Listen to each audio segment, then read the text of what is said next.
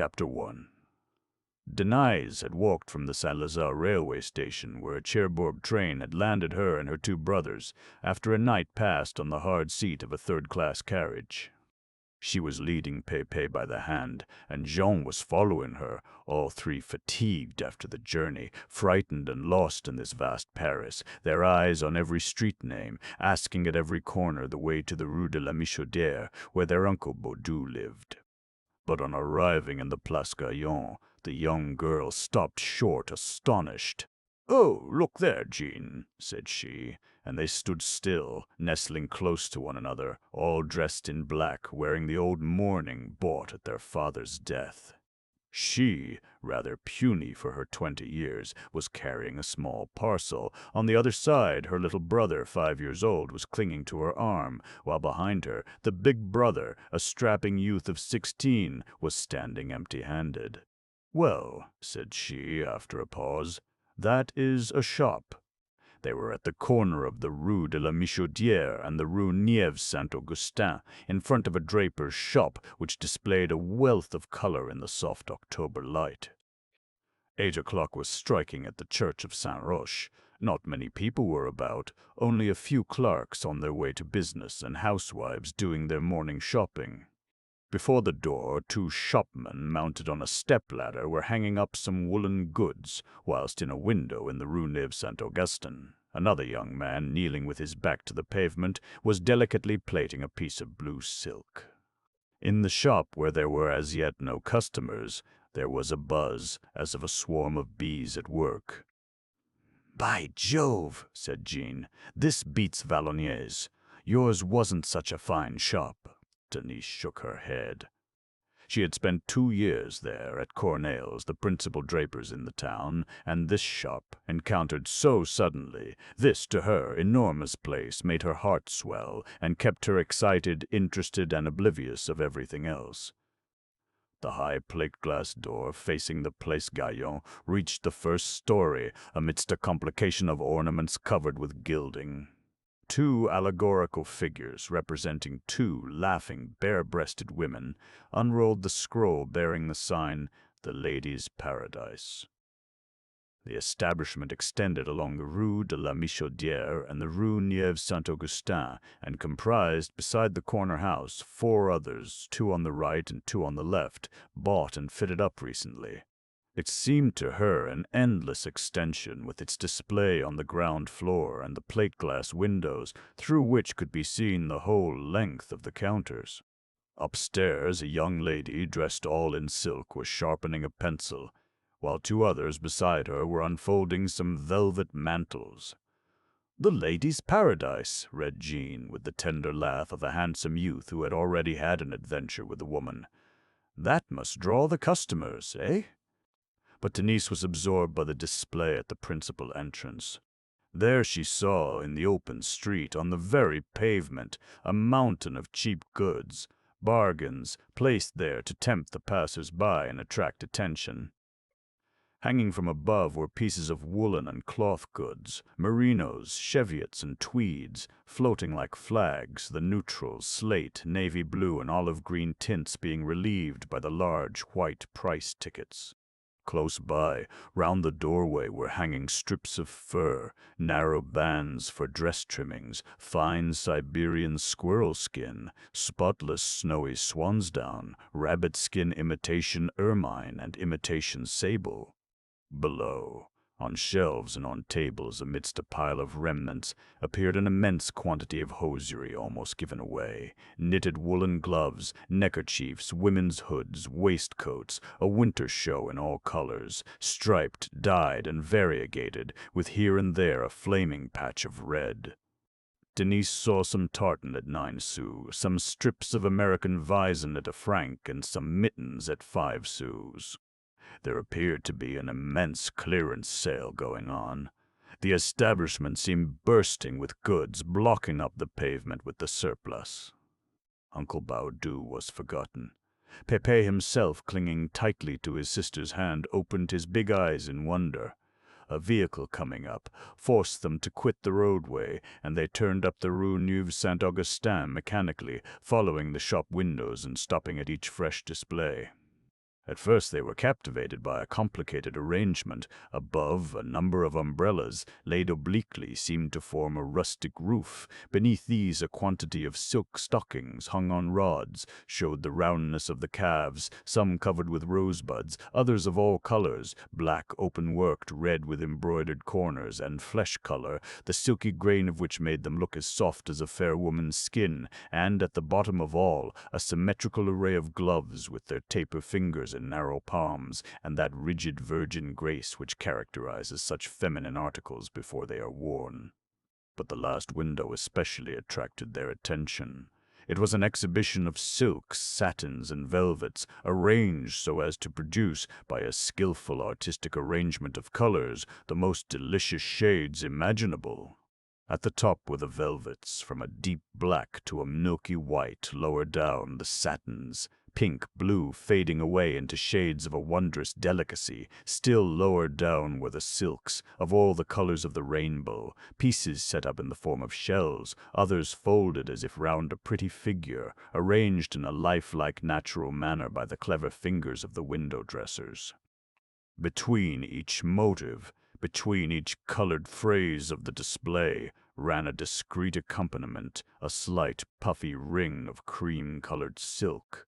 At each end were piled up enormous bales of the silk of which the house had made a specialty, the Paris Paradise and the Golden Grain, two exceptional articles destined to work a revolution in that branch of commerce. "Oh, that silk at 5 francs 12 sous!" murmured Denise, astonished at the Paris Paradise.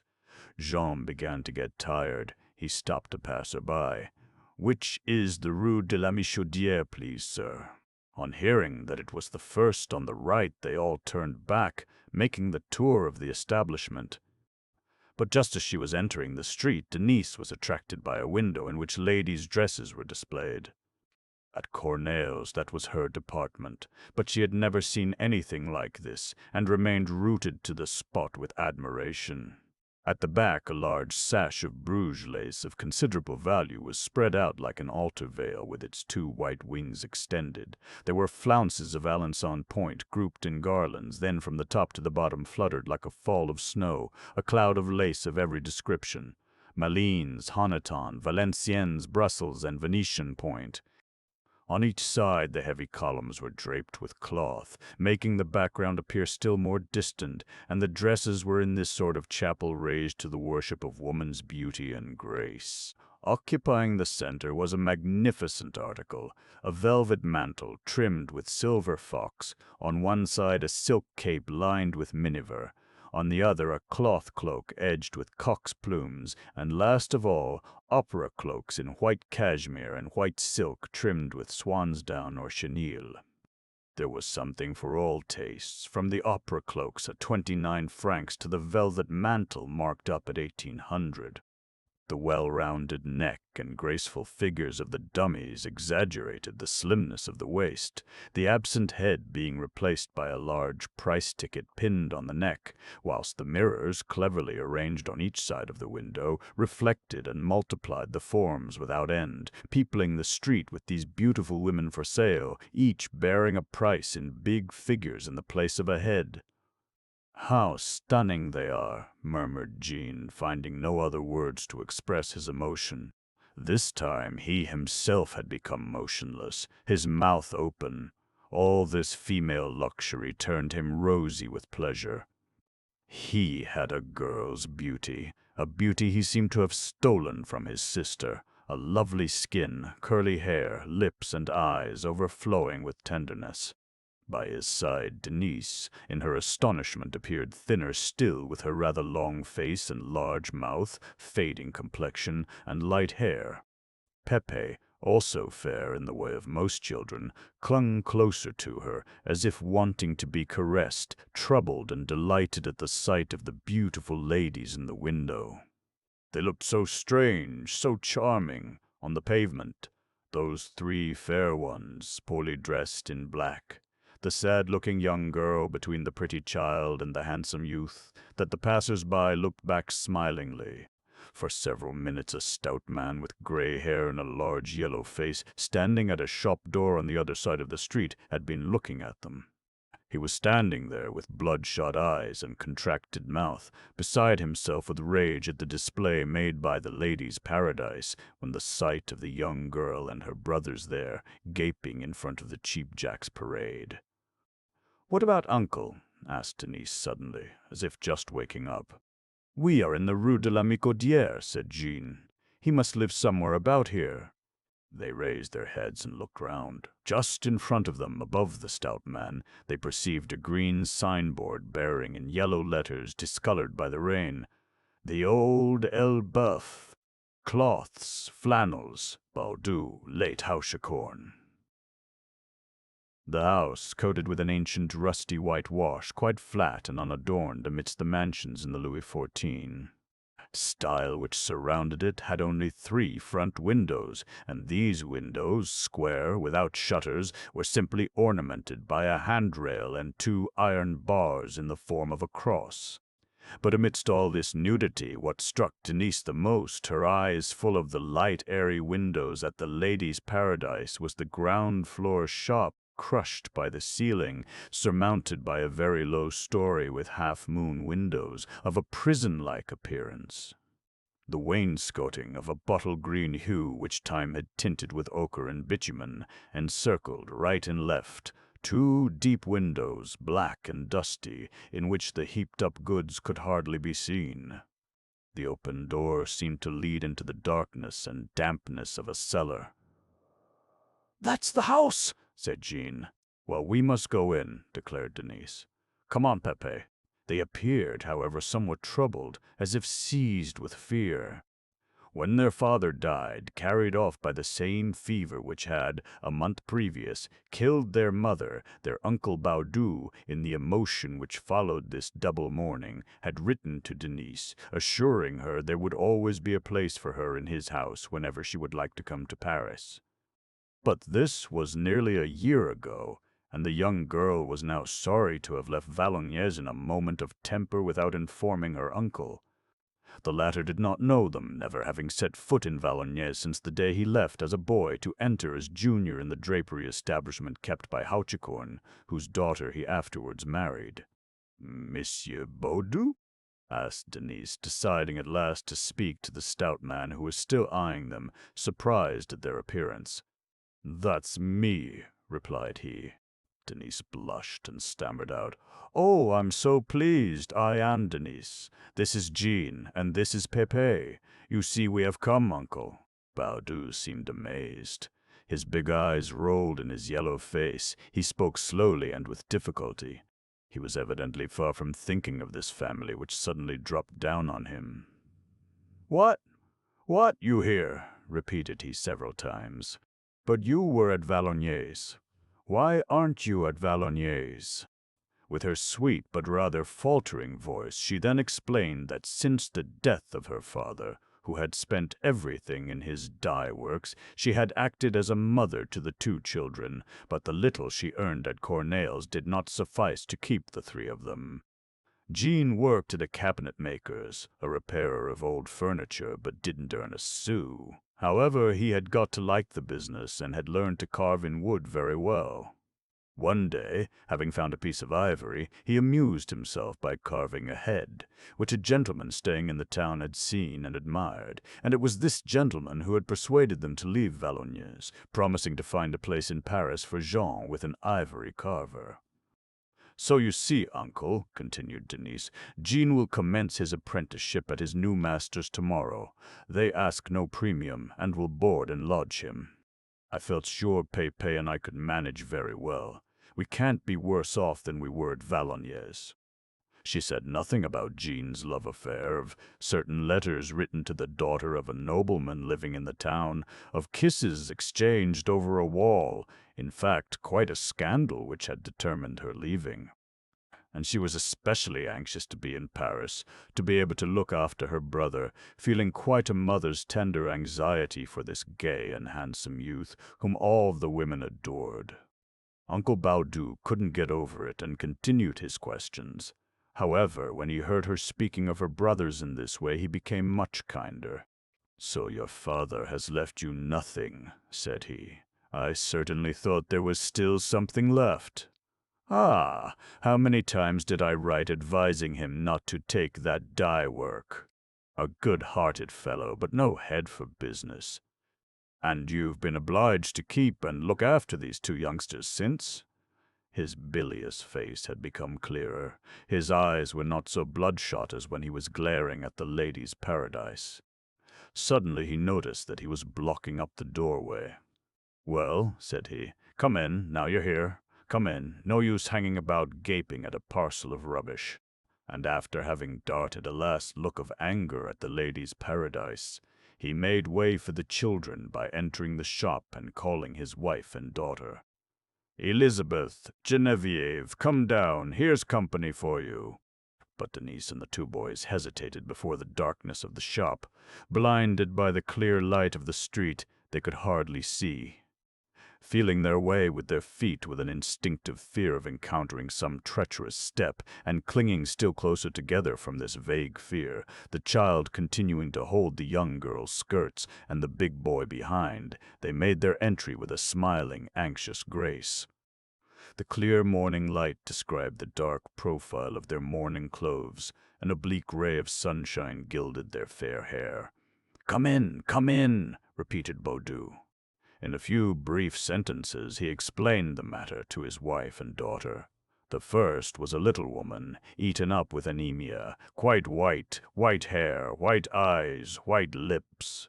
Genevieve, in whom her mother's degenerateness appeared stronger still, had the debilitated, colorless appearance of a plant reared in the shade. However, her magnificent black hair, thick and heavy, marvelously vigorous for such a weak, poor soil, gave her a sad charm. "Come in," said both the women in their turn. "You are welcome." And they made Denise sit down behind a counter. Pépé immediately jumped up on his sister's lap, whilst Jean leant against some woodwork beside her. Looking around the shop, the newcomers began to take courage, their eyes getting used to the obscurity. Now they could see it, with its low and smoky ceiling, oaken counters bright with use, and old-fashioned drawers with strong iron fittings. Bales of goods reached to the beams above. The smell of linen and dyed stuffs, a sharp chemical smell, seemed intensified by the humidity of the floor. At the further end, two young men and a young woman were putting away pieces of white flannel. "Perhaps this young gentleman would like to take something," said Madame Baudu, smiling at Pépé. "No, thanks," replied Denise. "We had a cup of milk in a café opposite the station." And as Geneviève looked at the small parcel she had laid down, she added, "I left our box there too." She blushed, feeling that she ought not to have dropped down on her friends in this way. Even as she was leaving Valognes, she had been full of regrets and fears. That was why she had left the box and given the children their breakfast. Come," said Baudu suddenly. "Let's come to an understanding. 'Tis true I wrote to you, but that's a year ago, and since then business hasn't been flourishing, I can assure you, my girl." He stopped, choked with an emotion he did not wish to show. Madame Baudu and Geneviève, with a resigned look, had cast their eyes down. "Oh," continued he, "it's a crisis which will pass, no doubt, but I have reduced my staff. There are only 3 here now, and this is not the moment to engage a 4th. In short, my dear girl, I cannot take you as I promised." Denise listened and turned very pale. He dwelt upon the subject, adding, "It would do no good either to you or to me." "All right, uncle," replied she with a painful effort. "I'll try and manage all the same." The Baudists were not bad sort of people, but they complained of never having had any luck. When their business was flourishing, they had had to bring up 5 sons, of whom 3 had died before attaining the age of 20, the 4th had gone wrong, and the 5th had just left for Mexico as a captain. Geneviève was the only one left at home. But this large family had cost a great deal of money, and Baudu had made things worse by buying a great lumbering country house at Rambouillet, near his wife's father's place. Thus, a sharp, sour feeling was springing up in the honest old tradesman's breast. "You might have warned us," resumed he, gradually getting angry at his own harshness. "You could have written. I should have told you to stay at Valognes. When I heard of your father's death, I said what is right on such occasions, but you dropped down on us without a word of warning. It's very awkward." He raised his voice, and that relieved him. His wife and daughter still kept their eyes on the ground, like submissive persons who would never think of interfering. However, whilst Jean had turned pale, Denise had hugged the terrified Pépé to her bosom. She dropped hot tears of disappointment. "All right, uncle," she said. "We'll go away." At that he stopped. An awkward silence ensued. Then he resumed in a harsh tone, "I don't mean to turn you out. As you are here, you must stay the night. Tomorrow we will see." Then Madame Baudu and Geneviève understood they were free to arrange matters.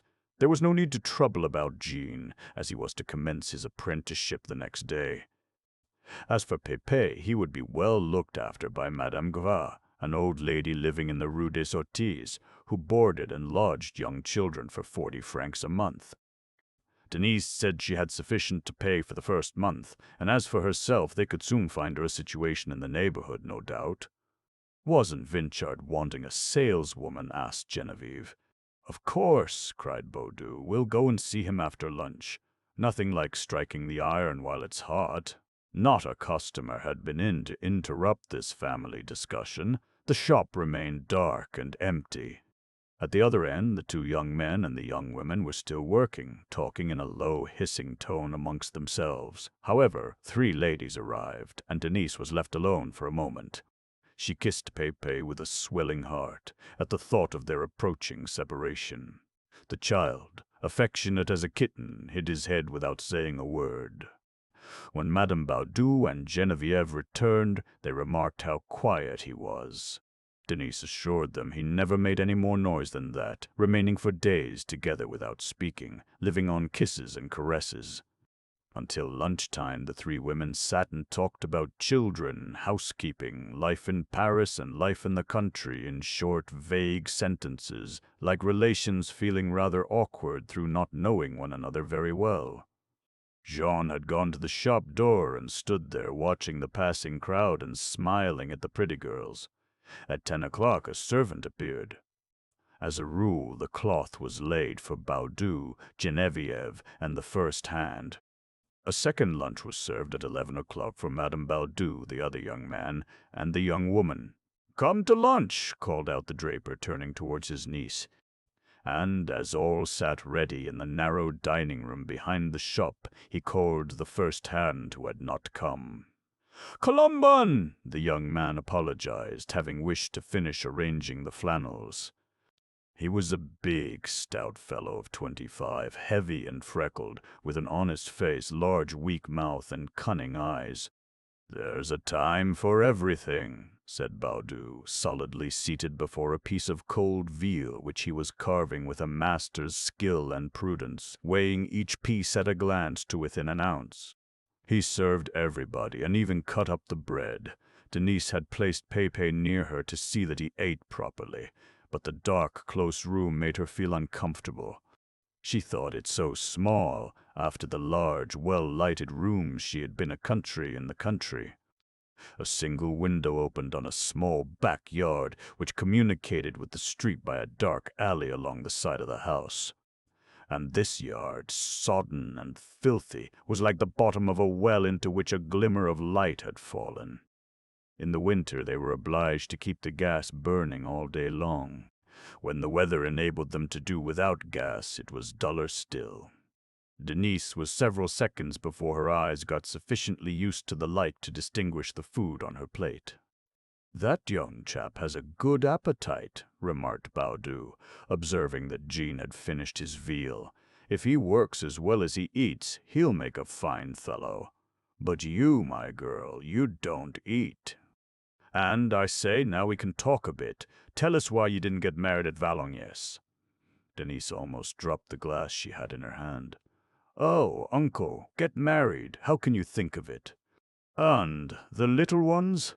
She was forced to laugh, it seemed to her, such a strange idea. Besides, what man would care to have her? A girl without a sou, no fatter than a lath, and not at all pretty. No, no, she would never marry. She had quite enough children with her 2 brothers. You are wrong, said her uncle. A woman always needs a man. If you had found an honest young fellow, you wouldn't have dropped onto the Paris pavement, you and your brothers, like a family of gypsies. He stopped, to divide with a parsimony full of justice a dish of bacon and potatoes which the servant brought in. Then, pointing to Genevieve and Colomban with his spoon, he added, "Those 2 will be married next spring, if we have a good winter season."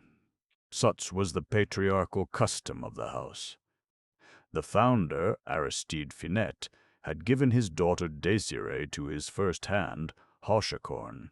He, Baudu, who had arrived in the Rue de la Michaudière with 7 francs in his pocket, had married old Hauschacorn's daughter Elizabeth, and he intended, in his turn, to hand over Genevieve and the business to Colomban as soon as trade should improve. If he thus delayed a marriage decided on for 3 years past, it was by a scruple, an obstinate probity. He had received the business in a prosperous state, and did not wish to pass it on to his son-in-law less patronized or in a worse position than when he took it. Baudu continued, introducing Colomban, who came from Rambouillet, the same place as Madame Baudu's father. In fact, they were distant cousins.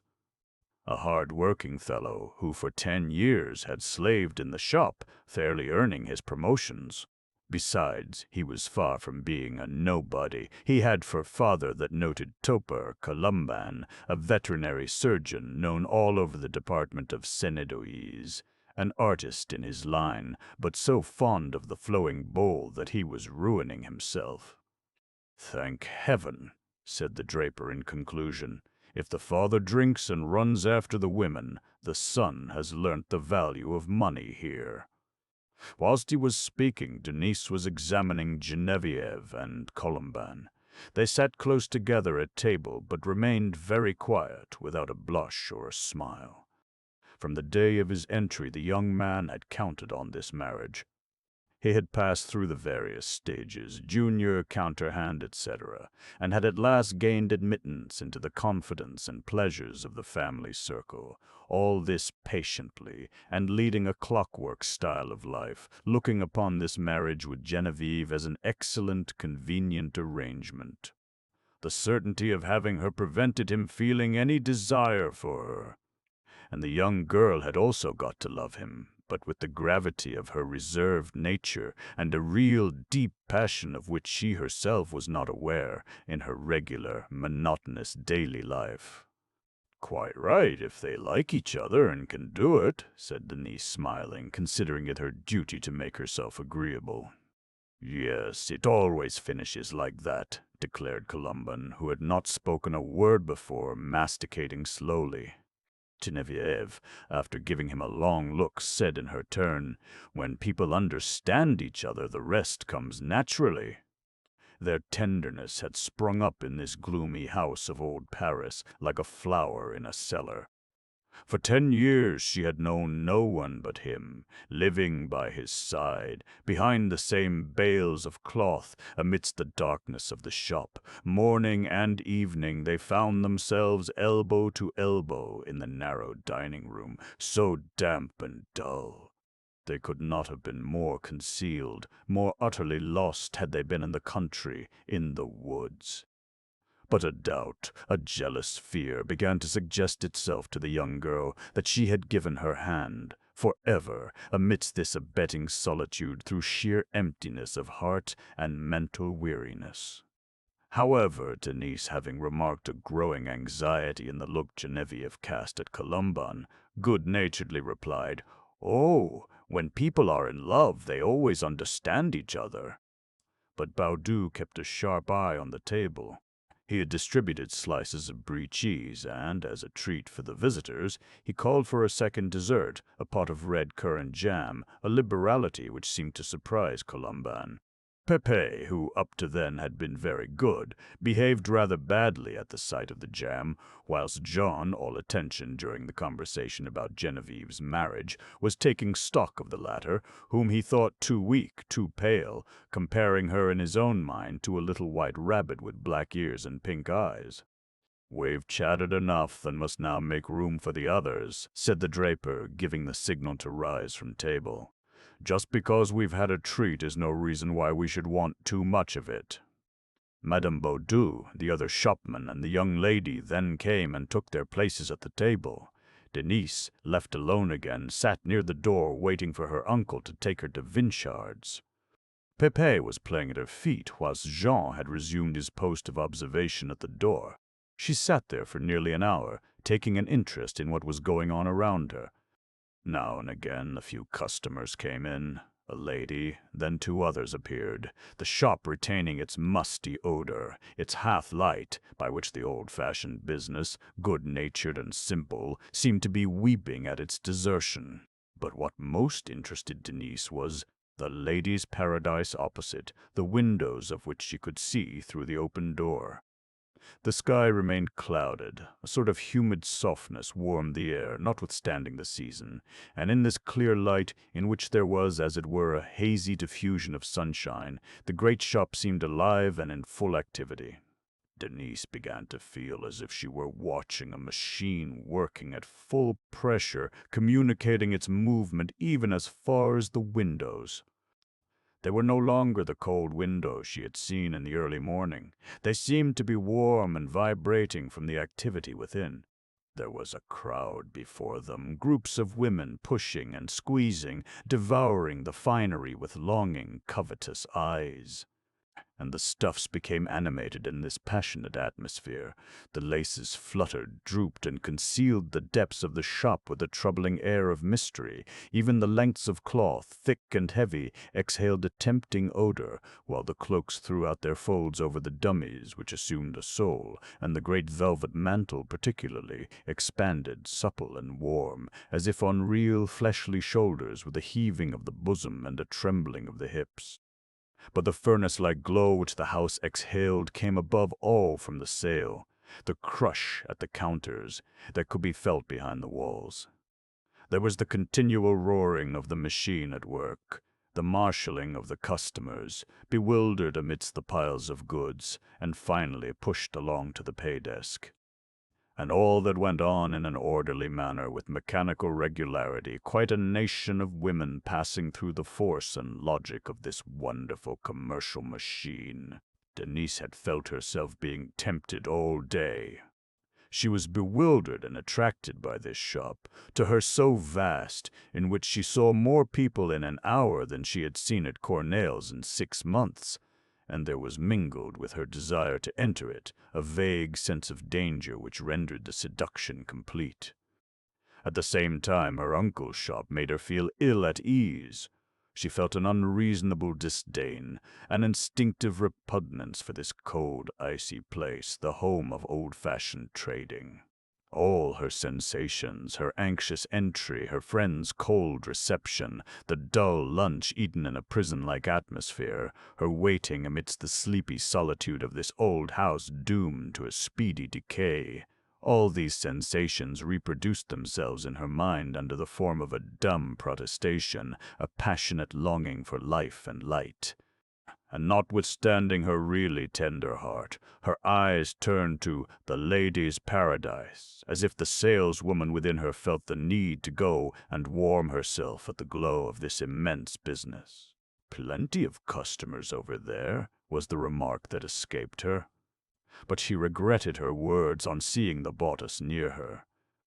Madame Baudu, who had finished her lunch, was standing up, quite white, with her pale eyes fixed on the monster. Every time she caught sight of this place, a mute, blank despair swelled her heart and filled her eyes with scalding tears. As for Genevieve, she was anxiously watching Colomban, who, not supposing he was being observed, stood in ecstasy looking at the handsome young saleswomen in the dress department opposite, the counter being visible through the first-floor window. Baudu, his anger rising, merely said, "All is not gold that glitters." Patience! The thought of his family evidently kept back the flood of rancor which was rising in his throat. A feeling of pride prevented him displaying his temper before these children. Only that morning arrived. At last the draper made an effort and tore himself away from the spectacle of the sale opposite. "Well," resumed he, "we'll go and see Vinchard. These situations are soon snatched up. It might be too late tomorrow."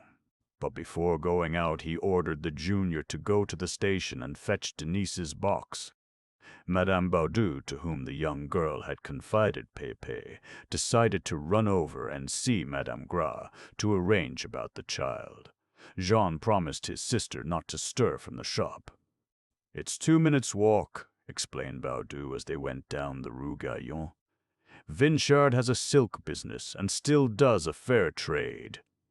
Of course he suffers like everyone else, but he's an artful fellow who makes both ends meet by his miserly ways. I fancy, though, he wants to retire on account of his rheumatics." The shop was in the Rue Neuve des Petits Champs, near the Passage Choiseul.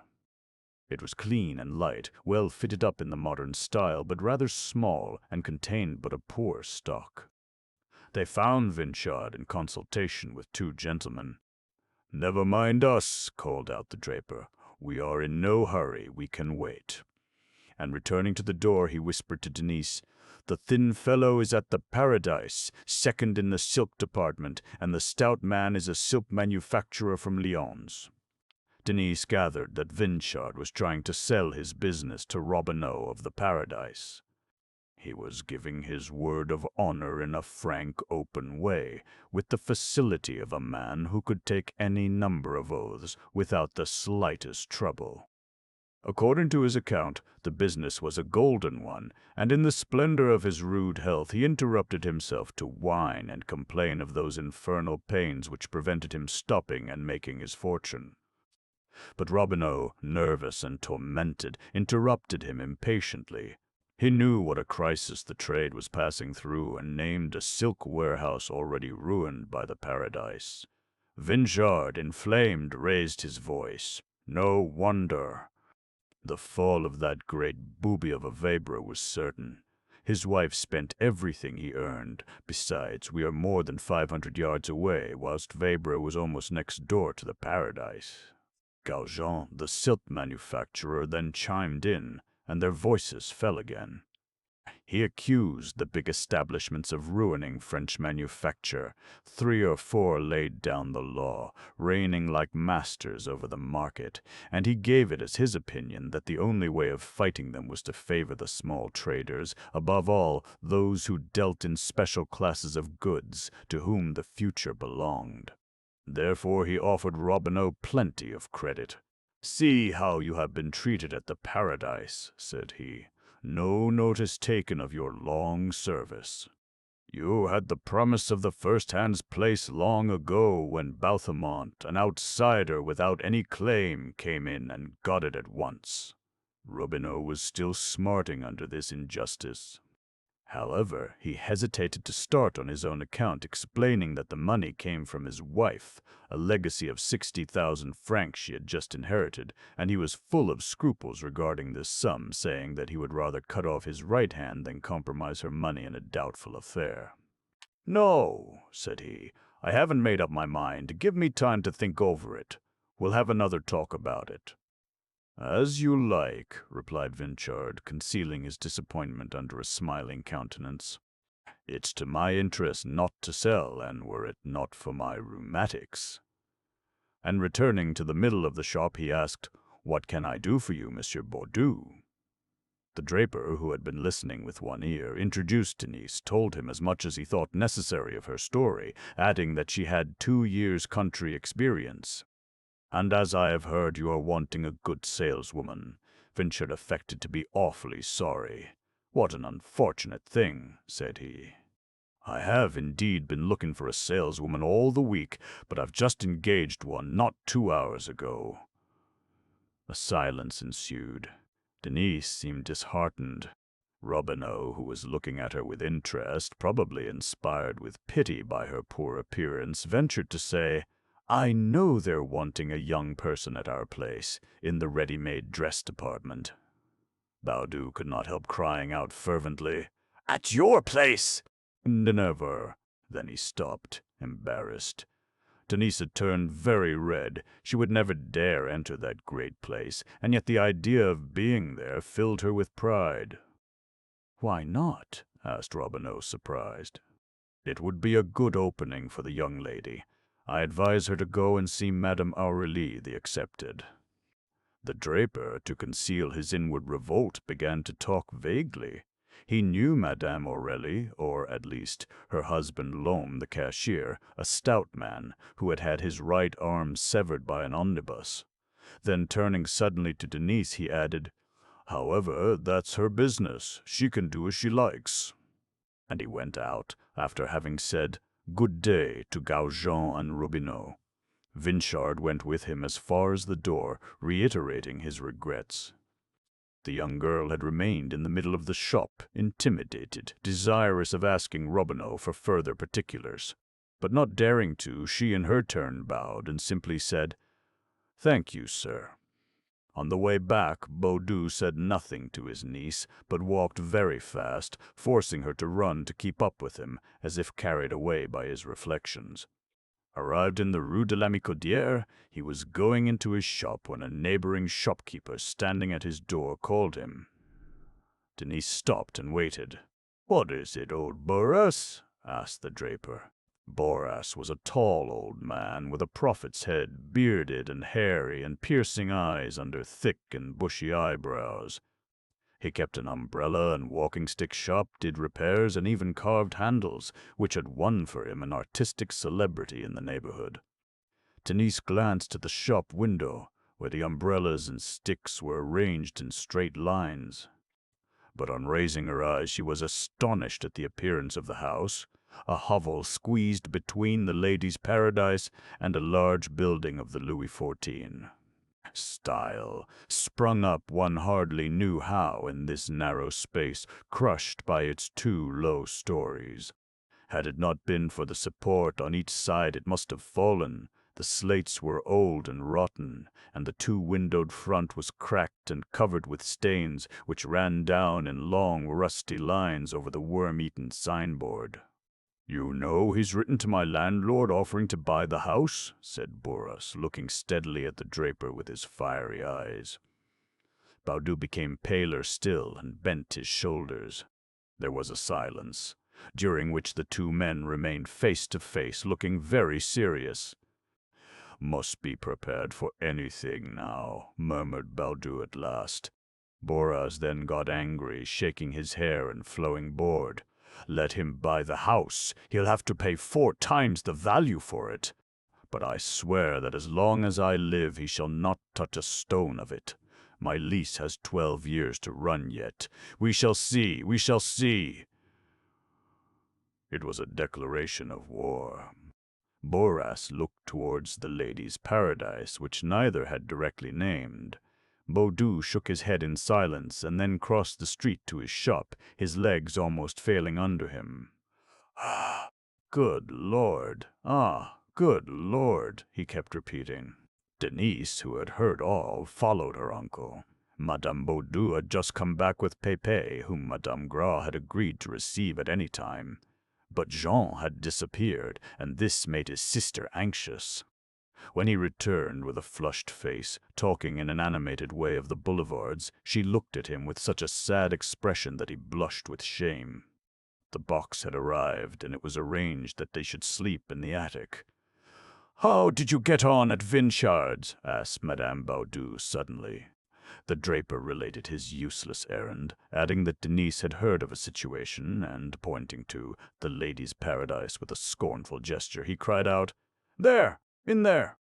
The whole family felt wounded at the idea. The first dinner was at 5 o'clock. Denise and the 2 children took their places, with Baudu, Geneviève, and Colomban. A single jet of gas lighted and warmed the little dining room, reeking with the smell of hot food. The meal passed off in silence, but at dessert Madame Baudu, who could not rest anywhere, left the shop and came and sat down near Denise. And then the storm kept back all day broke out, everyone feeling a certain relief in abusing the monster. "It's your business. You can do as you like," repeated Baudu. "We don't want to influence you, but if you only knew what sort of place it is."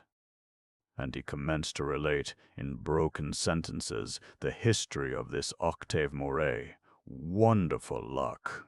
A fellow who had come up from the south of France with the amiable audacity of an adventurer, no sooner arrived than he commenced to distinguish himself by all sorts of disgraceful pranks with the ladies, had figured in an affair, which was still the talk of the neighborhood, and to crown all had suddenly and mysteriously made the conquest of Madame Hédouin, who brought him the lady's paradise as a marriage portion. "Poor Caroline," interrupted Madame Baudu. "We were distantly related. If she had lived, things would be different. She wouldn't have let them ruin us like this, and he's the man who killed her." "Yes, that very building. One morning, when visiting the works, she fell down a hole, and 3 days after she died. A fine, strong, healthy woman, who had never known what illness was. There's some of her blood in the foundation of that house."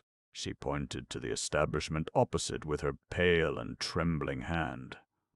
Denise, listening as to a fairy tale, slightly shuddered. The sense of fear which had mingled with the temptation she had felt since the morning was caused perhaps by the presence of this woman's blood, which she fancied she could see in the red mortar of the basement. "It seems as if it brought him good luck," added Madame Baudu, without mentioning Moret by name. But the draper shrugged his shoulders, disdaining these old women's tales, and resumed his story, explaining the situation commercially. "The Ladies' Paradise was founded in 1822 by 2 brothers named Deleuze. On the death of the elder, his daughter Caroline married the son of a linen manufacturer, Charles Hédouin, and, later on, becoming a widow, she married Moret. She thus brought him a half share of the business. 3 months after the marriage, the second brother Deleuze died childless, so that when Caroline met her death, Moret became sole heir, sole proprietor of the Ladies' Paradise. Wonderful luck! A sharp fellow, a dangerous busybody who will overthrow the whole neighborhood if allowed to," continued Baudu. "I fancy that Caroline, a rather romantic woman, must have been carried away by the gentleman's extravagant ideas. In short, he persuaded her to buy the house on the left, then the one on the right, and he himself, on becoming his own master, bought 2 others, so that the establishment has continued to grow, extending in such a way that it now threatens to swallow us all up." He was addressing Denise, but was really speaking more to himself, feeling a feverish longing to go over this history which haunted him continually. At home he was always angry, always violent, clenching his fists as if longing to go for somebody. Madame Baudu ceased to interfere, sitting motionless on her chair. Geneviève and Colomban, their eyes cast down, were picking up and eating the crumbs off the table, just for the sake of something to do. It was so warm, so stuffy in the small room, that Pepe was sleeping with his head on the table, and even Jean's eyes were closing. "Wait a bit," resumed Baudu, seized with a sudden fit of anger. "Such jokers always go to smash. Moret is hard pushed just now. I know that for a fact. He's been forced to spend all his savings on his mania for extensions and advertisements. Moreover, in order to raise money, he has induced most of his shop people to invest all they possess with him, so that he hasn't a sou to help himself with now, and unless a miracle be worked and he treble his sales as he hopes to do, you'll see what a crash there'll be. Ah, I'm not ill-natured, but that day I'll illuminate my shop front, on my word of honor." And he went on in a revengeful voice. One would have thought that the fall of the Ladies' Paradise was to restore the dignity and prestige of compromised business. Had anyone ever seen such a thing?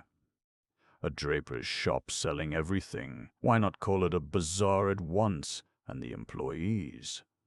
A nice set they were too, a lot of puppies who did their work like porters at a railway station, treating goods and customers like so many parcels, leaving the shop or getting the sack at a moment's notice. No affection, no manners, no taste. And all at once he quoted Columban as an example of a good tradesman, brought up in the old school, knowing how long it took to learn all the cunning and tricks of the trade. The art was not to sell a large quantity, but to sell dear. Columban could say how he had been treated, carefully looked after, his washing and mending done, nursed in illness, considered as one of the family. Loved, in fact. Of course, repeated Columban, after every statement the governor made. Ah, you're the last of the old stock, Baudu ended by declaring. After you're gone, there'll be none left. You're my sole consolation. For if they call all this sort of thing business, I give up. I would rather clear out. Genevieve, her head on one side as if her thick hair were too heavy for her pale forehead, was watching the smiling shopman, and in her look there was a suspicion, a wish to see whether Columban, stricken with remorse, would not blush at all this praise. But, like a fellow up to every trick of the old trade, he preserved his quiet manner, his good-natured and cunning look. However, Baudu still went on, louder than ever, condemning the people opposite, calling them a pack of savages, murdering each other in their struggle for existence, destroying all family ties. And he mentioned some country neighbors, the Loams, mother, father, and son, all employed in the infernal shop, people without any home life, always out, leading a comfortless, savage existence, never dining at home except on Sunday, feeding all the week at restaurants, hotels, anywhere. Certainly his dining room wasn't too large nor too well lighted, but it was part of their home, and the family had grown up affectionately about the domestic hearth. While speaking, his eyes wandered about the room, and he shuddered at the unavowed idea that the savages might one day, if they succeeded in ruining his trade, turn him out of this house where he was so comfortable with his wife and child. Notwithstanding the assurance with which he predicted the utter downfall of his rivals, he was really terrified, feeling that the neighborhood was being gradually invaded and devoured. "I don't want to disgust you," resumed he, trying to calm himself. "If you think it to your interest to go there, I shall be the first to say, go."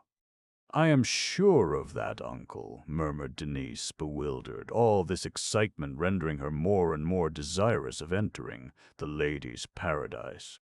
He had put his elbows on the table and was staring at her so hard that she felt uneasy. "But look here," resumed he, "you who know the business, do you think it right that a simple draper's shop should sell everything? Formerly, when trade was trade, drapers sold nothing but drapery. Now they are doing their best to snap up every branch and ruin their neighbors. The whole neighborhood complains of it, for every small tradesman is beginning to suffer terribly. This Moret is ruining them.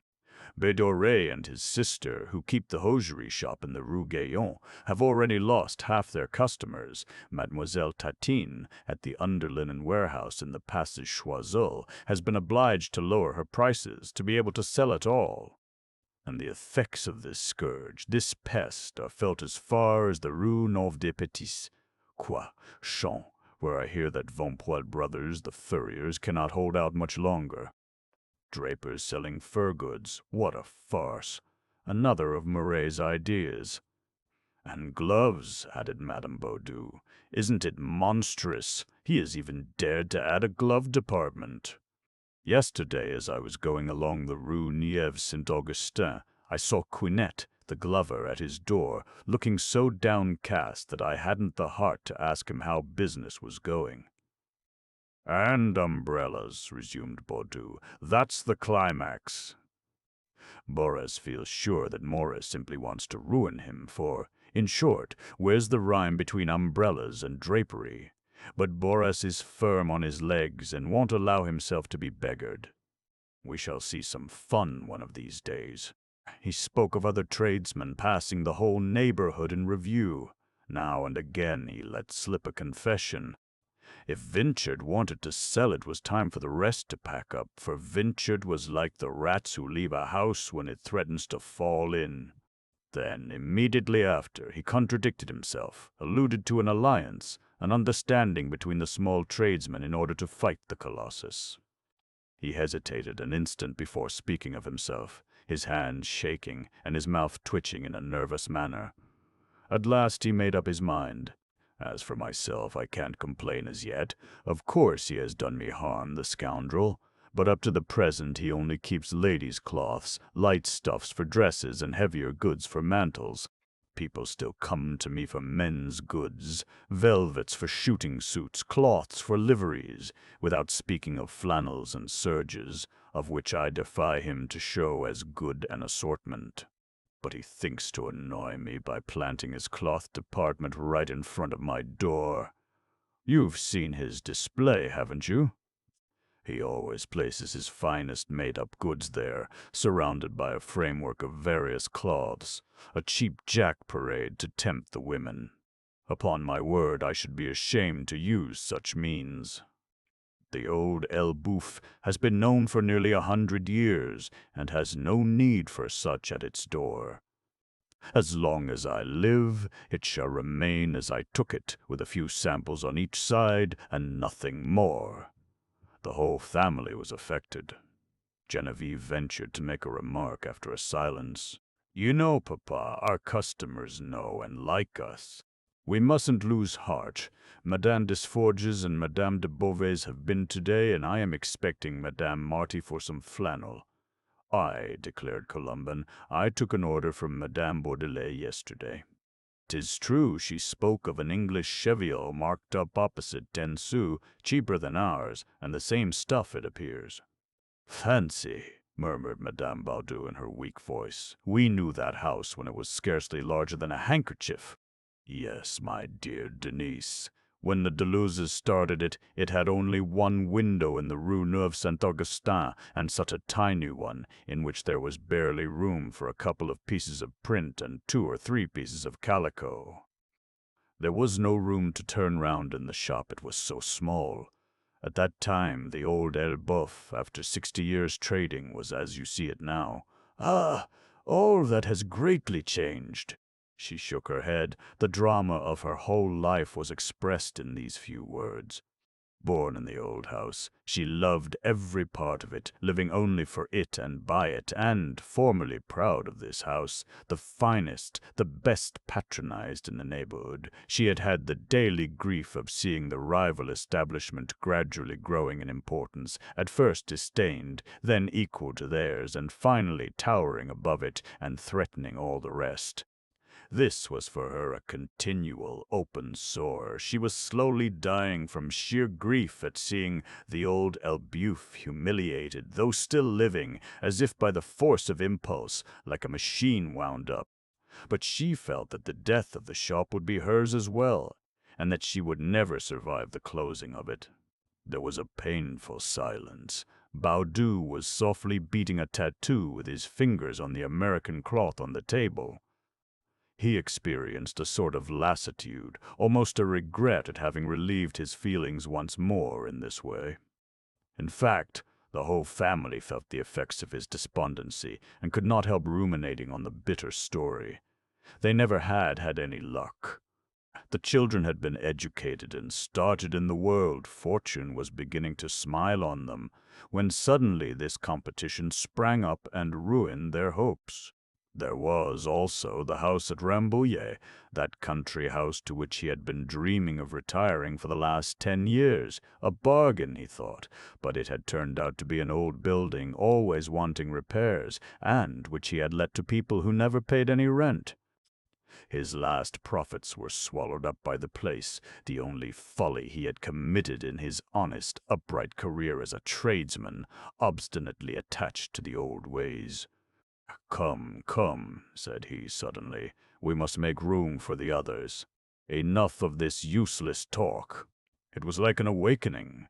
The gas hissed in the dead and stifling air of the small room. They all jumped up, breaking the melancholy silence. However, Pepe was sleeping so soundly that they laid him on some bales of cloth. Jean had already returned to the street door, yawning. "In short," repeated Baudu to his niece, "you can do as you like." "We have explained the matter to you, that's all. You know your own business best." He looked at her sharply, waiting for a decisive answer. Denise, whom these stories had inspired with a still greater longing to enter the lady's paradise, instead of turning her from it, preserved her quiet, gentle demeanor with a Norman obstinacy. She simply replied, "We shall see, uncle." And she spoke of going to bed early with the children, for they were all three very tired. But it had only just struck 6, so she decided to stay in the shop a little longer. Night had come on, and she found the street quite dark, enveloped in a fine, close rain which had been falling since sunset. She was surprised. A few minutes had sufficed to fill the street with small pools. A stream of dirty water was running along the gutters. The pavement was thick with a sticky black mud, and through the beating rain she saw nothing but a confused stream of umbrellas, pushing, swinging along in the gloom like great black wings. She started back at first, feeling very cold, oppressed at heart by the badly lighted shop, very dismal at this hour of the day.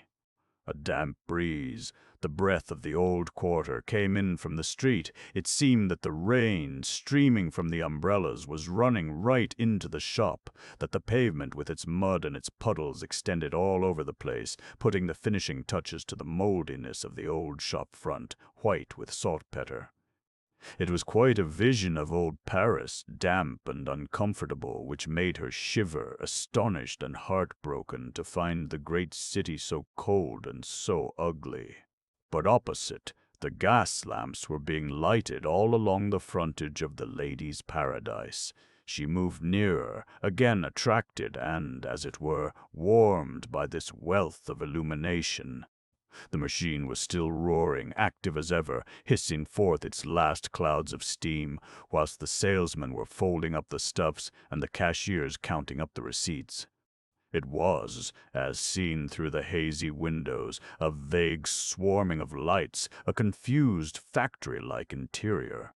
Behind the curtain of falling rain, this apparition, distant and confused, assumed the appearance of a giant furnace house where the black shadows of the firemen could be seen passing by the red glare of the furnaces. The displays in the windows became indistinct also. One could only distinguish the snowy lace, heightened in its whiteness by the ground glass globes of a row of gas jets, and against this chapel-like background the ready-made goods stood out vigorously. The velvet mantle trimmed with silver fox threw into relief the curved profile of a headless woman running through the rain to some entertainment in the unknown of the shades of the Paris night. Denise, yielding to the seduction, had gone to the door, heedless of the raindrops falling on her. At this hour, the lady's paradise, with its furnace-like brilliancy, entirely conquered her. In the great metropolis, black and silent, beneath the rain, in this Paris to which she was a stranger, it shone out like a lighthouse and seemed to be of itself the life and light of the city. She dreamed of her future there, working hard to bring up the children, and of other things besides. She hardly knew what far-off things, the desire and the fear of which made her tremble. The idea of this woman who had met her death amidst the foundations came back to her. She felt afraid. She thought she saw the lights bleeding. Then, the whiteness of the lace quieting her, a vague hope sprang up in her heart, quite a certainty of happiness, whilst the fine rain blowing on her cooled her hands and calmed her after the excitement of her journey. "It's Boris," said a voice behind her. She leant forward and perceived the umbrella-maker, motionless before the window containing the ingenious display of umbrellas and walking sticks. The old man had slipped up there in the dark to feast his eyes on the triumphant show, and so great was his grief that he was unconscious of the rain which was beating on his bare head and trickling off his white hair. "How stupid he is! He'll make himself ill," resumed the voice. Turning round, Denise found the bodice behind her again. Though they thought Boris so stupid, they were obliged, against their will, to return to this spectacle which was breaking their hearts. Genevieve, very pale, had noticed that Colomban was watching the shadows of the saleswomen pass to and fro on the first floor opposite, and, whilst Baudu was choking with suppressed rancor, Madame Baudu was silently weeping. "You'll go and see tomorrow, won't you, Denise?" asked the draper, tormented with uncertainty, but feeling that his niece was conquered like the rest.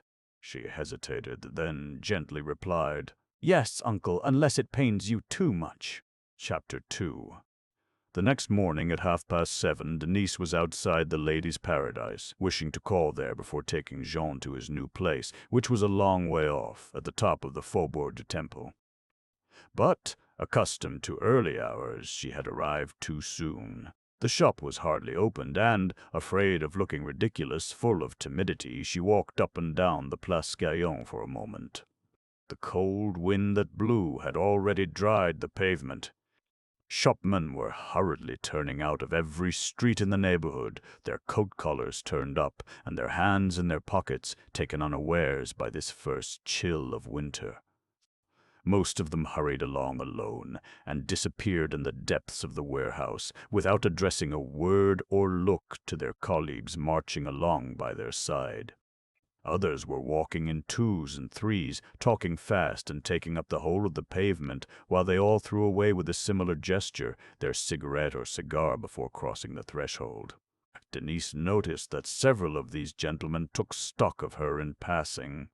This increased her timidity. She felt quite unable to follow them, and resolved to wait till they had all entered before going in, blushing at the idea of being elbowed at the door by all these men. But the stream continued, so to escape their looks she took a walk round. When she returned to the principal entrance, she found a tall young man, pale and awkward, who appeared to be waiting as she was. "I beg your pardon, mademoiselle," he finished by stammering out, "but perhaps you belong to the establishment." She was so troubled at hearing a stranger address her in this way that she did not reply at first. "The fact is," he continued, getting more confused than ever, "I thought of asking them to engage me, and you might have given me a little information." He was as timid as she was, and had probably risked speaking to her because he felt she was trembling like himself. "I would with pleasure, sir," replied she at last. "But I'm no better off than you are. I'm just going to apply myself." "Ah, very good," said he, quite out of countenance. And they blushed violently, their two timidities remaining face to face for a moment, affected by the similarity of their positions, not daring, however, to wish each other success openly. Then, as they said nothing further and became more and more uncomfortable, they separated awkwardly and recommenced their waiting, one on either side, a few steps apart. The shopmen continued to arrive, and Denise could now hear them joking as they passed, casting side glances towards her. Her confusion increased at finding herself exposed to this unpleasant ordeal, and she had decided to take half an hour's walk in the neighborhood when the sight of a young man coming rapidly through the Rue Port-Mahon detained her for a moment. He was evidently the manager of a department, she thought, for the others raised their hats to him. He was tall, with a clear skin and carefully trimmed beard, and he had eyes the color of old gold, of a velvety softness which he fixed on her for a moment as he crossed the street. He already entered the shop, indifferent that she remained motionless, quite upset by his look, filled with a singular emotion in which there was more uneasiness than pleasure. She began to feel really afraid, and, to give herself time to collect her courage somewhat, she walked slowly down the Rue Gaillon and then along the Rue Saint-Roch. It was better than a manager of a department. It was Octave Mouret in person. He had not been to bed, for after having spent the evening at a stockbroker's, he had gone to supper with a friend and two women, picked up behind the scenes of a small theater. His tightly buttoned overcoat concealed a dress suit and white tie. He quickly ran upstairs, performed his toilet, changed, and entered his office, quite ready for work, with beaming eyes, and complexion as fresh as if he had had 10 hours' sleep. The spacious office, furnished in old oak and hung with green rep, had for sole ornament the portrait of that Madame Hedwin, who was still the talk of the neighborhood. Since her death, Octave thought of her with a tender regret, showing himself grateful to the memory of her who, by marrying him, had made his fortune. And before commencing to sign the drafts laid on his desk, he bestowed the contented smile of a happy man on the portrait. Was it not always before her that he returned to work, after his young widower's escapades, every time he issued from the alcoves where his craving for amusement attracted him? There was a knock, and without waiting, a young man entered, a tall, thin fellow with thin lips and a sharp nose, very gentlemanly and correct in his appearance, with his smooth hair already showing signs of turning gray. Moray raised his eyes, then continuing to sign, said, "I hope you slept well, Bordenkel." "Very well, thanks," replied the young man, walking about as if quite at home. Bourdoncle, the son of a poor farmer near Limoges, had started at the Ladies' Paradise at the same time as Moray when it only occupied the corner of the Place Gaillon. Very intelligent, very active, it seemed as if he ought to have easily supplanted his comrade, who was not so steady, and who had, besides various other faults, a careless manner and too many intrigues with women. But he lacked that touch of genius possessed by the impassioned Southerner, and had not his audacity, his winning grace.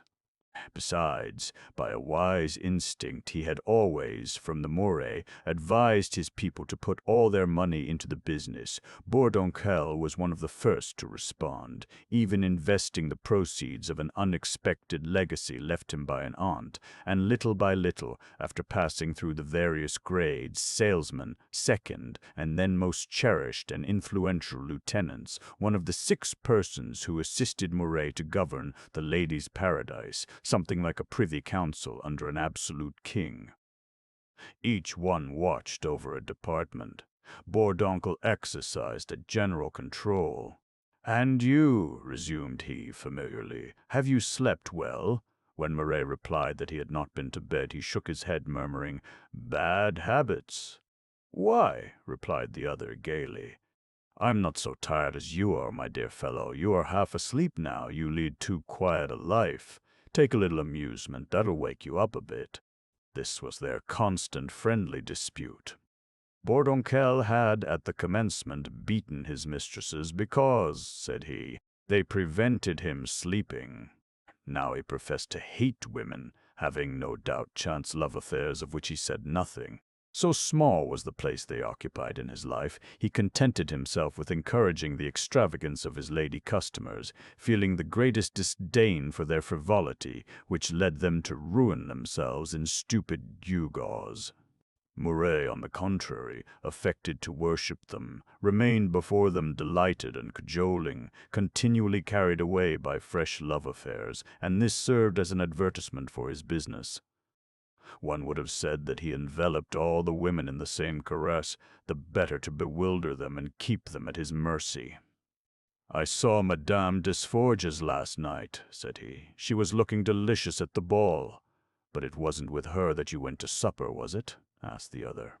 Moray protested. "Oh, no, she's very virtuous, my dear fellow. I went to supper with little Heloise of the Folly. Stupid as a donkey, but so comical." He took another bundle of drafts and went on signing. Bourdoncle continued to walk about. He went and took a look through the lofty plate-glass windows into the Rue Neuve Saint-Augustin, then returned, saying, "You know they'll have their revenge." "Who?" asked Moray, who had lost the thread of the conversation. "Why, the women." At this, Moray became merrier still, displaying beneath his sensual, adorative manner his really brutal character. With a shrug of the shoulders, he seemed to declare he would throw them all over, like so many empty sacks when they had finished helping him to make his fortune. Bourdoncle obstinately repeated in his cold way, "They will have their revenge. There will be one who will avenge all the others." "It's bound to be." "No fear," cried Moray, exaggerating his southern accent. "That one isn't born yet, my boy. And if she comes, you know." He had raised his penholder, brandishing it and pointing it in the air, as if he would have liked to stab some invisible heart with a knife. Bordonko resumed walking, bowing as usual before the superiority of the governor, whose genius, though faulty, had always got the better of him. He, so clear-headed, logical, and passionless, incapable of falling, had yet to learn the feminine character of success, Paris yielding herself with a kiss to the boldest. A silence reigned, broken only by Mouret's pen. Then, in reply to his brief questions, Bourdoncle gave him the particulars of the great sale of winter novelties, which was to commence the following Monday. This was an important affair, and the house was risking its fortune in it, for the rumor had some foundation. Mouret was throwing himself into speculation like a poet, with such ostentation, such a determination to attain the colossal, that everything seemed bound to give way under him. It was quite a new style of doing business, an apparent commercial recklessness which had formerly made Madame Hédouin anxious, and which even now, notwithstanding the first successes, quite dismayed those who had capital in the business. They blamed the governor in secret for going too quick, accused him of having enlarged the establishment to a dangerous extent before making sure of a sufficient increase of custom.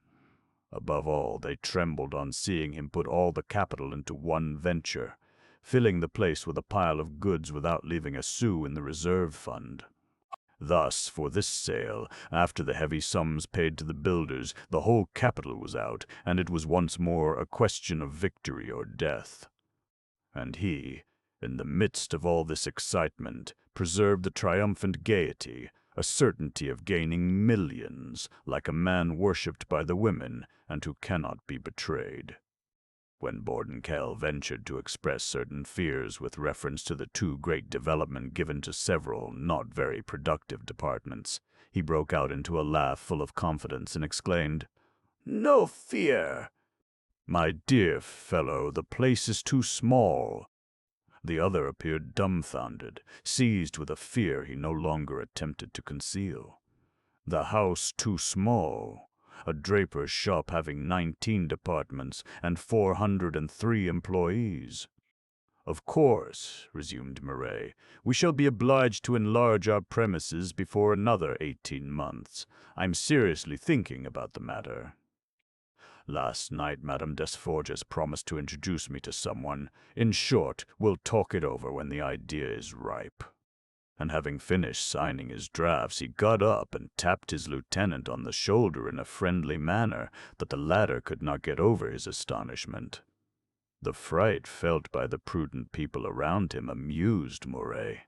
In one of his fits of brusque frankness with which he sometimes overwhelmed his familiars, he declared he was at heart a bigger Jew than all the Jews in the world. He took after his father, whom he resembled physically and morally, a fellow who knew the value of money, and, if his mother had given him that particle of nervous fantasy, why it was, perhaps, the principal element of his luck, for he felt the invincible force of his daring, reckless grace. "You know very well that we'll stand by you to the last," Bourdoncle finished by saying. Before going down into the various departments to give their usual look round, they settled certain other details. They examined the specimen of a little book of account forms, which Mouret had just invented for use at the counters. Having remarked that the old-fashioned goods, the dead stock, went off all the more rapidly when the commission given to the employees was high, he had based on this observation a new system. In future, he intended to interest his people in the sale of all goods, giving them a commission on the smallest piece of stuff, the slightest article sold, a system which had caused a revolution in the drapery trade, creating between the salespeople a struggle for existence of which the proprietor reaped the benefit. This struggle formed his favorite method, the principle of organization he constantly applied. He excited his employees' passions, pitted one against the other, allowed the strongest to swallow up the weakest, fattening on this interested struggle. The specimen book was approved of. At the top of the two forms, the one retained and the one torn off, were the particulars of the department and the salesman's number. Then there were columns on both for the measurement, description of the articles sold, and the price. The salesman simply signed the bill before handing it to the cashier. In this way, an easy account was kept. It sufficed to compare the bills delivered by the cashier's department to the clearinghouse with the salesman's counterfoils. Every week the latter would receive their commission, and that without the least possibility of any error. "We shan't be robbed so much," remarked Bourdoncle with satisfaction. "A very good idea of yours." "And I thought of something else last night," explained Mouret. "Yes, my dear fellow, at the supper. I should like to give the clearinghouse clerks a trifle for every error found in checking. You can understand that we shall then be certain they won't pass any, for they would rather invent some." He began to laugh, whilst the other looked at him in admiration. This new application of the struggle for existence delighted Mouret. He had a real genius for administrative business, and dreamed of organizing the house so as to play upon the selfish instincts of his employees for the complete and quiet satisfaction of his own appetites. He often said that to make people do their best, and even to keep them fairly honest, it was necessary to excite their selfish desires first. "Well, let's go downstairs," resumed Mouret. "We must look after this sale. The silk arrived yesterday, I believe, and Bouthemont must be getting it in now." Bourdoncle followed him. The receiving office was on the basement floor, in the Rue Neuve Saint-Augustin. There, on a level with the pavement, was a kind of glazed cage where the vans discharged the goods. They were weighed, and then slipped down a rapid slide, its oak and ironwork shining, brightened by the chafing of goods and cases. Everything entered by this yawning trap. It was a continual swallowing up, a fall of goods, causing a roaring like that of a cataract. At the approach of big sale times especially, the slide carried down a perpetual stream of Lyons silks, English woolens, Flemish linens, Alsatian calicoes, and Rouen printed goods, and the vans were sometimes obliged to wait their turn along the street. The bales running down produced the peculiar noise made by a stone thrown into deep water. Mouret stopped a moment before the slide, which was in full activity. Rows of cases were going down of themselves, falling like rain from some upper stream. Then some huge bales appeared, toppling over in their descent like so many pebbles. Mouret looked on without saying a word. But this wealth of goods rushing in at the rate of thousands of francs a minute made his eyes glisten. He had never before had such a clear, definite idea of the struggle he was engaged in. Here was this mountain of goods that he had to launch to the four corners of Paris. He did not open his mouth, continuing his inspection. By the gray light penetrating the air holes, a squad of men were receiving the goods, whilst others were undoing and opening the cases and bales in presence of the managers of different departments. A dockyard agitation filled this cellar, this basement where wrought iron pillars supported the arches, and the bare walls of which were cemented. "Have you got all there, Bouthemont?" asked Mouret, going up to a broad-shouldered young fellow who was checking the contents of a case. "Yes, everything seems all right," replied he, "but the counting will take me all the morning." The manager was glancing at the invoice every now and then, standing up before a large counter on which one of his salesmen was laying, one by one, the pieces of silk he was taking from the case. Behind them ran other counters, also encumbered with goods that a small army of shopmen were examining. It was a general unpacking and apparent confusion of stuffs examined, turned over, and marked, amidst a buzz of voices. Bouthemont, a celebrity in the trade, had a round, jolly face, a coal-black beard, and fine hazel eyes. Born at Montpellier, noisy, too fond of company, he was not much good for the sales, but for buying he had not his equal. Sent to Paris by his father, who kept a draper's shop in his native town, he had absolutely refused to return when the old fellow thought he ought to know enough to succeed him in his business, and from that moment a rivalry sprung up between father and son, the former all for his little country business, shocked to see a simple shopman earning 3 times as much as he did himself, the latter joking at the old man's routine, chinking his money, and throwing the whole house into confusion at every flying visit he paid.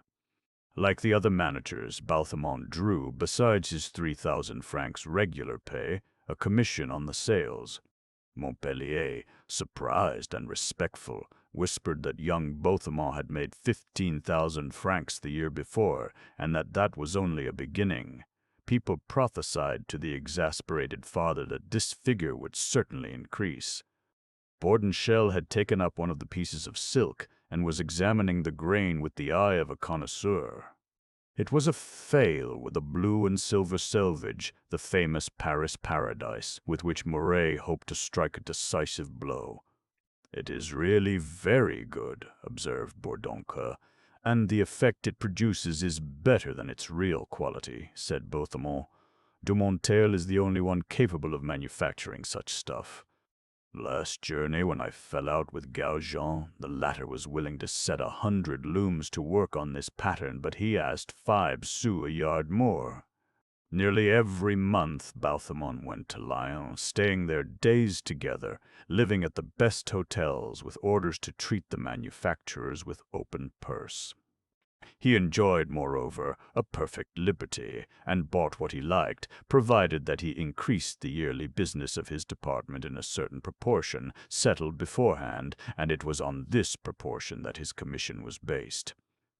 In short, his position at the ladies' paradise, like that of all the managers, was that of a special tradesman in a grouping of various businesses, a sort of vast trading city. "So," resumed he, "it's decided we market 5 francs 12 sous. It's barely the cost price, you know." Yes, 5 francs 12 sous, said Moray quickly, "and if I were alone I'd sell it at a loss." The manager laughed heartily.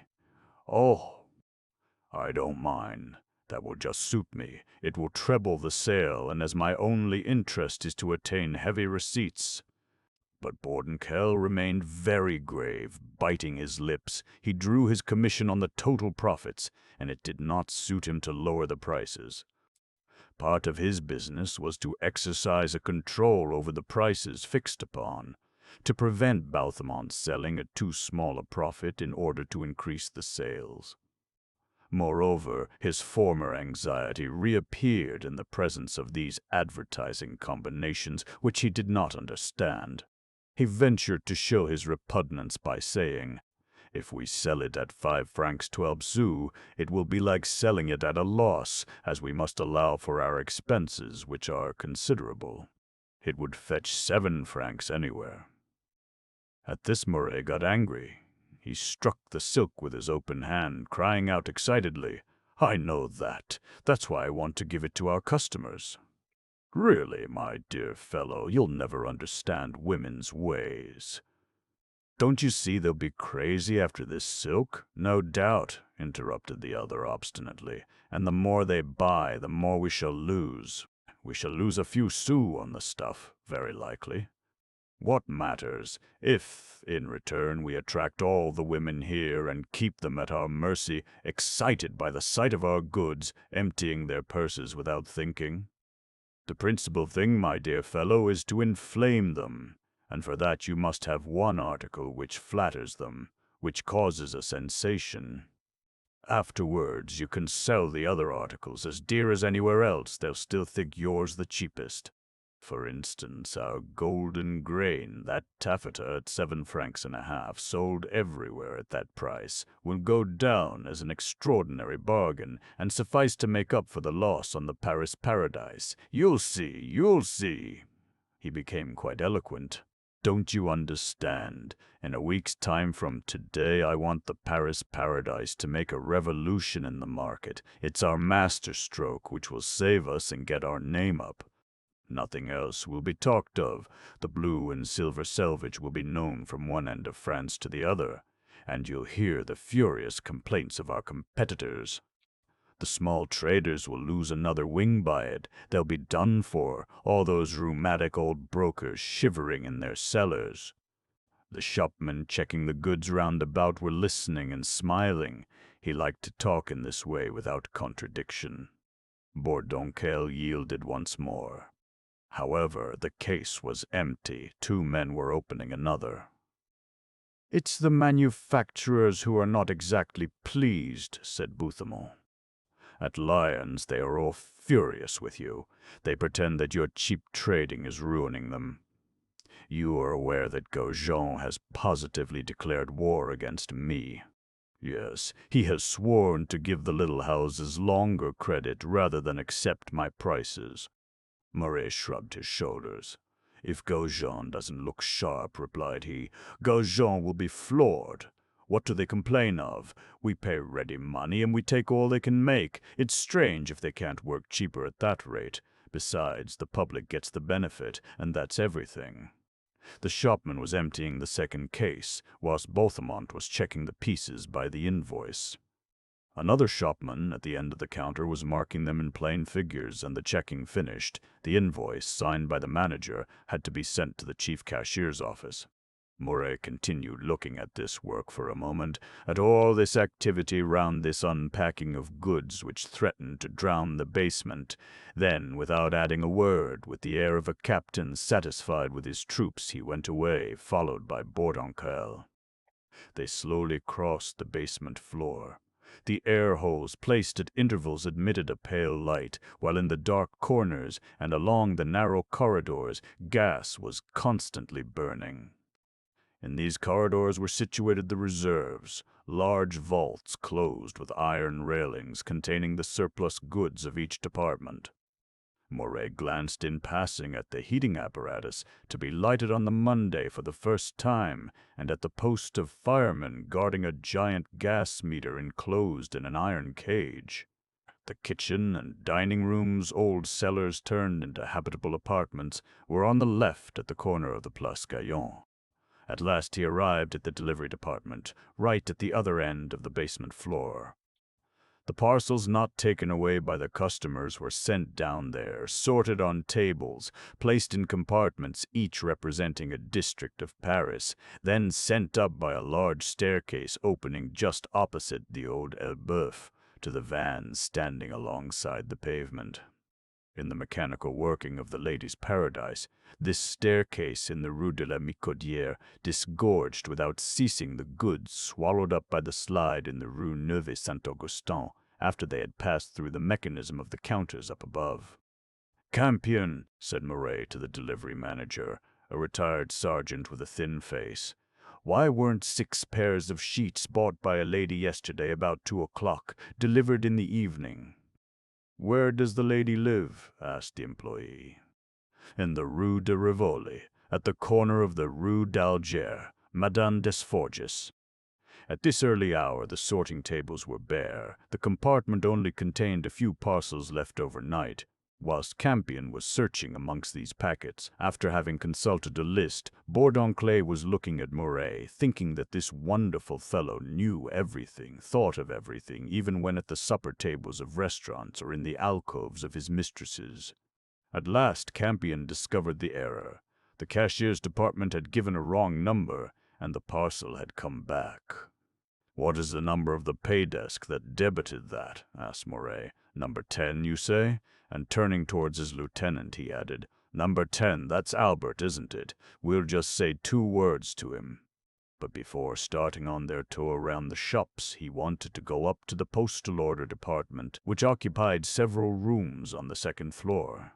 It was there that all the provincial and foreign orders arrived, and he went up every morning to see the correspondence. For 2 years this correspondence had been increasing daily. At first occupying only about 10 clerks, it now required more than 30. Some opened the letters, others read them, seated at both sides of the same table. Others again classed them, giving each one a running number which was repeated on a pigeonhole. Then, when the letters had been distributed to the different departments and the latter had delivered the articles, these articles were put in the pigeonholes as they arrived, according to the running numbers. There was then nothing to do but to check and tie them up, which was done in a neighboring room by a squad of workmen who were nailing and tying up from morning to night. Moray put his usual question. "How many letters this morning, Levasseur?" 534, sir," replied the chief clerk. "After the commencement of Monday's sale, I'm afraid we shan't have enough hands. Yesterday we were driven very hard." Bourdoncle expressed his satisfaction by a nod of the head. He had not reckoned on 534 letters on a Tuesday.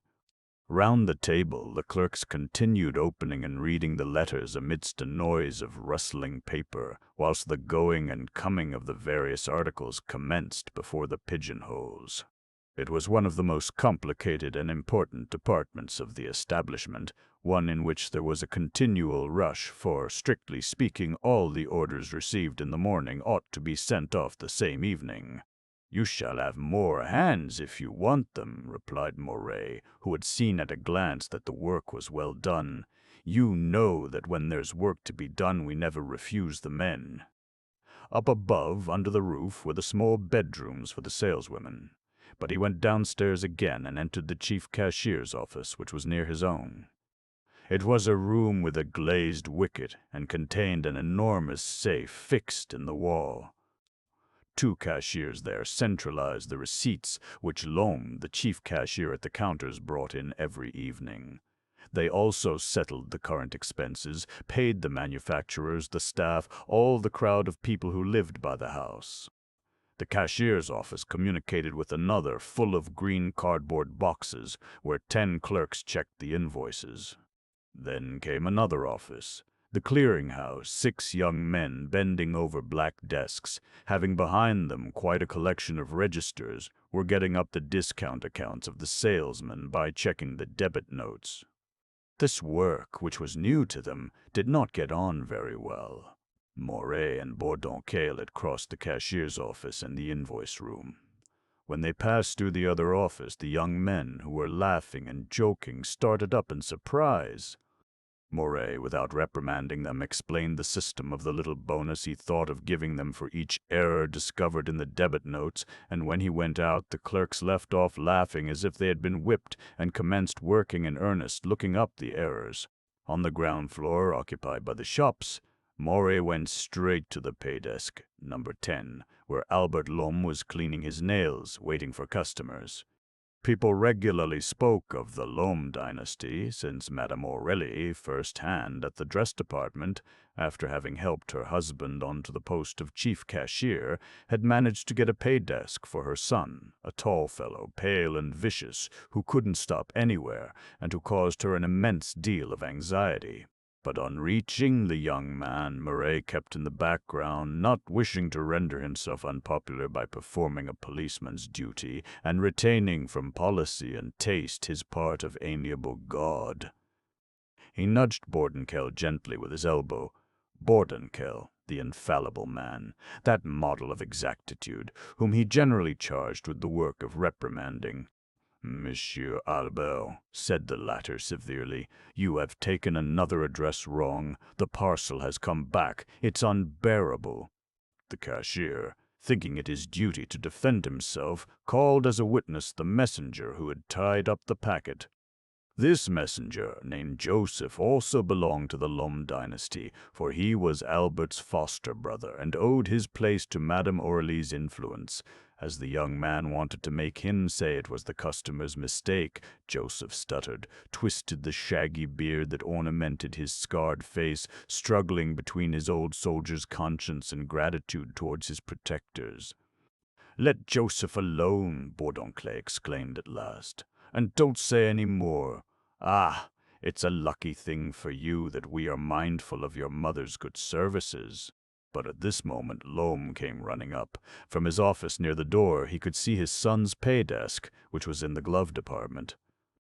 Quite white-haired already, deadened by his sedentary life, he had a flabby, colorless face, as if worn out by the reflection of the money he was continually handling.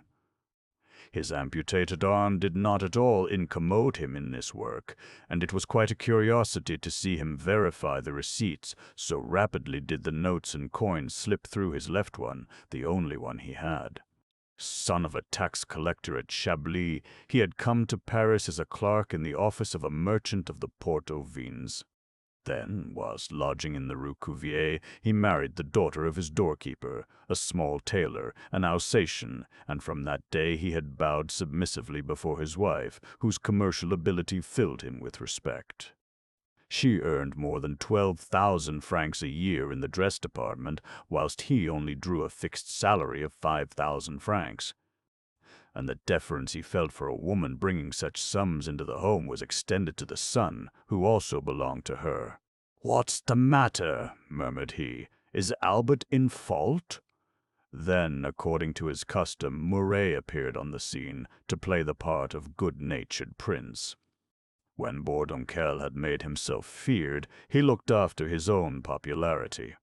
"Nothing of consequence," murmured he. "My dear Lhomme, your son Albert is a careless fellow, who should take an example from you." Then, changing the subject, showing himself more amiable than ever, he continued, "And that concert the other day, did you get a good seat?" A blush overspread the white cheeks of the old cashier.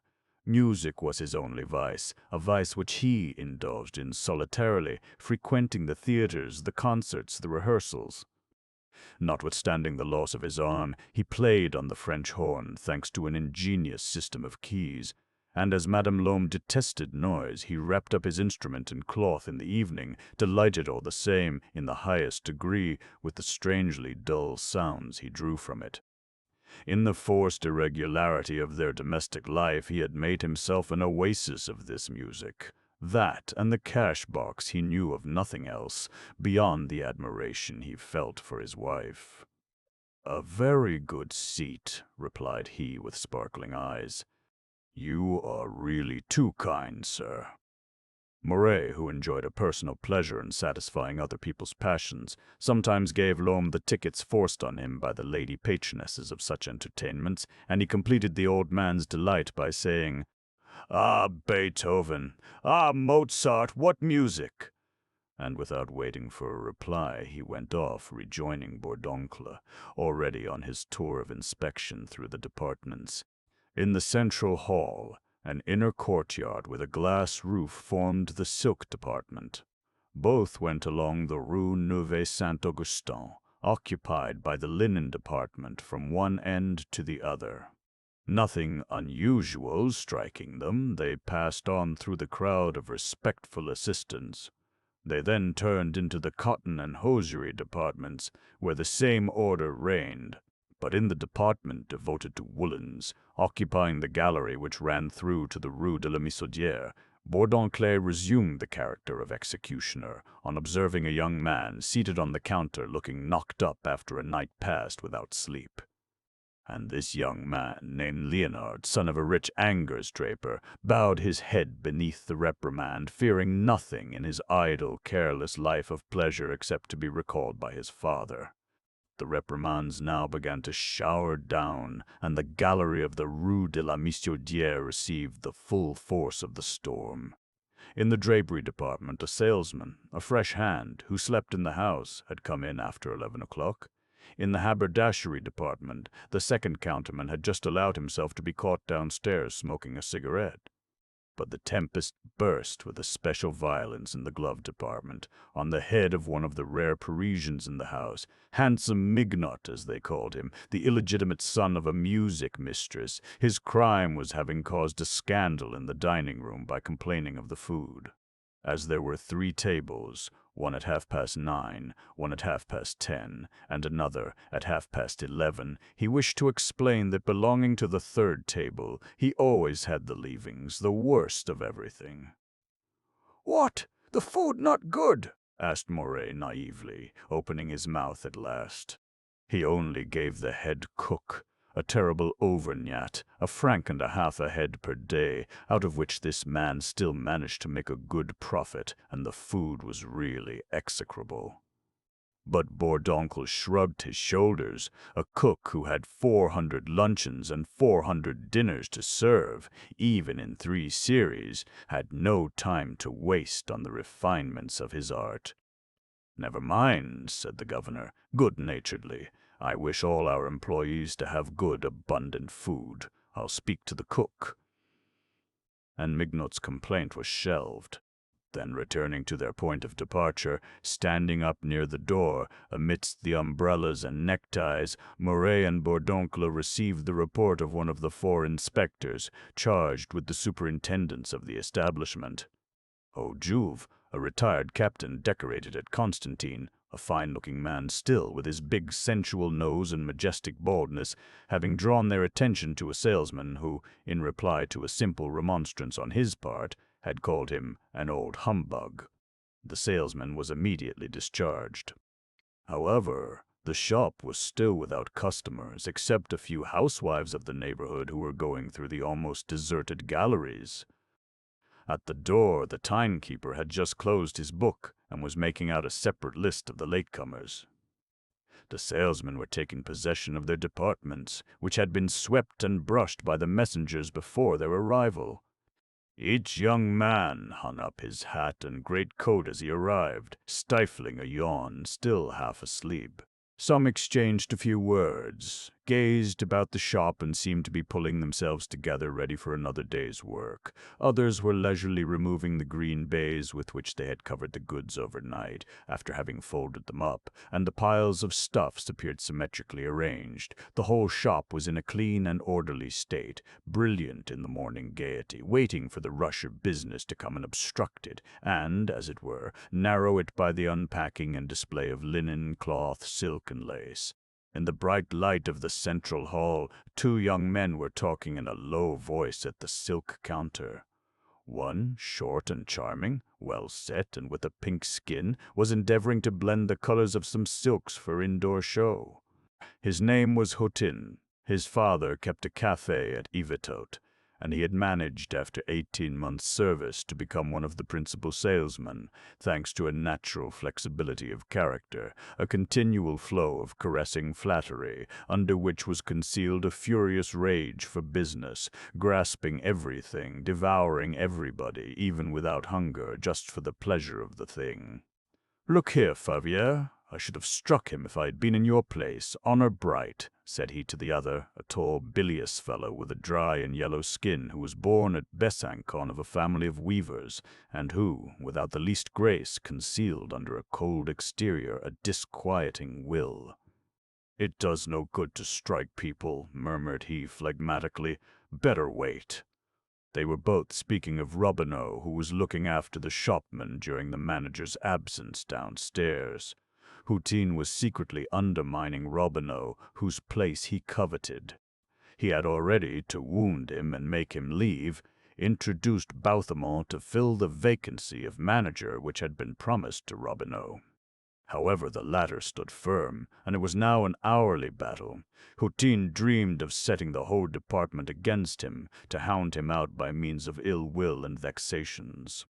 At the same time he went to work craftily, exciting Favier especially, who stood next to him as salesman, and who appeared to allow himself to be led on, but with certain brusque reserves, in which could be felt quite a private campaign carried on in silence.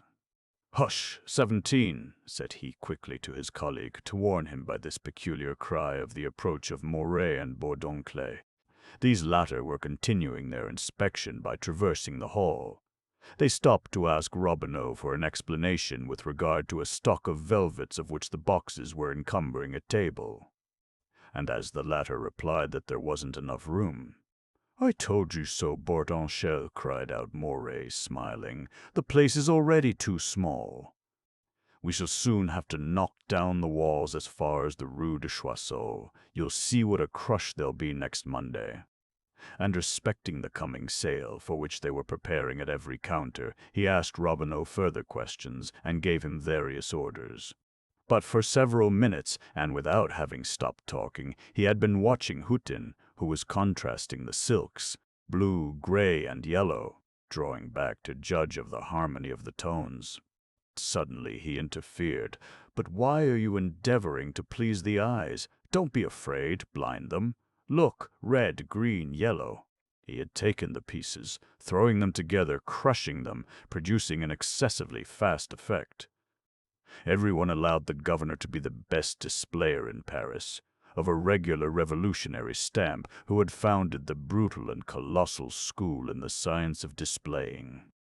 He delighted in a tumbling of stuffs, as if they had fallen from the crowded shelves by chance, making them glow with the most ardent colors, lighting each other up by the contrast, declaring that the customers ought to have sore eyes on going out of the shop.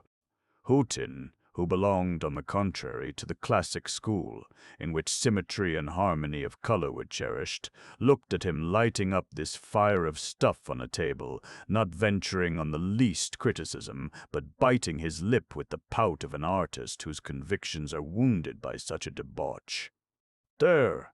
exclaimed Moray when he had finished. "Leave it, you'll see if it doesn't vex the women on Monday."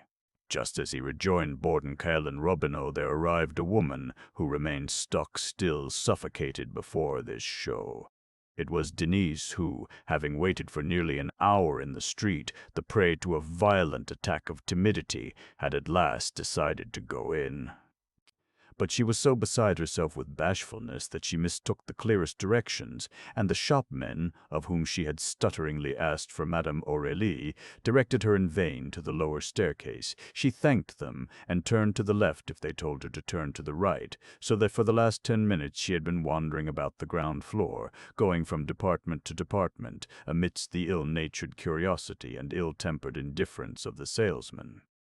She longed to run away, and was at the same time retained by a wish to stop and admire. She felt herself lost, she, so little in this monster place, in this machine at rest, trembling for fear she should be caught in the movement with which the walls already began to shake. And the thought of the old Elbeuf, black and narrow, increased the immensity of this vast establishment, presenting it to her as bathed in light, like a city with its monuments, squares, and streets, in which it seemed impossible that she should ever find her way. However, she had not dared to risk herself in the silk hall, the high glass roof, luxurious counters, and cathedral-like air of which frightened her. Then, when she did venture in, to escape the shopmen in the linen department who were grinning, she had stumbled right on to Moray's display, and, notwithstanding her fright, the woman was aroused within her, her cheeks suddenly became red, and she forgot everything in looking at the glow of these silks. "Hullo," said Hutin in Favier's ear. "There's the girl we saw in the Place Gaillon." Moray, whilst affecting to listen to Bordenquel and Robineau, was at heart flattered by the startled look of this poor girl, as a marchioness might be by the brutal desire of a passing drayman. But Denise had raised her eyes, and her confusion increased at the sight of this young man, whom she took for a manager. She thought he was looking at her severely. Then, not knowing how to get away, quite lost, she applied to the nearest shopman, who happened to be Favier. "Madame Aurélie, please." But Favier, who was disagreeable, contented himself with replying sharply, "First floor." And Denise, longing to escape the looks of all these men, thanked him, and had again turned her back to the stairs she ought to have mounted, when Hutin, yielding naturally to his instinct of gallantry, stopped her with his most amiable salesman smile. "No, this way, mademoiselle, if you don't mind." And he even went with her a little way to the foot of the staircase on the left-hand side of the hall under the gallery. There he bowed, smiling tenderly as he smiled at all women. "When you get upstairs, turn to the left. The dress department is straight in front." This caressing politeness affected Denise deeply. It was like a brotherly hand extended to her. She raised her eyes and looked at Hutin, and everything in him touched her. His handsome face, his looks which dissolved her fears, and his voice which seemed to her of a consoling softness. Her heart swelled with gratitude, and she bestowed her friendship in the few disjointed words her emotion allowed her to utter. "Really, sir, you are too kind. Pray don't trouble to come any further." "Thank you very much." Houghton had already rejoined Favier, to whom he coarsely whispered, "What a bag of bones, eh?" Upstairs, the young girl suddenly found herself in the midst of the dress department. It was a vast room, with high carved oak cupboards all round, and clear glass windows looking on to the Rue de la Michaudière. 5 or 6 women in silk dresses, looking very coquettish with their frizzed chignons and crinolines drawn back, were moving about, talking. One, tall and thin, with a long head, having a runaway horse appearance, was leaning against a cupboard, as if already knocked up with fatigue. "Madame Aurélie?" inquired Denise. The saleswoman looked at her without replying, with an air of disdain for her shabby dress. Then, turning to one of her friends, a short girl with a sickly white skin and an innocent and disgusted appearance, she asked, "Mademoiselle Vadon, do you know where Madame Aurélie is?" The young girl, who was arranging some mantles according to their sizes, did not even take the trouble to raise her head. "No, Mademoiselle Prunaire, I don't know at all," replied she in a mincing tone. A silence ensued. Denise stood still, and no one took any further notice of her. However, after waiting a moment, she ventured to put another question. "Do you think Madame Aurélie will be back soon?" The second hand, a thin, ugly woman whom she had not noticed before, a widow with a projecting jawbone and coarse hair, cried out from a cupboard where she was checking some tickets, "You'd better wait if you want to speak to Madame Aurélie herself." And, addressing another saleswoman, she added, "Isn't she downstairs?" "No, Madame Frederick, I don't think so," replied the young lady. "She said nothing before going, so she can't be far off." Denise, thus instructed, remained standing. There were several chairs for the customers, but as they had not told her to sit down, she did not dare to take one, although she felt ready to drop with fatigue. All these ladies had evidently put her down as an applicant for the vacancy, and they were taking stock of her, pulling her to pieces ill-naturedly, with the secret hostility of people at table who do not like to close up to make room for hungry outsiders. Her confusion increased. She crossed the room quietly and looked out of the window into the street, just for something to do. Opposite, the old Elbeuf, with its rusty front and lifeless windows, appeared to her so ugly, so miserable, seen thus from amidst the luxury and life of her present standpoint, that a sort of remorse filled her already swollen heart with grief. "I say," whispered tall Prunaire to little Vaden, "have you seen her boots?" "And her dress," murmured the other. With her eyes still towards the street, Denise felt herself being devoured. But she was not angry. She did not think them handsome, neither the tall one with her carroty chignon falling over her horse-like neck, nor the little one with her sour milk complexion, which gave her flat and, as it were, boneless face a flabby appearance. Clara Primaire, daughter of a clodmaker in the forest of Villers, debauched by the footman at the Château de Marais, where the Countess engaged her as needlewoman, had come later on from a shop at Langres, and was avenging herself in Paris on the men for the kicks with which her father had regaled her when at home. Marguerite Verdon, born at Grenoble, where her parents kept a linen shop, had been obliged to come to the Ladies' Paradise to conceal an accident she had met with, a brat which had made its appearance one day. She was a well-conducted girl, and intended to return to Grenoble to take charge of her parents' shop and marry a cousin who was waiting for her. "Well," resumed Clara in a low voice, "there's a girl who won't do much good here." But they stopped talking. A woman of about 45 came in. It was Madame Aurélie, very stout, tightly laced in her black silk dress, the body of which, strained over her massive shoulders and full bust, shone like a piece of armor. She had, under very dark folds of hair, great fixed eyes, a severe mouth, and large and rather drooping cheeks, and in the majesty of her position as first hand, her face assumed the bombast of a puffy mask of Caesar. "Mademoiselle Vadon," said she in an irritated voice, "you didn't return the pattern of that mantle to the workroom yesterday, it seems?" "There was an alteration to make, madame," replied the saleswoman, "so Madame Frederick kept it." The second hand then took the pattern out of a cupboard, and the explanation continued. Everyone gave way to Madame Aurélie when she thought it necessary to assert her authority. Very vain, even going so far as not to wish to be called by her real name, L'Homme, which annoyed her, and to deny her father's humble position, always referring to him as a regularly established tailor. She was only gracious towards those young ladies who showed themselves flexible and caressing, bowing down in admiration before her. Some time previously, while she was trying to establish herself in a shop of her own, her temper had become sour, continually thwarted by the worst of luck, exasperated to feel herself born to fortune and to encounter nothing but a series of catastrophes. And now, even after her success at the Ladies' Paradise, where she earned 12,000 francs a year, it seemed that she still nourished a secret spite against everyone, and she was very hard with beginners, as life had shown itself hard for her at first.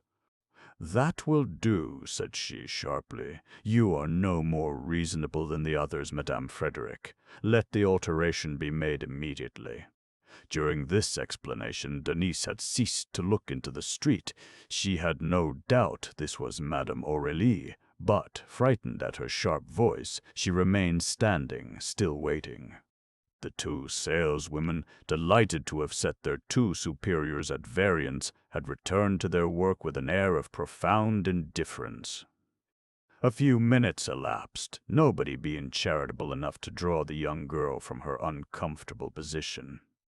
At last, Madame Aurélie herself perceived her, and, astonished to see her standing there without moving, asked her what she wanted. "Madame Aurélie, please." "I am Madame Aurélie." Denise's mouth became dry and parched, and her hands cold. She felt some such fear as when she was a child, and trembled at the thought of being whipped. She stammered out her request, but was obliged to repeat it to make herself understood. Madame Aurélie looked at her with her great fixed eyes, not a line of her imperial mask deigning to relax. "How old are you?" 20, madame." "What, 20 years old? You don't look 16. The saleswomen again raised their heads. Denise hastened to add, "Oh, I'm very strong." Madame Aurélie shrugged her broad shoulders, then coldly declared, "Well, I don't mind entering your name. We enter the names of all those who apply. Mademoiselle Prunaire, give me the book." But the book could not be found, Juve. The inspector had probably got it.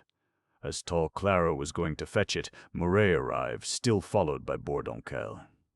They had made the tour of the other departments, the lace, the shawls, the furs, the furniture, the underlinen, and were winding up with the dresses.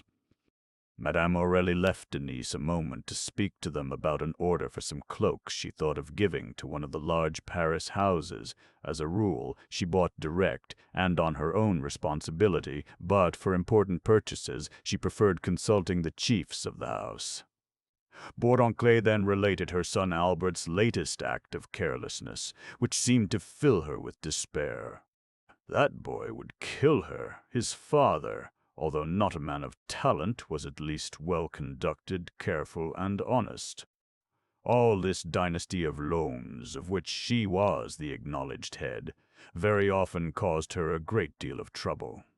However, Mouret, surprised to see Denise again, bent down to ask Madame Aurélie what the young lady was doing there, and, when the first hand replied that she was applying for a saleswoman's situation, Bourdoncle, with his disdain for women, seemed suffocated at this pretension. "You don't mean it," murmured he. "It must be a joke. She's too ugly." "The fact is, there's nothing handsome about her," said Mouret, not daring to defend her, although still moved by the rapture she had displayed downstairs before his arrangement of silks. But the book having been brought in, Madame Aurélie returned to Denise, who had certainly not made a favorable impression. She looked very clean in her thin black woolen dress. The question of shabbiness was of no importance, as the house furnished a uniform, the regulation silk dress, but she appeared rather weak and puny, and had a melancholy face. Without insisting on handsome girls, one liked them to be of agreeable appearance for the sale-rooms. And beneath the gaze of all these ladies and gentlemen who were studying her, weighing her like farmers would a horse at a fair, Denise completely lost countenance. "Your name?" asked Madame Aurélie, at the end of a counter, pen in hand, ready to write. "Denise Baudoux, madame. Your age, 20 years and 4 months." And she repeated, risking a glance at Mouret, at this supposed manager whom she met everywhere and whose presence troubled her so. "I don't look like it, but I am really very strong." They smiled. Bourdoncle showed evident signs of impatience. Her remark fell, moreover, amidst a most discouraging silence. "What house have you been in Paris?" resumed Madame Aurélie. "I've just arrived from Valognes." This was a fresh disaster. As a rule, the Ladies' Paradise only took saleswomen with a year's experience in one of the small houses in Paris.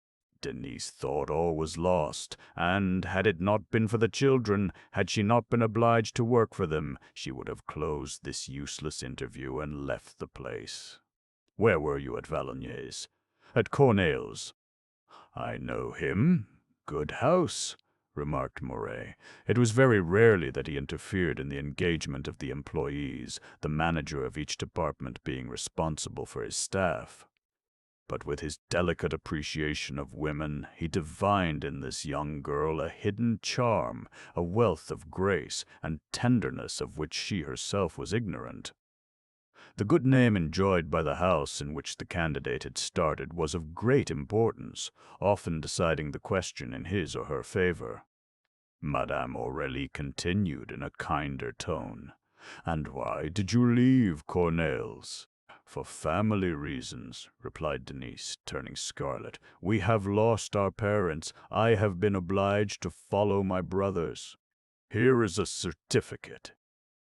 It was excellent. Her hopes were reviving when another question troubled her. "Have you any other references in Paris? Where do you live?" "At my uncle's," murmured she, hesitating about naming him, fearing they would never take the niece of a competitor. "At my uncle Baudoux's opposite." At this, Mouret interfered a second time. "What? Are you Baudoux's niece? Is it Baudoux who sent you here?" "Oh, no, sir." And she could not help laughing. The idea appeared to her so singular.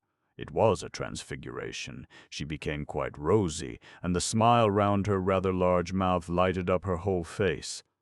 Her gray eyes sparkled with a tender flame. Her cheeks filled with delicious dimples, and even her light hair seemed to partake of the frank and courageous gaiety that pervaded her whole being. "Why, she's really pretty," whispered Mouret to Bourdoncle. The partner refused to admit it, with a gesture of annoyance. Clara bit her lips, and Marguerite turned away, but Madame Aurélie seemed won over, and encouraged Mouret with a nod when he resumed. "Your uncle was wrong not to bring you. His recommendation sufficed. They say he has a grudge against us. We are people of more liberal minds, and if he can't find employment for his niece in his house, why, we will show him that she has only to knock at our door to be received. Just tell him I still like him very much, and that he must blame, not me, but the new style of business. Tell him, too, that he will ruin himself if he insists on keeping to his ridiculous old-fashioned ways." Denise turned quite white again. It was Mouret. No one had mentioned his name, but he had revealed himself, and now she guessed who it was. She understood why this young man had caused her such emotion in the street, in the silk department, and again now. This emotion, which she could not analyze, pressed on her heart more and more, like a too heavy weight. All the stories related by her uncle came back to her, increasing Mouret's importance, surrounding him with a sort of halo, making of him the master of the terrible machine by whose wheels she had felt herself being seized all the morning. And behind his handsome face, well-trimmed beard, and eyes of the color of old gold, she beheld the dead woman, that Madame Hédouin, whose blood had helped to cement the stones of the house. The shiver she had felt the previous night again seized her, and she thought she was merely afraid of him. Meanwhile, Madame Aurélie had closed the book. She only wanted one saleswoman, and she already had 10 applications. But she was too anxious to please the governor to hesitate for a moment. However, the application would follow its course. Juve, the inspector, would go and make inquiries, send in his report, and then she would come to a decision. "Very good, mademoiselle," said she majestically to preserve her authority. "We will write to you." Denise stood there, unable to move for a moment, hardly knowing how to take her leave in the midst of all these people. At last she thanked Madame Aurélie, and on passing by Mouret and Bourdoncle, she bowed. These gentlemen, occupied in examining the pattern of a mantle with Madame Frederic, did not take the slightest notice. Clara looked in a vexed way towards Marguerite, as if to predict that the newcomer would not have a very pleasant time of it in the place. Denise doubtless felt this indifference and rancor behind her, for she went downstairs with the same troubled feeling she had on going up, asking herself whether she ought to be sorry or glad to have come. Could she count on having the situation? She did not even know that, her uncomfortable state having prevented her understanding clearly. Of all her sensations, 2 remained and gradually effaced all the others. The emotion, almost the fear, inspired in her by Mouret and Houtine's amiability, the only pleasure she had enjoyed the whole morning, a souvenir of charming sweetness which filled her with gratitude. When she crossed the shop to go out, she looked for the young man, happy at the idea of thanking him again with her eyes, and she was very sorry not to see him. "Well, mademoiselle, have you succeeded?" asked a timid voice, as she at last stood on the pavement outside. She turned round and recognized the tall, awkward young fellow who had spoken to her in the morning. He also had just come out of the ladies' paradise, appearing more frightened than she did, still bewildered with the examination he had just passed through. "I really don't know yet, sir," replied she. "You're like me, then. What a way of looking at and talking to you they have in there, eh? I'm applying for a place in the lace department. I was at Crèvecourt's in the Rue du Mal." They were once more standing facing each other, and, not knowing how to take leave, they commenced to blush. Then the young man, just for something to say in the excess of his timidity, ventured to ask in his good-natured, awkward way, "What is your name, mademoiselle?" "Denise Baudoux." "My name is Henri Deloche." Now they smiled, and, yielding to the fraternity of their positions, shook each other by the hand. Good luck, yes, good luck. Chapter 3. Every Saturday between 4 and 6, Madame Desforges offered a cup of tea and a few cakes to those friends who were kind enough to visit her. She occupied the 3rd floor of a house at the corner of the Rue de Rivoli and the Rue d'Alger, and the windows of both drawing-rooms overlooked the Tuileries gardens. This Saturday, just as a footman was about to introduce him into the principal drawing-room, Mouret perceived from the anteroom, through an open door, Madame Desforges, who was crossing the little drawing-room. She stopped on seeing him, and he went in that way, bowing to her with a ceremonious air. But when the footman had closed the door, he quickly seized the young woman's hand and tenderly kissed it. "Take care, I have company," she said in a low voice, glancing towards the door of the larger room. "I've just been to fetch this fan to show them." And she playfully tapped him on the face with the tip of the fan. She was dark, rather stout, with big jealous eyes. But he still held her hand and asked, "Will he come?" "Certainly," replied she. "I have his promise." Both of them referred to Baron Hartmann, director of the Crédit Immobilier. Madame Desforges, daughter of a councillor of state, was the widow of a stockbroker who had left her a fortune, denied by some, exaggerated by others. Even during her husband's lifetime, people said she had shown herself grateful towards Baron Hartmann, whose financial tips had proved very useful to them, and later on, after her husband's death, the acquaintance had probably continued, but always discreetly, without imprudence or display, for she never courted notoriety in any way, and was received everywhere in the upper middle classes amongst whom she was born. Even at this time, when the passion of the banker, a skeptical, crafty man, had subsided into a simple paternal affection, if she permitted herself certain lovers whom he tolerated, she displayed in these treasons of the heart such a delicate reserve and tact, a knowledge of the world so adroitly applied, that appearances were saved, and no one would have ventured to openly express any doubt as to her conduct. Having met Murray at a mutual friend's, she had at first detested him, but she had yielded to him later on, as if carried away by the violent love with which he attacked her, and since he had commenced to approach Baron Hartmann through her, she had gradually got to love him with a real— "Does he know about it?" "No, you'll explain the affair to him yourself," she replied. She looked at him, thinking that he couldn't know anything, or he would not employ her in this way with the Baron, affecting to consider him simply as an old friend of hers. But he still held her hand. He called her his good Henriette, and she felt her heart melting. Silently she presented her lips, pressed them to his, then whispered, "Oh, they're waiting for me." "Come in behind me." They could hear voices issuing from the principal drawing-room, deadened by the heavy curtains. She pushed the door, leaving its 2 folds open, and handed the fan to one of the 4 ladies who were seated in the middle of the room. "There it is," said she. "I didn't know exactly where it was." "My maid would never have found it." And she added in her cheerful way, "Come in, Monsieur Mouret. Come through the little drawing-room. It will be less solemn." Mouret bowed to the ladies whom he knew.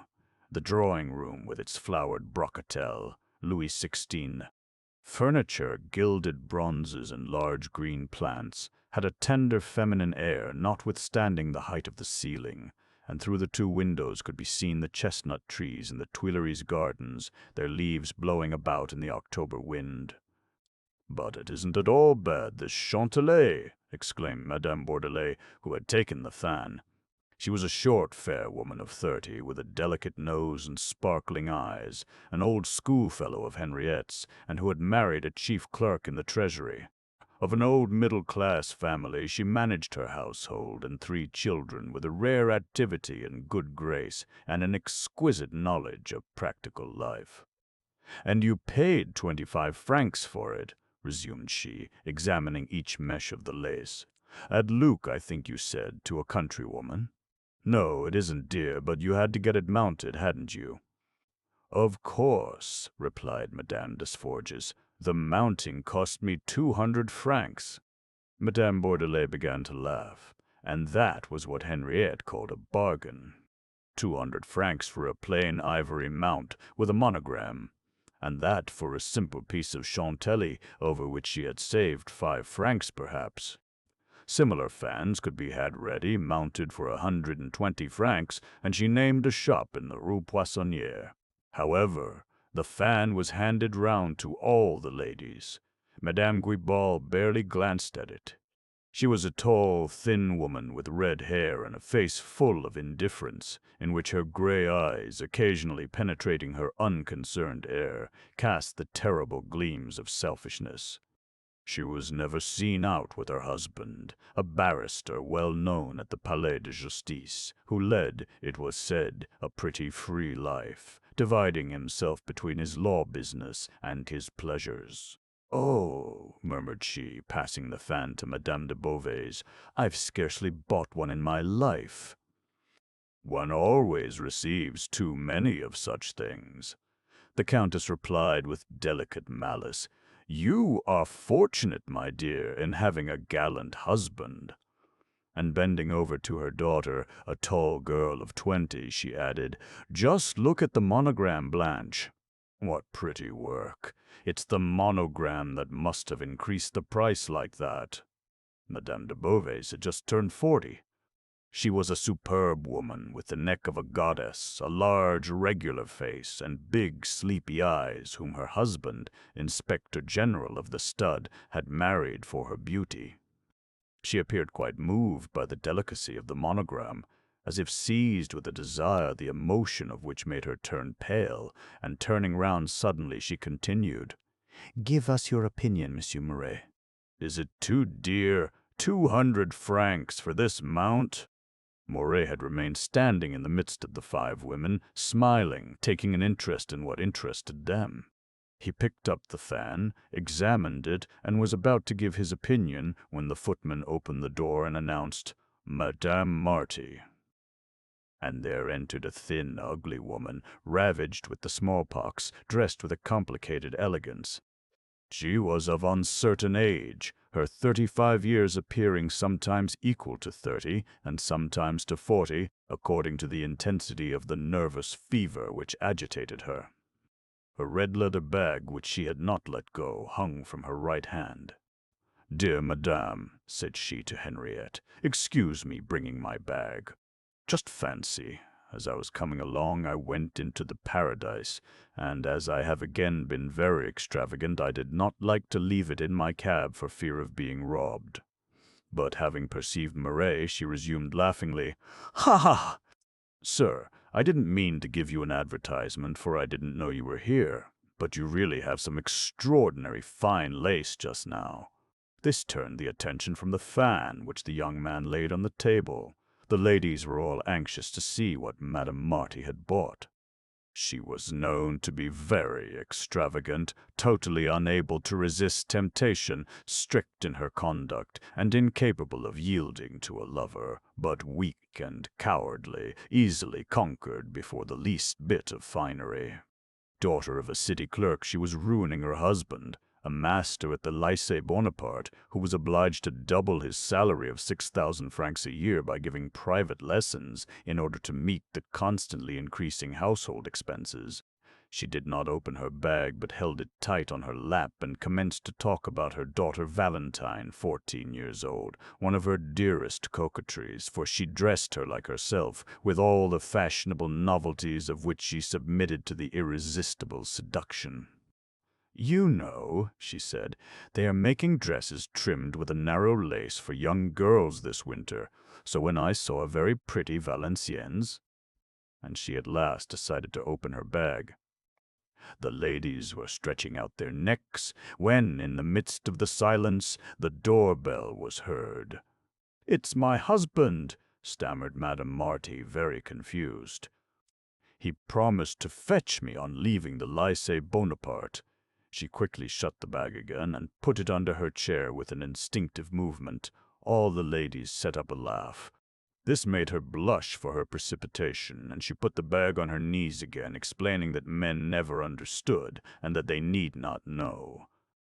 "Monsieur de Beauvais, Monsieur de Valadnosk," announced the footman. It was quite a surprise. Madame de Beauvais herself did not expect her husband. The latter, a fine man, wearing a moustache and an imperial with the military correctness so much liked at the Tuileries, kissed the hand of Madame Desforges, whom he had known as a young girl at her father's, and he made way to allow his companion, a tall, pale fellow of an aristocratic poverty of blood, to make his bow to the lady of the house. But the conversation had hardly recommenced when two exclamations were heard. "What? Is that you, Paul? Why, Octave?" Moray and Valagnosk then shook hands, much to Madame Desforges's surprise. They knew each other, then? Of course, they had grown up side by side at the college at Plassans, and it was quite by chance they had not met at her house before.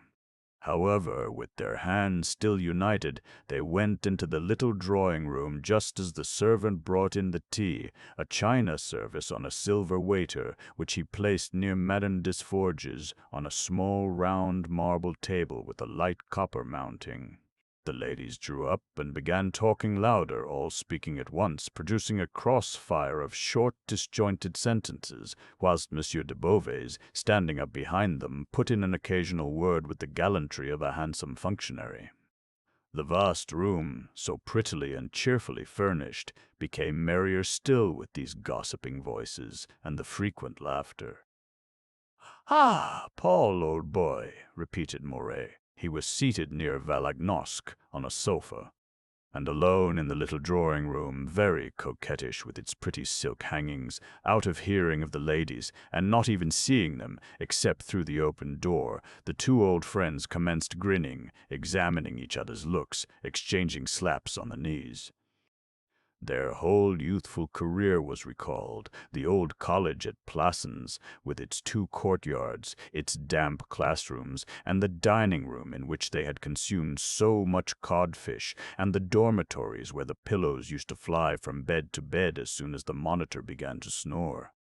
Paul, belonging to an old parliamentary family, noble, poor, and proud, was a good scholar, always at the top of his class, continually held up as an example by the master, who prophesied for him a brilliant future, whilst Octave remained at the bottom, stuck amongst the dunces, fat and jolly, indulging in all sorts of pleasures outside.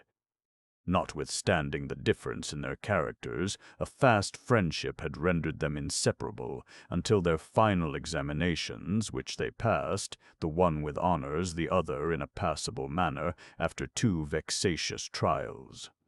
Then they went out into the world, and had now met again, after 10 years, already changed and looking older.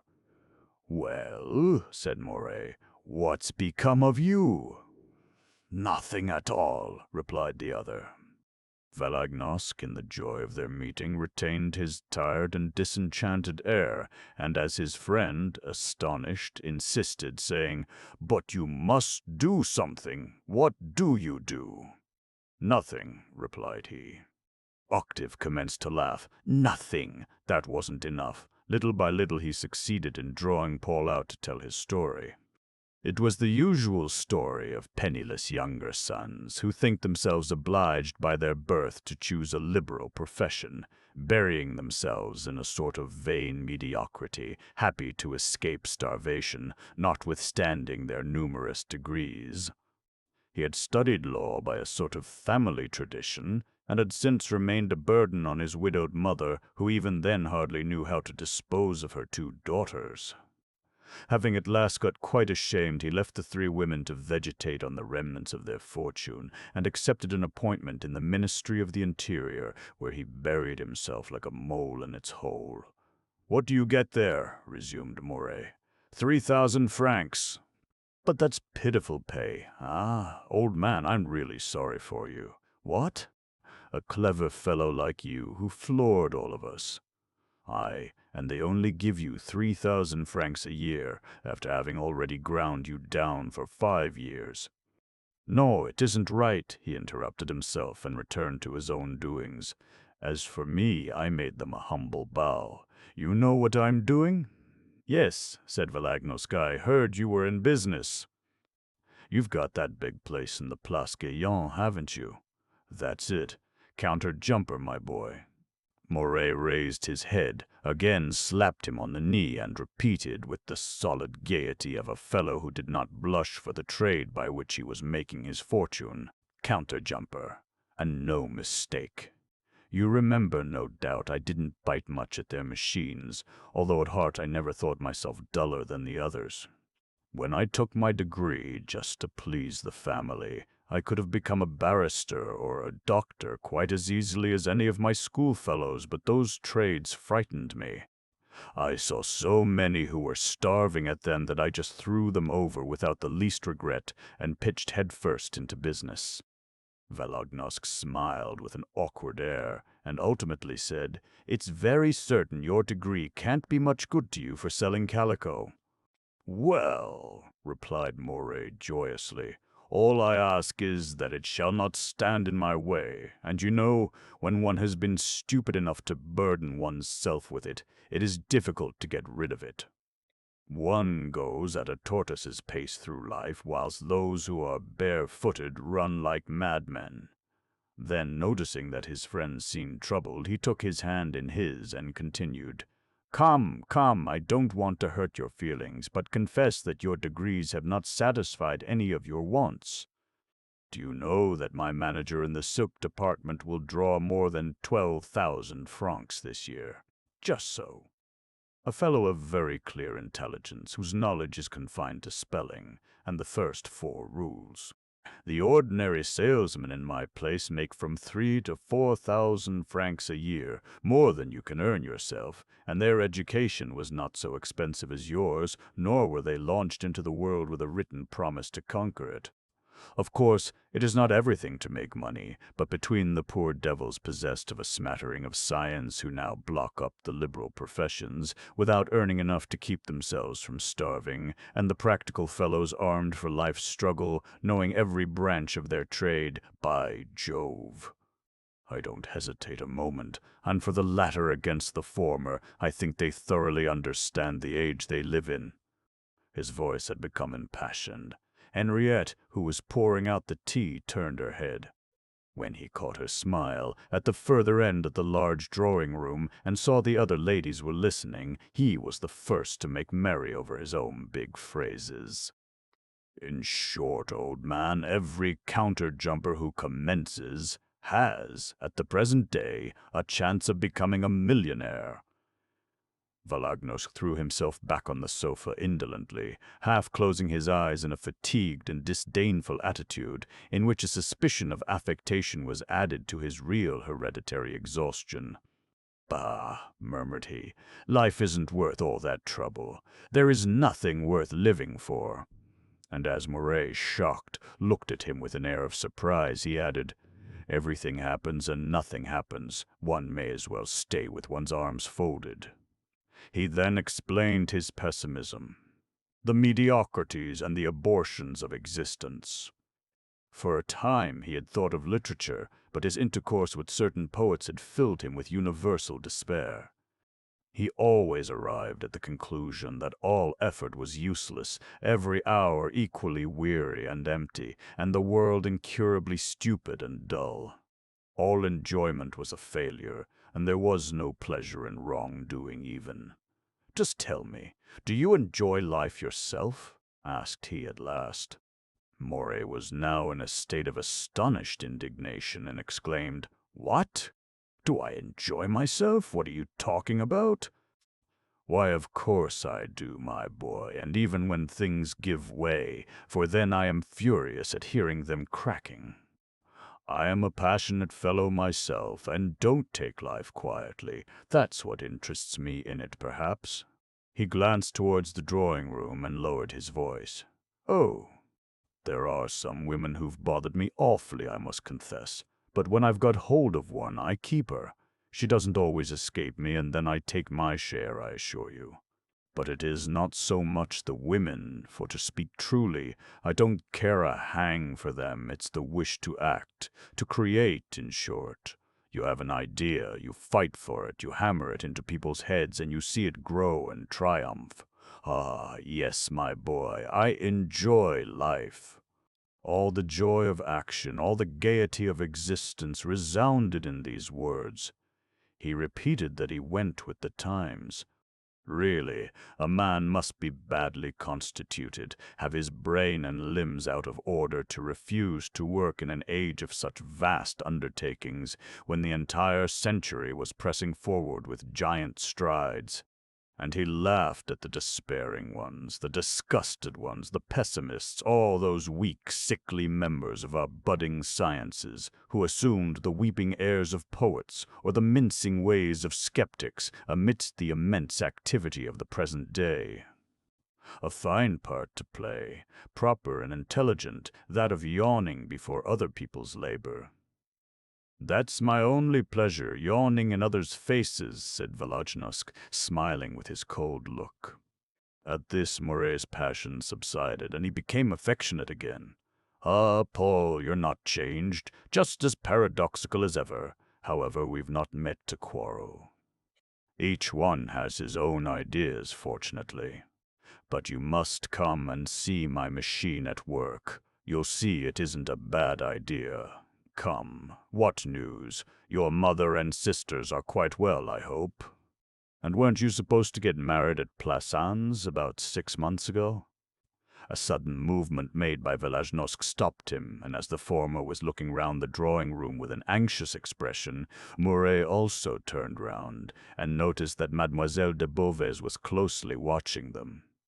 Blanche, tall and stout, resembled her mother, but her face was already puffed out, her large, coarse features swollen with unhealthy fat.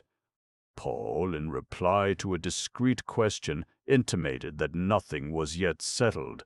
Perhaps nothing would be settled. He had made the young person's acquaintance at Madame Desforges's, where he had visited a good deal last winter, but where he very rarely came now, which explained why he had not met Octave there sooner.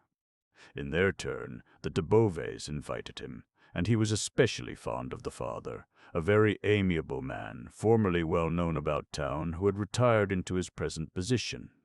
On the other hand, no money. Madame de Beauvais having brought her husband nothing but her Juno-like beauty as a marriage portion, the family were living poorly on the last mortgaged farm, to which modest revenue was added. Fortunately, the 9,000 francs a year drawn by the Count as Inspector General of the stud. And the ladies, mother and daughter, kept very short of money by him, impoverished by tender escapades outside, were sometimes reduced to turning their dresses themselves. "In that case, why marry?" was Moret's simple question. "Well, I can't go on like this forever," said Valagnosk, with a weary movement of the eyelids. "Besides, there are certain expectations. We are waiting the death of an aunt." However, Moret still kept his eye on Monsieur de Beauvais, who, seated next to Madame Guibal, was most attentive, and laughing tenderly like a man on an amorous campaign, he turned to his friend with such a significant twinkle of the eye that the latter added, "Not that one. At least not yet. The misfortune is that his duty calls him to the four corners of France, to the breeding depots, so that he has continual pretexts for absenting himself. Last month, whilst his wife supposed him to be at Perpignan, he was living at an hotel in an out-of-the-way neighborhood with a music mistress." There ensued a pause. Then the young man, who was also watching the Count's gallantries towards Madame Guibal, resumed in a low tone, "Really, I think you are right. The more so as the dear lady is not exactly a saint, if all they say is true. There's a very amusing story about her and an officer, but just look at him. Isn't he comical, magnetizing her with his eyes? The old-fashioned gallantry, my dear fellow. I adore that man, and if I marry his daughter, he can safely say it's for his sake." Moret laughed, greatly amused. He questioned Valagnosk again, and when he found that the first idea of a marriage between him and Blanche came from Madame Desforges, he thought the story better still. That good Henriette took a widow's delight in marrying people, so much so that when she had provided for the girls, she sometimes allowed their fathers to choose friends from her company, but also naturally with such a good grace that no one ever found any food for scandal. And Moret, who loved her with the love of an active, busy man accustomed to reducing his tenderness to figures, forgot all his calculations of captivation, and felt for her a comrade's friendship. At that moment she appeared at the door of the little drawing-room, followed by a gentleman about 60 years old, whose entry had not been observed by the two friends. Occasionally the ladies' voices became sharper, accompanied by the tinkling of the small spoons in the china cups, and there was heard, from time to time, in the interval of a short silence, the noise of a saucer laid down too roughly on the marble table. A sudden gleam of the setting sun, which had just emerged from behind a thick cloud, gilded the top of the chestnut trees in the gardens, and streamed through the windows in a red golden flame, the fire of which lighted up the brocatelle and brasswork of the furniture. "This way, my dear Baron," said Madame Desforges. "Allow me to introduce Monsieur Octave Moret, who is longing to express the admiration he feels for you." And turning round towards Octave, she added, "Baron Hartmann." A smile played on the old man's lips. He was a short, vigorous man, with a large Alsatian head and a heavy face, which lighted up with a gleam of intelligence at the slightest curl of his mouth, the slightest movement of his eyelids. For the last fortnight he had resisted Henriette's wish that he should consent to this interview. Not that he felt any immoderate jealousy, accepting, like a man of the world, his position of father, but because it was the third friend Henriette had introduced to him, and he was afraid of becoming ridiculous at last. So that on approaching Octave he put on the discreet smile of a rich protector, who, if good enough to show himself charming, does not consent to be a dupe. "Oh, sir," said Moray with his southern enthusiasm, "the Crédit Immobilier's last operation was really astonishing. You cannot think how happy and proud I am to know you." "Too kind, sir, too kind," repeated the Baron, still smiling. Henriette looked at them with her clear eyes without any awkwardness, standing between the two, lifting her head, going from one to the other, and, in her lace dress, which revealed her delicate neck and wrists, she appeared delighted to see them so friendly together. "Gentlemen," said she at last, "I leave you to your conversation." Then, turning towards Paul, who had got up, she resumed, "Will you accept of a cup of tea, Monsieur de Valagnosc?" "With pleasure, madame," and they both returned to the drawing-room. Moray resumed his place on the sofa. When Baron Hartmann had sat down, the young man then broke out in praise of the Crédit Immobilier's operations. From that he went on to the subject so near his heart, speaking of the new thoroughfare, of the lengthening of the Rue Roumur, of which they were going to open a section under the name of the Rue du Dix Décembre, between the Place de la Bourre and the Place de la Praz. It had been declared a work of public utility 18 months previously. The expropriation jury had just been appointed. The whole neighborhood was excited about this new opening, anxiously awaiting the commencement of the work, taking an interest in the condemned houses. Moray had been waiting 3 years for this work, first, in the expectation of an increase of business, secondly, with certain schemes of enlargement which he dared not openly avow, so extensive were his ideas. As the Rue du Dix Décembre was to cut through the Rue de Choiseul and the Rue de la Micaudière, he saw the Ladies' Paradise invading the whole block, surrounded by these streets and the Rue Neuve Saint-Augustin. He already imagined it with a princely frontage in the new thoroughfare, lord and master of the conquered city. Hence his strong desire to make Baron Hartmann's acquaintance when he learnt that the Crédit Immobilier had made a contract with the authorities to open and build the Rue du Dix Décembre on condition that they received the frontage ground on each side of the street. "Really?" repeated he, trying to assume a naive look. "You'll hand over the street ready-made with sewers, pavements, and gas lamps, and the frontage ground will suffice to compensate you." "Oh, it's curious, very curious." At last he came to the delicate point.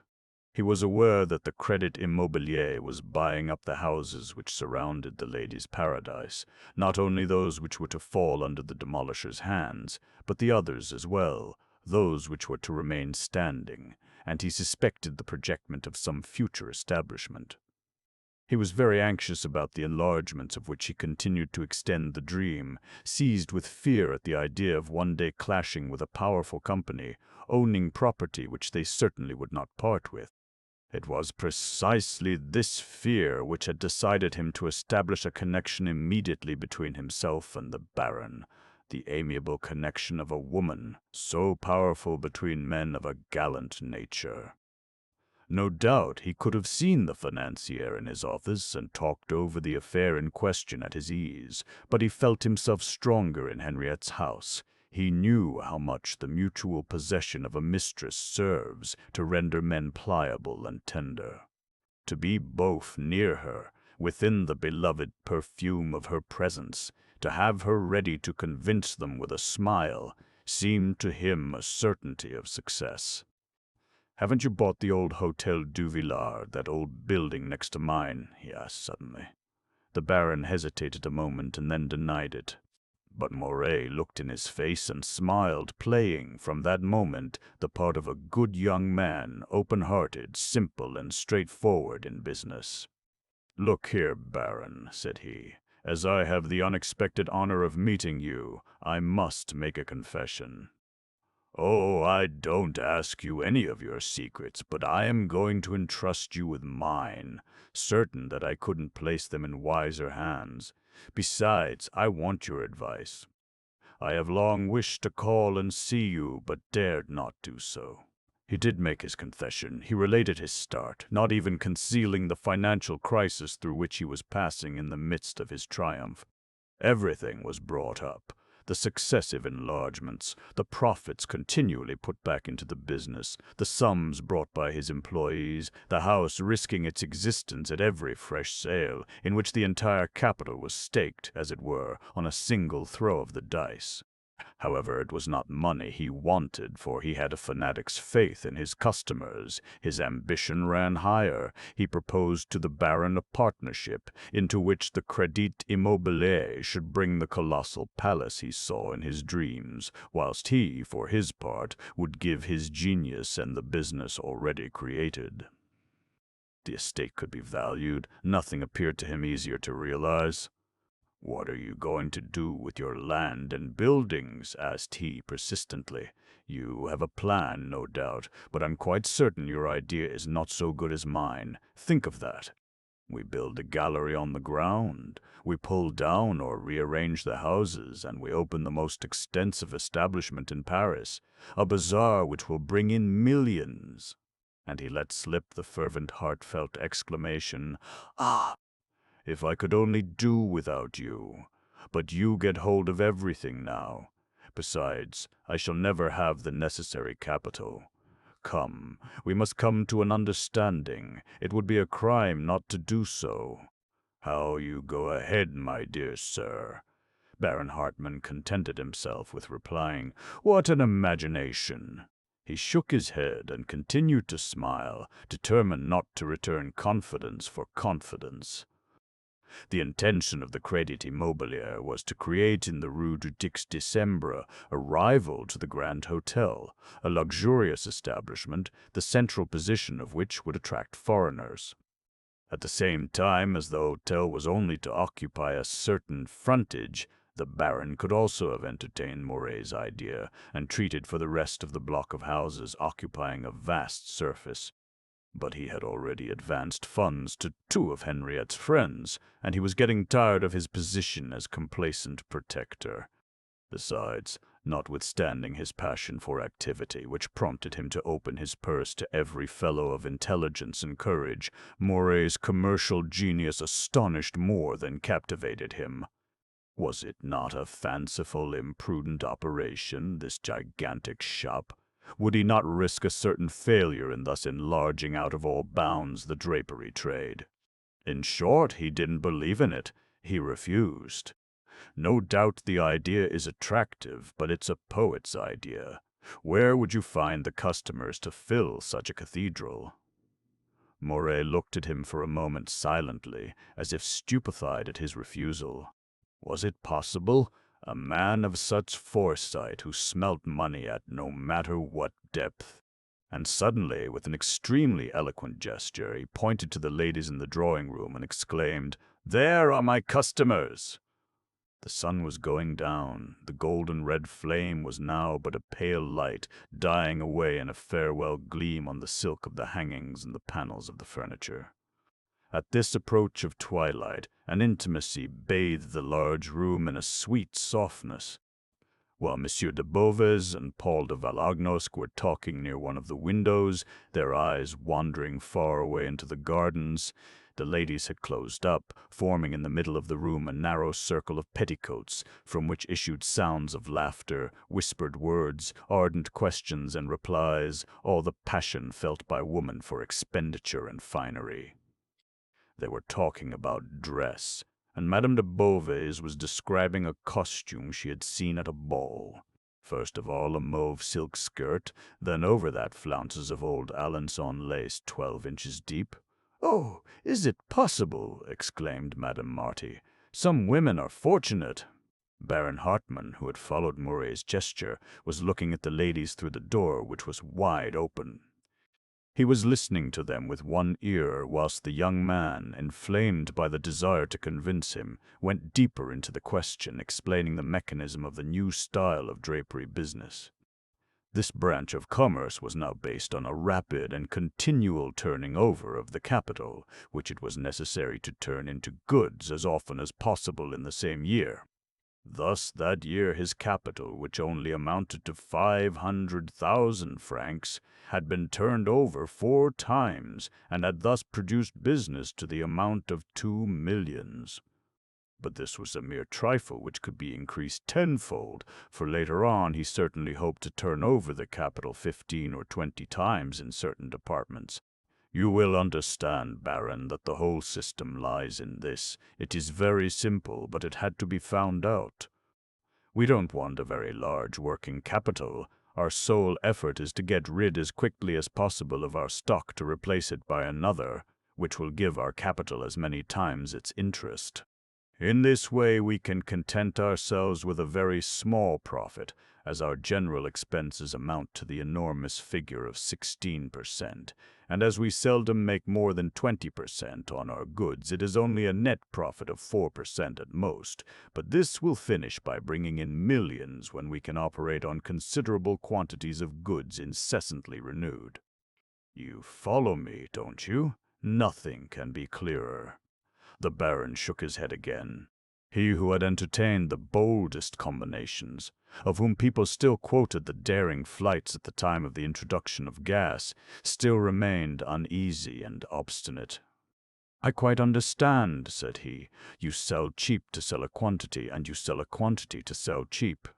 But you must sell, and I repeat my former question, whom will you sell to? How do you hope to keep up such a colossal sale?" The sudden burst of a voice, coming from the drawing-room, cut short Moret's explanation. It was Madame Guibal who was saying she would have preferred the flounces of old Alençon down the front only. "But, my dear," said Madame de Beauvais, "the front was covered with it as well. I never saw anything richer." "Ah, that's a good idea," resumed Madame de Forges. "I've got several yards of Alençon somewhere. I must look them up for a trimming." And the voices fell again, becoming nothing but a murmur. Prices were quoted. Quite a traffic stirred up their desires. The ladies were buying lace by the mile. "Why," said Moret when he could speak, "we can sell what we like when we know how to sell. There lies our triumph." And with his southern spirit he showed the new business at work in warm, glowing phrases which evoked whole pictures. First came the wonderful power of the piling up of the goods, all accumulated at one point, sustaining and pushing each other, never any standstill, the article of the season always on hand, and from counter to counter the customer found herself seized, buying here the material, further on the cotton, elsewhere the mantle, everything necessary to complete her dress, in fact then falling into unforeseen purchases, yielding to her longing for the useless and the pretty. He then went on to sing the praises of the plain figure system. The great revolution in the business sprung from this fortunate inspiration. If the old-fashioned small shops were dying out, it was because they could not struggle against the low prices guaranteed by the tickets. The competition was now going on under the very eyes of the public. A look into the windows enabled them to contrast the prices. Every shop was lowering its rates, contenting itself with the smallest possible profit, no cheating, no stroke of fortune prepared long beforehand on an article sold at double its value, but current operations, a regular percentage on all goods, success depending solely on the orderly working of a sale, all the larger from the fact of its being carried on in broad daylight. Was it not an astonishing creation? It was causing a revolution in the market, transforming Paris, for it was made of woman's flesh and blood. "I have the women, I don't care a hang for the rest," said Moret in a brutal confession which passion snatched from him. At this cry Baron Hartmann appeared moved. His smile lost its touch of irony. He looked at the young man, won over gradually by his confidence, feeling a growing tenderness for him. "Hush," murmured he paternally, "they will hear you." But the ladies were now all speaking at once, so excited that they weren't even listening to each other.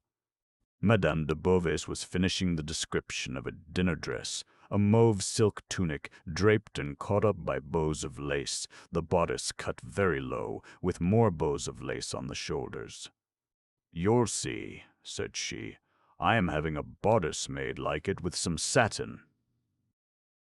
"I," interrupted Madame Bourdelais, "I wanted some velvet. Oh." Such a bargain, Madame Marty asked. How much for the silk? And off they started again, all together. Madame Guibal, Henriette, and Blanche were measuring, cutting out, and making up. It was a pillage of material, a ransacking of all the shops, an appetite for luxury which expended itself in toilettes longed for and dreamed of. Such a happiness to find themselves in an atmosphere of finery that they lived buried in it, as in the warm air necessary to their existence. Moray, however, had glanced towards the other drawing-room, and in a few phrases whispered into the Baron's ear, as if he were confiding to him one of those amorous secrets that men sometimes risk among themselves. He finished explaining the mechanism of modern commerce. And above the facts already given, right at the summit, appeared the exploitation of woman. Everything depended on that. The capital incessantly renewed, the system of piling up goods, the cheapness which attracts, the marking in plain figures which tranquilizes. It was for woman that all the establishments were struggling in wild competition. It was woman that they were continually catching in the snare of their bargains, after bewildering her with their displays.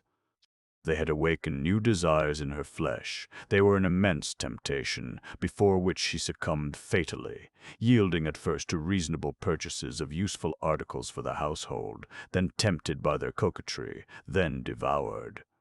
In increasing their business tenfold, in popularizing luxury, they became a terrible spending agency, ravaging the households, working up the fashionable folly of the hour, always dearer. And if woman reigned in their shops like a queen, cajoled, flattered, overwhelmed with attentions, she was an amorous one, on whom her subjects traffic, and who pays with a drop of her blood each fresh caprice. Through the very gracefulness of his gallantry, Moray thus allowed to appear the brutality of a Jew selling woman by the pound. He raised a temple to her, had her covered with incense by a legion of shopmen, created the rite of a new religion, thinking of nothing but her, continually seeking to imagine more powerful seductions, and behind her back, when he had emptied her purse and shattered her nerves, he was full of the secret scorn of a man to whom a woman had just been stupid enough to yield herself. "Once have the women on your side," whispered he to the Baron, and laughing boldly, "you could sell the very world." Now the Baron understood. A few sentences had sufficed, he guessed the rest, and such a gallant exploitation inflamed him, stirring up in him the memory of his past life of pleasure. His eyes twinkled in a knowing way, and he ended by looking with an air of admiration at the inventor of this machine for devouring the women. It was really clever.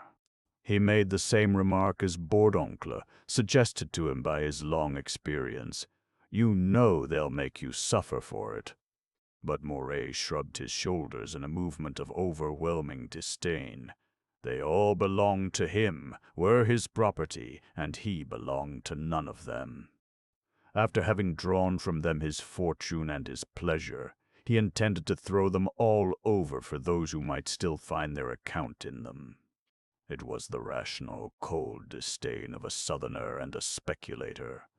"Well, my dear Baron," asked he in conclusion, "will you join me? Does this affair appear possible to you?" The Baron, half conquered, did not wish, however, to engage himself yet. A doubt remained beneath the charm which was gradually operating on him. He was going to reply in an evasive manner, when a pressing call from the ladies spared him the trouble. Voices were repeating, amidst silvery laughter, "Monsieur Moray! Monsieur Moray!" And as the latter, annoyed at being interrupted, pretended not to hear, Madame de Beauvais, who had just got up, came as far as the door of the little drawing-room. "You are wanted, Monsieur Moray. It isn't very gallant of you to bury yourself in a corner to talk over business." He then decided to go with an apparent good grace, an air of rapture which astonished the Baron. Both rose up and passed into the other drawing-room. "But I am quite at your service, ladies," said he on entering, a smile on his lips. he was greeted with a burst of triumph. He was obliged to go further forward. The ladies made room for him in their midst. The sun had just gone down behind the trees in the gardens. The day was departing. A fine shadow was gradually invading the vast apartment. It was the tender hour of twilight, that minute of discreet voluptuousness in the Parisian houses, between the dying brightness of the street and the lighting of the lamps downstairs. Monsieur de Beauvais and Valagnosc, still standing up before a window, threw a shadow on the carpet whilst, motionless in the last gleam of light which came in by the other window, Monsieur Marty, who had quietly entered, and whom the conversation of these ladies about dress had completely confused, placed his poor profile, a frock-coat, scanty but clean, his face pale and wan from teaching. "Is your sale still fixed for next Monday?" Madame Marty was just asking. "Certainly, madame," replied Moray, in a soft, sweet voice, an actor's voice, which he assumed when speaking to women. Henriette then intervened. "We are all going, you know. They say you are preparing wonders." "Oh, wonders," murmured he with an air of modest fatuity. "I simply try to deserve your patronage." But they pressed him with questions. Madame Bourdelais, Madame Guibal, Blanche even wanted to know. "Come, give us some details," repeated Madame de Beauvais persistently. "You are making us die of curiosity." And they were surrounding him when Henriette observed that he had not even taken a cup of tea. It was distressing. 4 of them set about serving him, but on condition that he would answer them afterwards. Henriette poured it out. Madame Marty held the cup, whilst Madame de Beauvais and Madame Bourdelais contended for the honor of sweetening it. Then, when he had declined to sit down and commenced to drink his tea slowly, standing up in the midst of them, they all approached, imprisoning him in the narrow circle of their skirts, and, with their heads raised, their eyes sparkling, they sat there smiling at him.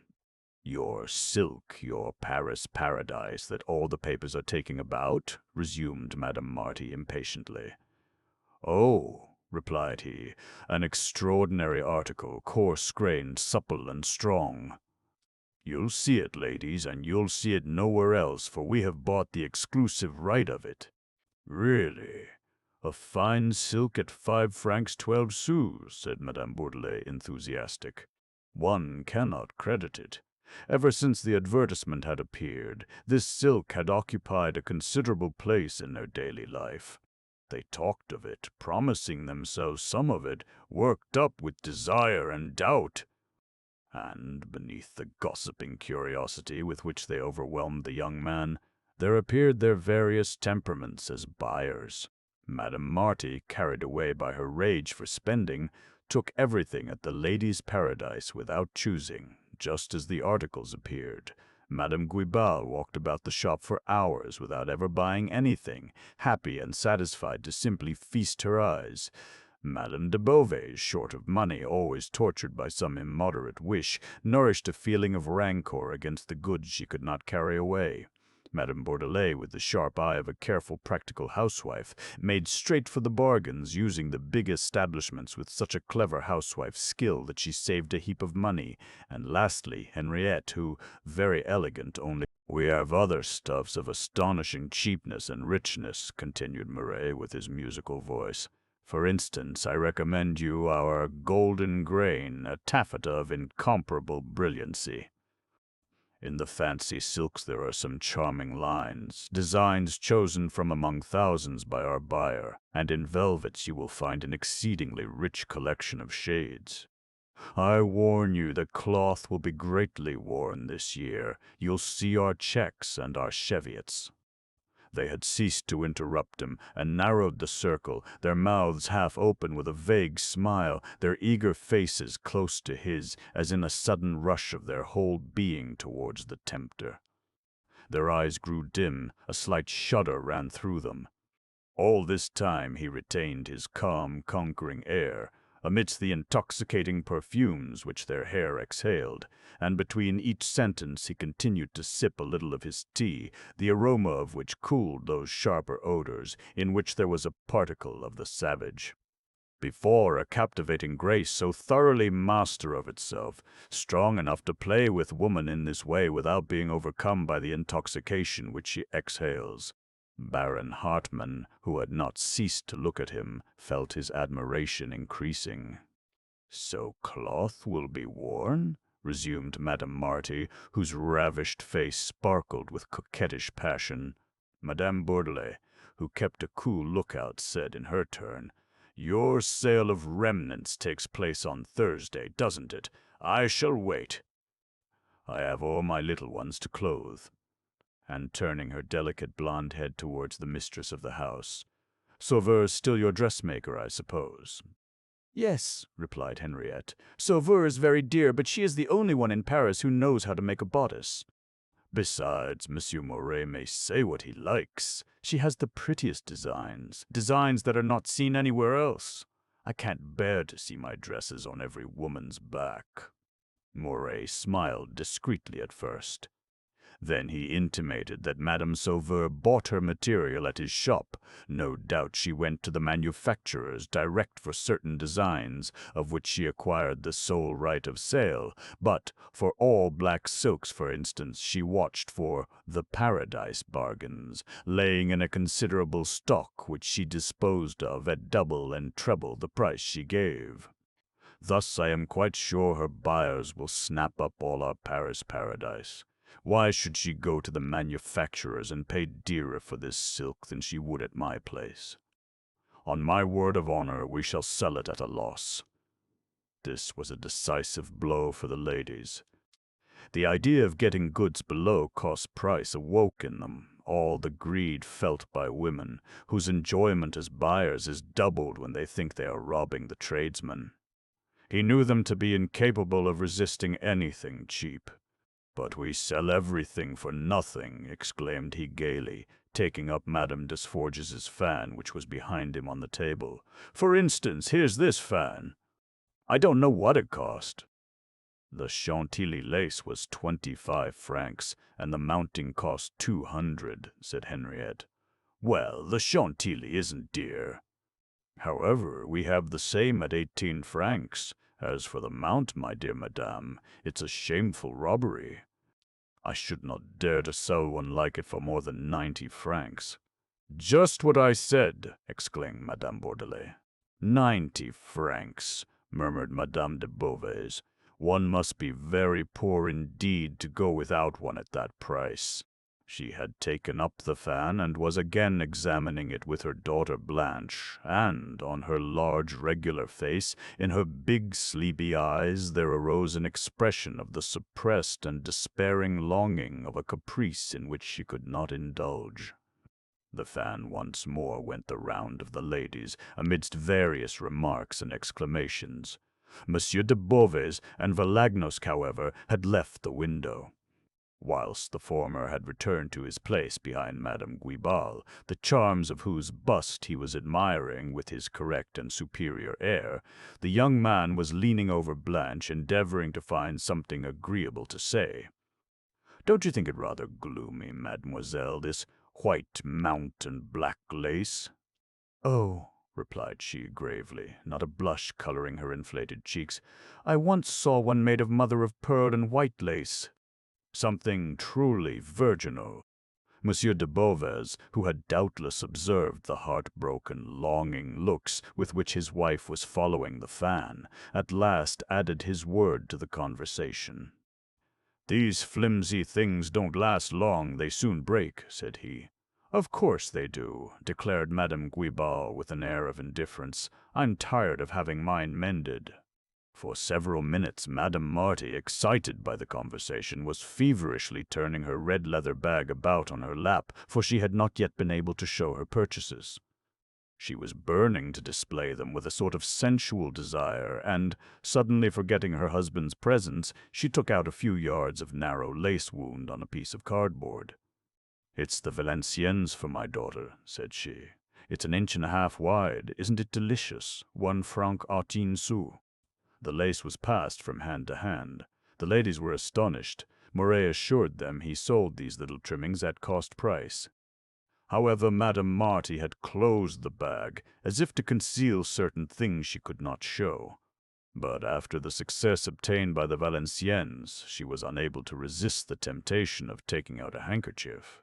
There was this handkerchief as well. Real Brussels, my dear. Oh, a bargain! 20 francs. And after that the bag became inexhaustible. She blushed with pleasure. A modesty like that of a woman undressing herself made her appear more charming and embarrassed at each fresh article she took out. There was a Spanish blonde lace cravat, 30 francs. She didn't want it, but the shopman had sworn it was the last, and that in future the price would be raised. Next came a Chantilly veil, rather dear, 50 francs. If she didn't wear it, she could make it do for her daughter.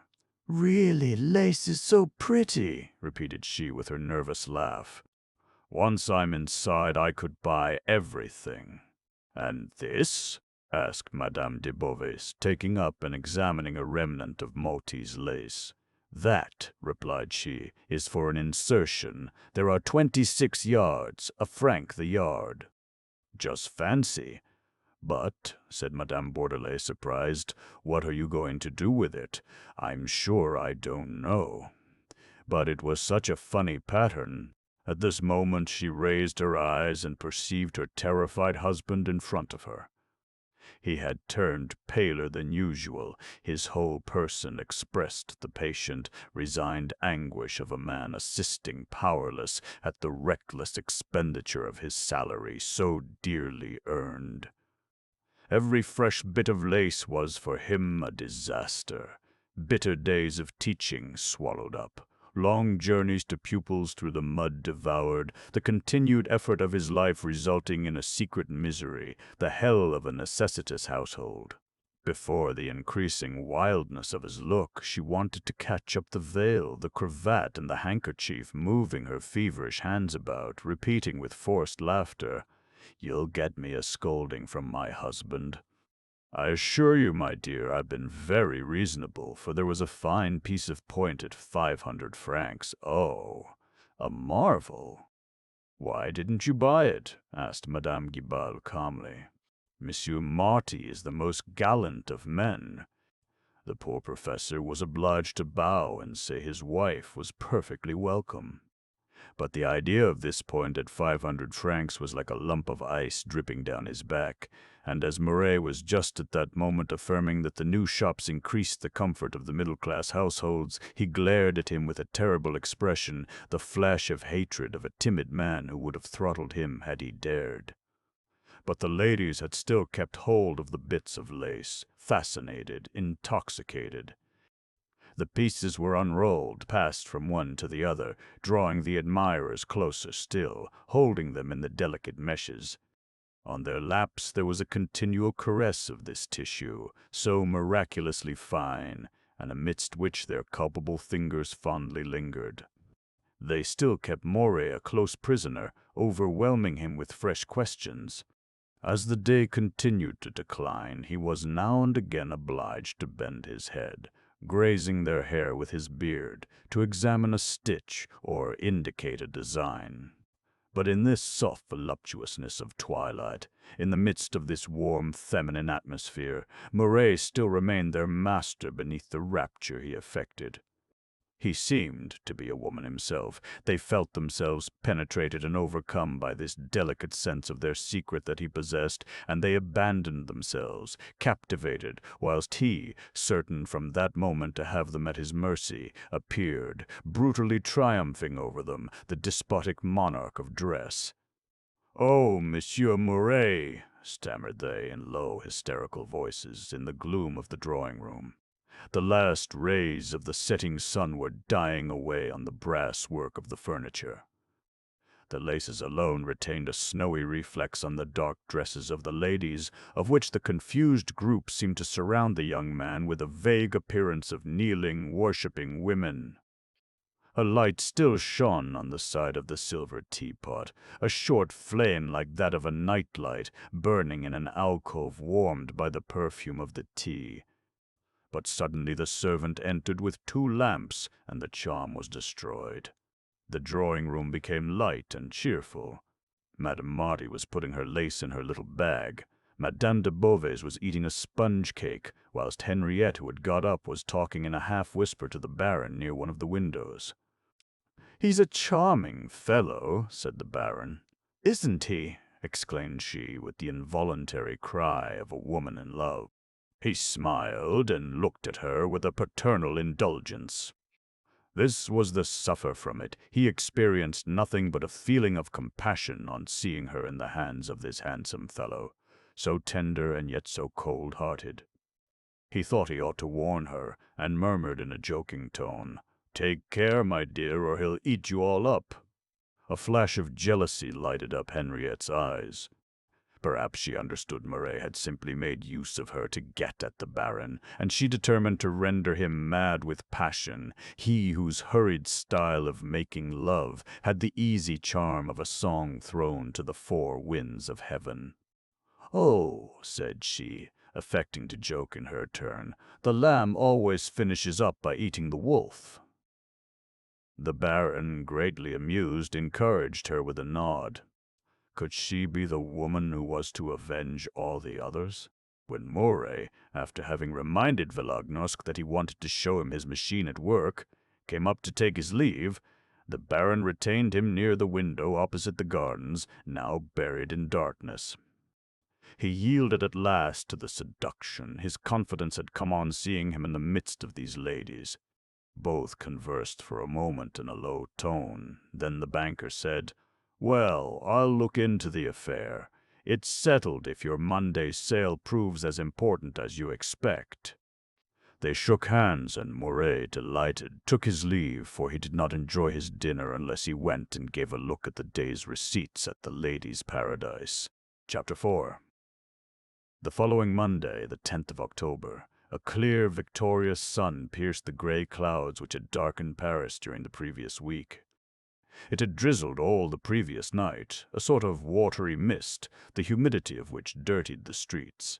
But in the early morning, thanks to the sharp wind which was driving the clouds away, the pavement had become drier, and the blue sky had a limpid, spring-like gaiety.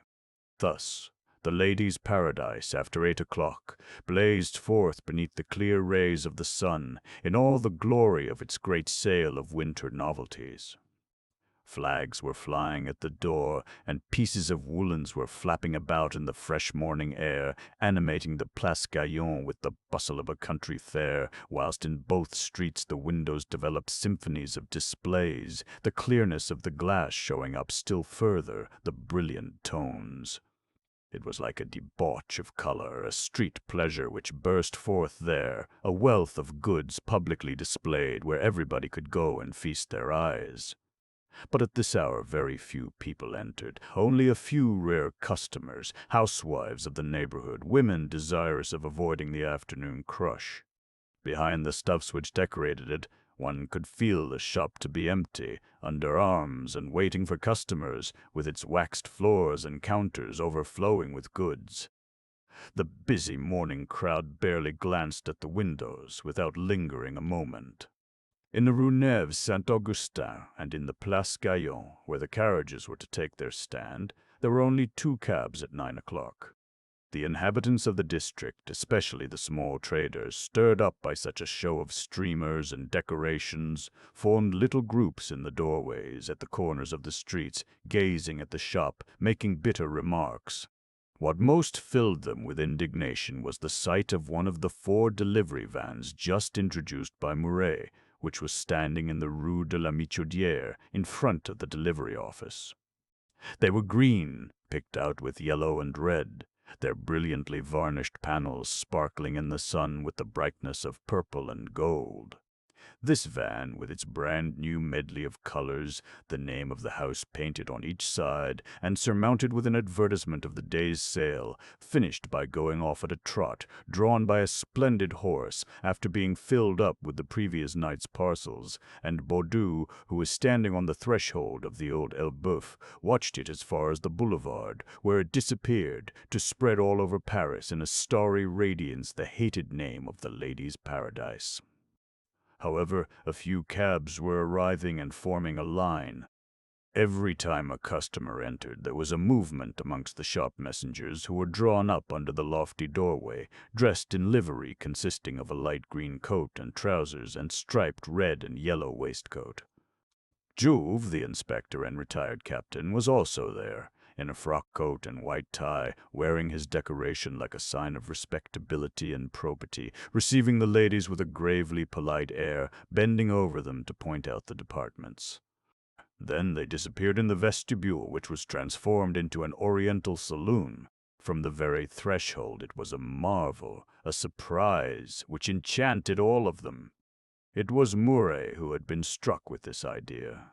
He was the old and new carpets, articles which up to the present had only been sold at curiosity shops at high prices, and he intended to flood the market with these goods, selling them at a little over-cost price, simply drawing from them a splendid decoration destined to attract the best class of art customers to his establishment. From the center of the Place Gaillon could be seen this oriental saloon, composed solely of carpets and door curtains which had been hung under his orders. The ceiling was covered with a quantity of Smyrna carpets, the complicated designs of which stood out boldly on a red ground. Then from each side there hung Syrian and Caramanian door curtains, speckled with green, yellow, and vermilion. Diyarbakir door curtains of a commoner type, rough to the touch, like shepherd's cloaks. Besides these there were carpets which could be used as door curtains and hangings, long Ispahan, Teheran, and Kermanshah rugs, the larger Shomaka and Madras carpets, a strange fluorescence of peonies and palms, the fancy let loose in a garden of dreams. On the floor were more carpets, a heap of greasy fleeces. In the center was an Agra carpet, an extraordinary article with a white ground and a broad, delicate blue border, through which ran violet-colored ornaments of exquisite design. Everywhere there was an immense display of marvelous fabrics, Mecca carpets with a velvety reflection, prayer carpets from Dagestan with a symbolic point, Kurdistan carpets covered with blossoming flowers, and finally, piled up in a corner, a heap of Gerdez, Kula, and Kerchur rugs from 15 francs apiece. This sumptuous pacha's tent was furnished with divans and armchairs, made with camel sacks, some ornamented with many-colored lozenges, others with primitive roses. Turkey, Arabia, and the Indies were all there. They'd emptied the palaces, plundered the mosques and bazaars. A barbarous gold tone prevailed in the weft of the old carpets, the faded tints of which still preserved a somber warmth as of an extinguished furnace, a beautiful burnt hue suggestive of the old masters. Visions of the East floated beneath the luxury of this barbarous art, amid the strong odor which the old wools had retained of the country of vermin and of the rising sun. In the morning at 8 o'clock, when Denise, who was to commence on that very Monday, had crossed the Oriental saloon, she stood there, lost in astonishment, unable to recognize the shop entrance, entirely overcome by this harem-like decoration planted at the door. A messenger having shown her to the top of the house, and handed her over to Madame Cabin, who cleaned and looked after the rooms, this person installed her in number 7, where her box had already been put. It was a narrow cell, opening on the roof by a skylight, furnished with a small bed, a walnut-wood wardrobe, a toilet table, and 2 chairs. 20 similar rooms ran along the convent-like corridor painted yellow, and, out of the 35 young ladies in the house, the 20 who had no friends in Paris slept there, whilst the remaining 15 lodged outside, a few with borrowed aunts and cousins.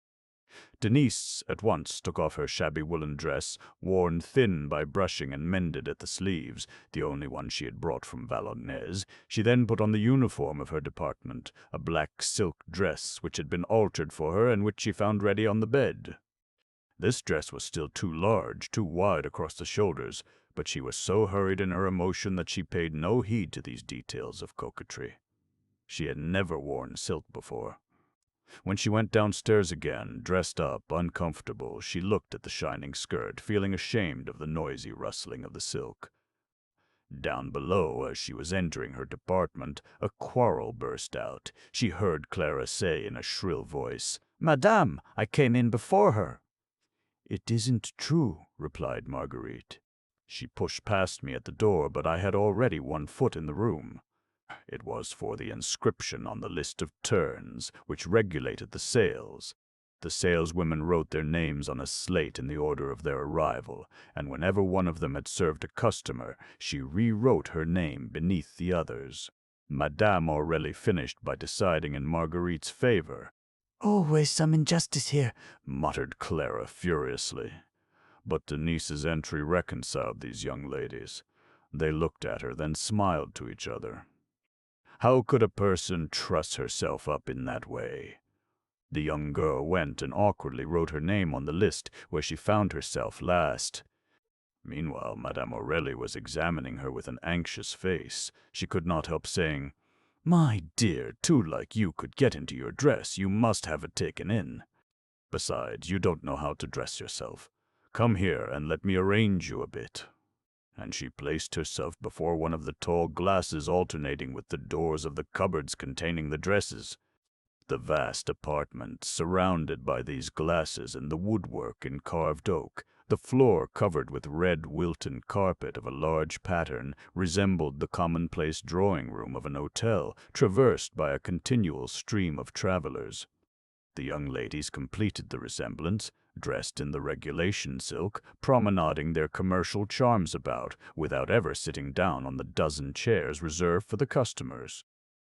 All wore between two buttonholes of the body of their dresses, as if stuck in their bosoms, a long pencil, with its point in the air, and half out of their pockets could be seen the white cover of the book of debit notes.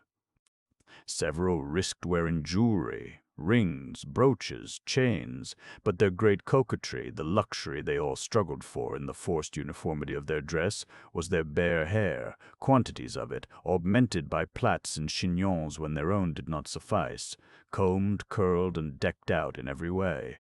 "Pull the waist down in front," said Madame Aurélie. "There you have now no hump on your back. And your hair, how can you massacre it like that?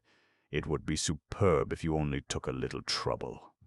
This was, in fact, Denise's only beauty. Of a beautiful flaxen hue, it fell down to her ankles, and when she did it up, it was so troublesome that she simply rolled it in a knot, keeping it together under the strong teeth of a bone comb. Clara, greatly annoyed by this head of hair, affected to laugh at it, so strange did it look, twisted up anyhow in its savage grace. She made a sign to a saleswoman in the underlinen department, a girl with a large face and agreeable manner. The two departments, which were close together, were in continual hostility, but the young ladies sometimes joined together in laughing at other people. "Mademoiselle Cugnot, just look at that mane," said Clara, whom Marguerite was nudging, feigning also to be on the point of bursting out laughing. But Mademoiselle Cugnot was not in the humor for joking. She had been looking at Denise for a moment, and she remembered what she had suffered herself during the first few months of her arrival in the establishment. "Well, what?" said she. "Everybody hasn't got a mane like that." And she returned to her place, leaving the two others very crestfallen. Denise, who had heard all, followed her with a look of thanks, while Madame Aurélie gave our heroine a book of debit notes with her name on it, saying, "Tomorrow you'll get yourself up better, and now try and pick up the ways of the house. Wait your turn for selling. Today's work will be very hard. We shall be able to judge of your capabilities." However, the department still remained deserted. Very few customers came up at this early hour. The young ladies reserved themselves, prudently preparing for the fatigues of the afternoon. Denise, intimidated by the thought that they were watching her, sharpened her pencil for the sake of something to do. Then, imitating the others, she stuck it into her bosom between two buttonholes and summoned up all her courage, determined to conquer a position. The previous evening they had told her she entered as a probationer. That is to say, without any fixed salary, she would simply have the commission and a certain allowance on everything she sold. But she fully hoped to earn 1,200 francs a year in this way, knowing that the good saleswomen earned as much as 2,000 when they liked to take the trouble. Her expenses were regulated. 100 francs a month would enable her to pay Pepe's board and lodging, assist Jean, who did not earn a sou, and procure some clothes and linen for herself. But in order to attain this large sum, she would have to show herself industrious and pushing, taking no notice of the ill will displayed by those around her, fighting for her share, even snatching it from her comrades if necessary. As she was thus working herself up for the struggle, a tall young man passing the department smiled at her, and when she saw it was Deloche, who had been engaged in the lace department the previous day, she returned his smile, happy at the friendship which thus presented itself, accepting this smile as a good omen. At 9:30 a bell rang for the first luncheon, then a fresh peal announced the second, and still no customers appeared. The second-hand, Madame Frederick, who, in her disagreeable widow's harshness, delighted in prophesying disasters, declared in short sentences that the day was lost, that they would not see a soul, that they might close the cupboards and go away, predictions which darkened Marguerite's flat face, she being a girl who looked sharp after her profits, whilst Clara, with her runaway horse appearance, was already dreaming of an excursion to the Verrières woods if the house failed. As for Madame Aurélie, she was there, silent and serious, promenading her Kaiser-like mask about the empty department, like a general who has a certain responsibility in victory and in defeat. About 11 o'clock a few ladies appeared. Denise's turn for serving had arrived. Just at that moment a customer came up. "The fat old girl from the country," murmured Marguerite. It was a woman of 45 who occasionally journeyed to Paris from the depths of some out-of-the-way place. There she saved up for months then, hardly out of the train she made straight for the ladies' paradise and spent all her savings. She very rarely ordered anything by letter. She liked to see and handle the goods, and laid in a stock of everything, even down to needles, which she said were excessively dear in her small town. The whole staff knew her, that her name was Bouturel, and that she lived at Albi, but troubled no further about her, neither about her position nor her mode of life. "How do you do, madame?" graciously asked Madame Aurélie, who had come forward. "And what can we show you? You shall be attended to at once." Then, turning round, "Now, young ladies." Denise approached, but Clara had sprung forward. As a rule, she was very careless and idle, not caring about the money she earned in the shop, as she could get plenty outside without trouble. But the idea of doing the newcomer out of a good customer spurred her on. "I beg your pardon, it's my turn," said Denise indignantly. Madame Aurélie set her aside with a severe look, saying, "There are no turns.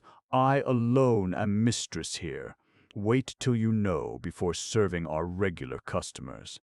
The young girl retired, and as the tears were coming in her eyes, and she wished to conceal this excess of sensibility, she turned her back, standing up before the window, pretending to be looking into the street.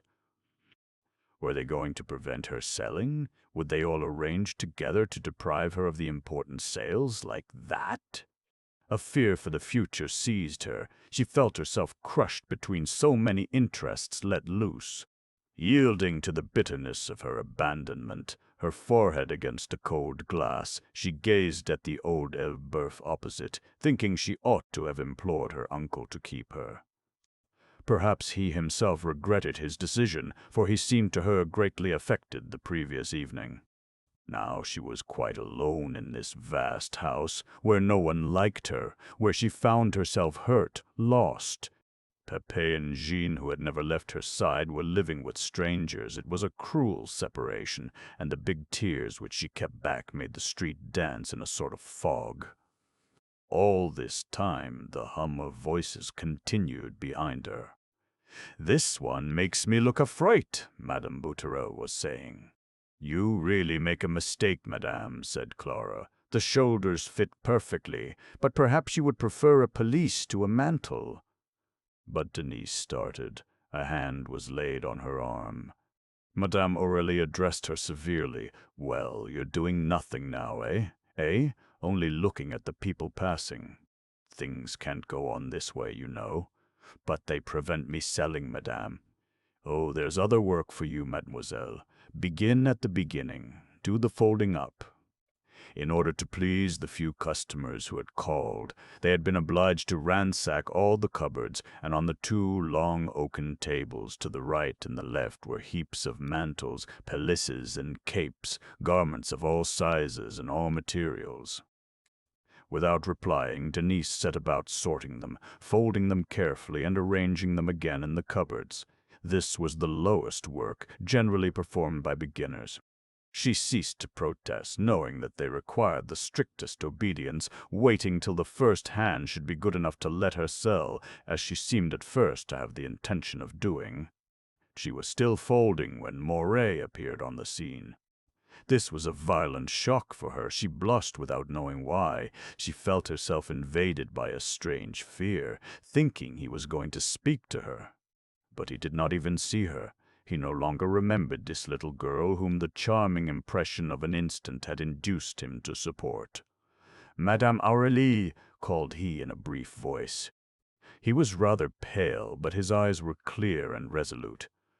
In making the tour of the departments he had found them empty, and the possibility of a defeat had suddenly presented itself in the midst of his obstinate faith in fortune. True, it was only 11 o'clock. He knew by experience that the crowd never arrived much before the afternoon. But certain symptoms troubled him. At the previous sales, a general movement had taken place from the morning even. Besides, he did not see any of those bare-headed women, customers living in the neighborhood, who usually dropped into his shop as into a neighbor's. Like all great captains, he felt at the moment of giving battle a superstitious weakness, notwithstanding his habitually resolute attitude. Things would not go on well. He was lost, and he could not have explained why. He thought he could read his defeat on the faces of the passing ladies even. Just at that moment, Madame Bouturel, she who always bought something, was going away, saying, "No, you have nothing that pleases me. I'll decide later on." Mouret watched her depart. Then, as Madame Aurélie ran up at his call, he took her aside, and they exchanged a few rapid words. She wore a despairing air and was evidently admitting that things were looking bad. For a moment they remained face to face, seized with one of those doubts which generals conceal from their soldiers. Ultimately he said out loud in his brave way, "If you want assistance, understand, take a girl from the workroom. She'll be a little help to you." He continued his inspection in despair. He had avoided Bourdoncle all the morning, for his anxious doubts irritated him. On leaving the underlinen department, where business was still worse, he dropped right onto him and was obliged to submit to the expression of his fears. He did not hesitate to send him to the devil with a brutality that even his principal employees came in for when things were looking bad. "Get out of my way," said he. "Everything is going on all right. I shall end by pitching out the tremblers." Moray planted himself alone on the landing of the hall staircase. From there he commanded the whole shop. Around him the departments on the seemed heartbreaking. In the lace department, an old woman was having everything turned over and buying nothing, whilst three good-for-nothing minxes in the underlinen department were slowly choosing some collars at 18 sous. Down below, under the covered galleries, in the ray of light which came in from the street, he noticed that the customers were commencing to get more numerous.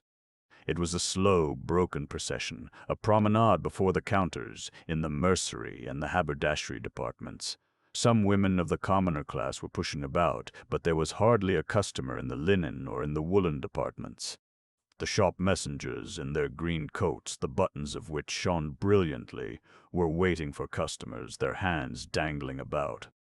Now and again there passed an inspector with a ceremonious air, very stiff in his white necktie.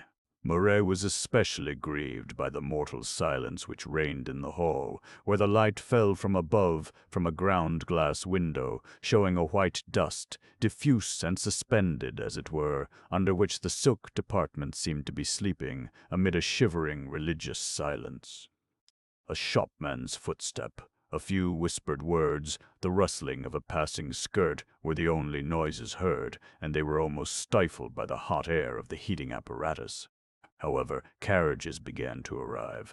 The sudden piffling up of the horses was heard, and immediately after the banging of the carriage doors. Outside, a distant tumult was commencing to make itself heard. Groups of idlers were pushing in front of the windows. Cabs were taking up their positions in the Place Gaillon. There were all the appearances of an approaching crowd. But on seeing the idle cashiers leaning back on their chairs behind their wickets, and observing that the parcel tables with their boxes of string and reams of blue packing paper remained unoccupied, Mouret, though indignant with himself for being afraid, thought he felt his immense machine stop and turn cold beneath him. "I say, Favier," murmured Hutin, "look at the governor up there. He doesn't seem to be enjoying himself." "This is a rotten shop," replied Favier. "Just fancy, I've not sold a thing yet." Both of them, waiting for customers, whispered such short remarks from time to time without looking at each other. The other salesmen of the department were occupied in arranging large bales of the Paris Paradise under Robineau's orders, whilst Balthemont, in full consultation with a thin young woman, seemed to be taking an important order. Around them, on frail and elegant shelves, the silks, folded in long pieces of creamy paper, were heaped up like pamphlets of an unusual size, and, encumbering the counters, were fancy silks, moires, satins, velvets, presenting the appearance of mown flowers, quite a harvest of delicate precious tissues. This was the most elegant of all the departments. A veritable drawing-room where the goods, so light and airy, were nothing but a luxurious furnishing. "I must have 100 francs by Sunday," said Hutin. "If I don't make an average of 12 francs a day, I'm lost." "I'd reckoned on this sale." "By Jovel, 100 francs, that's rather stiff," said Favier. "I only want 50 or 60. You must go in for swell women, then." "Oh, no, my dear fellow. It's a stupid affair. I made a bet and lost. So I have to stand at dinner for 5 persons, 2 fellows and 3 girls. Hang me. The first one that passes, I'll let her in for 20 yards of Paris Paradise." They continued talking for several minutes, relating what they had done the previous day and what they intended to do the next week. Favier did a little betting. Hutin did a little boating and kept music-hall singers. But they were both possessed by the same desire for money, struggling for it all the week and spending it all on Sunday. It was their sole preoccupation in the shop, an hourly and pitiless struggle. And that cunning Balthemont had just managed to get hold of Madame Sauveur's messenger, the skinny woman with whom he was talking. Good business, 3 or 4 dozen pieces at least, for the celebrated dressmaker always gave good orders. At that moment, Robineau took it into his head to do Favier out of a customer. "Oh, as for that fellow, we must settle up with him," said Hutin, who took advantage of the slightest thing in order to stir up the salesman against the man whose place he coveted. "Ought the first and second hands to sell. My word of honor. My dear fellow, if ever I become second, you'll see how well I shall act with the others." And all his little Norman person, so fat and jolly, played the good-natured man energetically. Favier could not help casting a side glance towards him, but he preserved his phlegmatical air, contenting himself with replying, "Yes, I know. I should be only too pleased." Then, as a lady came up, he added in a lower tone, "Look out! Here's one for you." It was a lady with a blotchy face, a yellow bonnet, and a red dress. Hutin immediately recognized in her a woman who would buy nothing. He quickly stooped behind the counter, pretending to be doing up his bootlace, and, thus concealed, he murmured, "No fear, let someone else take her." I don't want to lose my turn. However, Robineau called out, "Whose turn, gentlemen? Monsieur Houtin's. Where's Monsieur Houtin?" And as this gentleman still gave no reply, it was the next salesman who served the lady with the blotches. Houtin was right. She simply wanted some samples with the prices, and she kept the salesman more than 10 minutes, overwhelming him with questions. However, Robineau had seen Houtin get up from behind the counter, so that when another customer arrived, he interfered with a stern air, stopping the young man who was rushing forward. "Your turn is past. I called you, and as you were there behind—" "But I didn't hear you, sir." "That'll do. Write your name at the bottom. Now, Monsieur Favier, it's your turn." Favier, greatly amused at heart at this adventure, threw a glance at his friend, as if to excuse himself. Houtin, with pale lips, had turned his head away. What enraged him was that he knew the customer very well, an adorable blonde who often came to their department, and whom the salesmen called amongst themselves the pretty lady, knowing nothing of her, not even her name. She bought a great deal, had her purchases taken to her carriage, and immediately disappeared. Tall, elegant, dressed with exquisite taste, she appeared to be very rich, and to belong to the best society. "Well, and your courtesan?" asked Houtin of Favier, when the latter returned from the pay-desk where he had accompanied the lady. "Oh, a courtesan," replied the other. "I fancy she looks too ladylike for that. She must be the wife of a stockbroker or a doctor or something of that sort." "Don't tell me, it's a courtesan." "With their grand lady airs, it's impossible to tell now. A daze." Favier looked at his book of debit notes. "I don't care," said he. "I've stuck her for 293 francs. That makes nearly 3 francs for me." Houtin bit his lips and vented his spleen on the debit notebooks. Another invention for cramming their pockets. There was a secret rivalry between these two. Favier, as a rule, pretended to sing small, to recognize Houtin's superiority, but in reality devouring him all the while behind his back. Thus Houtin was wild at the thought of the 3 francs pocketed so easily by a salesman whom he considered to be his inferior in business. A fine day's work. If it went on like this, he would not earn enough to pay for the seltzer water for his guests. And in the midst of the battle, which was now becoming fiercer, he walked along the counters with hungry eyes, eager for his share, jealous even of his superior, who was just showing the thin young woman out and saying to her, "Very well. It's understood. Tell her I'll do my best to obtain this favor from Monsieur Mouret." Mouret had quitted his post on the stairs some time before. Suddenly he reappeared on the landing of the principal staircase which communicated with the ground floor, and from there he commanded a view of the whole establishment. His face had regained its color, his faith was restored and increasing before the crowd which was gradually filling the place. It was the expected rush at last, the afternoon crush, which he had for a moment despaired of. All the shopmen were at their posts. A last ring of the bell had announced the end of the 3rd lunch. The disastrous morning, due no doubt to a shower which fell about 9 o'clock, could still be repaired, for the blue sky of early morn had resumed its victorious gaiety. Now that the first-floor departments were becoming animated, he was obliged to stand back to make way for the women who were going up to the underclothing and dress departments, whilst, behind him, in the lace and the shawl departments, he heard large sums bandied about. But the sight of the galleries on the ground floor especially reassured him. There was a crowd at the haberdashery department, and even the linen and woolen departments were invaded. The procession of buyers closed up, nearly all of a higher class at present, with a few lingering housewives. Under the pale light of the silk hall, ladies had taken off their gloves to feel the Paris paradise, talking in half-whispers. And there was no longer any mistaking the noises arriving from outside, rolling of cabs, banging of carriage doors, and increasing tumult in the crowd. He felt the machine commencing to work under him, getting up steam and reviving, from the pay desks where the money was jingling and the tables where the messengers were hurriedly packing up the goods, down to the basement in the delivery room, which was quickly filling up with the parcels sent down, and the underground rumbling of which seemed to shake the whole house. In the midst of the crowd was the inspector, Juve, walking about gravely, watching for thieves.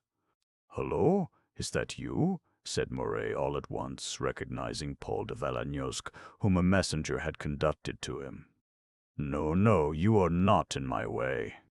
Besides, you've only to follow me if you want to see everything, for today I stay at the breach." He still felt anxious.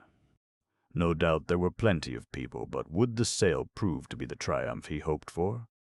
However, he laughed with Paul, carrying him off gaily. "It seems to be picking up a bit," said Hutin to Favier. "But somehow I've no luck. There are some days that are precious bad. My word, I've just made another miss. That old frump hasn't bought anything." And he glanced towards a lady who was walking off, casting looks of disgust at all the goods. He was not likely to get fat on his 1,000 francs a year, unless he sold something. As a rule, he made 7 or 8 francs a day commission, which gave him with his regular pay an average of 10 francs a day. Favier never made much more than 8, and there was this animal taking the bread out of his mouth, for he had just sold another dress, a cold-natured fellow who had never known how to amuse a customer. It was exasperating. "Those chaps over there seem to be doing very well," remarked Favier, speaking of the salesmen in the hosiery and haberdashery departments. But Hutin, who was looking all round the place, suddenly asked, "Do you know Madame Desforges, the governor's sweetheart? Look, that dark woman in the glove department who is having some gloves tried on by Mignot." He stopped, then resumed in a low tone as if speaking to Mignot, on whom he continued to keep his eyes. "Oh, go on, old man. You may pull her fingers about as much as you like. That won't do you any good. We know your conquests." There was a rivalry between himself and the glove man, the rivalry of 2 handsome fellows, who both affected to flirt with the lady customers. As a matter of fact, they had neither had any real conquests to boast about. Mignot lived on the legend of a police superintendent's wife who had fallen in love with him, whilst Hutin had really conquered a lace-maker who had got tired of wandering about in the doubtful hotels in the neighborhood. But they invented a lot of mysterious adventures, leading people to believe in all sorts of appointments made by titled ladies between 2 purchases. "You should get hold of her," said Favier in his sly, artful way. "That's a good idea," exclaimed Hutin. "If she comes here, I'll let her in for something extensive. I want a 5-franc piece." In the glove department, quite a row of ladies were seated before the narrow counter covered with green velvet and edged with nickel silver, and the smiling shopmen were heaping up before them the flat boxes of a bright red, taken out of the counter itself, and resembling the ticketed drawers of a secretaire. Mignot especially was bending his pretty doll-like face over his customer, his thick Parisian voice full of tender inflections. He had already sold Madame Desforges a dozen pairs of kid gloves, the Paradise gloves, one of the specialities of the house. She then took 3 pairs of Swedish, and was now trying on some Saxon gloves, for fear the size should not be exact. "Oh, quite perfect, madam," repeated Mignot. 6 1/4 would be too large for a hand like yours." Half lying on the counter, he was holding her hand, taking the fingers one by one, slipping the glove on with a long, renewed, and persistently caressing air, looking at her as if he expected to see in her face the signs of a voluptuous joy. But she, with her elbow on the velvet counter, her wrist raised, gave him her fingers with the unconcerned air with which she gave her foot to her maid to allow her to button her boot. For her he was not a man. She employed him for such private work with the familiar disdain she showed for the people in her service, without looking at him even. "I don't hurt you, madame," she replied. "No," with a shake of the head. The smell of the Saxon gloves, that savage smell as of sugared musk, troubled her as a rule, and she sometimes laughed about it, confessing her taste for this equivocal perfume, in which there is a suspicion of the wild beast fallen into some girl's powder box. But seated at this commonplace counter, she did not notice the smell of the gloves. It raised no sensual feeling between her and this salesman doing his work. "And what next, madame?" "Nothing, thanks. Be good enough to carry the parcel to the pay desk. Number 10 for Madame Desforges." Being a constant customer, she gave her name at a pay desk and had each purchase sent there without wanting a shopman to follow her. When she had gone away, Mignot turned towards his neighbor and winked, and would have liked him to believe that wonderful things had just taken place. "By Jove! I'd like to dress her all over," said he coarsely. Meanwhile, Madame Desforges continued her purchases. She turned to the left, stopping in the linen department to procure some dusters. Then she walked round the shop, going as far as the woolen department at the further end of the gallery. As she was satisfied with her cook, she wanted to make her a present of a dress. The woolen department overflowed with a compact crowd. All the lower middle-class women were there, feeling the stuff, absorbed in mute calculations, and she was obliged to sit down for a moment. The shelves were piled up with great rolls of stuff which the salesmen were taking down one by one with a sudden pull. They were beginning to get confused with these encumbered counters, on which the stuffs were mixing up and tumbling over each other. It was a rising tide of neutral tints, heavy woolen tones, iron grays and blue-grays, with here and there a Scotch tartan and a blood-red ground of flannel breaking out. And the white tickets on the pieces were like a shower of rare white flakes falling on a black December soil. Behind a pile of poplin, Leonard was joking with a tall girl without hat or bonnet, a work girl sent by her mistress to match some merino. He detested these big sale days, which tired him to death, and he endeavored to shirk his work, getting plenty of money from his father, not caring a fig about the business, doing just enough to avoid being dismissed. "Listen to me, Mademoiselle Fanny," he was saying. "You are always in a hurry. Did the striped vicuña do the other day? I shall come and see you and ask for my commission." But the girl escaped, laughing, and Leonard found himself before Madame Desforges, whom he could not help asking, "What can I serve you with, madame?" She wanted a dress, not too dear, but yet strong. Leonard, with the view of sparing his arms, which was his principal care, maneuvered to make her take one of the stuffs already unfolded on the counter. There were cashmeres, serges, vicuñas, and he declared that there was nothing better to be had. They never wore out, but none of these seemed to satisfy her. On one of the shelves she had observed a blue serge, which she wished to see. He made up his mind at last and took down the roll, but she thought it too rough. Then he showed her a cheviot, some diagonal, some grays, every sort of woolens, which she felt out of curiosity for the pleasure of doing so, decided at heart to take no matter what. The young man was thus obliged to empty the highest shelves. His shoulders cracked. The counter had disappeared under the silky grain of the cashmeres and poplins, the rough nap of the cheviot, and the tufty down of the vicuña. There were samples of every material and every tint. Though she had not the least wish to buy any, she asked to see some grenadine and some chambray gauze. Then, when she had seen enough, she said, "Oh, after all, the first is the best. It's for my cook." Yes, the serge, the one at 2 francs. And when Leonard had measured it, pale with suppressed anger, she added, "Have the goodness to carry that to pay. Desk number 10 for Madame Desforges."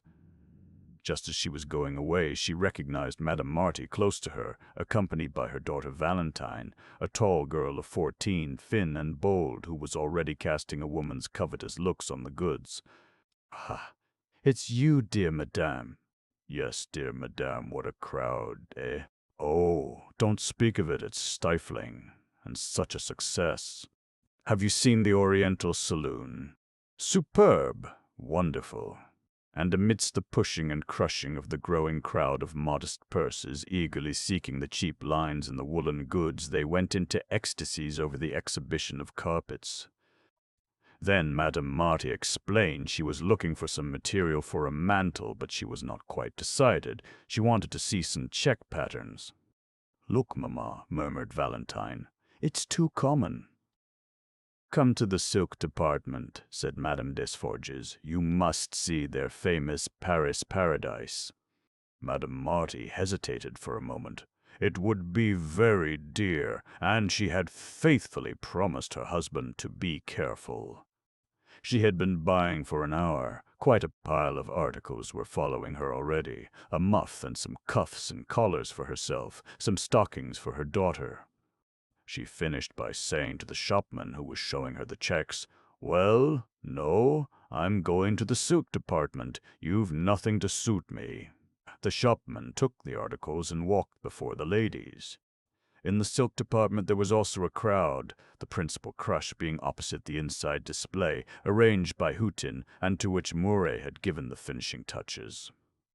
It was at the further end of the hall, around one of the small wrought-iron columns which supported the glass roof, a veritable torrent of stuffs, a puffy sheet falling from above and spreading out, well, down to the floor. At first stood out the light satins and tender silks, the satins à la Reine and Renaissance with the pearly tones of spring water, light silks transparent as crystals, Nile green, Indian azure, May rose, and Danube blue. Then came the stronger fabrics, marvelous satins, duchess silks, warm tints, rolling in great waves, and right at the bottom, as in a fountain basin, reposed the heavy stuffs, the figured silks, the damasks, brocades, and lovely silvered silks in the midst of a deep bed of velvet of every sort, black, white, and colored, skillfully disposed on silk and satin grounds, hollowing out with their medley of colors a still lake in which the reflex of the sky seemed to be dancing. The women, pale with desire, bent over as if to look at themselves, and before this falling cataract they all remained standing with the secret fear of being carried away by the eruption of such luxury, and with the irresistible desire to jump in amidst it and be lost. "Here you are, then," said Madame Desforges, on finding Madame Bourdelais installed before a counter. "Ah, good morning," replied the latter, shaking hands with the ladies. "Yes, I've come to have a look. What a prodigious exhibition. It's like a dream. And the Oriental Saloon. Have you seen the Oriental Saloon? Yes, extraordinary. But beneath this enthusiasm, which was to be decidedly the fashionable note of the day, Madame Bourdelais retained her practical housekeeper's coolness. She was carefully examining a piece of Paris Paradise, for she had come on purpose to take advantage of the exceptional cheapness of this silk, if she found it really advantageous. She was doubtless satisfied with it, for she took 25 yards, hoping it would be sufficient to make a dress for herself and a cloak for her little girl. "What? You are going already?" resumed Madame Desforges. "Take a walk round with us." "No, thanks. They are waiting for me at home. I didn't like to risk bringing the children into this crowd." And she went away, preceded by the salesman carrying the 25 yards of silk, and who led her to pay desk, number 10, where young Albert was getting confused with all the demands for bills with which he was besieged. When the salesman was able to approach, after having inscribed his sale on the debit note, he called out the item, which the cashier entered in a register. Then it was checked over, and the leaf torn off the salesman's book of debit notes was stuck on a file near the receipting stamp. 140 francs, said Albert. Madame Bourdelais paid and gave her address, for having come on foot she did not wish to be troubled with a parcel. Joseph had already got the silk behind the pay desk and was tying it up, and the parcel, thrown into a basket on wheels, was sent down to the delivery department, where all the goods in the shop seemed to be swallowed up with a sluice-like noise. Meanwhile, the block was becoming so great in the silk department that Madame Desforges and Madame Marty could not at first find a salesman disengaged. They remained standing, mingling with the crowd of ladies who were looking at the silks and feeling them, staying there hours without making up their minds. But the Paris paradise was a great success. Around it pressed one of those crowds which decides the fortune of a fashion in a day. A host of shopmen were engaged in measuring off this silk one could see above the customers' heads. The pale glimmer of the unfolded pieces, in the continual coming and going of the fingers along the oak-yard measures hanging from brass rods. One could hear the noise of the scissors cutting the silk, without ceasing as the sale went on, as if there were not enough shopmen to suffice for all the greedy, outstretched hands of the customers. "It really isn't bad for 5 francs 12 sous," said Madame Desforges, who had succeeded in getting hold of a piece at the edge of the table. Madame Marty and her daughter experienced a disappointment. The newspapers had said so much about it that they had expected something stronger and more brilliant. But Beaumont had just recognized Madame Desforges, and in order to get in the good graces of such a handsome lady, who was supposed to be all-powerful with the governor, he came up with his rather coarse amiability. What? No one was serving her. It was unpardonable. He begged her to be indulgent, for really they did not know which way to turn.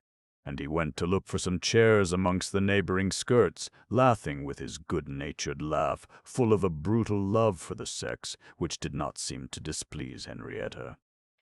"I say," murmured Favier, on going to take some velvet from a shelf behind Hutin, "there's Beaumont making up to your mash." Hutin had forgotten Madame Desforges, beside himself with rage with an old lady who, after having kept him a quarter of an hour, had finished by buying a yard of black satin for a pair of stays. In the busy moments they took no notice of the turns. Each salesman served the customers as they arrived.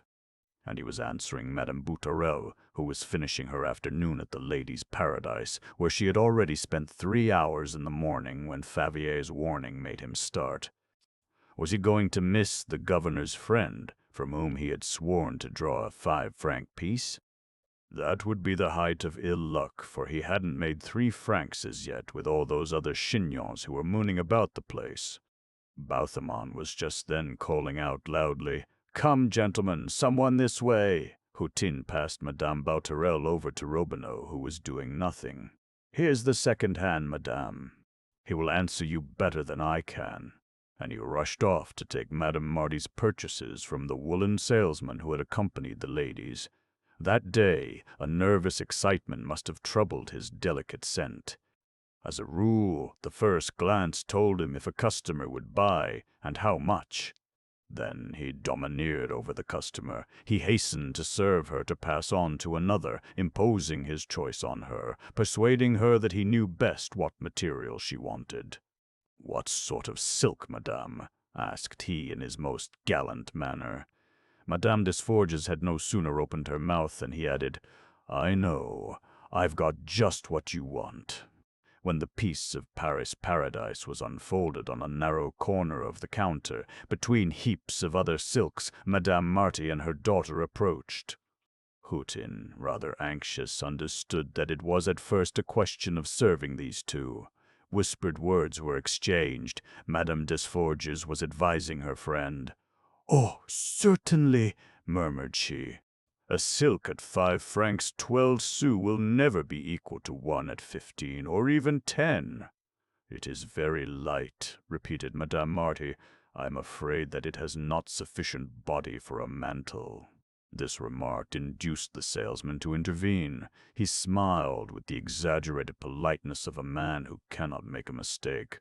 "But, madam, flexibility is the chief quality of this silk. It will not crumple. It's exactly what you want."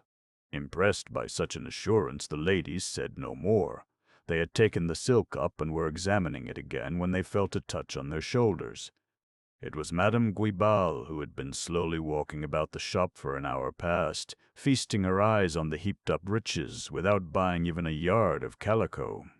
And there was another explosion of gossip. "What? Is that you?"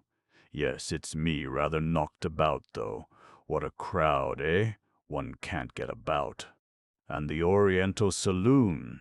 Ravishing. Good heavens, what a success. Stay a moment, we will go upstairs together. No, thanks, I've just come down. Hu Tin was waiting, concealing his impatience with a smile that did not quit his lips. Were they going to keep him there long? Really, the women took things very coolly. It was like taking his money out of his pocket.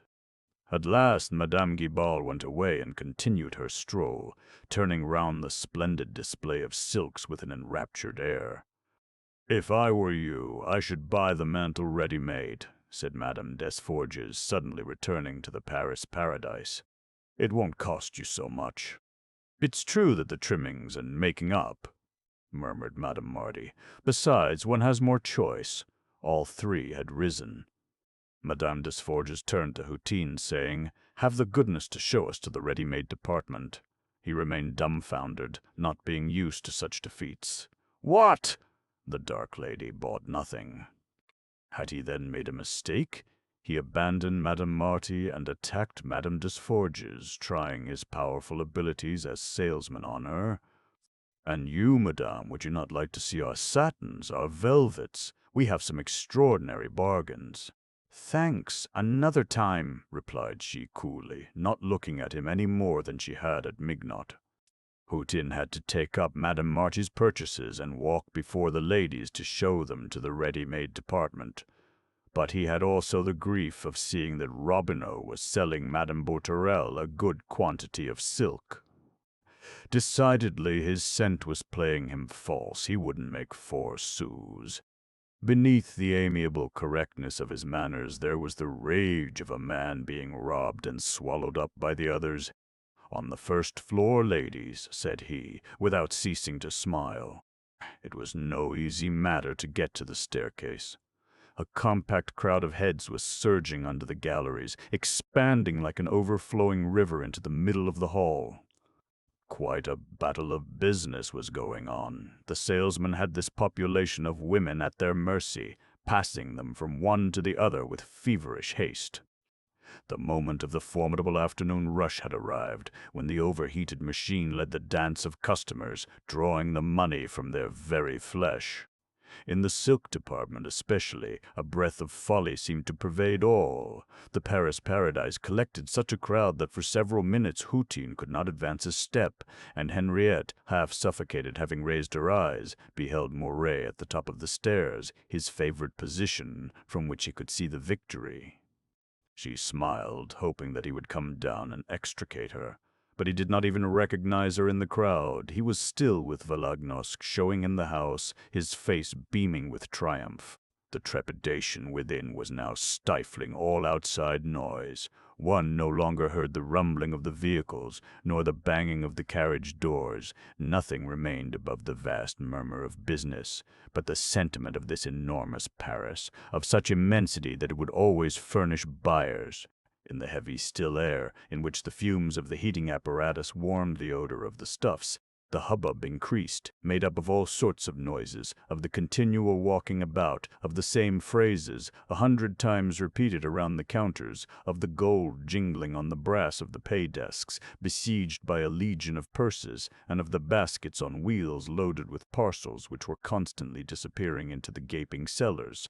And, amidst the fine dust, everything finished by getting mixed up. It became impossible to recognize the divisions of the different departments. The haberdashery department over there seemed drowned. Further on, in the linen department, a ray of sunshine entering by the window in the Rue Neuve Saint-Augustin was like a golden dart in a heap of snow close by. In the glove and woolen departments, a dense mass of bonnets and chignons hid the background of the shop from view. The toilettes were no longer visible. The headdresses alone appeared, decked with feathers and ribbons. A few men's hats introduced here and there a black spot, whilst the women's pale complexions assumed in the fatigue and heat the transparencies of the camellia. At last, Hu Tin, thanks to his vigorous elbows, was able to open a way for the ladies by keeping in front of them. But on ascending the stairs, Henriette could not find Mouret, who had just plunged Volagnosk right into the crowd to complete his bewilderment, himself feeling the physical want of a dip into this bath of success. He lost his breath deliciously. He felt against his limbs a sort of caress from all his customers. "To the left, ladies," said Houghton, still attentive, notwithstanding his increasing exasperation. Up above there was the same block. It invaded even the furnishing department, usually the quietest. The shawl, the fur, and the underclothing departments swarmed with people. As the ladies were crossing the lace department, another meeting took place. Madame de Beauvais was there with her daughter Blanche, both buried in the articles Deloche was showing them, and Houghton had to make another halt, bundle in hand. "Good afternoon." "I was just thinking of you. I have been looking for you myself. But how can you expect to find anyone in this crowd? It's magnificent, isn't it? Dazzling, my dear. We can hardly stand. And you're buying? Oh, no, we're only looking round. It rests us a little to be seated." As a fact, Madame de Beauvais, scarcely possessing more than her cab fare in her purse, was having all sorts of laces handed down, simply for the pleasure of seeing and handling them. She had guessed Deloche to be a new salesman, slow and awkward, who dared not resist the customer's whims, and she took advantage of his bewildered good nature and kept him there half an hour, still asking for fresh articles. The counter was covered. She dived her hands into this increasing mountain of lace, Malines, Valenciennes, and Chantilly, her fingers trembling with desire, her face gradually warming with a sensual joy, whilst Blanche, close to her, agitated by the same passion, was very pale, her flesh inflated and soft. The conversation continued. Houghton, standing there waiting their good pleasure, could have slapped their faces. "Ah," said Madame Marty, "you're looking at some cravats and handkerchiefs like those I showed you the other day." It was true Madame de Beauvais, tormented by Madame Marty's lace since the previous Saturday, had been unable to resist the desire to at least handle some like it, as the allowance her husband made her did not permit her to carry any away. She blushed slightly, explaining that Blanche wanted to see the Spanish blonde cravats. Then she added, "You are going to the ready-made department. Well, we'll see you again. Shall we say in the Oriental Saloon?" "That's it, in the Oriental Saloon. Superb, isn't it?" And they separated enraptured amidst the obstruction produced by the sale of the insertions and small trimmings at low prices. Deloche, glad to be occupied, recommenced emptying the boxes before the mother and daughter. And amidst the groups pressed along the counters, Juve the inspector was slowly walking about with his military air, displaying his decoration, watching over these fine and precious goods, so easy to conceal up a sleeve. When he passed behind Madame de Beauvais, surprised to see her with her arms plunged in such a heap of lace, he cast a quick glance at her feverish hands. "To the right, ladies," said Houghton, resuming his march. He was beside himself with rage. Was it not enough that he had missed a sale down below? Now they kept him waiting at each turning of the shop, and in his annoyance there was a strong feeling of the rancor existing between the textile departments and the ready-made departments, which were in continual hostility, fighting over the customers, stealing each other's percentage and commission. Those of the silk department were more enraged than those of the woolen whenever they were obliged to show a lady to where the ready-made articles were kept, when she decided to take a mantle after looking at various sorts of silk. "Mademoiselle Vadon," said Houghton in an angry voice when he at last arrived in the department. But she passed by without listening, absorbed in a sale which she was conducting. The room was full. A stream of people were crossing it, coming in by the door of the lace department and going out by the door of the underclothing department, whilst to the right customers were trying on garments and posing before the glasses. The red carpet stifled the noise of the footsteps. The distant roar from the ground floor died away, giving place to a discreet murmur, a drawing-room warmth deadened by the crowd of women. "Mademoiselle Prunaire!" cried out Houghton. And as she took no notice either, he added between his teeth, so as not to be heard, "A set of frights!"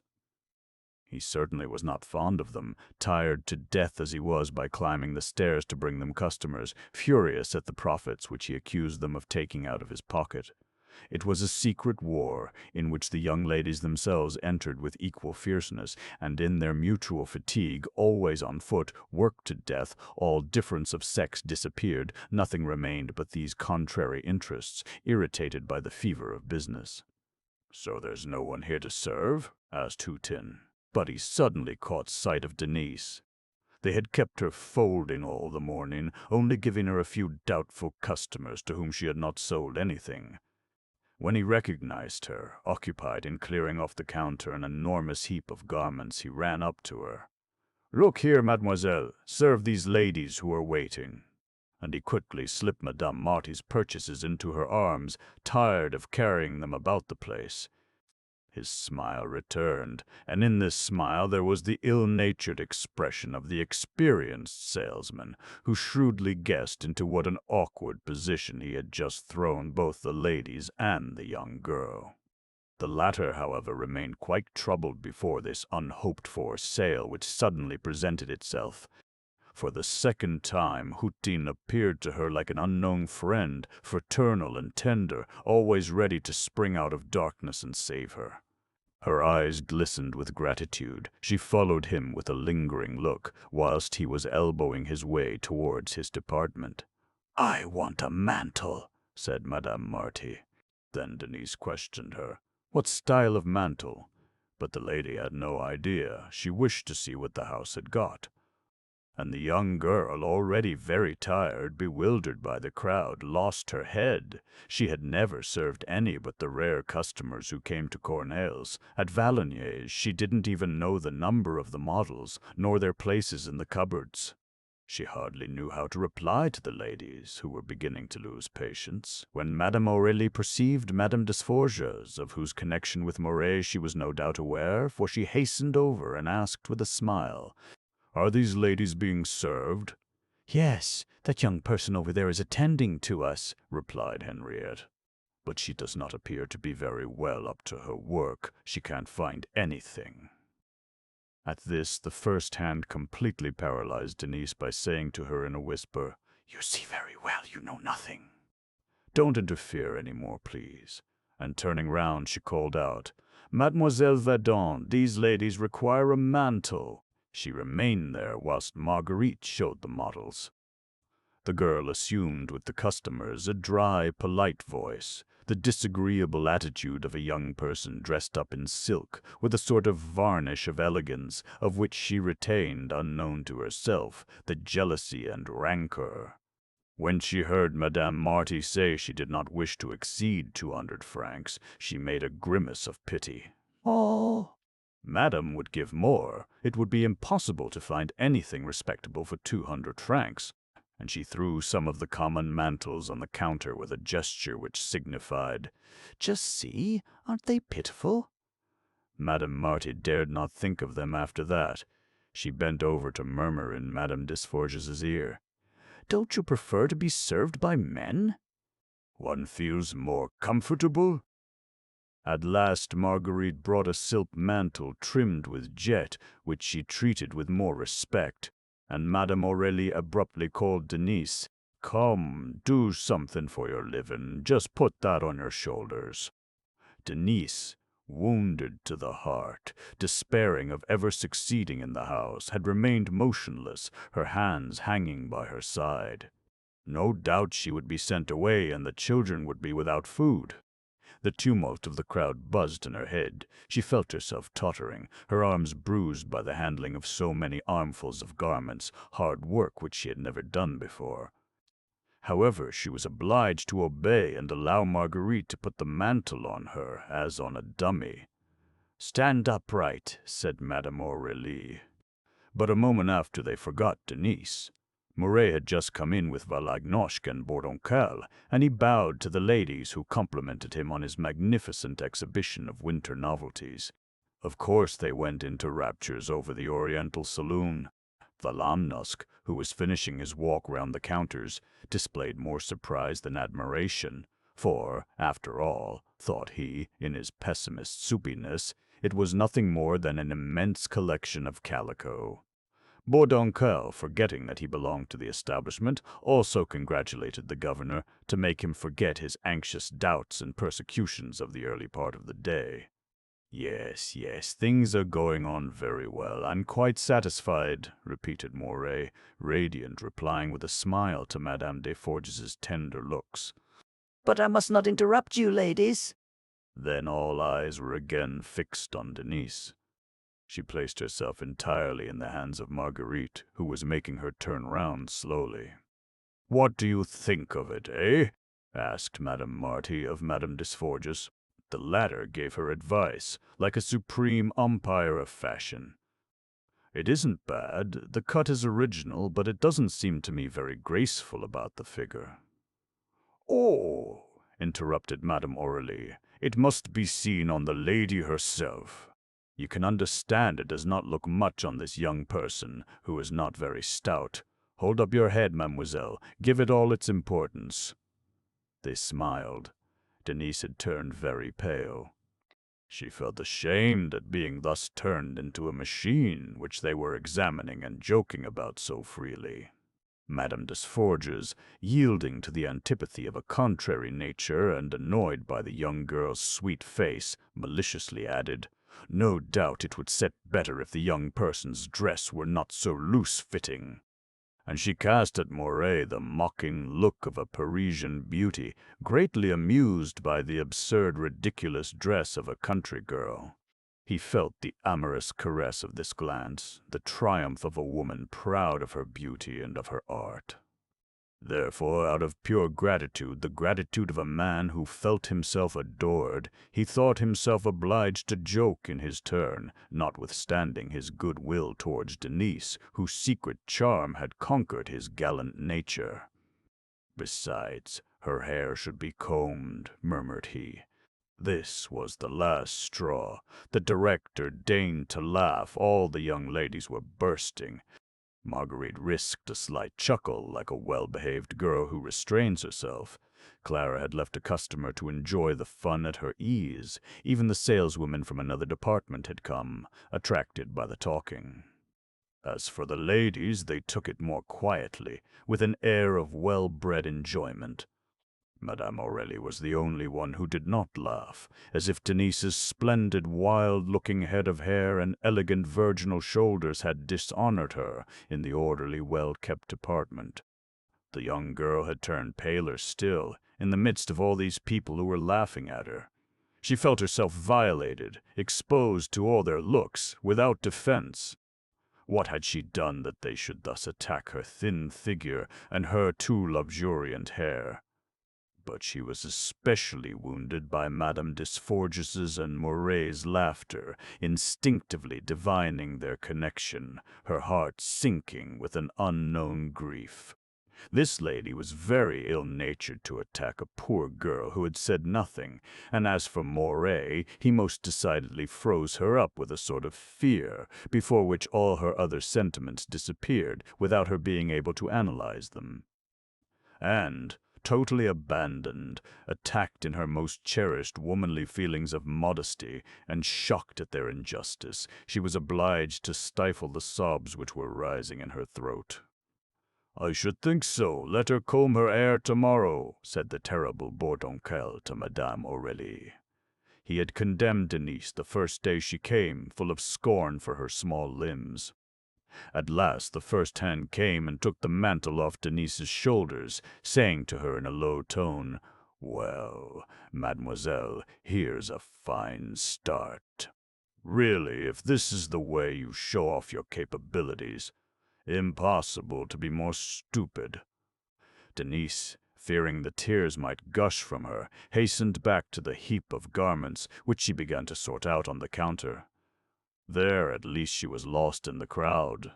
Fatigue prevented her thinking, but she suddenly felt Pauline near her, a saleswoman in the underclothing department who had already defended her that morning.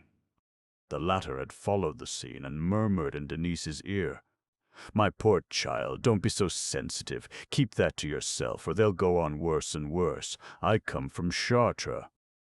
Yes, exactly. Pauline Kubno is my name, and my parents are millers. Well, they would have devoured me the first few days if I had not stood up firm. Come, be brave.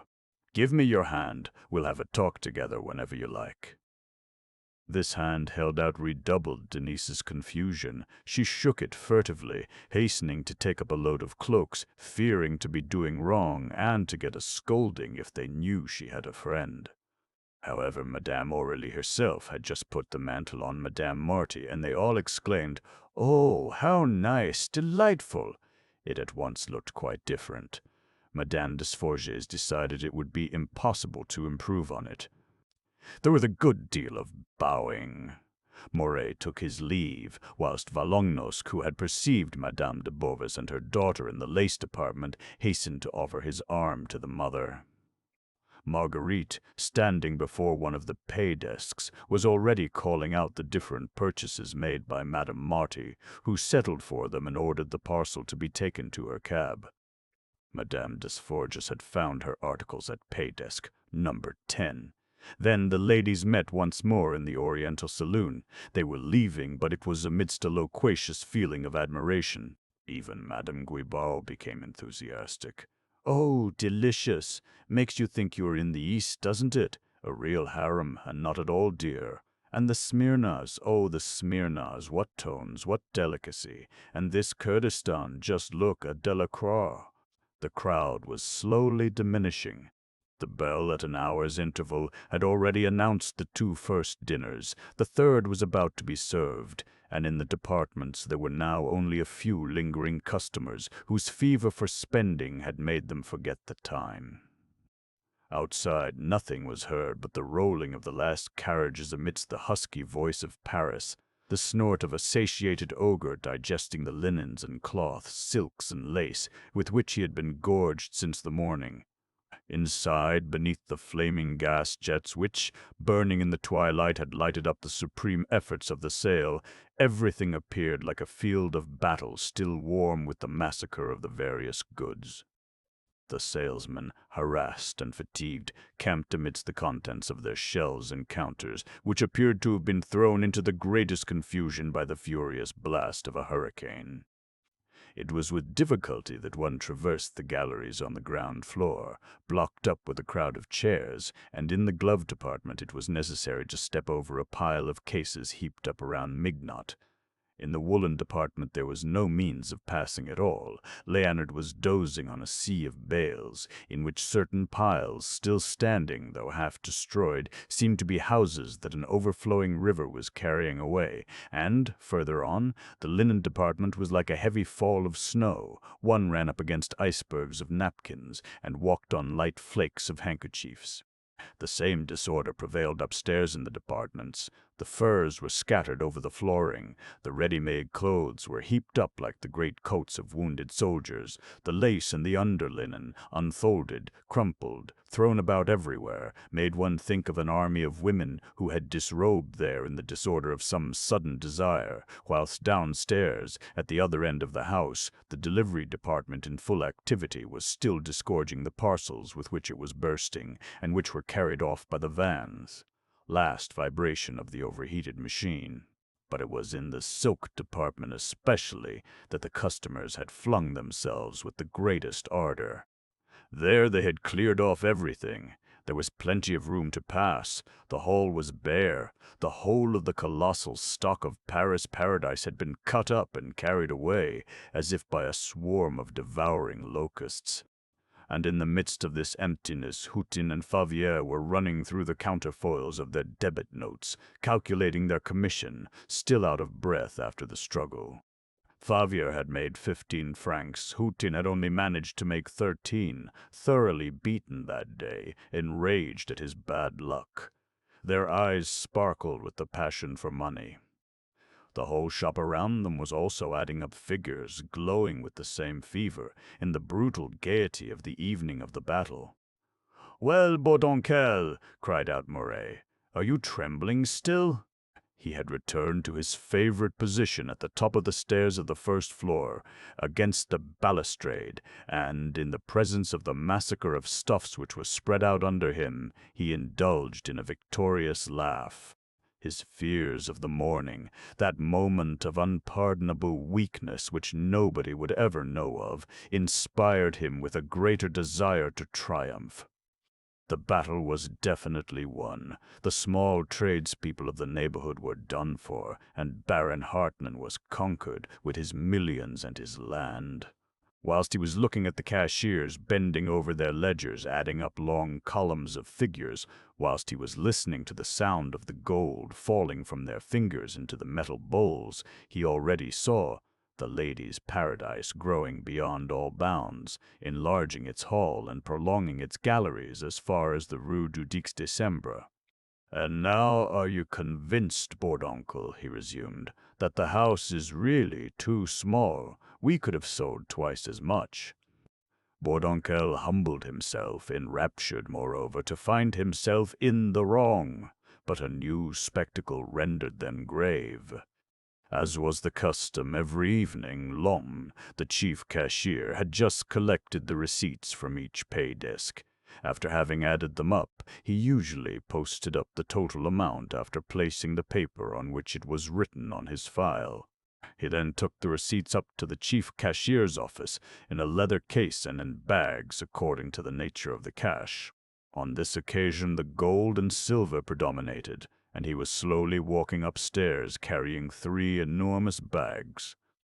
Deprived of his right arm, cut off at the elbow, he clasped them in his left arm against his breast, holding one up with his chin to prevent its slipping. His heavy breathing could be heard at a distance. He passed along, staggering and superb, amidst the respectful shopmen. "How much, L'Homme?" asked Moret. 80,742 francs, 2 sous, replied the cashier. A joyous laugh stirred up. The ladies' paradise. The amount ran through the establishment. It was the highest figure ever attained in one day by a draper's shop. That evening, when Denise went up to bed, she was obliged to lean against the partition in the corridor under the zinc roof. When in her room, and with the door closed, she fell down on the bed. Her feet pained her so much. For a long time she continued to look with a stupid air at the dressing-table, the wardrobe, all the hotel-like nudity. This, then, was where she was going to live, and her first day tormented her, an abominable, endless day. She would never have the courage to go through another. Then she perceived she was dressed in silk, and this uniform depressed her. She was childish enough before unpacking her box to put on her old woolen dress which hung on the back of a chair. But when she was once more dressed in this poor garment of hers, a painful emotion choked her. The sobs which she had kept back all day burst forth suddenly in a flood of hot tears. She fell back on the bed, weeping at the thought of the 2 children, and she wept on without feeling to have the strength to take off her boots, completely overcome with fatigue and grief. Chapter 5. The next day Denise had scarcely been downstairs half an hour when Madame Aurélie said to her in her sharp voice, "You are wanted at the directorate, mademoiselle." The young girl found Moret alone, in the large office hung with green rep. He had suddenly remembered the unkempt girl, as Bourdoncle called her, and he, who usually detested the part of fault-finder, had had the idea of sending for her and waking her up a bit, if she were still dressed in the style of a country wench. The previous day, notwithstanding his pleasantry, he had experienced in Madame Desforges's presence a feeling of wounded vanity on seeing the elegance of one of his saleswomen discussed. He felt a confused sentiment, a mixture of sympathy and anger. "We have engaged you, mademoiselle," commenced he, "out of regard for your uncle, and you must not put us under the sad necessity—" But he stopped. Opposite him, on the other side of the desk, stood Denise, upright, serious, and pale. Her silk dress was no longer too big for her, but fitted tight round her pretty figure, displaying the pure lines of her virgin shoulders, and if her hair, knotted in thick tresses, still appeared untidy, she tried at least to keep it in order. After having gone to sleep with her clothes on, her eyes red with weeping, the young girl had felt ashamed of this attack of nervous sensibility on waking up about 4 o'clock, and she had immediately set about taking in her dress. She had spent an hour before the small looking-glass, combing her hair, without being able to reduce it as she would have liked to. "Ah, thank heavens," said Moray. "You look better this morning." "But there's still that dreadful hair." He rose from his seat and went up to her to try and smooth it down in the same familiar way Madame Aurélie had attempted to do it the previous day. "There! Just tuck that in behind your ear. The chignon is too high." She did not speak, but let him continue to arrange her hair. Notwithstanding her vow to be strong, she had arrived at the office full of misgivings, certain that she had been sent for to be informed of her dismissal. And Moray's evident kindliness did not reassure her. She still felt afraid of him, feeling when near him that uneasiness which she attributed to a natural anxiety in the presence of a powerful man on whom her fate depended. When he saw her so trembling under his hands, which were grazing her neck, he was sorry for his movement of good nature, for he feared above all to lose his authority. "In short, mademoiselle," resumed he, once more placing the desk between himself and her, "try and look to your appearance. You are no longer at Valognes. Study our Parisian young ladies. If your uncle's name has sufficed to gain your admittance to our house, I feel sure you will carry out what your person seemed to promise to me. Unfortunately, everybody here is not of my opinion. Let this be a warning to you. Don't make me tell a falsehood." He treated her like a child, with more pity than kindness, his curiosity in matters feminine simply awakened by the troubling womanly charm which he felt springing up in this poor and awkward child. And she, whilst he was lecturing her, having suddenly perceived Madame Hédouin's portrait, the handsome regular face smiling gravely in the gold frame, felt herself shivering again, notwithstanding the encouraging words he addressed to her. This was the dead lady, she whom people accused him of having killed in order to found the house with the blood of her body. Moray was still speaking. "Now you may go," said he at last, sitting down and taking up his pen. She went away, heaving a deep sigh of relief.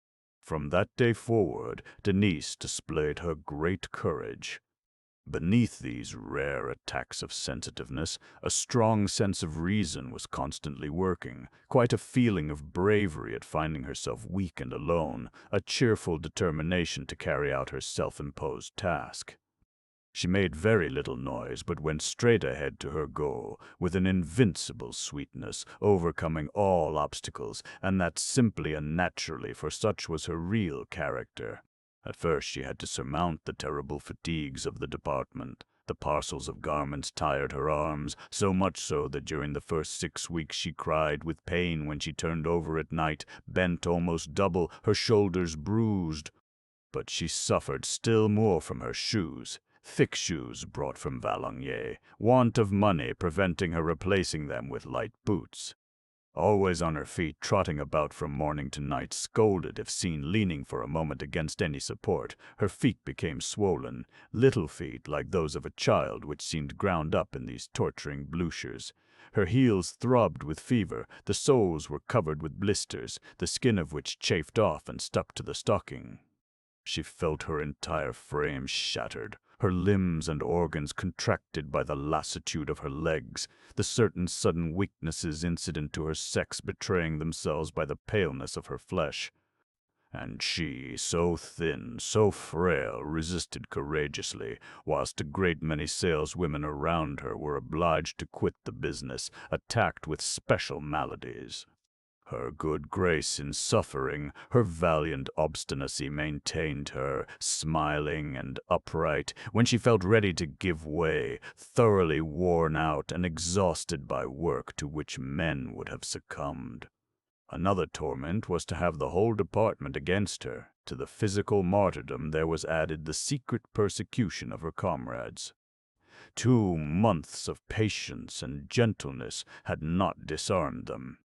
She was constantly exposed to wounding remarks, cruel inventions, a series of slights which cut her to the heart in her longing for affection. They had joked for a long time over her unfortunate first appearance. The words "clogs" and "numbskull" circulated.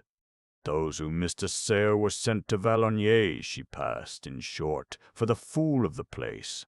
Then, when she revealed herself later on as a remarkable saleswoman, well up in the mechanism of the house, the young ladies arranged together so as never to leave her a good customer. Marguerite and Clara pursued her with an instinctive hatred, closing up the ranks in order not to be swallowed up by this newcomer, whom they really feared in spite of their affectation of disdain. As for Madame Aurélie, she was hurt by the proud reserve displayed by the young girl, who did not hover round her skirts with an air of caressing admiration. She therefore abandoned Denise to the rancor of her favorites, to the favored ones of her court, who were always on their knees, engaged in feeding her with a continual flattery which her large, authoritative person needed to make it blossom forth. For a while, the second-hand Madame Frederick appeared not to enter into the conspiracy, but this must have been by inadvertence, for she showed herself equally harsh the moment she saw to what annoyances her good nature was likely to expose her. Then the abandonment became complete. They all made a butt of the unkempt girl, who lived in an hourly struggle, only managing by the greatest courage to hold her own in the department. Such was her life now. She had to smile, look brave and gracious in a silk dress which did not belong to her, although dying with fatigue, badly fed, badly treated, under the continual menace of a brutal dismissal. Her room was her only refuge, the only place where she could abandon herself to the luxury of a cry when she had suffered too much during the day. But a terrible coldness fell from the zinc roof. Covered with the December snow, she was obliged to nestle in her iron bedstead, throw all her clothes over her, and weep under the counterpane to prevent the frost chapping her face. Murray never spoke to her now. When she caught Bourdoncale's severe looks during business hours, she trembled, for she felt in him a born enemy who would not forgive her the slightest fault. And amidst this general hostility, Jouve the inspector's strange friendliness astonished her. If he met her in any out-of-the-way corner, he smiled at her, made some amiable remark. Twice he had saved her from being reprimanded without any show of gratitude on her part, for she was more troubled than touched by his protection. One evening, after dinner, as the young ladies were setting the cupboards in order, Joseph came and informed Denise that a young man wanted her below. She went down, feeling very anxious. "Hullo," said Clara. "The unkempt girl has got a young man." "He must be hard up for a sweetheart," declared Marguerite. Downstairs at the door Denise found her brother Jean. She had formally prohibited him from coming to the shop in this way, as it looked very bad. But she did not dare to scold him, so excited did he appear, bareheaded, out of breath through running from the Faubourg du Temple. "Have you got 10 francs?" stammered he. "Give me 10 francs, or I'm a lost man." The young rascal looked so comical with his flowing locks and handsome girlish face, launching out with this melodramatic phrase, that she could have smiled had it not been for the anguish which this demand for money caused her. "What, 10 francs?" she murmured. "Whatever's the matter?" He blushed, and explained that he had met a friend's sister. Denise stopped him, feeling embarrassed, not wishing to know any more about it. Twice already had he rushed in to obtain similar loans, but the first time it was only 25 sous and the next 30. He was always getting mixed up with women. "I can't give you 10 francs," resumed she. "Pépé's board isn't paid yet, and I've only just the money. I shall have hardly enough to buy a pair of boots, which I want badly." "You really are not reasonable, Jean. It's too bad of you." "Well, I'm lost," repeated he with a tragical gesture. Just listen, little sister, she's a tall, dark girl. We went to the cafe with her brother. I never thought the drinks. She had to interrupt him again, and as tears were coming into his eyes, she took out her purse and slipped a 10-franc piece into his hand. He at once set up a laugh.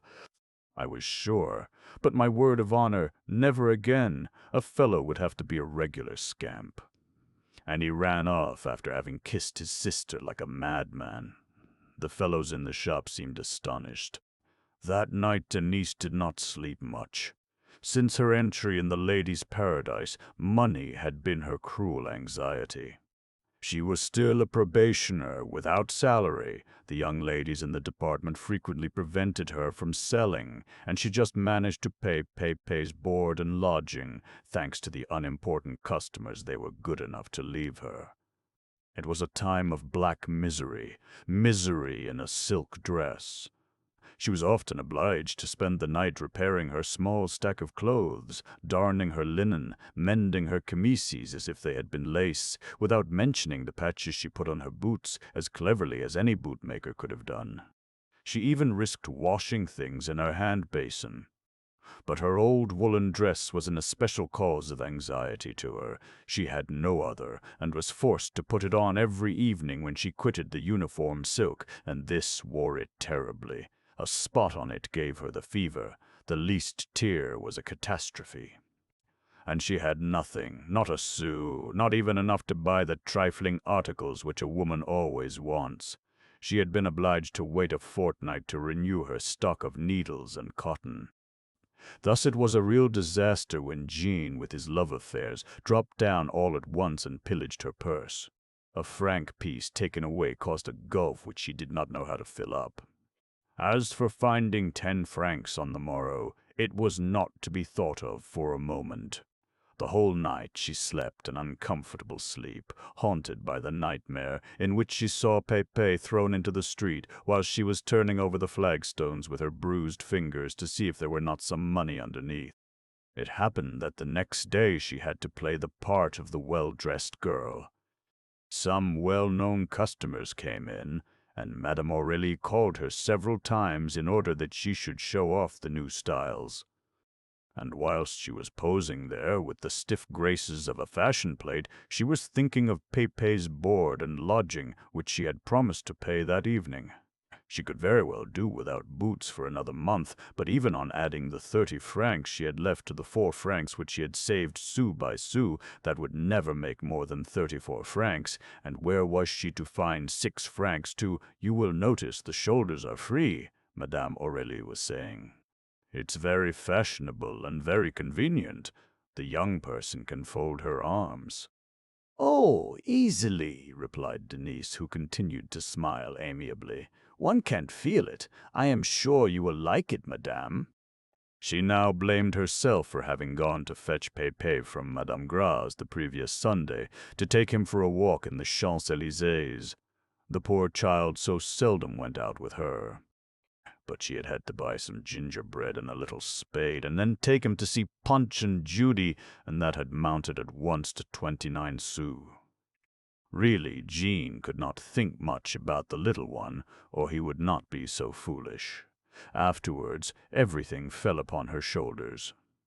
"Of course, if it does not suit you, madame," resumed the first hand, "just put this cloak on, mademoiselle, so that the lady may judge." And Denise walked slowly round with the cloak on, saying, "This is warmer. It's this year's fashion."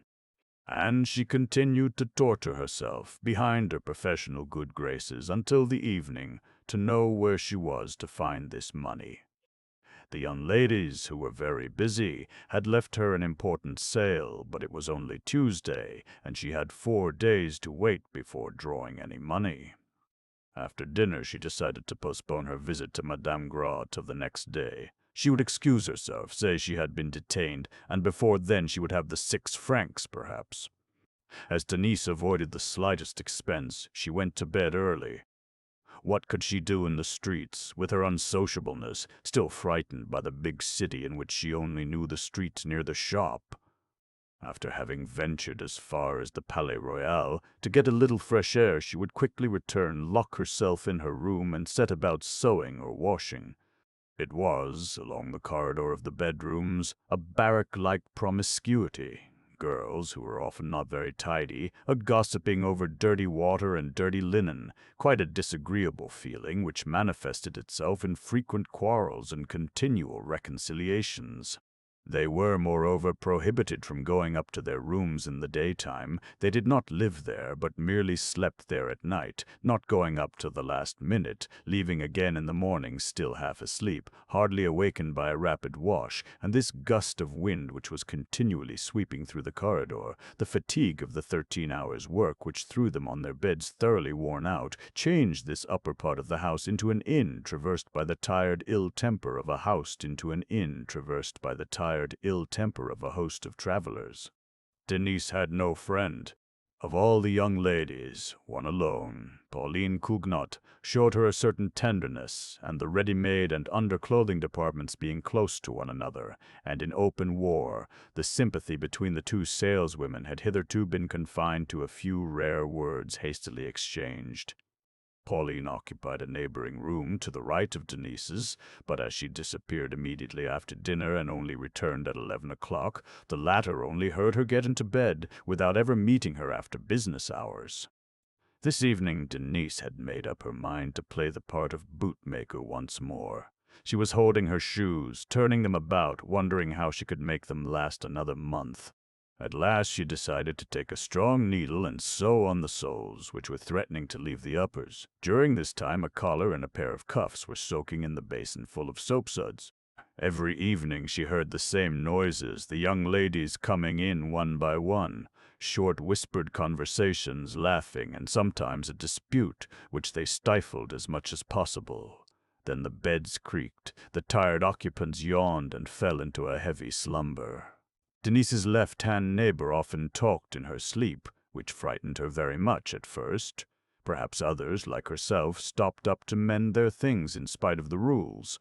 But if so, they probably took the same precautions as she did herself, keeping very quiet, avoiding the least shock, for a shivering silence reigned in all the rooms. It had struck 11 about 10 minutes before, when a sound of footsteps made her raise her head. Another young lady, late! And she recognized it to be Pauline by hearing the latter open the door next to her. But she was astonished when Pauline returned quietly and knocked at her door. "Make haste, it's me!" The saleswomen not being allowed to visit each other in their rooms, Denise quickly unlocked the door so that her neighbor should not be caught by Madame Cabin, who was supposed to see this rule strictly carried out. "Was she there?" asked Denise, closing the door. "Who? Madame Cabin," replied Pauline. "Oh, I'm not afraid of her. She's easily settled with a 5-franc piece." Then she added, "I've wanted to have a talk with you for a long time past. But it's impossible to do so downstairs. Besides, you looked so downhearted tonight at table." Denise thanked her and invited her to sit down, touched by her good-natured air. But in the trouble caused by the sudden visit she had not laid down the shoe she was mending, and Pauline's eyes fell on it at once. She shook her head, looked round, and perceived the collar and cuffs in the basin. "My poor child, I thought as much," resumed she. "Ah, I know what it is. When I first came up from Chartres, and old Cugnot didn't send me a sou, I many a time washed my own chemises. Yes, even my chemises. I had 2, and there was always one in soak." She sat down, still out of breath from running. Her large face, with small bright eyes and big tender mouth, had a certain grace, notwithstanding the rather coarse features. And, without transition, all of a sudden, she related her history, her childhood at the mill, old Cugnot ruined by a lawsuit, her being sent to Paris to make her fortune with 20 francs in her pocket, then her start as a shop-girl in a shop at Batignolles, then at the Ladies' Paradise, a terrible start, all the sufferings and all the privations imaginable. She then spoke of her present life, of the 200 francs she earned a month, the pleasures she indulged in, the carelessness in which she allowed her days to glide away. Some jewelry, a brooch, a watch chain, glistened on her dark blue cloth dress, coquettishly made to the figure, and she wore a velvet hat, ornamented with a large gray feather. Denise had turned very red with her shoe. She began to stammer out an explanation. "But the same thing happened to me," repeated Pauline. Come, come, I'm older than you. I'm over 26, though I don't look it. Just tell me your little troubles." Denise yielded, conquered by this friendship so frankly offered. She sat down in her petticoat with an old shawl over her shoulders near Pauline in full dress, and an interesting gossip ensued. It was freezing in the room. The cold seemed to run down the bare prison-like walls, but they did not notice that their fingers were almost frostbitten. They were so fully taken up by their conversation. Little by little, Denise opened her heart entirely, spoke of Jean and Pépé, and how much the money question tortured her, which led them both to abuse the young ladies in the dress department. Pauline relieved her mind. "Oh, the hussies! If they treated you properly and in a friendly manner, you could make more than 100 francs a month." "Everybody is down on me, and I'm sure I don't know why," said Denise, beginning to cry. "Look at Monsieur Bourdonchel. He's always watching me for a chance of finding me in fault, as if I were in his way. Old Jouve is about the only one." The other interrupted her. "What, that old monkey of an inspector? Ah, my dear, don't you trust him. You know men with big noses like his. He may display his decoration as much as he likes. There's a story about something that happened to him in our department. But what a child you are to grieve like this. What a misfortune it is to be so sensitive. Of course, what is happening to you happens to everyone. They are making you pay your footing." She seized her hands and kissed her, carried away by her good heart. The money question was a graver one. Certainly a poor girl could not support her two brothers, pay the little ones board and lodging, and regale the big ones' mistresses with the few paltry sous picked up from the others' cast-off customers, for it was to be feared that she would not get any salary until business improved in March. "Listen to me. It's impossible for you to live in this way any longer. If I were you," said Pauline, but a noise in the corridor stopped her. It was probably Marguerite, who was accused of prowling about at night to watch the others. Pauline, who was still pressing her friend's hand, looked at her for a moment in silence, listening. Then she resumed in a very low tone, with an air of tender conviction. "If I were you, I should take someone." "How someone?" murmured Denise, not understanding at first. When she understood, she withdrew her hands, looking very confused. This advice made her feel awkward, like an idea which had never occurred to her, and of which she could not see the advantage. "Oh, no," replied she simply. "Then," continued Pauline, "you'll never manage, I tell you so plainly.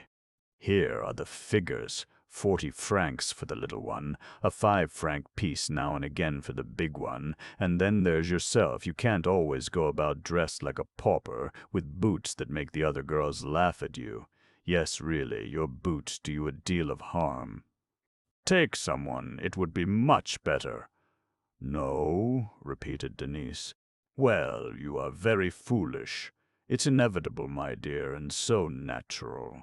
We all do it sooner or later. Look at me. I was a probationer like you without a sou. We're boarded and lodged, it's true, but there's our dress. Besides, it's impossible to go without a copper in one's pocket, shut up in one's room watching the flies.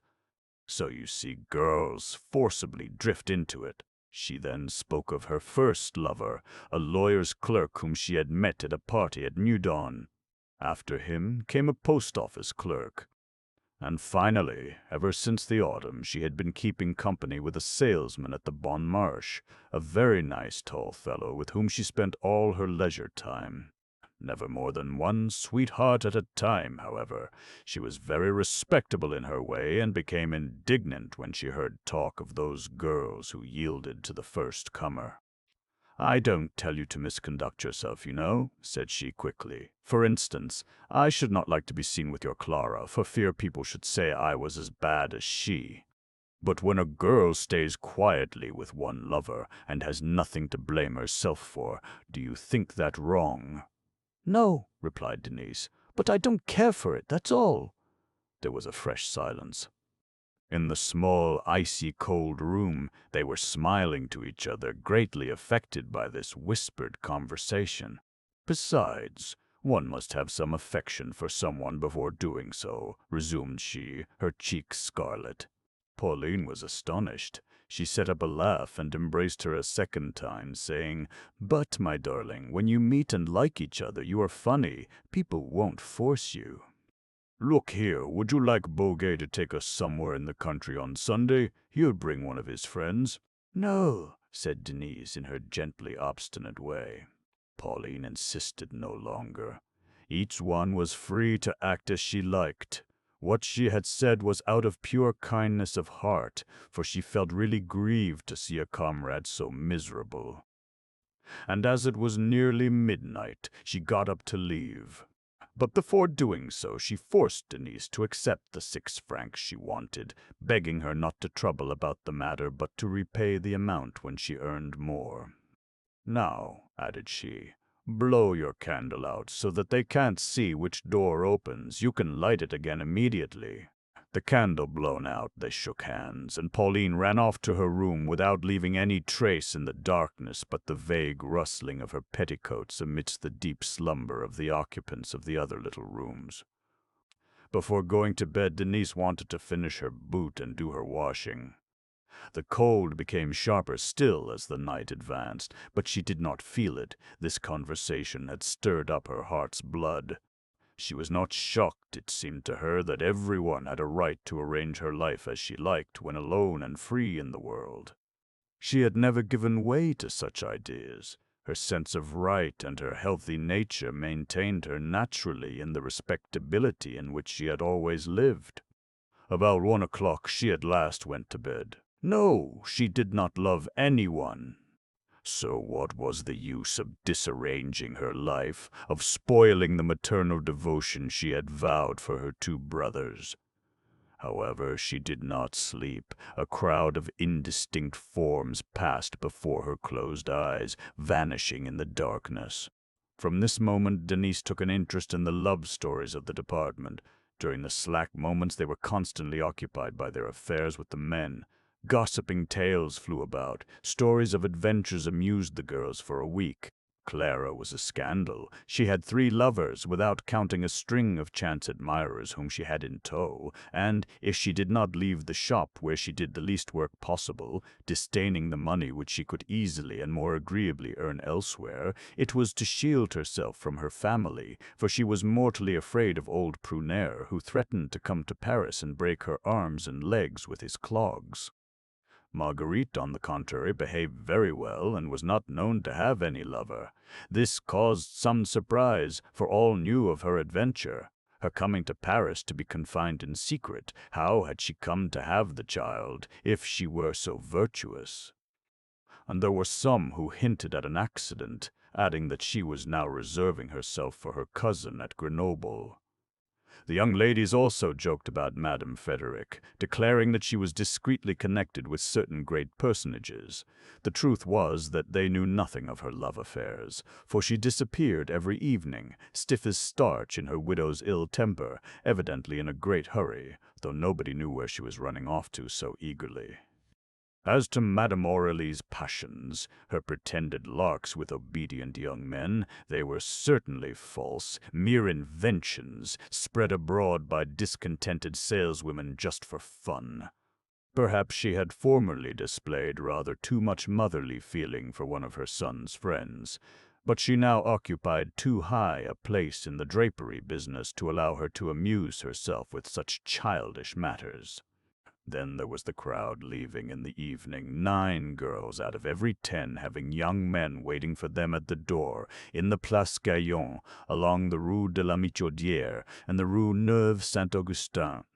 There was always quite a troop of men standing motionless, watching for the girls coming out, and when they came, each one gave his arm to his lady and disappeared, talking with a marital tranquillity. But what troubled Denise most was to have discovered Colomban's secret. He was continually to be seen on the other side of the street, at the door of the old Elbeuf, his eyes raised, and never quitting the young ladies in the ready-made department. When he felt Denise was watching him, he blushed and turned away his head, as if afraid she might betray him to Geneviève, although there had been no further connection between the bodice and their niece since her engagement at the Ladies' Paradise. At first, she had thought he was in love with Marguerite, on seeing his despairing looks, for Marguerite, being very quiet and sleeping in the building, was not very easy to get at. But what was her astonishment to find that Colomban's ardent glances were intended for Clara. He had been like that for months, devoured by passion on the opposite side of the way, without finding the courage to declare himself, and that for a girl who was perfectly free, who lived in the Rue Louis-le-Grand, and whom he could have spoken to any evening before she walked off on the arm of a fresh fellow. Clara herself appeared to have no idea of her conquest. Denise's discovery filled her with a painful emotion. Was love, then, such a stupid thing as that? What? This fellow, who had real happiness within his reach, was ruining his life, enraptured with this good-for-nothing girl as if she were a saint. From that day she was seized with a feeling of grief every time she saw Genevieve's pale and suffering face behind the green panes of the old Elbeuf. In the evening, Denise could not help thinking a great deal on seeing the young ladies march off with their sweethearts. Those who did not sleep at the Ladies' Paradise disappeared until the next day, bringing back into their departments an outside odor, a sort of troubling, unknown impression. The young girl was sometimes obliged to reply with a smile to a friendly nod from Pauline, whom Boguet waited for every evening regularly at 8:30 at the corner of the fountain in the Place Gaillon. Then, after having gone out the last and taken a furtive walk, always alone, she was invariably the first in, going upstairs to work or to bed, her head filled with dreams, full of curiosity about this outdoor life of which she knew nothing. She certainly did not envy the young ladies. She was happy in her solitude, in that unsociableness to which her timidity condemned her as to a refuge. But her imagination carried her away. She tried to guess things, evoking the pleasures constantly described before her, the cafes, the restaurants, the theaters, the Sundays spent on the water and in the country taverns. This filled her with a mental weakness. A desire mingled with lassitude, and she seemed to be already tired of those amusements which she had never tasted. However, there was but little room for these dangerous dreams in her daily working life. During the 13 hours' hard work in the shop, there was no time for any display of tenderness between the salesmen and the saleswomen. If the continual fight for money had not abolished the sexes, the unceasing press of business which occupied their minds and fatigued their bodies would have sufficed to kill all desire. But very few love affairs had been known in the establishment amidst the hostilities and friendships between the men and the women, the constant elbowings from department to department.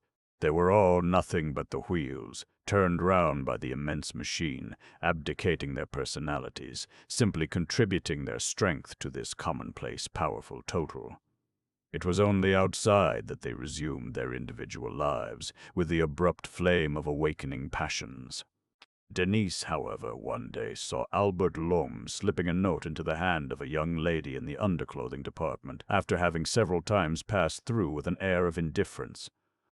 The dead season, which lasts from December to February, was commencing, and she had periods of rest, hours spent on her feet, her eyes wandering all over the shop, waiting for customers. The young ladies of her department were especially friendly with the salesmen who served the lace, but their intimacy never went any further than some rather risky jokes, exchanged in whispers. In the lace department there was a second hand, a gay youth who pursued Clara with all sorts of abominable stories, simply for a joke, so careless at heart that he made no effort to meet her outside, and thus it was from counter to counter, between the gentlemen and the young ladies, a series of winks, nods, and remarks, which they alone understood. At times they indulged in some sly gossip with their backs half turned and with a dreamy air, in order to put the terrible Bourdoncle off the scent. As for Deloche, for a long time he contented himself with smiling at Denise when he met her, but, getting bolder, he occasionally murmured a friendly word. The day she had noticed Madame Aurélie's son giving a note to the young lady in the underlinen department, Deloche was asking her if she had enjoyed her lunch, feeling to want to say something and unable to find anything more amiable. He also saw the white paper, and looking at the young girl, they both blushed at this intrigue carried on before them. But under these rumors which gradually awoke the woman in her, Denise still retained her infantine peace of mind. The one thing that stirred her heart was meeting with Hutin. But even that was only gratitude in her eyes. She simply thought herself touched by the young man's politeness. He could not bring a customer to the department without her feeling quite confused. Several times, on returning from a pay desk, she found herself making a detour, uselessly passing the silk counter, her bosom heaving with emotion. One afternoon she met Mouret there, who seemed to follow her with a smile. He paid no more attention to her now, only addressing a few words to her from time, to give her a few hints about her toilet, and to joke with her, as an impossible girl, a little savage almost like a boy, of whom he would never make a coquette, notwithstanding all his knowledge of women. Sometimes he even ventured to laugh at and tease her, without wishing to acknowledge to himself the charm which this little saleswoman inspired in him, with her comical head of hair. Before this mute smile, Denise trembled as if she were in fault. Did he know why she was going through the silk department, when she could not herself have explained what made her make such a detour? Hutin, moreover, did not seem to be aware in any way of the young girl's grateful looks. The shop girls were not his style. He affected to despise them, boasting more than ever of extraordinary adventures with the lady customers. A baroness had been struck with him at his counter, and the wife of an architect had fallen into his arms one day when he went to her house about an error in measuring he had made. Beneath this Norman boasting, he simply concealed girls picked up in cafes and music halls. Like all young gentlemen in the drapery line, he had a mania for spending, fighting in his department the whole week with a miser's greediness, with the sole wish to squander his money on Sunday on the racecourses, in the restaurants and dancing saloons, never thinking of saving a penny, spending his salary as soon as he drew it, absolutely indifferent about the future. Favier did not join him in these parties. Hutin and he, so friendly in the shop, bowed to each other at the door, where all further intercourse ceased. A great many of the shopmen, in continual contact indoors, became strangers, ignorant of each other's lives, as soon as they set foot in the streets. But Leonard was Hutin's intimate friend. Both lived in the same lodging-house, the Hôtel de Smyrne, in the Rue Sainte-Anne, a murky building entirely inhabited by shop assistants. In the morning they arrived together, then, in the evening, the first one, free after the folding was done, waited for the other at the Café Saint-Roch, in the Rue Saint-Roch, a little café where the employees of the Ladies' Paradise usually met, brawling, drinking, and playing cards amidst the smoke of their pipes. They often stopped there till 1 in the morning, until the tired landlord turned them out. For the last month they had been spending 3 evenings a week at a free and easy at Montmartre, and they took their friends with them, creating a success for Mademoiselle Laure, a music-hall singer. Hutin's latest conquest, whose talent they applauded with such violent blows and such a clamor that the police had been obliged to interfere on 2 occasions. The winter passed in this way, and Denise at last obtained 300 francs a year fixed salary. It was quite time, for her shoes were fear of bursting them entirely. "What a noise you make with your shoes, mademoiselle," Madame Aurélie very often remarked with an irritated look. "It's intolerable." "What's the matter with your feet?" The day Denise appeared with a pair of cloth boots, for which she had given 5 francs, Marguerite and Clara expressed their astonishment in a kind of half-whisper, so as to be heard. "Hullo! The unkempt girl has given up her goloshes," said the one. Ah, retorted the other, she must have cried over them. They were her mother's. In point of fact, there was a general uprising against Denise. The girls of her department had found out her friendship with Pauline and thought they saw a certain bravado in this affection displayed for a saleswoman of a rival counter. They spoke of treason, accused her of going and repeating their slightest words. The war between the two departments became more violent than ever. It had never waxed so warm. Hard words were exchanged like cannonballs, and there was even a slap given one evening behind some boxes of chemises. Perhaps this remote quarrel arose from the fact that the young ladies in the underlinen department wore woolen dresses, whilst those in the ready-made one wore silk. In any case, the former spoke of their neighbors with the shocked air of respectable girls, and facts proved that they were right, for it had been remarked that the silk dresses appeared to have a certain influence on the dissolute habits of the young ladies who wore them. Clara was taunted with her troop of lovers. Even Marguerite had, so to say, had her child thrown in her face, whilst Madame Frederick was accused of all sorts of concealed passions. And this was solely on account of that Denise. Now, young ladies, no ugly words. Behave yourselves, Madame Aurélie would say with her imperial air, amidst the rising passions of her little kingdom. Show who you are. At heart she preferred to remain neutral. As she confessed one day when talking to Mouret, these girls were all about the same. One was as good as the other. But she suddenly became impassioned when she learnt from Bourdoncle that he had just caught her son downstairs kissing a young girl belonging to the underlinen department, the saleswoman to whom he had passed several letters. It was abominable, and she roundly accused the underlinen department of having laid a trap for Albert. Yes, it was a got-up affair against herself. They were trying to dishonor her by ruining a child without experience, after seeing that it was impossible to attack her department.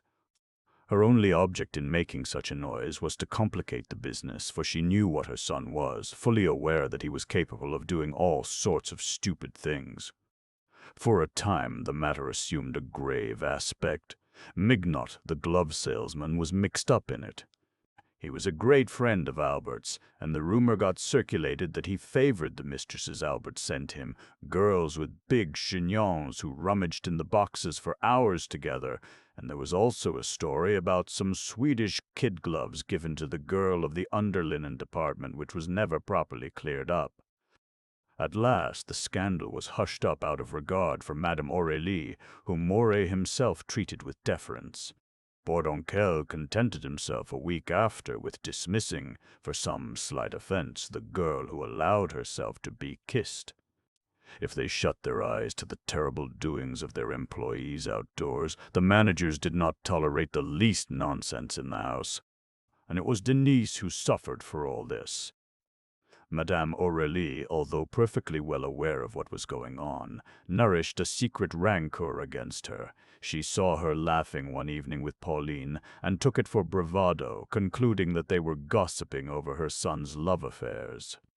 And she caused the young girl to be isolated more than ever in the department. For some time she had been thinking of inviting the young ladies to spend a Sunday near Rambouillet, at Rigaud, where she had bought a country house with the first 100,000 francs she had saved, and she suddenly decided to do so.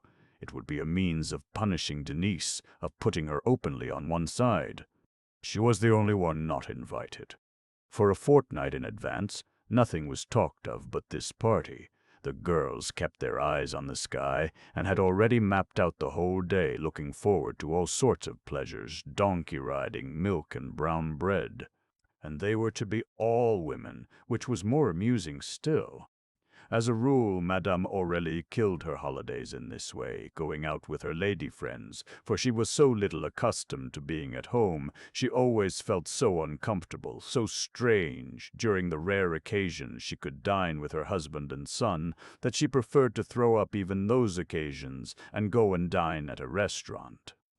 L'homme went his own way, enraptured to resume his bachelor existence, and Albert, greatly relieved, went off with his beauties, so that, unaccustomed to being at home, feeling in each other's way, and wearying each other when together on a Sunday, they paid nothing more than a flying visit to the house, as to some common hotel where people take a bed for the night.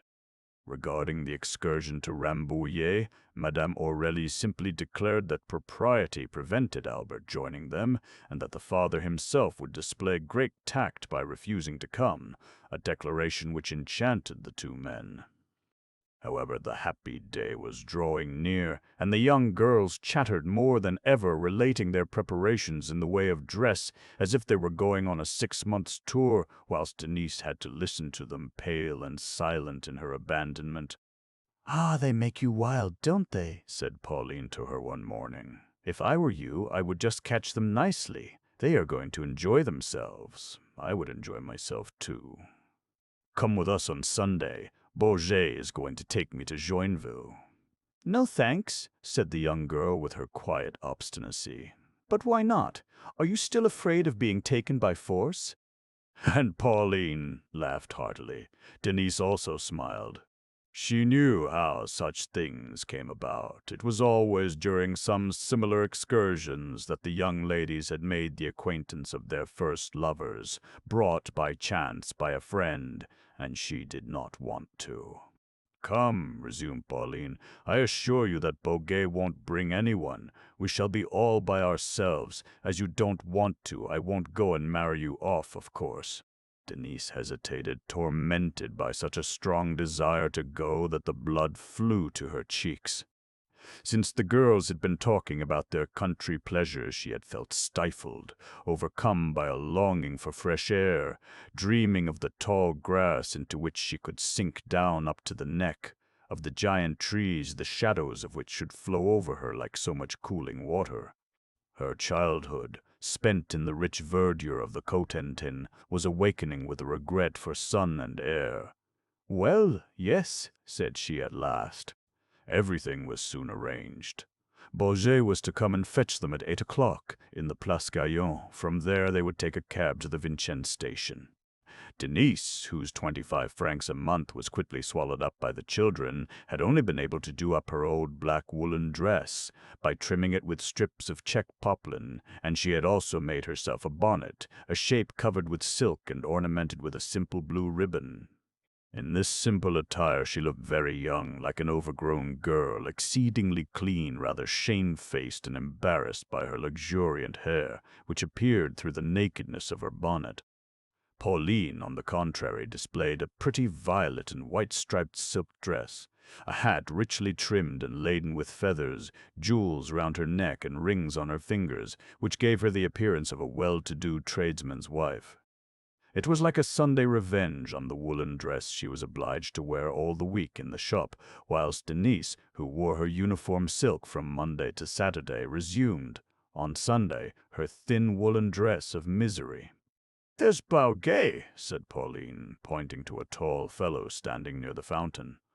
She introduced her lover, and Denise felt at her ease at once. He seemed such a nice fellow. Bourget, big, strong as an ox, had a long Flemish face, in which his expressionless eyes twinkled with an infantine puerility. Born at Dunkerque, the younger son of a grocer, he had come to Paris, almost turned out by his father and brother, who thought him a fearful dunce. However, he made 3,500 francs a year at the Bon Marché. He was rather stupid, but a very good hand in the linen department. The women thought him nice. "And the cab?" asked Pauline. They had to go as far as the boulevard. It was already rather warm in the sun. The glorious May morning seemed to laugh on the street pavement. There was not a cloud in the sky. Quite a gaiety floated in the blue air, transparent as crystal. An involuntary smile played on Denise's lips. She breathed freely. It seemed to her that her bosom was throwing off the stifling sensation of 6 months. At last she no longer felt the stuffy air and the heavy stones of the lady's paradise weighing her down. She had then the prospect of a long day in the country before her, and it was like a new lease of life. an endless joy into which she entered with all the glee of a little child. However, when in the cab she turned her eyes away, feeling very awkward as Pauline bent over to kiss her lover. "Oh, look," said she, her head still at the window. "There's Monsieur Lhomme." "How he does walk! He's got his French horn," added Pauline, leaning out. "What an old stupid! One would think he was running to meet his girl." Lhomme, with his instrument under his arm, was spinning along past the Gymnase Theatre, his nose in the air, laughing with delight at the thought of the treat in store for him. He was going to spend the day at a friend's, a flautist at a small theatre where a few amateurs indulged in a little chamber music on Sundays as soon as breakfast was over. At 8 o'clock. "What a madman," resumed Pauline. "And you know that Madame Aurélie and all her clique must have taken the Rambouillet train that left at 6:30. It's very certain the husband and wife won't come across each other." Both then commenced talking of the Rambouillet excursion. They did not wish it to be rainy for the others because they themselves would be obliged to suffer as well. But if a cloud could burst over there without extending to Joinville, it would be funny all the same. Then they attacked Clara, a dirty slut who hardly knew how to spend the money her men gave her. Hadn't she bought 3 pairs of boots all at the same time, which she threw away the next day, after having cut them with her scissors on account of her feet, which were covered with bunions? In fact, the young ladies were just as bad as the fellows. They squandered everything, never saving a sou, wasting 200 or 300 francs a month on dress and dainties. "But he's only got one arm," said Bauguet all of a sudden. "How does he manage to play the French horn?" He had kept his eyes on Lhomme. Pauline, who sometimes amused herself by playing on his stupidity, told him the cashier kept the instrument up by placing it against a wall. He thoroughly believed her, and thought it very ingenious. Then, when stricken with remorse, she explained to him in what way Lhomme had adapted to his stump a system of keys which he made use of as a hand. He shook his head, full of suspicion, declaring that they wouldn't make him swallow that. "You are already too stupid," she retorted laughingly. "Never mind, I love you all the same." They reached the Vincennes station just in time for a train. Bauguet paid, but Denise had previously declared that she wished to pay her share of the expenses. They would settle up in the evening. They took.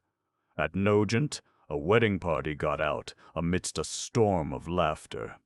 At last they arrived at Joinville and went straight to the island to order lunch, and they stopped there, lingering on the banks of the Marne, under the tall poplars. It was rather cold in the shade. A sharp breeze was blowing in the sunshine, extending far into the distance, on the other side of the river, the limpid parity of a plain dotted with cultivated fields.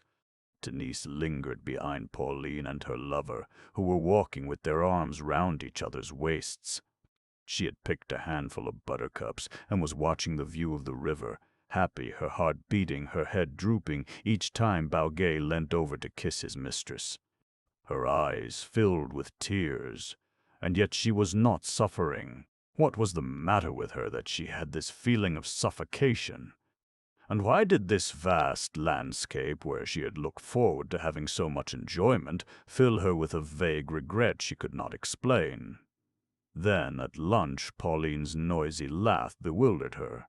That young lady, who loved the suburbs with the passion of an actress living in the gaslight, in the thick air of a crowd, wanted to lunch in an arbor notwithstanding the sharp wind. She was delighted with the sudden gusts which blew up the tablecloth. She thought the arbor very funny in its nudity, with the freshly painted trellis work, the lozenges of which cast a reflection on the cloth. She ate ravenously, devouring everything with the voracity of a girl badly fed at the shop, making up for it outside by giving herself an indigestion with the things she liked. This was her vice. She spent most of her money in cakes and indigestible dainties of all kinds, favorite dishes stowed away in her leisure moments. As Denise seemed to have had enough of the eggs, fried fish, and stewed chicken, she restrained herself, not daring to order any strawberries, a luxury still very dear, for fear of running the bill up too high. "Now, what are we going to do?" asked Bauguet when the coffee was served. As a rule, Pauline and he returned to Paris to dine and finish their day in some theater. But at Denise's request, they decided to stay at Joinville all day. They would be able to have their fill of the country, so they stopped and wandered about the fields all the afternoon. They spoke for a moment of going for a row, but abandoned the idea. Bauguet was not a good waterman. But they found themselves walking along the banks of the Marne all the same, and were greatly interested by the life on the river, the squadrons of yawls and other boats, and the young men who formed the crews. The sun was going down. They were returning to Joinville when they saw two boats coming downstream at a racing speed, exchanging volleys of insults in which the repeated cries of "Sawbones" and "counter-jumpers" dominated. "Hello," said Pauline. "It's Monsieur Hutin."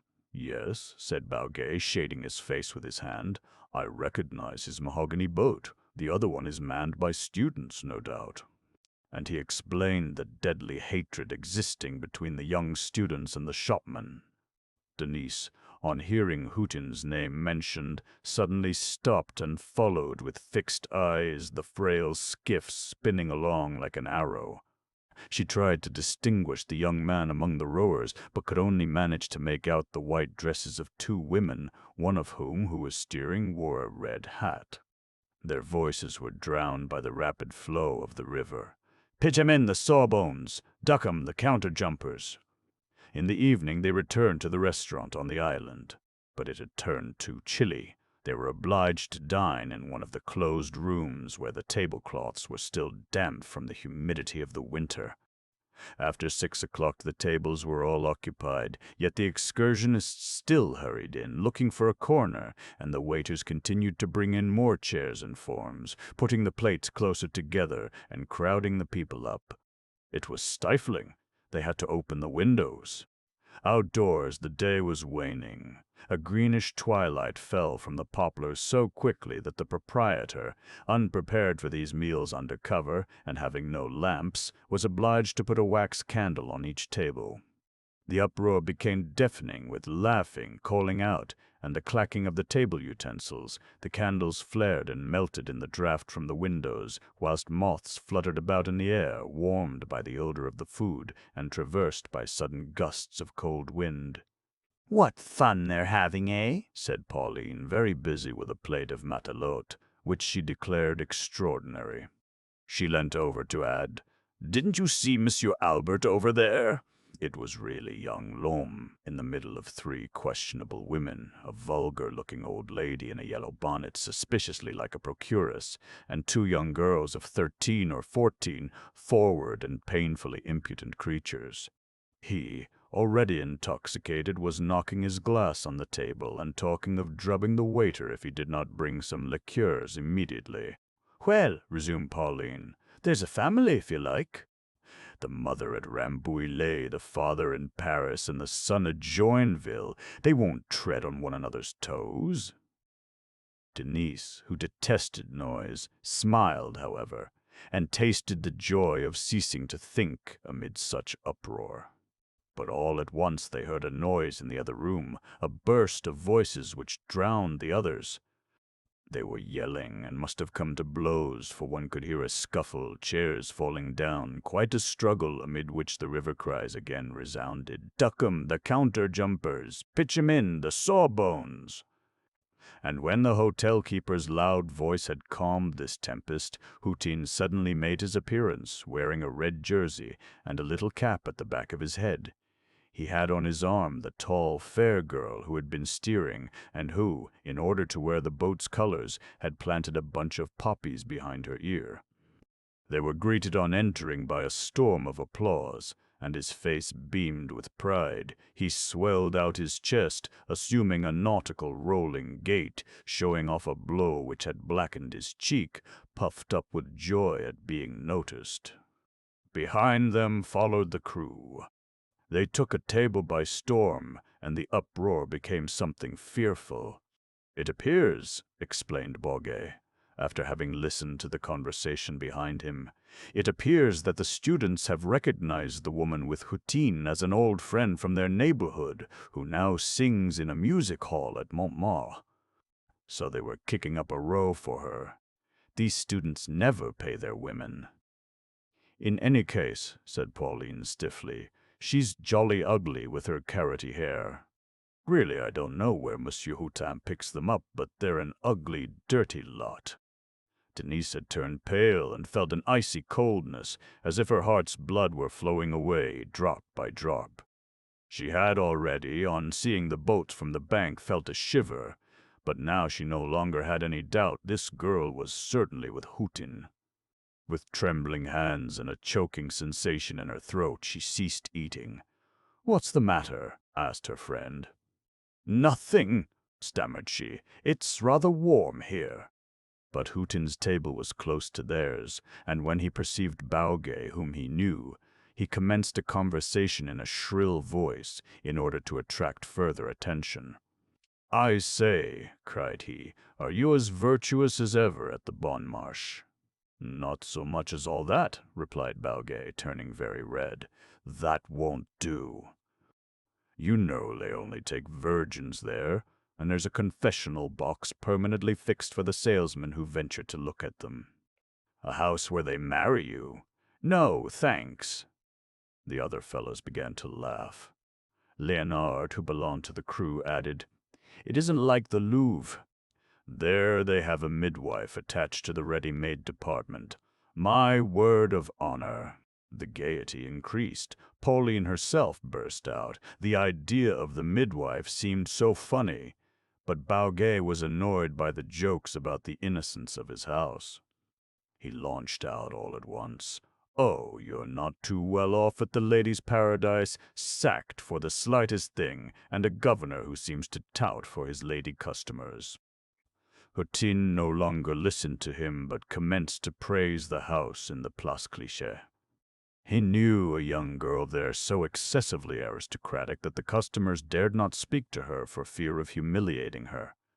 Then, drawing up closer, he related that he had made 115 francs that week. Oh, a capital week! Favier left behind with 52 francs, the whole lot floored. And it was visible he was bursting with money. He would not go to bed till he had liquidated the 115 francs. Then, as he gradually became intoxicated, he attacked Robineau, that fool of a second hand who affected to keep himself apart, going so far as to refuse to walk in the street with one of his salesmen. "Shut up," said Léonard. "You talk too much, old man." The heat had increased. The candles were guttering down onto the tablecloth stained with wine, and through the open windows, when the noise within ceased for an instant, there entered a distant, prolonged voice, the voice of the river and of the tall poplars sleeping in the calm night. Bauge had just called for the bill, seeing that Denise was now quite white, her throat choked by the tears she withheld, but the waiter did not appear, and she had to submit to Hutin's loud talk. He was now boasting of being more superior to Léonard, because Léonard cared for nothing, simply squandering his father's money, whilst he, Hutin, was spending his own earnings, the fruit of his intelligence. At last Bauge paid, and the two girls went out. "There's one from the Louvre," murmured Pauline in the outer room, looking at a tall, thin girl putting on her mantle. "You don't know her." "You can't tell," said the young man. "Oh, can't I? They've got a way of draping themselves. She belongs to the midwife's department. If she heard, she must be pleased." They got outside at last, and Denise heaved a sigh of relief. For a moment she had thought she was going to die in that suffocating heat, amidst all those cries, and she still attributed her faintness to the want of air. Now she breathed freely in the freshness of the starry night. As the two young girls were leaving the garden of the restaurant, a timid voice murmured in the shade, "Good evening, ladies." It was Deloche. They had not seen him at the further end of the front room, where he was dining alone, after having come from Paris on foot for the pleasure of the walk. On recognizing this friendly voice, Denise, suffering, yielded mechanically to the want of some support. "Monsieur Deloche, come back with us," said she. "Give me your arm." Pauline and Bauguet had already gone on in front. They were astonished, never thinking it would turn out like this, and with this fellow above all. However, as there was still an hour before the train started, they went to the end of the island, following the bank, under the tall poplars, and from time to time they turned round, murmuring, "But where are they?" "Ah, there they are. It's rather funny all the same." At first Denise and Deloche remained silent. The noise from the restaurant was slowly dying away, changing into a musical sweetness in the calmness of the night, and they went further in amongst the cool of the trees, still feverish from that furnace, the lights of which were disappearing one by one behind the foliage. Opposite them there was a sort of shadowy wall, a mass of shade in which the trunks and branches buried themselves so compact that they could not even distinguish any trace of the path. However, they went forward quietly, without fear. Then, their eyes getting more accustomed to the darkness, they saw on the right the trunks of the poplars, resembling somber columns upholding the domes of their branches, pierced with stars, whilst on the right the water assumed occasionally in the darkness the brightness of a mirror. The wind was subsiding. They no longer heard anything but the flowing of the river. "I am very pleased to have met you," stammered Deloche at last, making up his mind to speak first. "You can't think how happy you render me in consenting to walk with me." And, aided by the darkness, after many awkward attempts, he ventured to tell her he loved her. He had long wanted to write to her and tell her so, and perhaps she would never have known it had it not been for this lovely night coming to his assistance, this water that murmured so softly, and these trees which screened them with their shade. But she did not reply. She continued to walk by his side with the same suffering air, and he was trying to look into her face when he heard a sob. "Oh!" "Good heavens!" he exclaimed. "You are crying, mademoiselle, you are crying. Have I offended you?" "No, no," she murmured. She tried to keep back her tears, but she could not. Even when at table she had thought her heart was about to burst. She abandoned herself in the darkness entirely, stifled by her sobs, thinking that if Houghton had been in Deloche's place and said such tender things to her, she would have been unable to resist. This confession made to herself filled her with confusion. A feeling of shame burnt her face, as if she had already fallen into the arms of that Houghton who was disporting himself with those girls. "I didn't mean to offend you," continued Deloche, almost crying also. "No, but listen," said she, her voice still trembling. "I am not at all angry with you." "But never speak to me again as you have just done. What you ask is impossible." "Oh, you're a good fellow, and I'm quite willing to be your friend, but nothing more." "You understand, your friend." He shuddered. After a few steps taken in silence, he stammered, "In fact, you don't love me." And as she spared him the pain of a brutal "no," he resumed in a soft, heartbroken voice, "Oh, I was prepared for it. I have never had any luck. I know I can never be happy. At home they used to beat me. In Paris I've always been a drudge. You see, when one does not know how to rob other fellows of their mistresses, and when one is too awkward to earn as much as the others, why the best thing is to go into some corner and die. Never fear, I shan't torment you any more. As for loving you, you can't prevent me, can you? I shall love you for nothing, like a dog. There, everything escapes me. That's my luck in life."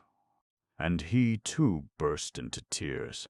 She tried to console him, and in their friendly effusion they found they belonged to the same department, she to Valognes, he to Brickbeck, 8 miles from each other, and this was a fresh tie.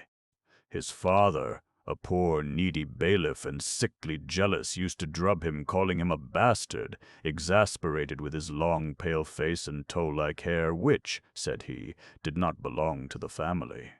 and they got talking about the vast pastures surrounded with quickset hedges, of the shady paths winding beneath the elm trees, and of the grass-grown roads like the alleys in a park.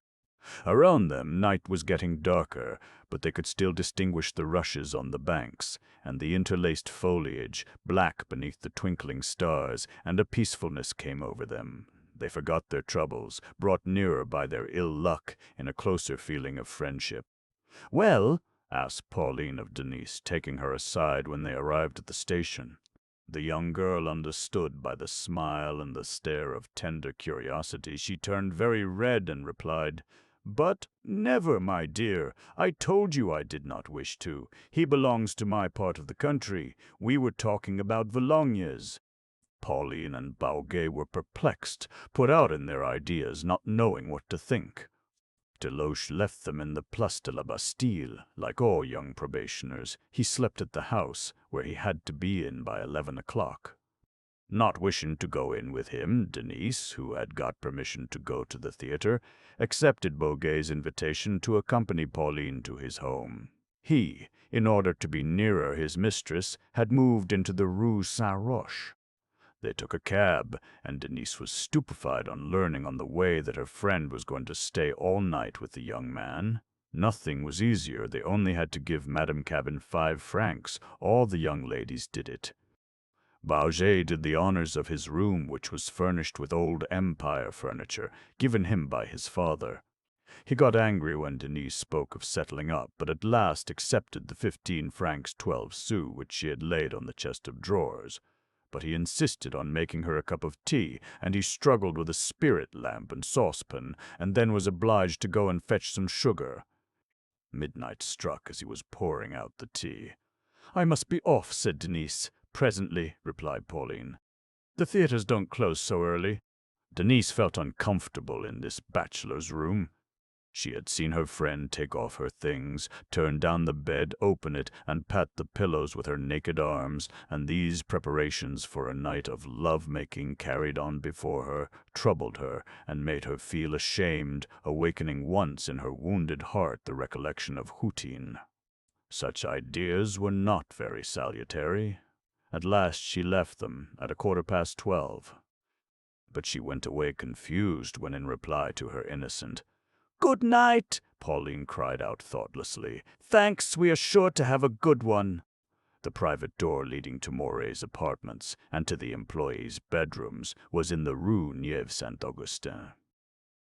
Madame Cabin opened the door and gave a glance in order to mark the return. A night light was burning dimly in the hall, and Denise, finding herself in this uncertain light, hesitated and was seized with fear, for on turning the corner of the street, she had seen the door close on the vague shadow of a man. It must have been the governor coming home from a party, and the idea that he was there in the dark, waiting for her perhaps, caused her one of those strange fears with which he still inspired her, without any reasonable cause.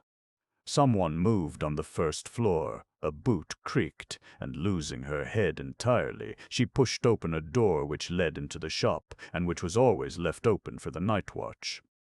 She was in the printed cotton department. "Good heavens, what shall I do?" she stammered in her emotion. The idea occurred to her that there was another door upstairs leading to the bedrooms, but she would have to go right across the shop. She preferred this, notwithstanding the darkness reigning in the galleries. Not a gas jet was burning. There were only a few oil lamps hung here and there on the branches of the lustres, and these scattered lights like yellow patches, their rays lost in the gloom, resembled the lanterns hung up in a mine. Big shadows loomed in the air. One could hardly distinguish the piles of goods, which assumed alarming profiles, fallen columns, squatting beasts, and lurking thieves. The heavy silence, broken by distant respirations, increased still more the darkness. However, she saw where she was. The linen department on her left formed a dead color, like the bluiness of houses in the street under a summer sky. Then she wished to cross the hall immediately, but running up against some piles of printed calico, she thought it safer to follow the hosiery department, and then the woolen one. There she was frightened by a loud noise of snoring. It was Joseph, the messenger, sleeping behind some articles of mourning. She quickly ran into the hall, now illuminated by the skylight with a sort of crepuscular light which made it appear larger, full of a nocturnal church-like terror, with the immobility of its shelves and the shadows of its yard measures which described reversed crosses. She now fairly ran away. In the mercery and glove department she nearly walked over some more messengers, and only felt safe when she at last found herself on the staircase. But upstairs, before the ready-made department, she was seized with fear on perceiving a lantern moving forward, twinkling in the darkness. It was the watch, 2 firemen marking their passage on the faces of the indicators. She stood a moment, unable to understand it, watched them passing from the shawl to the furniture department, then to the underlinen, terrified by their strange maneuvers, by the grinding of the key, and by the closing of the iron doors, which made a murderous noise. When they approached, she took refuge in the lace department, but a sound of talking made her hastily depart and run off to the outer door. She had recognized Deloche's voice. He slept in his department, on a little iron bedstead which he set up himself every evening, and he was not asleep yet, recalling the pleasant hours he had just spent. "What?" "It's you, mademoiselle," said Moray, whom Denise found before her on the staircase, a small pocket candlestick in his hand. She stammered, and tried to explain that she had come to look for something. But he was not angry. He looked at her with his paternal, and at the same time curious, air. "You had permission to go to the theater, then?" "Yes, sir."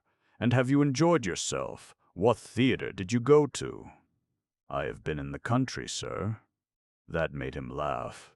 Then he asked, laying a certain stress on his question, "All alone?" "No, sir, with a lady friend," replied she, her cheeks burning, shocked at the idea which he no doubt entertained. He said no more, but he was still looking at her in her simple black dress and hat trimmed with a single blue ribbon. Was this little savage going to turn out a pretty girl? She looked all the better for her day in the open air, charming with her splendid hair falling over her forehead. And he, who during the last 6 months had treated her like a child, sometimes giving her advice, yielding to a desire to gain experience, to a wicked wish to know how a woman sprung up and lost herself in Paris, no longer laughed, experiencing a feeling of surprise and fear mingled with tenderness. No doubt it was a lover who embellished her like this. At this thought he felt as if stung to the quick by a favorite bird with which he was playing. "Good night, sir," murmured Denise, continuing her way without waiting. He did not answer, but stood watching her till she disappeared. Then he entered his own apartments. Chapter 6. When the dead summer season arrived, there was quite a panic at the ladies' paradise. The reign of terror commenced. A great many employees were sent away on leave, and others were dismissed in dozens by the principals, who wished to clear the shop, no customers appearing during the July and August heat. Moray, on making his daily inspection with Burdenshell, called aside the managers, whom he had prompted during the winter to engage more men than were necessary, so that the business should not suffer, leaving them to weed out their staff later on. It was now a question of reducing expenses by getting rid of quite a third of the shop people, the weak ones who allowed themselves to be swallowed up by the strong ones. "Come," he would say, "you must have some who don't suit you. We can't keep them all this time doing nothing." And if the manager hesitated, hardly knowing whom to sacrifice, he would continue, "Make your arrangements. 6 salesmen must suffice. You can take on others in October. There are plenty to be had." As a rule, Bordenkel undertook the executions. He had a terrible way of saying, "Go and be paid," which fell like a blow from an axe. Anything served him as a pretext for clearing off the superfluous staff. He invented misdeeds, speculating on the slightest negligence. "You were sitting down, sir. Go and be paid. You dare to answer me. Go and be paid." "Your shoes are not clean. Go and be paid." And even the bravest trembled in presence of the massacre which he left behind him. Then, this system not working quick enough, he invented a trap by which he got rid in a few days, without fatigue, of the number of salesmen condemned beforehand. At 8 o'clock he took his stand at the door, watch in hand, and at 3 minutes past the hour the breathless young people were greeted with the implacable, "Go and be paid." This was a quick and cleanly method of doing the work.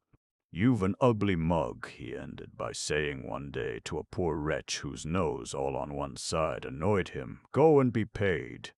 The favored ones obtained a fortnight's holiday without pay, which was a more humane way of lessening the expenses. The salesmen accepted their precarious situation, obliged to do so by necessity and habit. Since their arrival in Paris, they had roamed about, commencing their apprenticeship here, finishing it there, getting dismissed or themselves resigning all at once, as interest dictated. When business stood still, the workmen were deprived of their daily bread, and this was well understood in the indifferent march of the machine. The useless workmen were quietly thrown aside. Like so much old plant, there was no gratitude shown for services rendered. So much the worse for those who did not know how to look after themselves. Nothing else was now talked of in the various departments. Fresh stories circulated every day. The dismissed salesmen were named, as one counts the dead in time of cholera. The shawl and the woolen departments suffered especially. 7 employees disappeared from them in 1 week.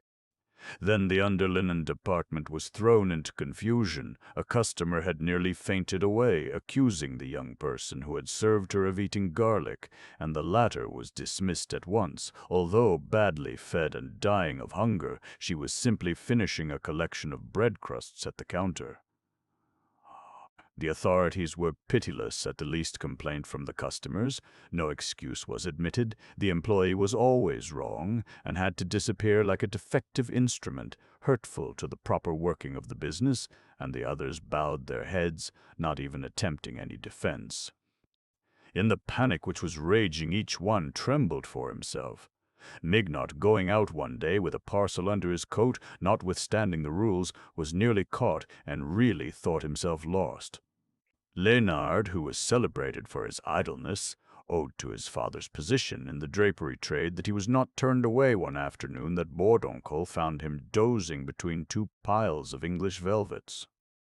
But the Loams were especially anxious, expecting every day to see their son Albert sent away, the governor being very dissatisfied with his conduct at the pay desk. He frequently had women there who distracted his attention from his work, and twice Madame Aurélie had been obliged to plead for him with the principals. Denise was so menaced amid this general clearance that she lived in the constant expectation of a catastrophe. It was in vain that she summoned up her courage, struggling with all her gaiety and all her reason not to yield to the misgivings of her tender nature. She burst out into blinding tears as soon as she had closed the door of her bedroom, desolated at the thought of seeing herself in the street, on bad terms with her uncle, not knowing where to go without a sou saved, and having the 2 children to look after.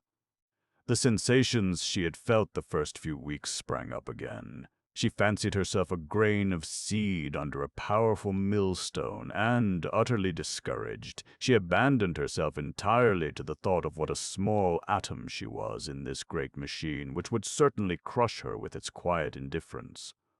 There was no illusion possible. If they sent away anyone from her department, she knew it would be her. No doubt, during the Rambouillet excursion, the other young ladies had incensed Madame Aurélie against her, for since then that lady had treated her with an air of severity in which there was a certain rancor. Besides, they could not forgive her going to Joinville, regarding it as a sign of revolt, a means of setting the whole department at defiance by parading about with a young lady from a rival counter. Never had Denise suffered so much in the department, and she now gave up all hope of conquering it. "Let them alone," repeated Pauline. "A lot of stuck-up things as stupid as donkeys." But it was just these fine lady airs which intimidated Denise. Nearly all the saleswomen, by their daily contact with the rich customers, assumed certain graces and finished by forming a vague, nameless class, something between a work girl and a middle-class lady.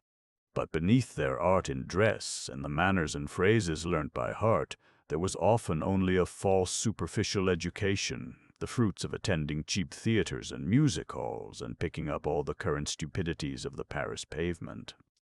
"You know the unkempt girl has got a child," said Clara one morning on arriving in the department. And, as they seemed astonished, she continued, "I saw her yesterday myself taking the child out for a walk. She's got it stowed away in the neighborhood somewhere."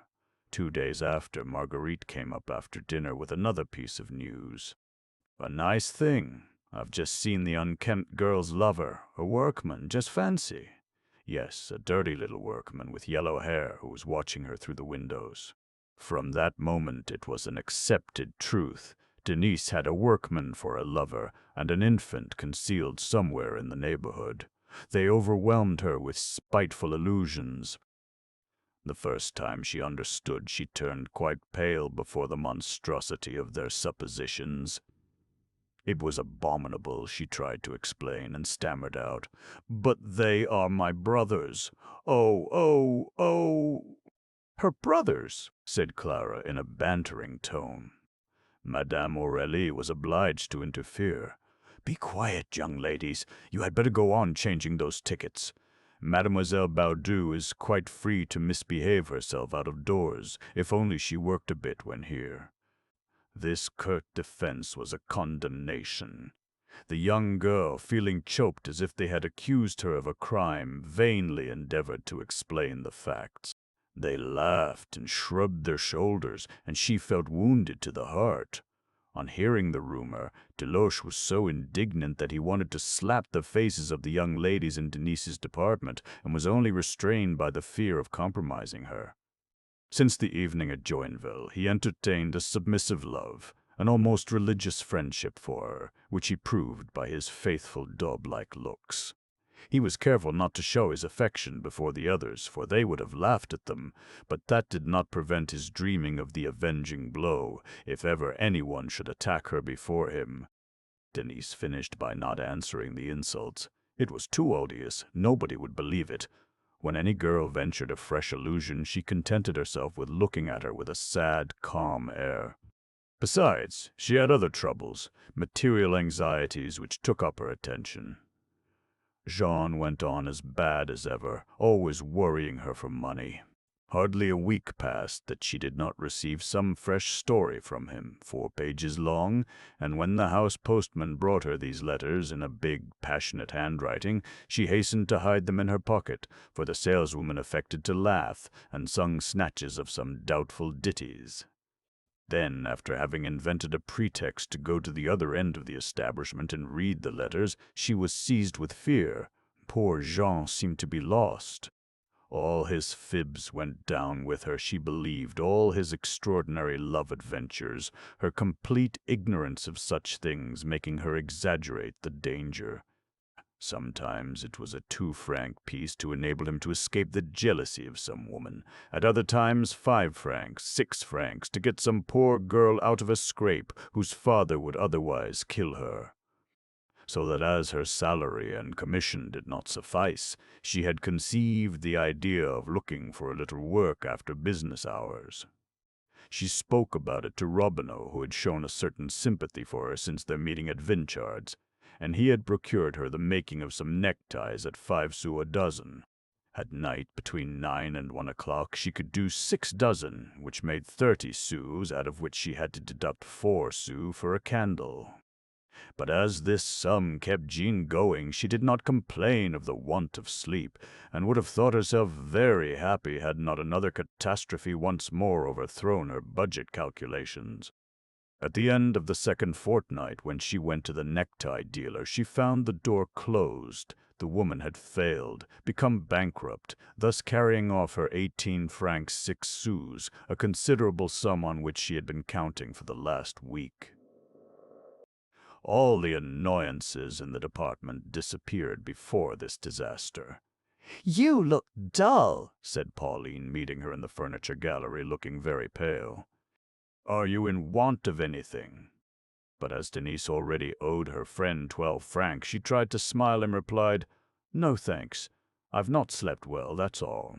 It was the 20th of July when the panic caused by the dismissals was at its worst. Out of the 400 employees, Bourdoncle had already sacked 50, and there were rumors of fresh executions. She thought but little of the menaces which were flying about, entirely taken up by the anguish of one of Jean's adventures, still more terrifying than the others. This very day he wanted 15 francs, which sum alone could save him from the vengeance of an outraged husband. The previous evening she had received the first letter opening the drama. Then, one after the other, came 2 more in the last, which she was finishing when Pauline met her. Jean announced his death for that evening if she did not send the money. She was in agony. Impossible to take it out of Pépé's board, paid 2 days before. Every sort of bad luck was pursuing her, for she had hoped to get her 18 francs 6 sous through Robineau, who could perhaps find the necktie dealer, but Robineau, having got a fortnight's holiday, had not returned the previous night as he was expected to do. However, Pauline still questioned her in a friendly way. When they met in an out-of-the-way department, they conversed for a few minutes, keeping a sharp lookout the while. Suddenly Pauline made a move as if to run off, having observed the white tie of an inspector who was coming out of the shawl department. "Ah, it's only old Juve," murmured she in a relieved tone. "I can't think what makes the old man grin as he does when he sees us together. In your place I should beware, for he's too kind to you. He's an old humbug, as spiteful as a cat, and thinks he's still got his troopers to talk to." It was quite true. Juve was detested by all the salespeople for the severity of his treatment. More than half the dismissals were the result of his reports, and with his big red nose of a rakish ex-captain, he only exercised his leniency in the departments served by women. "Why should I be afraid?" asked Denise. "Well," replied Pauline, laughing, "perhaps he may exact some return. Several of the young ladies try to keep well with him." Juve had gone away, pretending not to see them, and they heard him dropping onto a salesman in the lace department, guilty of watching a fallen horse in the Rue Neuve Saint-Augustin. "By the way," resumed Pauline, "weren't you looking for Monsieur Robineau yesterday? He's come back." Denise thought she was saved. "Thanks. I'll go round the other way then, and pass through the silk department." So much the worse. They sent me upstairs to the workroom to fetch a bodkin. And they separated. The young girl, with a busy look as if she were running from pay desk to pay desk in search of something, arrived on the stairs and went down into the hall. It was 10:15, but notwithstanding the grey linen blinds, the heat penetrated into the stagnant air. Now and then a refreshing breath arose from the floor, which the messengers were gently watering. It was a somnolence, a summer siesta, in the midst of the empty space around the counters, like the interior of a church wrapped in sleeping shadow after the last mass. Some listless salesmen were standing about. A few rare customers were crossing the galleries and the hall with the fatigued step of women annoyed by the sun. Just as Denise went down, Favier was measuring a dress length of light silk with pink spots, for Madame Boutarel arrived in Paris the previous day from the south. Since the commencement of the month, the provinces had been sending up their detachments. One saw nothing but queerly dressed ladies with yellow shawls, green skirts, and flaring bonnets. The shopmen, indifferent, were too indolent to laugh at them even. Favier accompanied Madame Boutarel to the mercery department, and on returning said to Houtine, "Yesterday they were all Auvergnat women. Today they're all Provençales. I'm sick of them." But Hutin rushed forward. It was his turn, and he had recognized the pretty lady, the lovely blonde whom the department thus designated, knowing nothing about her, not even her name. They all smiled at her. Not a week passed without her coming to the ladies' paradise, always alone. This time she had a little boy of 4 or 5 with her, and this gave rise to some comment. "She's married, then?" asked Favier when Hutin returned from the pay desk, where he had debited her with 30 yards of Duchess satin. "Possibly," replied he, "although the youngster proves nothing. Perhaps he belongs to a lady friend. What's certain is that she must have been weeping. She's so melancholy, and her eyes are so red." Silence ensued. The 2 salesmen gazed vaguely into the depths of the shop. Then Favier resumed in a low voice, "If she's married, perhaps her husband's given her a drubbing." "Possibly," repeated Hutin, "unless it be a lover who has left her." And after a fresh silence he added, "Anyway, I don't care a hang." At this moment Denise crossed the silk department, slackening her pace and looking around her, trying to find Robineau. She could not see him, so she went into the linen department, then passed through again. The 2 salesmen had noticed her movements. "There's that bag of bones again," murmured Hutin. "She's looking for Robineau," said Favier. "I can't think what they're up to together." "Oh, nothing smutty. Robineau's too big a fool. They say he has procured her a little work, some neckties." "What a spec, eh?" Hutin was meditating something spiteful. When Denise passed near, he stopped her, saying, "Is it me you're looking for?" She turned very red. Since the Joinville excursion, she dared not read her heart, full of confused sensations. She was constantly recalling his appearance with that red-haired girl, and if she still trembled before him, it was doubtless from uneasiness. Had she ever loved him? Did she love him still? She hardly liked to stir up these things which were painful to her. "No, sir," she replied, embarrassed. Hutin then began to laugh at her uneasy manner. "Would you like us to serve him to you?" "Favier, just serve this young lady with Robineau." She looked at him fixedly with the sad, calm look with which she had received the wounding remarks the young ladies had made about her. Ah, he was spiteful. He attacked her as well as the others. And she felt a sort of supreme anguish, the breaking of a last tie. Her face expressed such real suffering that Favier, though not of a very tender nature, came to her assistance. "Monsieur Robineau is in the stockroom," said he. "No doubt he will be back for lunch. You'll find him here this afternoon if you want to speak to him." Denise thanked him and went up to her department, where Madame Aurélie was waiting for her in a terrible rage. What? She had been gone half an hour. Where had she just sprung from? Not from the workroom, that was quite certain. The poor girl hung down her head, thinking of this avalanche of misfortunes. All would be over if Robineau did not come in. However, she resolved to go down again. In the silk department, Robineau's return had provoked quite a revolution. The salesman had hoped that, disgusted with the annoyances they were incessantly causing him, he would not return, and, in fact, there was a moment when, pressed by Vinchart to take over his business, he had almost decided to do so. Hutin's secret working, the mine he had been laying under the second-hand's feet for months past, was about to be sprung. During Robineau's holidays, Hutin, who had taken his place as second-hand, had done his best to injure him in the minds of the principals, and get possession of his situation by an excess of zeal. He discovered and reported all sorts of trifling irregularities, suggested improvements, and invented new designs. In fact, everyone in the department, from the unpaid probationer longing to become a salesman, up to the first salesman who coveted the situation of manager, they all had one fixed idea, and that was to dislodge the comrade above them, to ascend another rung of the ladder, swallowing him up if necessary, and this struggle of appetites, this pushing the one against the other, even contributed to the better working of the machine, provoking business and increasing tenfold the success which was astonishing Paris.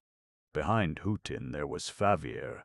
Then behind Favier came the others in a long line. One heard a loud noise as of jawbones working. Robineau was condemned, each one was grabbing after his bone. So that when the bee settled, the salesman's attitude appeared so menacing that the head of the department had sent Robineau to the stockroom in order to give the authorities time to come to a decision. "We would sooner all leave, if they keep him," declared Houghton. This affair bothered Balthemont, whose gaiety ill accorded with such an internal vexation. He was pained to see nothing but scowling faces around him. However, he wished to be just. "Come, leave him alone, he doesn't hurt you." But they protested energetically. "What? Doesn't hurt us?" "An insupportable object, always irritable, capable of walking over your body. He's so proud." This was the great bitterness of the department. Robineau, nervous as a woman, was intolerably stiff and susceptible. They related scores of stories, a poor little fellow who had fallen ill through it, and lady customers even who had been humiliated by his nasty remarks. "Well, gentlemen, I won't take anything on myself," said Balthemont. "I've notified the directors, and am going to speak about it shortly." The second lunch bell rang, the clang of which came up from the basement, distant and deadened in the close air of the shop. Houghton and Favier went down. From all the counters the salesmen were arriving one by one, helter-skelter, hastening below to the narrow entrance to the kitchen, a damp passage always lighted with gas. The throng pushed forward without a laugh or a word amidst an increasing noise of crockery and a strong odor of food. At the extremity of the passage there was a sudden halt before a wicket, flanked with piles of plates, armed with forks and spoons which he was plunging in the copper pans. A cook was distributing the portions, and when he stood aside, the flaring kitchen could be seen behind his white-covered belly. "Of course," muttered Houghton, consulting the bill of fare written on a blackboard above the wicket. "Beef and pungent sauce or skate. Never any roast meat in this rotten shop. Their boiled beef and fish don't do a bit of good to a fellow." Moreover, the fish was universally neglected, for the pan was quite full. Favier, however, took some skate. Behind him, Houghton stooped down, saying, "Beef and pungent sauce." With a mechanical movement, the cook picked up a piece of meat and poured a spoonful of sauce over it, and Houghton, suffocated by the ardent breath from the kitchen, had hardly got his portion before the words "beef, pungent sauce, beef, pungent sauce" followed each other like a litany, whilst the cook continued to pick up the meat and pour over the sauce, with the rapid and rhythmical movement of a well-regulated clock. "But the skate's cold," declared Favier, whose hand felt no warmth from the plate.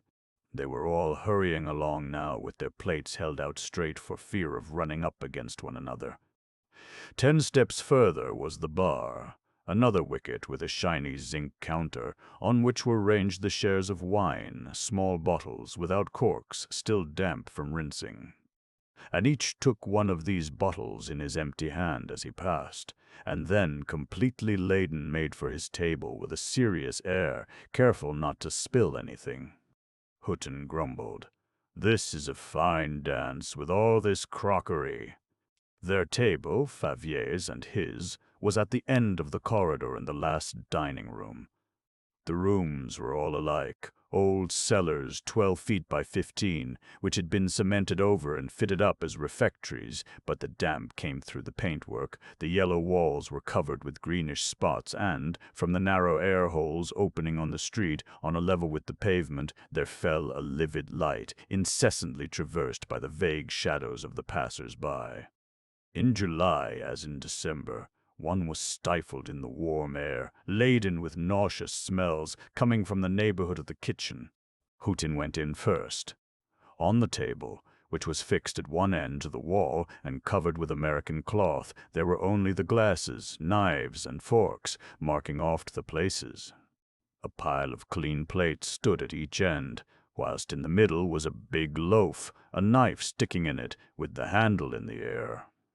Houghton got rid of his bottle and laid down his plate. Then, after having taken his napkin from the bottom of a set of pigeonholes, the sole ornament on the walls, he heaved a sigh and sat down. "And I'm fearfully hungry, too," he murmured.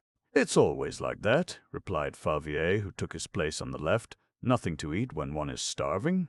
The table was rapidly filling. It contained 22 places, at gormandizing of big fellows with stomachs emptied by 13 hours' daily work. Formerly, the employees had an hour for meals, which enabled them to go outside to a cafe and take their coffee, and they would dispatch their dinner in 20 minutes, anxious to get into the street. But this stirred them up too much. They came back careless, indisposed for business, and the managers had decided that they should not go out, but pay an extra 3 halfpence for a cup of coffee if they wanted it.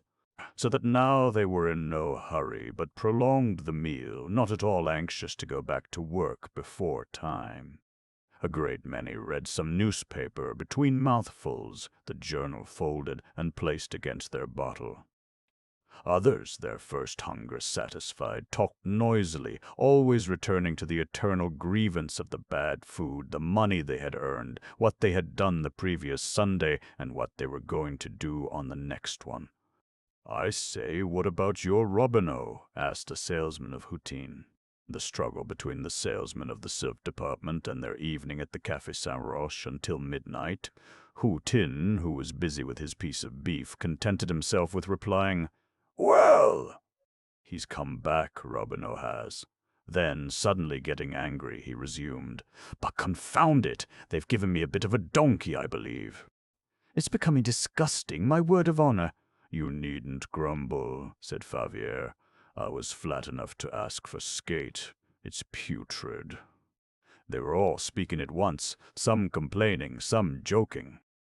At a corner of the table, against the wall, Deloche was silently eating.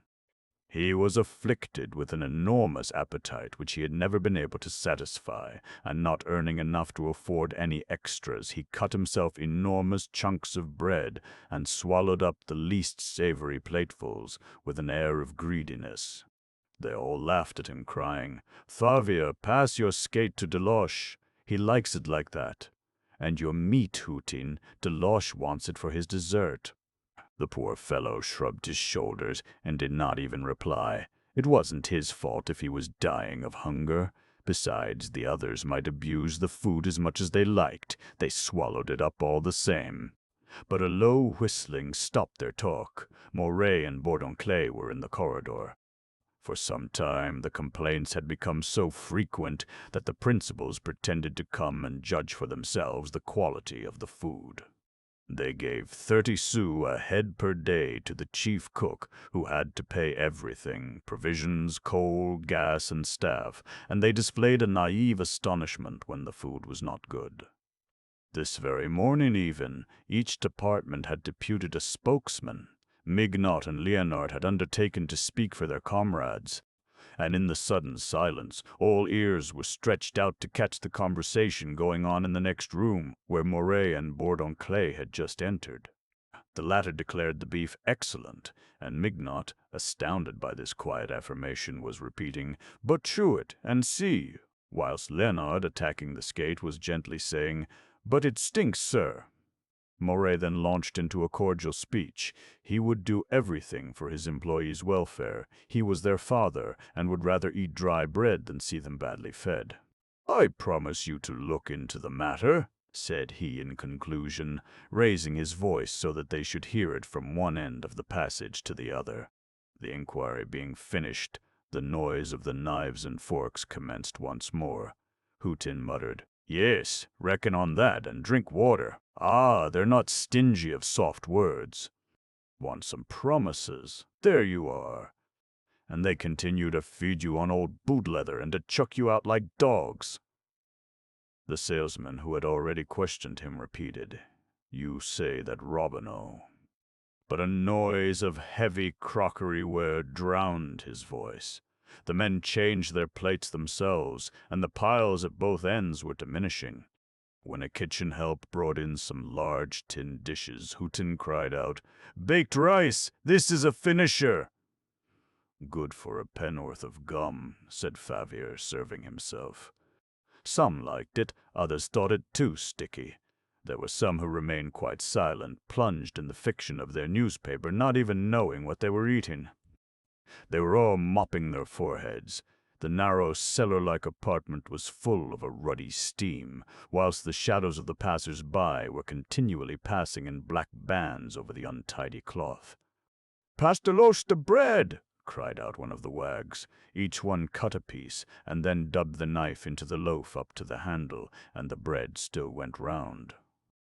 "Who'll take my rice for a dessert?" asked Hutin. When he had concluded his bargain with a short, thin young fellow, he attempted to sell his wine also, but no one would take it. It was known to be detestable. "As I was telling you, Robineau is back," he continued amid the crossfire of laughter and conversation that was going on. "Oh, his affair is a grave one. Just fancy, he has been debauching the saleswomen. Yes, and he gets them cravats to make." "Silence," exclaimed Favier. "They're just judging him." And he pointed to Balthemont, who was walking in the passage between Moret and Bourdoncle, all three absorbed in an animated conversation carried on in a low tone. The dining room of the managers, and saw Moret pass. He got up, having finished, and related the affair, explaining the awkward position he was in. The other two listened, still refusing to sacrifice Robineau, a first-class salesman who dated from Madame Hédouin's time. But when he came to the story of the neckties, Bourdoncle got angry. Was this fellow mad to interfere with the saleswomen and procure them extra work? The house paid dear enough for the women's time. If they worked on their own account at night, they worked less during the day in the shop. That was certain. Therefore it was a robbery. They were risking their health, which did not belong to them. No, the night was made for sleep. They must all sleep, or they would be sent to the right about. "Getting rather warm," remarked Hutin. Every time the three men passed the dining room, the shopman watched them, commenting on the slightest gestures. They had forgotten the baked rice, in which a cashier had just found a brace button. "I heard the word cravat," said Favier, "and you saw how Bourdoncle's face turned pale at once." Moret shared his partner's indignation. That a saleswoman should be reduced to work at night seemed to him an attack on the organization of the ladies' paradise. Who was the stupid that couldn't earn enough in the business? But when Balthemont named Denise, he softened down and invented excuses. Yes, that poor little girl. She wasn't very sharp and was greatly burdened, it was said. Bourdoncle interrupted him to declare they ought to send her off immediately. They would never do anything with such an ugly creature. He had always said so, and he seemed to be indulging a spiteful feeling. Moret, perplexed, affected to laugh. Dear me, what a severe man! Couldn't they forgive her for once? They could call in the culprit and give her a scolding. In short, Robineau was the most to blame, for he ought to have dissuaded her, he, an old hand, knowing the ways of the house. "Well, there's the governor laughing now," resumed Favier, astonished, as the group again passed the door. "Ah, by Jove!" exclaimed Hutin. "If they persist in shoving Robineau on our shoulders, we'll make it lively for them." Bourdoncle looked straight at Moret. Then he simply assumed a disdainful expression to intimate that he saw how it was and thought it idiotic. Balthemont resumed his complaints. The salesmen threatened to leave, and there were some very good men amongst them. But what appeared to touch these gentlemen especially was the rumor of Robineau's friendly relations with Gaujean. The latter, it was said, was urging the former to set up for himself in the neighborhood, offering him any amount of credit to run in opposition to the ladies' paradise. There was a pause. "Bah! Robineau was thinking of showing fight, was he?" Moret had become serious. He affected a certain scorn, avoided coming to a decision, treating it as a matter of no importance. They would see, they would speak to him. and he immediately commenced to joke with Balthemont, whose father, arrived 2 days before from his little shop at Montpellier, had been nearly choked with rage and indignation on seeing the immense hall in which his son reigned. They were still laughing about the old man, who, recovering his southern assurance, had immediately commenced to run everything down, pretending that the drapery business would soon go to the dogs. "Here's Robineau," said Bouthemont. "I sent him to the stockroom to avoid any unpleasant occurrence." "Excuse me if I insist, but things are in such an unpleasant state that something must be done." Robineau, who had just come in, passed by the group with a bow on his way to the table. Morey simply repeated, "All right, we'll see about it," and they separated. Hutin and Favier were still waiting for them, but on seeing they did not return, relieved their feelings. Was the governor coming down like this to every meal, to count the mouthfuls? A nice thing, if they could not even eat in peace. The truth was, they had just seen Robineau come in, and the governor's good humor made them anxious for the result of the struggle they were engaged in. They lowered their voices, trying to find fresh subjects for grumbling. "But I'm dying of hunger," continued Hutin aloud. One is hungrier than ever on getting up from table. And yet he had eaten 2 portions of dessert, his own and the one he had exchanged for his plate of rice. All at once he cried out, "Hang it, I'm going in for an extra. Victor, give me another dessert." The waiter was finishing serving the dessert. He then brought in the coffee, and those who took it gave him their 3 sous there and then. A few fellows had gone away, dawdling along the corridor, looking for a dark corner in which they could smoke a cigarette. The others remained at table before the heaps of greasy plates and dishes, rolling up the breadcrumbs into little bullets, going over the same old stories, in the odor of broken food and the sweltering heat that was reddening their ears. The walls reeked with moisture. A slow asphyxia fell from the moldy ceiling. Standing against the wall was Deloche, stuffed with bread, digesting in silence, his eyes on the air-hole. His daily recreation after lunch was to watch the feet of the passers-by, spinning along the street, a continual procession of living feet, big boots, elegant boots, and ladies' tiny boots without head or body. On rainy days it was very dirty. "What? Already?" exclaimed Hutin. A bell rang at the end of the passage. They had to make way for the sponges to clean the American cloth. Gradually the rooms became empty. The salesmen returned to their departments, lingering on the stairs.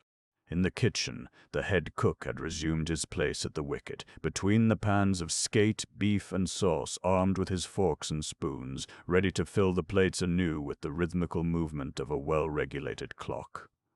As Hutin and Favier slowly withdrew, they saw Denise coming down. "Monsieur Robineau is back, mademoiselle," said the former with sneering politeness.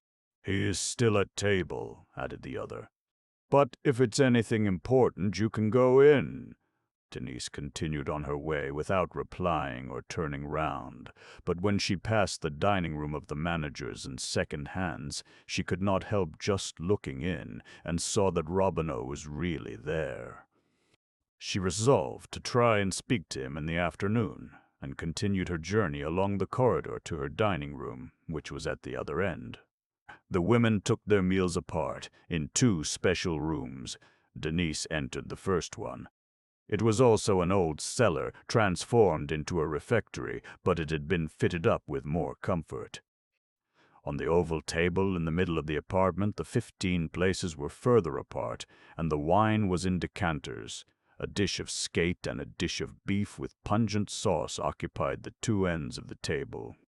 Waiters in white aprons attended to the young ladies, and spared them the trouble of fetching their portions from the wicket. The management had thought that more decent. "You went round, then?" asked Pauline, already seated and cutting herself some bread. "Yes," replied Denise, blushing. "I was accompanying a customer." But this was a falsehood. Clara nudged her neighbor. What was the matter with the unkempt girl? She was quite strange in her ways. One after the other she had received letters from her lover. Then she went running all over the shop like a madwoman, pretending to be going to the workroom, where she did not even make an appearance. There was something up, that was certain. Then Clara, eating her skate without disgust, with the indifference of a girl who had been used to nothing better than rancid bacon, spoke of a frightful drama, the account of which filled the newspapers. "You've heard about that man cutting his mistress's throat with a razor, haven't you?" "Well," said a little quiet, delicate-looking girl belonging to the underlinen department, "he found her with another fellow." "Serve her right." But Pauline protested. "What? Just because one had ceased to love a man, he should be allowed to cut your throat? Ah, no, never." And stopping all at once, she turned round to the waiter, saying, "Pierre, I can't get through this beef. Just tell them to do me an extra, an omelette, nice and soft if possible." To pass away the time, she took out some chocolate, which she began eating with her bread, for she always had her pockets full of sweetmeats. "Certainly it isn't very amusing with such a fellow," resumed Clara. "And some people are fearfully jealous, you know. Only the other day there was a workman who pitched his wife into a well." She kept her eyes on Denise, thinking she had guessed her trouble on seeing her turn pale. Evidently this little prude was afraid of being beaten by her lover, whom she no doubt deceived. It would be a lark if he came right into the shop after her, as she seemed to fear he would. But the conversation took another turn. One of the girls was giving a recipe for cleaning velvet. They then went on to speak of a piece at the Gaiety, in which some darling little children danced better than any grown-up persons. Pauline, saddened for a moment at the sight of her omelette, which was overdone, resumed her gaiety on finding it went down fairly well. "Pass the wine," said she to Denise. "You should go in for an omelette." "Oh, "The beef is enough for me," replied the young girl, who, to avoid expense, confined herself to the food provided by the house, no matter how repugnant it might be.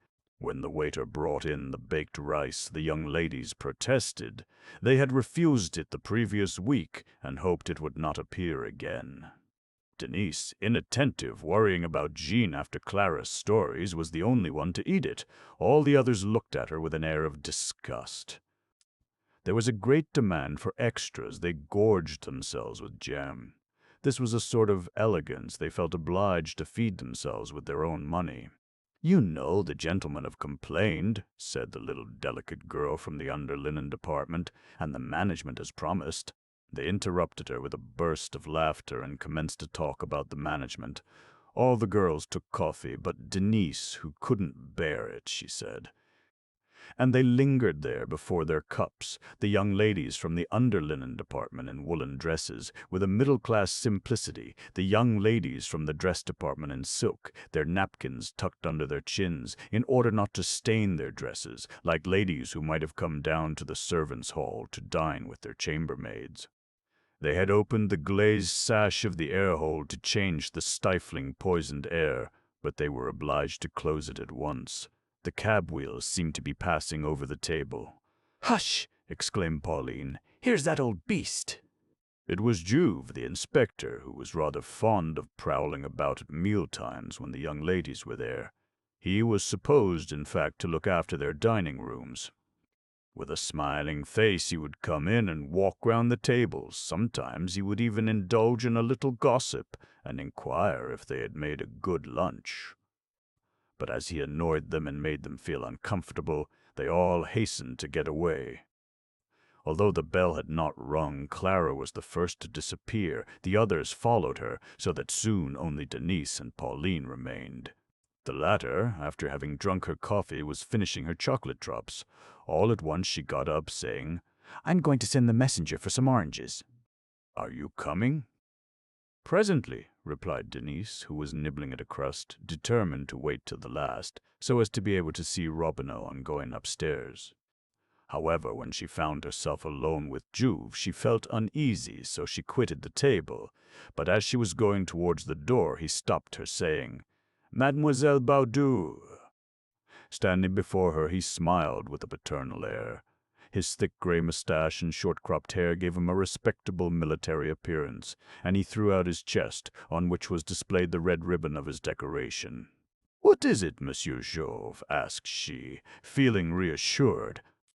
"I caught you again this morning talking upstairs behind the carpet department. You know it is not allowed, and if I reported you, she must be very fond of you, your friend Pauline." His mustache quivered. A flame lighted up his enormous nose. "What makes you so fond of each other, eh?" Denise, without understanding, was again becoming seized with an uneasy feeling. He was getting too close, and was speaking right in her face. "It's true we were talking, Monsieur Jouve," she stammered, "but there's no harm in talking a bit. You're very good to me, and I'm very much obliged to you." "I ought not to be good," said he. "Justice and nothing more is my motto. But when it's a pretty girl—" And he came closer still, and she felt really afraid. Pauline's words came back to her memory. She now remembered the stories going about, stories of girls terrified by old Jouve into buying his goodwill. In the shop, as a rule, he confined himself to little familiarities, such as pinching the cheeks of the complacent young ladies with his fat fingers, taking their hands in his and keeping them there as if he had forgotten them. This was very paternal, and he only gave way to his real nature outdoors, when they consented to accept a little refreshment at his place in the Rue de Moineau. "Leave me alone," murmured the young girl, drawing back. "Come," said he. "You are not going to play the savage with me, who always treats you well." "Be amiable. Come and take a cup of tea and a slice of bread and butter with me this evening. You are very welcome." She was struggling now. "No, no." The dining room was empty. The waiter had not come back. Jouve, listening for the sound of any footsteps, cast a rapid glance around him, and, very excited, losing control over himself, going beyond his fatherly familiarities, he tried to kiss her on the neck. What a spiteful, stupid little girl. When one has a head of hair like yours, one should not be so stupid. Come round this evening just for fun. But she was very excited, shocked, and terrified at the approach of this burning face, of which she could feel the breath. Suddenly she pushed him, so roughly that he staggered and nearly fell on to the table.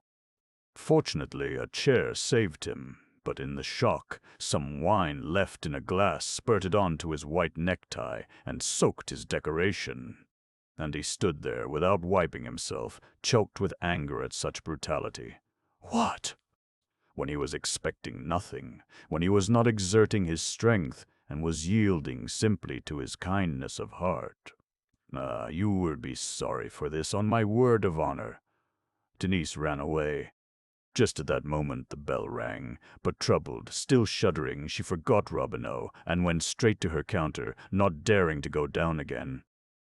As the sun fell on the frontage of the Place Gaillon of an afternoon, they were all stifling in the first-floor rooms, notwithstanding the gray linen blinds. A few customers came, put the young ladies into a very uncomfortable, warm state, and went away without buying anything. Everyone was yawning, even under Madame Aurélie's big, sleepy eyes. Towards 3 o'clock, Denise, seeing the journey across the shop with a busy air. To put the curious ones, who might be watching her, off the scent, she did not go straight to the silk department. Pretending to want something in the lace department, she went up to Deloche and asked him a question. Then, on the ground floor, she passed through the printed cottons department and was just going into the cravat one when she stopped short, startled and surprised. Jean was before her. "What? It's you!" she murmured, quite pale. He had on his working blouse and was bare-headed, with his hair in disorder, the curls falling over his girlish face.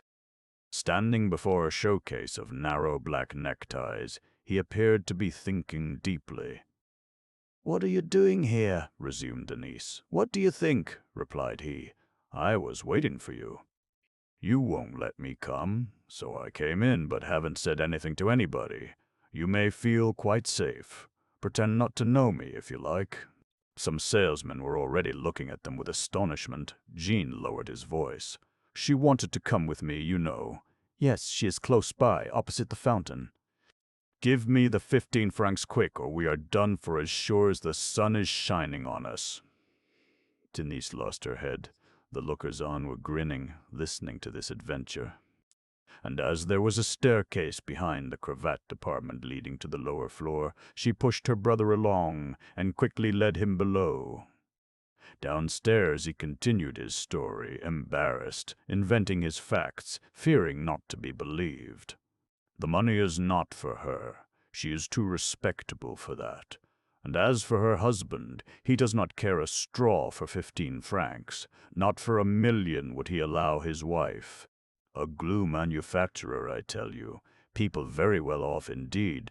No, it's for a low fellow, one of her friends who has seen us together, and if I don't give him this money this evening— "Be quiet," murmured Denise. "Presently, do get along."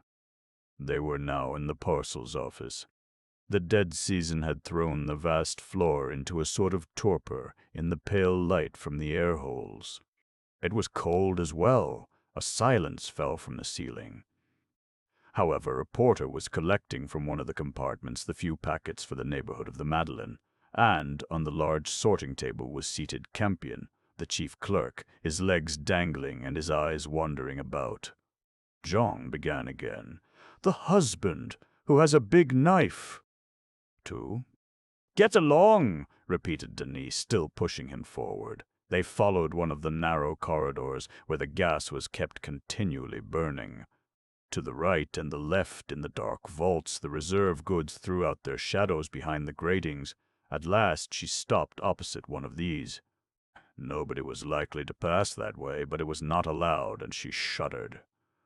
"If this rascal says anything," resumed Jean, "the husband who has a big knife—" "Where do you expect I can find 15 francs?" exclaimed Denise in despair. "Can't you be more careful? You're always getting into some stupid scrape." He struck his chest. Amidst all his romantic inventions, he had almost forgotten the exact truth. He dramatized his money wants, but there was always some immediate necessity behind this display. "By all that's sacred, it's really true this time. I was holding her like this, and she was kissing me." She stopped him again and lost her temper, feeling on thorns to yourself. "It's too bad. You ought to know better. You're always tormenting me. I'm killing myself to keep you in money." "Yes, I have to stay up all night at work. Not only that, you are taking the bread out of your little brother's mouth." Jean stood there with his mouth wide open, and all the color left his face. What? It was not right! And he could not understand. He had always treated his sister like a comrade. He thought it quite a natural thing to open his heart to her. But what choked him above all was to learn she stopped up all night. The idea that he was killing her and taking Pepe's share as well affected him so much that he began to cry. "You're right. I'm a scamp," exclaimed he. "But it isn't wicked really, far from it, and that's why one always does it. This woman, Denise, is 20, and thought it such fun because I'm only 17. Really now, I am quite furious with myself. I could slap my face." He had taken her hands and was kissing them and inundating them with tears. "Give me the 15 francs, and this shall be the last time.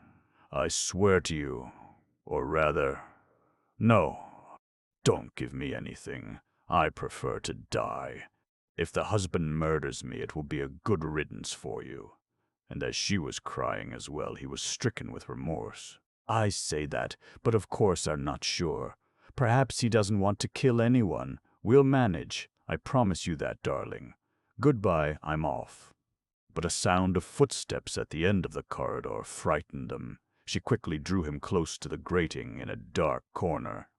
For an instant they heard nothing but the hissing of a gas burner near them. Then the footsteps drew nearer, and, on stretching out her neck, she recognized Jouve, the inspector, who had just entered the corridor with his stiff military walk.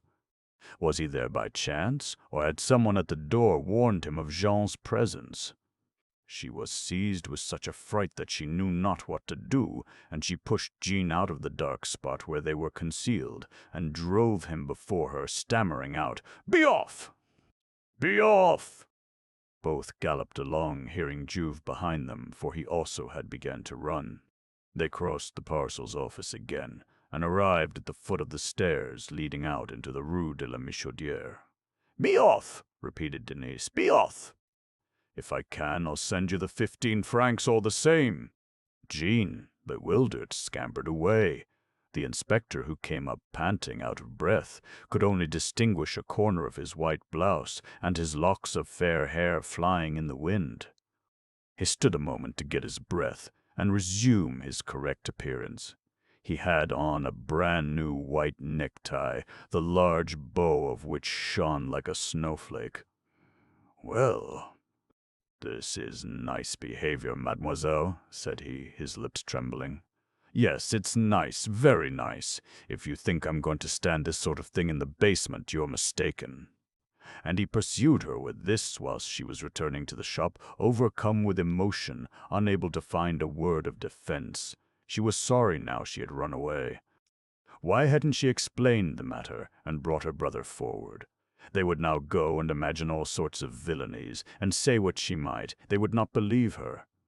Once more she forgot Robineau, and went straight to her counter. Juve immediately went to the manager's office to report the matter. But the messenger told him Monsieur Mouret was with Monsieur Bourdonclais and Monsieur Robineau. They had been talking together for the last quarter of an hour. In fact, the door was half open, and he could hear Mouret gaily asking Robineau if he had had a pleasant holiday. There was not the least question of a dismissal. On the contrary, the conversation fell on certain things to be done in the department. "Do you want anything, Monsieur Juve?" exclaimed Mouret. "Come in." But a sudden instinct warned the inspector. As Bourdoncle had come out, he preferred to relate the affair to him. They slowly passed through the shawl department, walking side by side, the one leaning over and talking in a low tone, the other listening, not a sign on his severe face betraying his impressions. "All right," said the latter at last. And as they had arrived close to the dress department, he went in. Just at that moment, Madame Aurélie was scolding Denise. Where had she come from again? This time she couldn't say she had been to the workroom. Really, these continual absences could not be tolerated any longer. "Madame Aurélie!" cried Bourdoncle. He had decided on a bold stroke, not wishing to consult Mouret for fear of some weakness. The first hand came up, and the story was once more related in a low voice. They were all waiting in the expectation of some catastrophe. At last, Madame Aurélie turned round with a solemn air. "Mademoiselle Baudoux." And her puffy emperor's mask assumed the immobility of the all-powerful, "Go and be paid." The terrible phrase sounded very loud in the empty department. Denise stood there pale as a ghost, without saying a word. At last she was able to ask in broken sentences, Me, what for?" "What have I done?" Bourdoncle replied harshly, that she knew very well that she had better not provoke any explanation, and he spoke of the cravats, and said that it would be a fine thing if all the young ladies received men down in the basement. "But it was my brother," cried she with the grievous anger of an outraged virgin. Marguerite and Clara commenced to laugh. Madame Frederick, usually so discreet, shook her head with an incredulous air. Always her brother. Really, it was very stupid. Denise looked round at all of them. Bourdoncle, who had taken a dislike to her the first day, Juve, who had stopped to serve as a witness, and from whom she expected no justice, then these girls whom she had not been able to soften by 9 months of smiling courage, who were happy, in fact, to turn her out of doors. What was the good of struggling? What was the use of trying to impose herself on them when no one liked her? And she went away without a word, not even casting a last look towards this room where she had so long struggled. But as soon as she was alone before the hall staircase, a deeper sense of suffering filled her grieved heart. No one liked her, and the sudden thought of Murray had just deprived her of all idea of resignation. No, no, she could not accept such a dismissal. Perhaps he would believe this villainous story, this rendezvous with a man down in the cellars. At the thought, a feeling of shame tortured her, an anguish with which she had never before been afflicted. She wanted to go and see him, to explain the matter to him, simply to let him know the truth, for she was quite ready to go away as soon as he knew this. And her old fear, the shiver which chilled her when in his presence, suddenly developed into an ardent desire to see him, not to leave the house without telling him she had never belonged to another. It was nearly 5 o'clock, and the shop was waking up into life again in the cool evening air. She quickly started off for Moray's office. But when she arrived at the door, a hopeless, melancholy feeling again took possession of her. Her tongue refused its office, the intolerable burden of existence again fell on her shoulders. He would not believe her. He would laugh like the others, she thought, and this idea made her almost faint away. All was over. She would be better alone, out of the way, dead. And, without informing Pauline or Deloche, she went at once and took her money. "You have, mademoiselle," said the clerk. 22 days, that makes 18 francs and 14 sous, to which must be added 7 francs for commission. That's right, isn't it? Yes, sir, thanks. And Denise was going away with her money when she at last met Robineau. He had already heard of her dismissal and promised to find a necktie dealer. In a lowered tone he tried to console her, but lost his temper. What an existence, to be at the continual mercy of a whim! To be thrown out at an hour's notice, without even being able to claim a full month's salary. Denise went up to inform Madame Cabin, saying that she would try and send for her box during the evening. It was just striking 5 when she found herself on the pavement of the Place Gaillon, bewildered, in the midst of the crowd of people and cabs.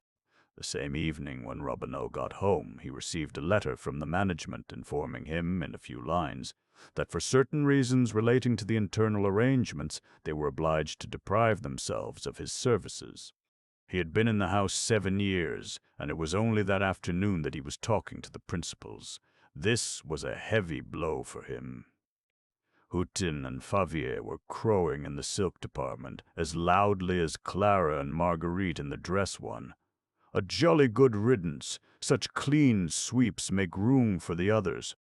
Deloche and Pauline were the only ones to regret Denise's departure, exchanging, in the rush of business, bitter words of regret at losing her, so kind, so well behaved.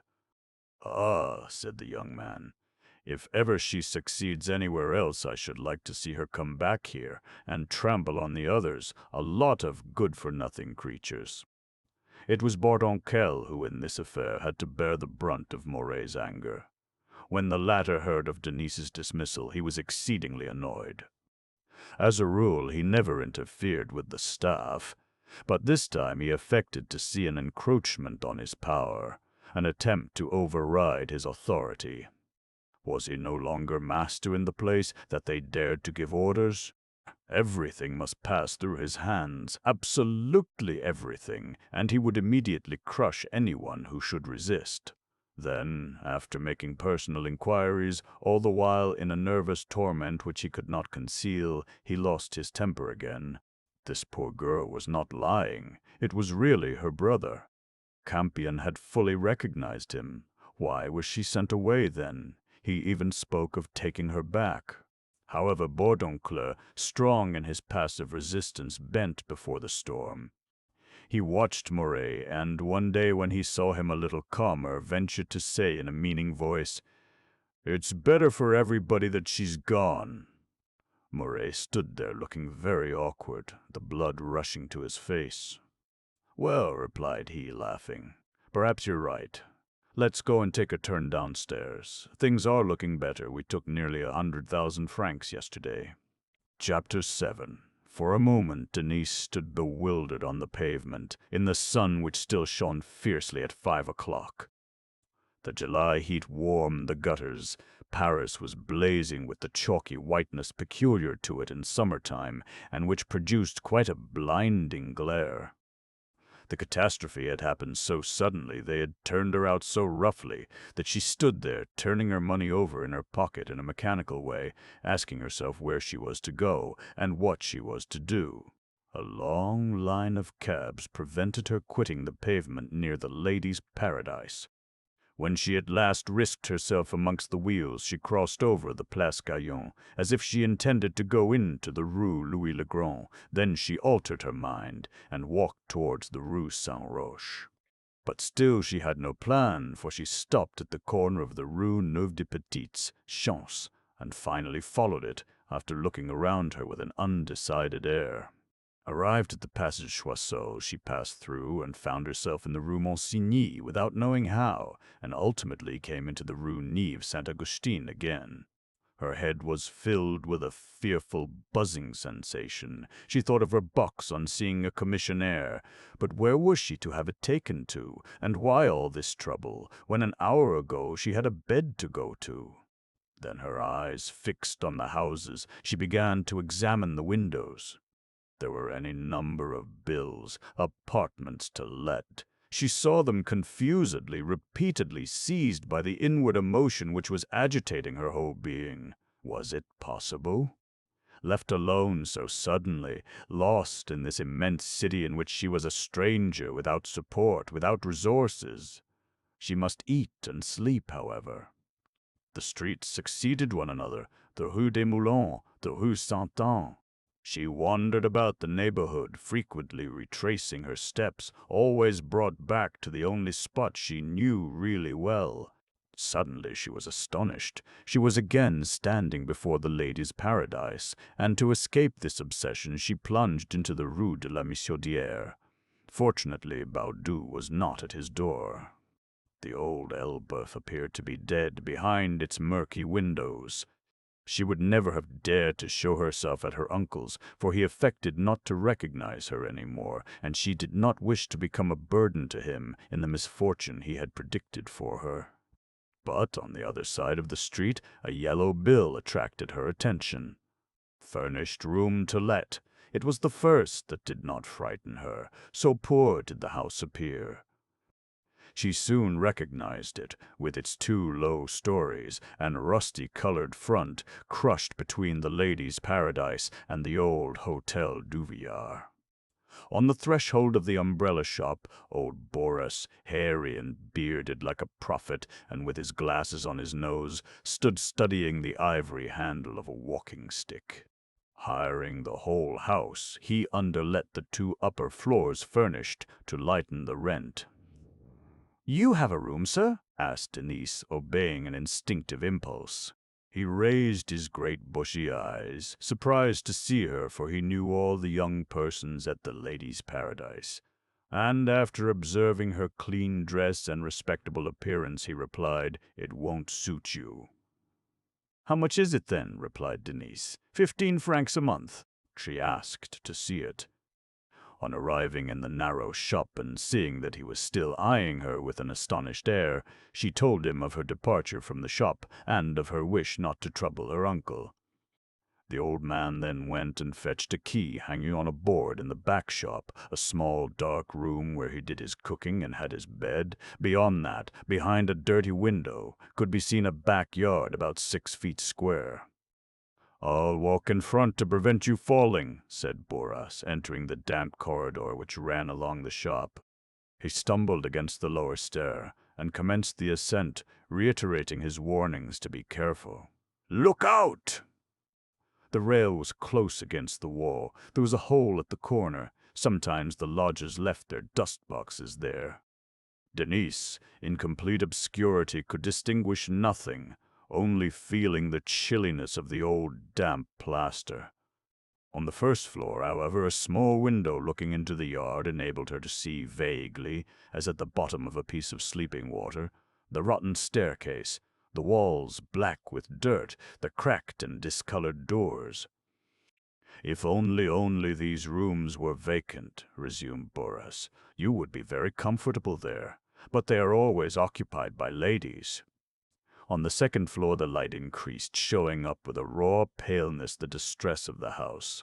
A journeyman baker occupied the first room, and it was the other, the further one, that was vacant.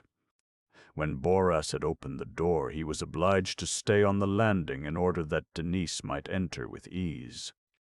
The bed placed in the corner nearest the door left just room enough for one person to pass.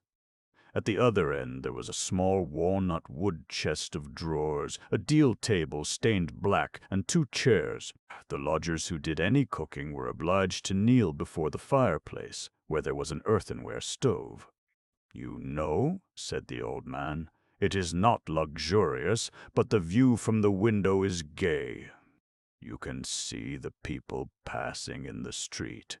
And as Denise was looking with surprise at the ceiling just above the bed, where a chance lady lodger had written her name, Ernestine, by drawing the flame of the candle over it, he added with a good-natured smile, "If I did a lot of repairs, I should never make both ends meet. There you are. It's all I have to offer." "I shall be very well here," declared the young girl. She paid a month in advance, asked for the linen, a pair of sheets and 2 towels, and made her bed without delay, happy, relieved to know where she was going to sleep that night. An hour after she had sent a commissionaire to fetch her box, and was quite at home. During the first 2 months she had a terribly hard time of it. Being unable to pay for Pépé's board, she had taken him away and slept him on an old sofa lent by Boras. She could not do with less than 30 sous a day, including the rent, even by consenting to live on dry bread herself, in order to procure a bit of meat for the little one. During the first fortnight she got on pretty well, having begun her housekeeping with about 10 francs. Besides, she had been fortunate enough to find the cravat dealer who paid her 18 francs 6 sous. But after that she became completely destitute. It was in vain she applied to the various shops at La Place Clichy, the Bon Marché, the Louvre. The dead season had stopped business everywhere. They told her to apply again in the autumn. More than 5,000 employees, dismissed like her, were wandering about Paris in want of places. She then tried to obtain a little work elsewhere, but in her ignorance of Paris she did not know where to apply, often accepting most ungrateful tasks, and sometimes even not getting her money. Certain evenings she gave Pépé his dinner alone, a plate of soup, telling him she had dined out, and she would go to bed, her head in a whirl, nourished by the fever which was burning her hands.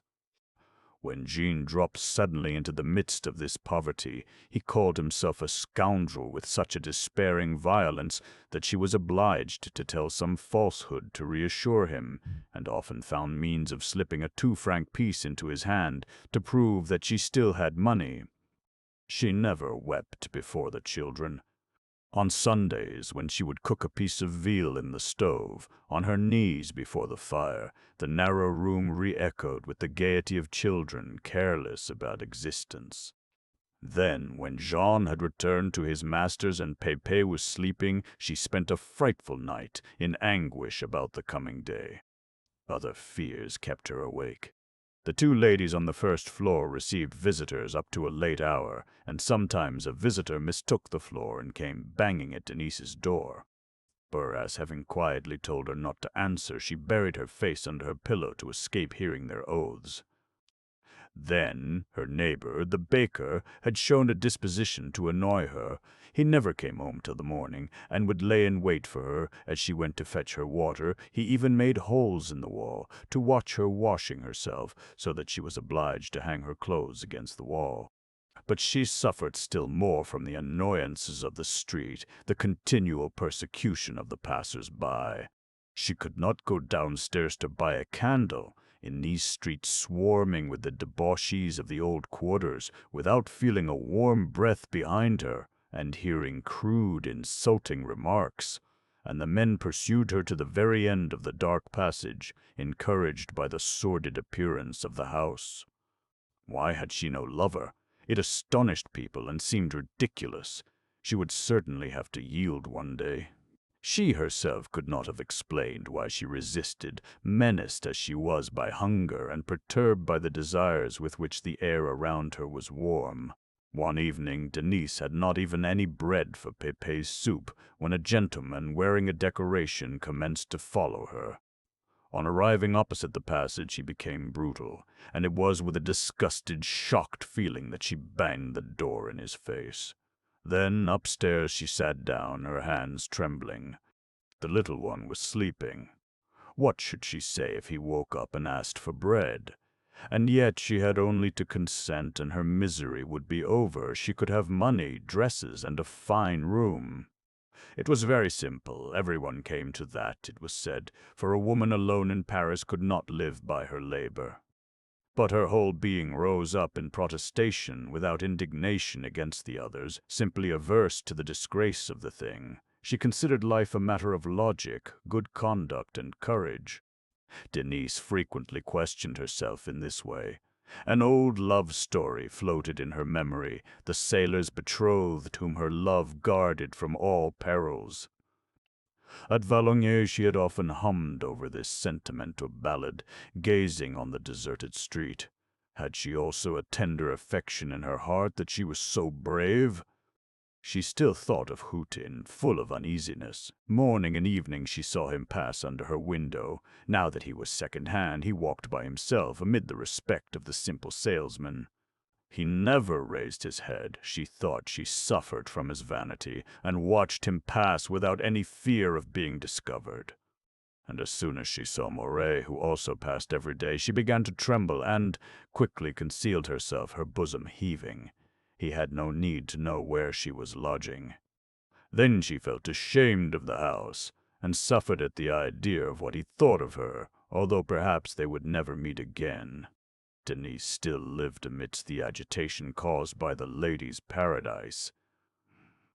A simple wall separated her room from her old department, and from early morning she went over her day's work, feeling the arrival of the crowd, the increased bustle of business. The slightest noise shook the old house hanging on the flank of the Colossus. She felt the gigantic pulse beating. Besides, she could not avoid certain meetings. Twice she had found herself face to face with Pauline, who had offered her services, grieved to see her so unfortunate, and she had even been obliged to tell a falsehood to avoid receiving her friend or paying her a visit one Sunday at Bogues. But it was more difficult still to defend herself against Deloche's desperate affection. He watched her, aware of all her troubles, waited for her in the doorways. One day he wanted to lend her 30 francs, a brother's savings, he said, with a blush. And these meetings made her regret the shop, continually occupying her with the life they led inside, as if she had not quitted it. No one ever called upon Denise. One afternoon she was surprised by a knock. It was Colomban. She received him standing. He, looking very awkward, stammered at first, asked how she was getting on, and spoke of the old Elbeuf. Perhaps it was Uncle Baudu who had sent him, regretting his rigor, for he continued to pass his niece without taking any notice of her, although quite aware of her miserable position. But when she plainly questioned her visitor, he appeared more embarrassed than ever. No, it was not the governor who had sent him, and he finished by naming Clara. He simply wanted to talk about Clara. Little by little he became bolder and asked Denise's advice, supposing that she could be useful to him with her old friend. It was in vain that she tried to dishearten him, by reproaching him with the pain he was causing Geneviève, all for this heartless girl. He came up another day and got into the habit of coming to see her. This sufficed for his timid passion. He continually commenced the same conversation, unable to resist, trembling with joy to be with a girl who had approached Clara. And this caused Denise to live more than ever at the lady's paradise. It was towards the end of September that the young girl experienced the blackest misery. Pepe had fallen ill, having caught a severe cold. He ought to have been nourished with good broth, and she had not even a piece of bread. One evening, completely conquered, she was sobbing in one of those somber straits which drive women onto the streets or into the Seine when old Boris gently knocked at the door. He brought a loaf and a milk can full of broth. There's something for the youngster," said he in his abrupt way. "Don't cry like that, it annoys my lodgers." And as she thanked him in a fresh outburst of tears, he resumed, "Do keep quiet. Tomorrow come and see me. I've some work for you." Boraz, since the terrible blow dealt him by the ladies' paradise by their opening an umbrella department, had ceased to employ any workwomen. He did everything himself to save expenses, the cleaning, mending, and sewing. His trade was also diminishing, so that he was sometimes without work, and he was obliged to invent something to do the next day when he installed Denise in a corner of his shop. He felt that he could not let anyone die of hunger in his house. "You'll have 2 francs a day," said he. "When you find something better, you can leave me." She was afraid of him, and did the work so quickly that he hardly knew what else to give her to do. He had given her some silk to stitch, some lace to repair. During the first few days she did not dare raise her head, uncomfortable to know he was close to her, with his lion-like mane, hooked nose, and piercing eyes under his thick bushy eyebrows. His voice was harsh, his gestures extravagant, and the mothers of the neighborhood often frightened their youngsters by threatening to send for him, as they would for a policeman. However, the boys never passed his door without calling out some insulting words which he did not even seem to hear. All his maniacal anger was directed against the scoundrels who dishonored his trade by selling cheap, trashy articles which dogs would not consent to use. Denise trembled whenever he burst out thus. "Art is done for, I tell you. There's not a single respectable handle made now. They make sticks, but as for handles, it's all up. Bring me a proper handle, and I'll give you 20 francs. He had a real artist's pride. Not a workman in Paris was capable of turning out a handle like his, light and strong. He carved the knobs especially with charming ingenuity, continually inventing fresh designs, flowers, fruit, animals, and heads, subjects conceived and executed in a free and lifelike style. A little pocket-knife sufficed, and he spent whole days, spectacles on nose, chipping bits of boxwood and ebony. "A pack of ignorant beggars," said he, "who are satisfied with sticking a certain quantity of silk on so much whalebone. They buy their handles by the gross, handles ready-made, and they sell just what they like. I tell you, art is done for." Denise began to take courage. He had insisted on having Pepe down in the shop to play, for he was wonderfully fond of children. When the little one was crawling about on all fours, neither of them had room to move, she in her corner doing the mending, he near the window, carving with his little pocket-knife. Every day now brought on the same work and the same conversation. Whilst working, he continually pitched into the ladies' paradise, never tired of explaining how affairs stood. He had occupied his house since 1845 and had a 30-years lease at a rent of 1,800 francs a year, and as he made 1,000 francs out of his 4 furnished rooms, he only paid 800 for the shop. It was a mere trifle. He had no expenses, and could thus hold out for a long time still. To hear him, there was no doubt about his triumph. He would certainly swallow up the monster. Suddenly he would interrupt himself. "Have they got any dogs' heads like that?" And he would blink his eyes behind his glasses to judge the dog's head he was carving, with its lip turned up and fangs out, in a lifelike growl. Pepe, delighted with the dog, would get up, placing his 2 little arms on the old man's knee. "As long as I make both ends meet, I don't care a hang about the rest," the latter would resume, delicately shaping the dog's tongue with the point of his knife. "The scoundrels have taken away my profits, but if I'm making nothing, I'm not losing anything yet, or at least but very little. And, you see, I'm ready to sacrifice everything rather than yield." He would brandish his knife, and his white hair would blow about in a storm of anger. But, Denise would mildly observe, without raising her eyes from her needle, if they made you a reasonable offer, it would be wiser to accept. Then his ferocious obstinacy would burst forth. Never! If my head were under the knife, I would say no, by heavens. I've another 10 years' lease, and they shall not have the house before then, even if I should have to die of hunger within the 4 bare walls. Twice already have they tried to get over me. They offered me 12,000 francs for my goodwill, and 18,000 francs for the last 10 years of my lease, in all 30,000, not for 50,000 even. I have them in my power, and intend to see them licking the dust before me. 30,000 francs, it's a good sum, Denise would resume. You could go and establish yourself elsewhere, and suppose they were to buy the house. Boris, putting the finishing touches to his dog's tongue, would appear absorbed for a moment, an infantine laugh pervading his venerable prophet's face. Then he would continue, "The house, no fear! They spoke of buying it last year, and offered 80,000 francs, twice as much as it's worth.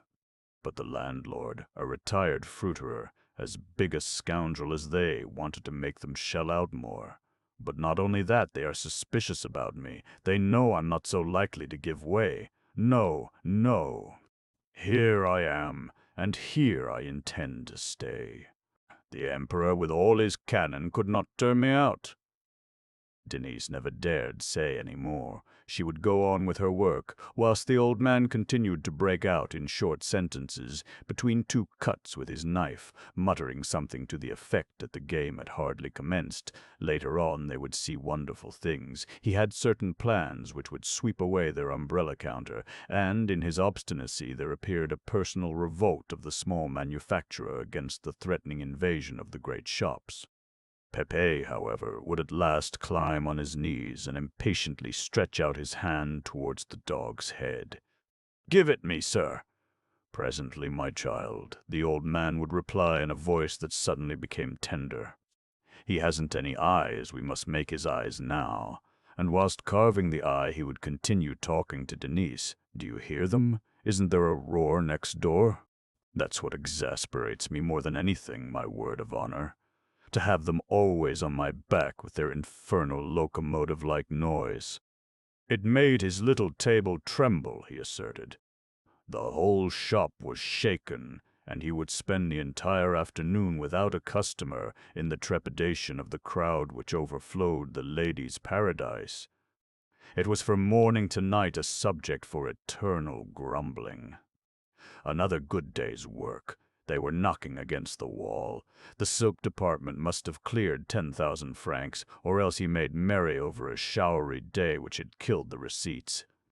And the slightest rumors, the most unimportant noises, furnished him with subjects of endless comment. "Ah, someone has slipped down. Ah, if they could only all fall and break their backs. That, my dear, is a dispute between some ladies. So much the better, so much the better. Do you hear the parcels falling onto the lower floor? It's disgusting." It did not do for Denise to discuss his explanations, for he retorted bitterly by reminding her of the shameful way they had dismissed her. She was obliged to relate for the 100th time her life in the dress department, the hardship she had endured at first, the small unhealthy bedrooms, the bad food, and the continual struggle between the salesmen, and they were thus talking about the shop from morning to night, absorbing it hourly in the very air they breathed. "Give it me, sir," Pepe would repeat with eager outstretched hands. The dog's head finished, Boras would hold it at a distance, then examine it closely with childish glee. "Take care, it will bite you!" "There, go and play, and don't break it if you can help it." Then, resuming his fixed idea, he would shake his fist at the wall. "You may do all you can to knock the house down. You shan't have it, even if you invade the whole neighborhood." Denise had now her daily bread assured her, and she was extremely grateful to the old umbrella dealer, whose good heart she felt beneath his strange, violent ways. She had a strong desire, however, to find some work elsewhere, for she often saw him inventing some trifle for her to do. She fully understood that he did not require a workwoman in the present slack state of his business, and that he was employing her out of pure charity. 6 months had passed thus, and the dull winter season had again returned.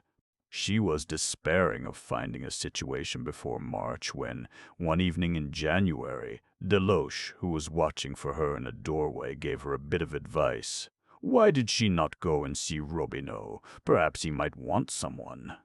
In September, Robineau had decided to buy Vinchard's silk business, trembling all the time lest he should compromise his wife's 60,000 francs.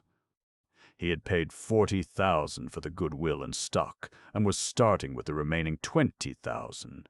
It was not much, but he had Gaujean behind him to back him up with any amount of credit. Since his disagreement with the Lady's Paradise, the latter had been longing to stir up a system of competition against the Colossus, and he thought victory certain by creating special shops in the neighborhood where the public could find a large and varied choice of articles. The rich Lyons manufacturers, such as Dumontel, were the only ones who could accept the big shop's terms, satisfied to keep their looms going with them, looking for their profits by selling to less important houses. But Gaujean was far from having the solidity and staying power possessed by Dumontel. For a long time a simple commission agent, it was only during the last 5 or 6 years that he had had looms of his own, and he still had a lot of work done by other makers, furnishing them with the raw material and paying them by the yard. It was precisely this system which, increasing his manufacturing expenses, had prevented him competing with Dumontel for the supply of the Paris Paradise. This had filled him with rancor. He saw in Robineau the instrument of a decisive battle to be declared against these drapery bazaars which he accused of ruining the French manufacturers. When Denise called, she found Madame Robineau alone. Daughter of an overseer in the Department of Highways, entirely ignorant of business matters, she still retained the charming awkwardness of a girl educated in a Blois convent.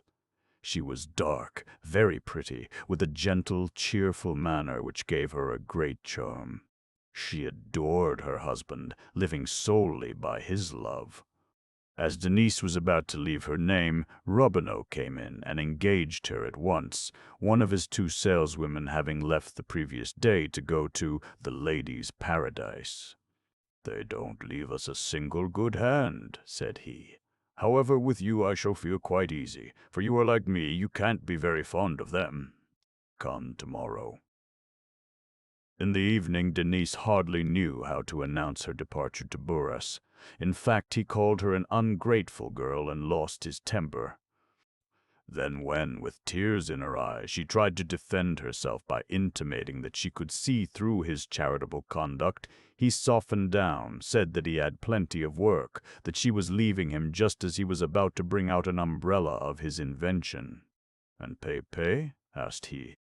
This was Denise's great trouble. She dared not take him back to Madame Gras, and could not leave him alone in the bedroom, shut up from morning to night. "Very good, Till, keep him," said the old man. "He'll be all right in my shop. We'll do the cooking together." Then, as she refused, fearing it might inconvenience him, he thundered out, "Great heavens! Have you no confidence in me? I shan't eat your child." Denise was much happier at Robineau's. He only paid her 60 francs a month, with her food, without giving her any commission on the sales, just the same as in the old-fashioned houses. But she was treated with great kindness, especially by Madame Robineau, always smiling at her counter. He, nervous, worried, was sometimes rather abrupt. At the expiration of the first month, Denise was quite one of the family, like the other saleswoman, a silent, consumptive little body. The Robineaus were not at all particular before them, talking of the business at table in the back shop, which looked on to a large yard. And it was there they decided one evening on starting the campaign against the Lady's Paradise. Gaujean had come to dinner. After the usual roast leg of mutton, he had broached the subject in his lion's voice, thickened by the Rhone fogs. "It's getting unbearable," said he. "They go to Dumonteil, purchase the sole right in a design, and take 300 pieces straight off, insisting on a reduction of 10 sous a yard, and, as they pay ready money, they enjoy moreover the profit of 18% discount. Very often, Dumonteil barely makes 4 sous a yard out of it. He works to keep his looms going, for a loom that stands still is a dead loss. Under these circumstances, how can you expect that we, with our limited plant, and especially with our makers, can keep up the struggle?" Robineau, pensive, forgot his dinner. 300 pieces, he murmured. "I tremble when I take a dozen, and at 90 days, they can mark up a franc or 2 francs cheaper than us.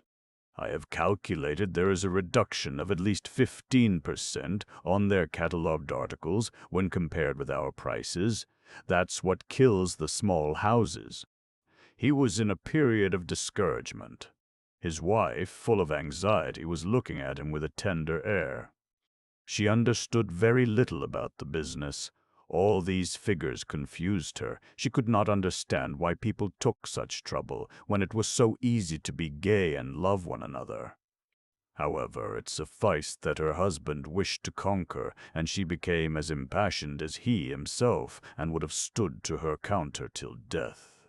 "But why don't all the manufacturers come to an understanding together?" resumed Robineau violently. "They could then lay down the law instead of submitting to it." Gaujean, who had asked for another slice of mutton, was slowly masticating. "Ah, why? The looms must be kept going, I tell you. When one has weavers everywhere, in the neighborhood of Lyon, in the Gard, in the Isère, they can't stand still a day without an enormous loss. Then we, who sometimes employ makers having 10 or 15 looms, are better able to control the output as far as regards the stock, whilst the big manufacturers are obliged to have continual outlets, the quickest and largest possible, so that they are on their knees before the big shops. I know 3 or 4 who outbid each other, and who would sooner work at a loss than not obtain the orders. But they make up for it with the small houses like yours. Yes, if they exist through them, they make their profit out of you. Heaven knows how the crisis will end." "It's odious," exclaimed Robineau, relieved by this cry of anger. Denise was quietly listening. She was secretly for the big shops, with her instinctive love of logic and life. They had relapsed into silence and were eating some potted French beans. At last she ventured to say in a cheerful tone, "The public does not complain." Madame Robineau could not suppress a little laugh which annoyed her husband and Gaujean.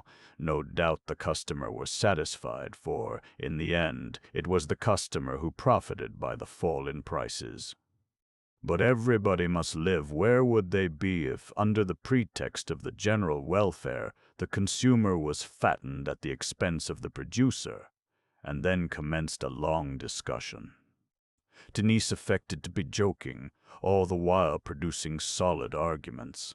All the middlemen disappeared, the manufacturing agents, representatives, commission agents, and this greatly contributed to cheapen the articles. Besides, the manufacturers could no longer live without the big shops, for as soon as one of them lost their custom, failure became a certainty. In short, it was a natural commercial evolution.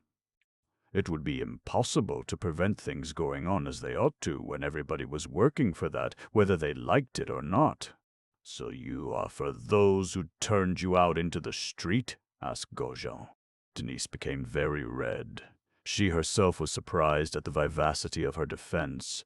What had she at heart, that such a flame should have invaded her bosom? "Dear me, no," replied she. "Perhaps I'm wrong, for you are more competent to judge than I. I simply express my opinion.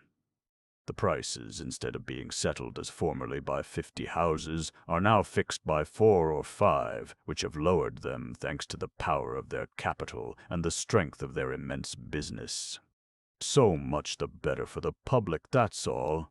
Robineau was not angry, but had become grave, keeping his eyes fixed on the tablecloth. He had often felt this breath of the new style of business, this evolution of which the young girl spoke, and he would ask himself in his clear, quiet moments why he should wish to resist such a powerful current which must carry everything before it. Madame Robineau herself, on seeing her husband deep in thought, glanced with approval at Denise, who had modestly resumed her silent attitude. "Come," resumed Gaujean, to cut short the argument, "all that is simply theory. Let's talk of our matter." After the cheese, the servant brought in some jam and some pears. He took some jam, eating it with a spoon with the unconscious greediness of a big man very fond of sugar. "To begin with, you must attack their Paris paradise, which has been their success of the year. I have come to an understanding with several of my brother manufacturers at Lyons, and have brought you an exceptional offer, a black silk that you can sell at 5.5. They sell theirs at 5 francs 12 sous, don't they? Well, this will be 2 sous less, and that will suffice to upset them." At this, Robineau's eyes lighted up again. In his continual nervous torment, he often skipped like this from despair to hope. "Have you got a sample?" asked he. And when Gaujean drew from his pocketbook a little square of silk, he went into raptures, exclaiming, "Why, this is a handsomer silk than the Paris paradise. In any case, it produces a better effect. The grain is coarser. You are right, we must make the attempt. If I don't bring them to my feet, I'll give up this time." Madame Robineau, sharing this enthusiasm, declared the silk superb, and Denise herself thought they would succeed. The latter part of the dinner was thus very gay. They talked in a loud tone. It seemed that the ladies' paradise was at its last gasp. Gaujean, who was finishing the pot of jam, explained what enormous sacrifices he and his colleagues would be obliged to make to deliver such an article at this low price, but they would ruin themselves rather than yield. They had sworn to kill the big shops.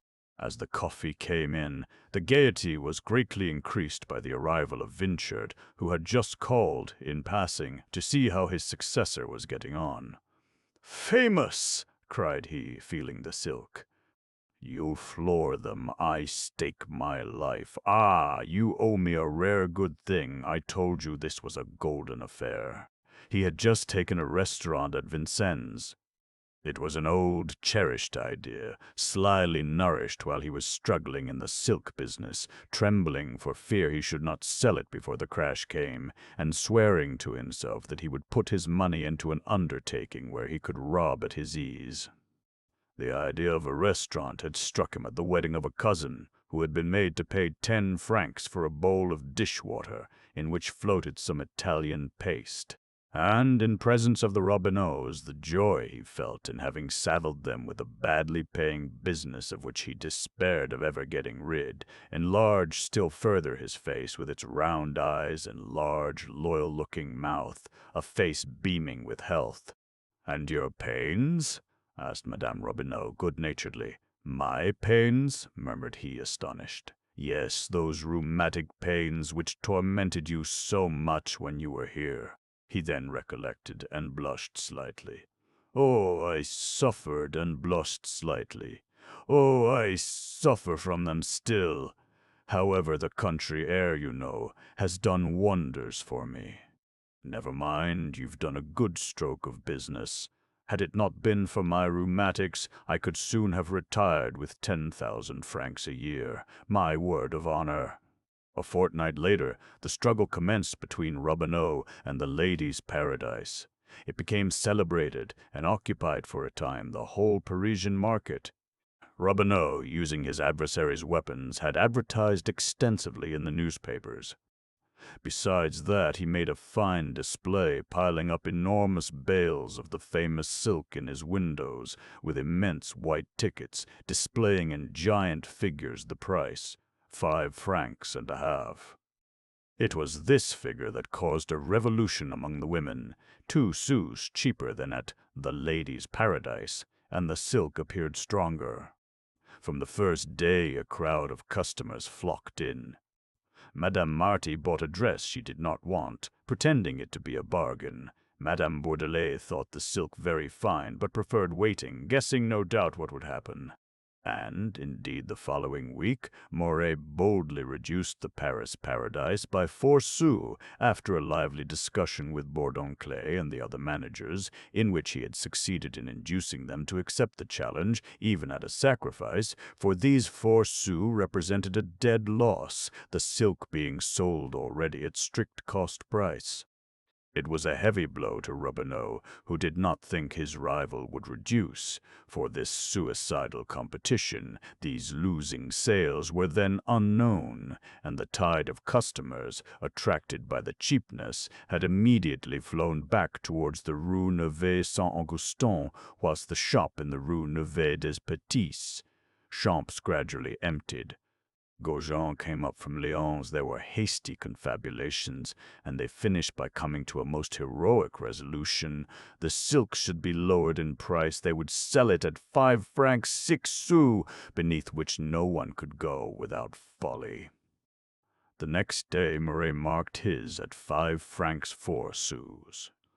After that it became a mania. Robineau replied by 5 francs 3 sous, when Marais at once ticketed his at 5 francs and 2 sous. Neither lowered more than a sou at a time now, losing considerable sums as often as they made this present to the public.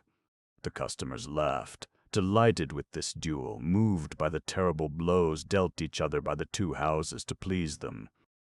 At last Marais ventured as low as 5 francs. His staff paled before such a challenge thrown down to fortune. Robineau, utterly beaten, out of breath, stopped also at 5 francs, not having the courage to go any lower, and they rested at their positions face to face with the massacre of their goods around them. But if honor was saved on both sides, the situation was becoming fatal for Robineau. The Ladies' Paradise had money at its disposal, and a patronage which enabled it to balance its profits, whilst he, sustained by Gaujean alone, unable to recoup his losses on other articles, was exhausted, and slipped daily a little further on the verge of bankruptcy. He was dying from his hardihood, notwithstanding the numerous customers that the hazards of the struggle had brought him. One of his secret torments was to see these customers slowly quitting him, returning to the Ladies' Paradise after the money he had lost and the efforts he had made to conquer them. One day he quite lost patience. A customer, Madame de Beauvais, had come to his shop for some mantles, for he had added a ready-made department to his business. She could not make up her mind, complaining of the quality of the goods. At last she said, "Their Paris Paradise is a great deal stronger." Robineau restrained himself, assuring her that she was mistaken, with a tradesman's politeness, all the more respectful because he was afraid to allow his anger to burst forth. "But just look at the silk of this mantle," resumed she. "One would really take it for so much cobweb. You may say what you like, sir. Their silk at 5 francs is like leather compared with this." He did not reply, the blood rushing to his face and his lips tightly closed. In point of fact, he had ingeniously thought of buying some of his rival's silk for these mantles. So that it was Moret, not he, who lost on the material. He simply cut off the selvage. "Really, you think the Paris Paradise thicker?" murmured he. "Oh, 100 times," said Madame de Beauvais. "There's no comparison." This injustice on her part, her running down the goods in this way, filled him with indignation. And, as she was still turning the mantle over with a disgusted air, a little piece of the blue and silver selvage, not cut off, appeared under the lining. He could not contain himself any longer. He confessed he would even have given his head. "Well, madam, this is Paris Paradise. I bought it myself. Look at the border." Madame de Beauvais went away greatly annoyed, and a number of ladies quitted him when the affair became known. And he, amid this ruin, when the fear for the future seized him, only trembled for his wife, who had been brought up in a happy, peaceful home, and would never be able to endure a life of poverty. What would become of her if a catastrophe threw them into the street with a load of debts? It was his fault. He ought never to have touched her money. She was obliged to comfort him. Wasn't the money as much his as hers? He loved her dearly, and she wanted nothing more. She gave him everything, her heart and her life. They could be heard in the back shop embracing one another. Little by little, the affairs and ways of the house became more regular. Every month their losses increased in a slow proportion which postponed the fatal issue. A tenacious hope sustained them. They still announced the near discomfiture of the lady's paradise. "Pooh," he would say, "we are young yet. The future is ours." "And besides, what matters if you have done what you wanted to do?" resumed she. "As long as you are satisfied, I am as well, darling." Denise's affection increased for them on seeing their tenderness. She trembled, feeling their inevitable fall, but she dared not interfere. It was then she fully understood the power of the new system of business and became impassioned for this force which was transforming Paris. Her ideas were ripening. A woman's grace was developing out of the savage child newly arrived from Valognes. In fact, her life was a pretty pleasant one, notwithstanding the fatigue and the little money she earned. When she had spent all the day on her feet, she had to go straight home and look after Pepe, whom old Boris insisted on feeding, fortunately, but there was still a lot to do, a shirt to wash, stockings to mend, without mentioning the noise made by the youngster, which made her head ache fit to split. She never went to bed before midnight. Sunday was her hardest day. She cleaned her room and mended her own things, so busy that it was often 5 o'clock before she could dress. However, she sometimes went out for health's sake, taking the little one for a long walk out towards Neuilly, and their treat was to drink a cup of milk there at a dairyman's, who allowed them to sit down in his yard. John disdained these excursions. He put in an appearance now and again on weekday evenings, then disappeared, pretending to have other visits to pay. He asked for no more money, but he arrived with such a melancholy face that his sister, anxious, always managed to keep a 5-franc piece for him. That was her sole luxury. 5 francs, he would exclaim each time. "My stars, you're too good." It just happens there's the stationer's wife. "Not another word," Denise would say. "I don't want to know." But he thought she was accusing him of boasting. "I tell you, she's the wife of a stationer. Oh, something magnificent." 3 months passed away. Spring was returning. Denise refused to return to Joinville with Pauline and Bourget. She sometimes met them in the Rue Saint-Roch when she left the shop in the evening. Pauline, one evening when she was alone, confided to her that she was very likely going to marry her lover. It was she who was hesitating, for they did not care for married saleswomen at the Ladies' Paradise. This idea of marriage surprised Denise. She did not dare to advise her friend. One day, just as Colomban had stopped her near the fountain to talk about Clara, the latter was crossing the road, and Denise was obliged to run away, for he implored her to ask her old comrade if she would marry him. What was the matter with them all? Why were they tormenting themselves like this? She thought herself very fortunate not to be in love with anyone. "You've heard the news?" cried out the umbrella dealer to her one evening on her return home from business. "No, Monsieur Borat." "Well, the scoundrels have bought the Hotel du Viard. I'm hemmed in on all sides." He was waving his long arms about in a burst of fury which made his white mane stand up on end. "A regular mixed-up affair," resumed the old man. "It appears that the hotel belonged to the Crédit Immobilier, the president of which, Baron Hartmann, has just sold it to our famous Moret. Now they've got me on the right, on the left, and at the back, just in the way I'm holding the knob of this stick in my hand." It was true, the sale was to have been concluded the previous day. Boras's small house, hemmed in between the Ladies' Paradise and the Hotel Duvillard, hanging on like a swallow's nest in a crack of a wall, seemed sure to be crushed as soon as the shop invaded the hotel, and the time had now arrived. The colossus had turned the feeble obstacle and was surrounding it with a pile of goods, threatening to swallow it up, to absorb it by the sole force of its giant aspiration. Boras could feel the embrace which was making his shop creak. He thought he could see the place getting smaller. He was afraid of being absorbed himself, of being carried to the other side with his umbrellas and sticks. So loudly was the terrible machine roaring just then. "Do you hear them?" asked he. "One would think they were eating up the walls even. And in my cellar, in the attic, everywhere, there's the same noise as of a saw going through the plaster. Never mind. I don't fancy they'll flatten me out like a sheet of paper. I'll stick here, even if they blow up my roof, and the rain should fall in bucketfuls on my bed." It was just at this moment that Murray caused fresh proposals to be made to Boras.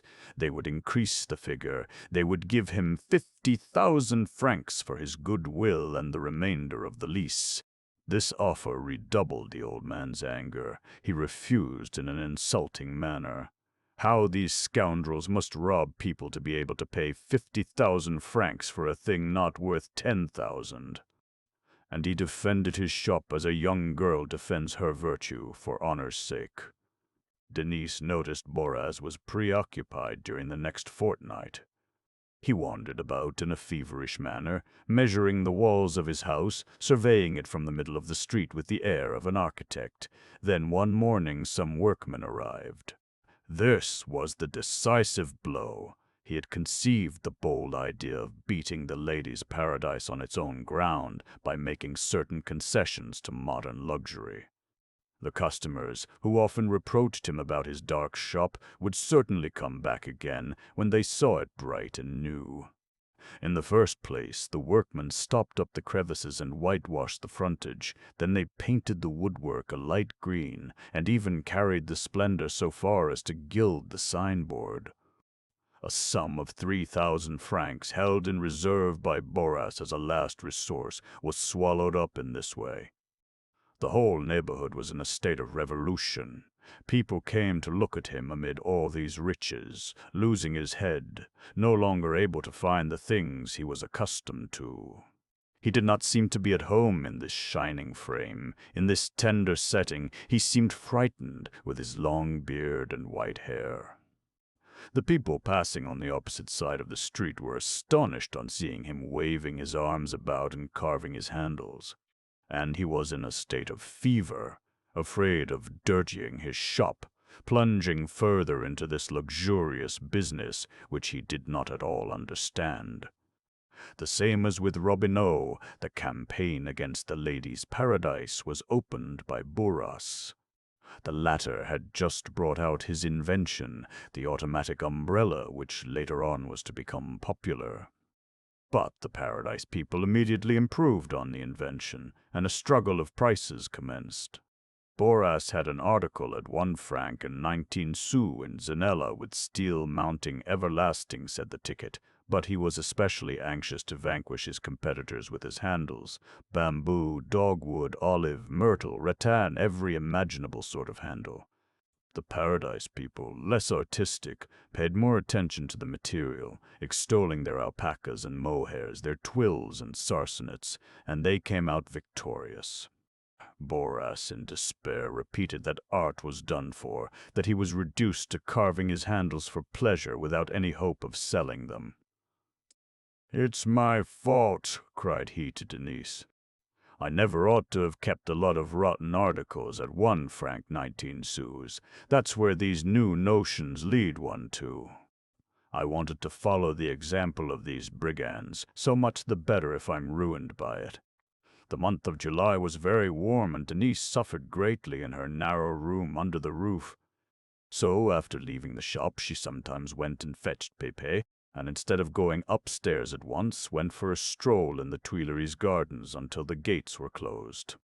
One evening, as she was walking under the chestnut trees, she suddenly stopped with surprise. A few yards off, walking straight towards her, she thought she recognized Hutin. but her heart commenced to beat violently. It was Moray who had dined over the water and was hurrying along on foot to call on Madame Desforges. At the abrupt movement she made to escape him, he caught sight of her. The night was coming on, but still he recognized her. "Ah, it's you, mademoiselle." She did not reply, astonished that he should deign to stop. He, smiling, concealed his constraint beneath an air of amiable protection. "You are still in Paris?" "Yes, sir," said she at last. She was slowly drawing back, desirous of making a bow and continuing her walk. But he turned and followed her under the black shadows of the chestnut trees. The air was getting cooler. Some children were laughing in the distance, trundling their hoops. "This is your brother, is it not?" resumed he, looking at Pepe. The little boy, frightened by the unusual presence of a gentleman, was gravely walking by his sister's side, holding her tightly by the hand. "Yes, sir," replied she once more. She blushed, thinking of the abominable inventions circulated by Marguerite and Clara. No doubt Moray understood why she was blushing, for he quickly added, "Listen, mademoiselle, I have to apologize to you." "Yes, I should have been happy to have told you sooner how much I regret the error that has been made. You were accused too lightly of a fault, but the evil is done. I simply wanted to assure you that everyone in our establishment now knows of your affection for your brothers," he continued, with a respectful politeness to which the saleswomen in the ladies' paradise were little accustomed. Denise's confusion had increased, but her heart was filled with joy. He knew then that she had given herself to no one. Both remained silent. He continued beside her, regulating his walk to the child's short steps, and the distant murmurs of the city were dying away under the black shadows of the spreading chestnut trees. "I have only one reparation to offer you," resumed he. "Naturally, if you would like to come back to us—" She interrupted him and refused with a feverish haste. "No, sir, I cannot. Thank you all the same, but I have found another situation." He knew it. They had informed him she was with Robineau, and leisurely, on a footing of amiable equality, he spoke of the latter, rendering him full justice. A very intelligent fellow, but too nervous. He would certainly come to grief. Gaujean had burdened him with a very heavy business, in which they would both suffer.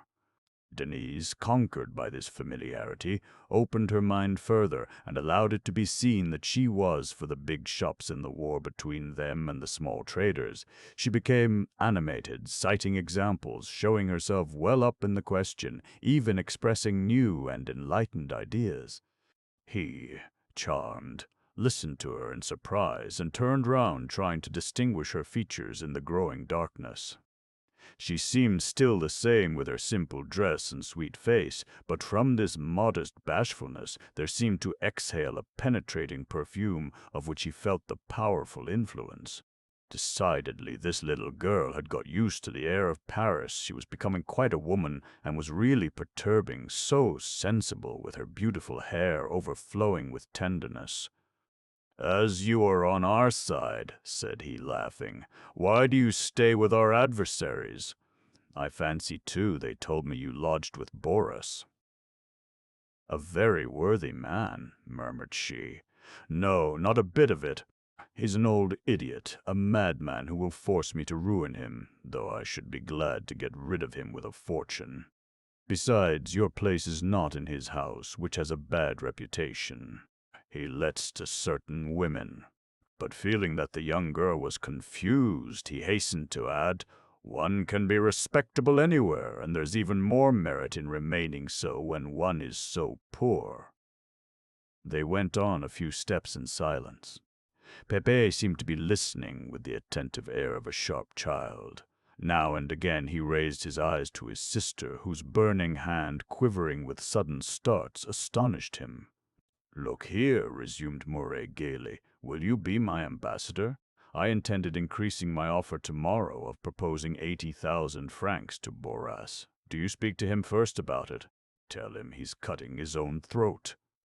Perhaps he'll listen to you, as he has a liking for you, and you'll be doing him a real service." "Very well," said Denise, smiling also. I will deliver your message, but I am afraid I shall not succeed." And the fresh silence ensued, neither of them having anything more to say. He attempted to talk of her Uncle Baudu, but had to give it up on seeing the young girl's uneasiness. However, they continued to walk side by side, and at last found themselves near the Rue de Rivoli in a path where it was still light. On coming out of the darkness of the trees, it was like a sudden awakening. He understood that he could not detain her any longer. "Good night, mademoiselle." "Good night, sir." But he did not go away. On raising his eyes, he perceived in front of him, at the corner of the Rue d'Alger, the lighted windows at Madame de Forges's, whither he was bound. And looking at Denise, whom he could now see in the pale twilight, she appeared to him very puny beside Henriette. Why was it she touched his heart in this way? It was a stupid caprice. "This little man is getting tired," resumed he, "just for something to say. Remember, mind, that our house is always open to you. You've only to knock, and I'll give you every compensation possible. Good night, mademoiselle." "Good night, sir." When Moray quitted her, Denise went back under the chestnut trees in the black shadow. For a long time she walked on without any object, between the enormous trunks, her face burning, her head in a whirl of confused ideas.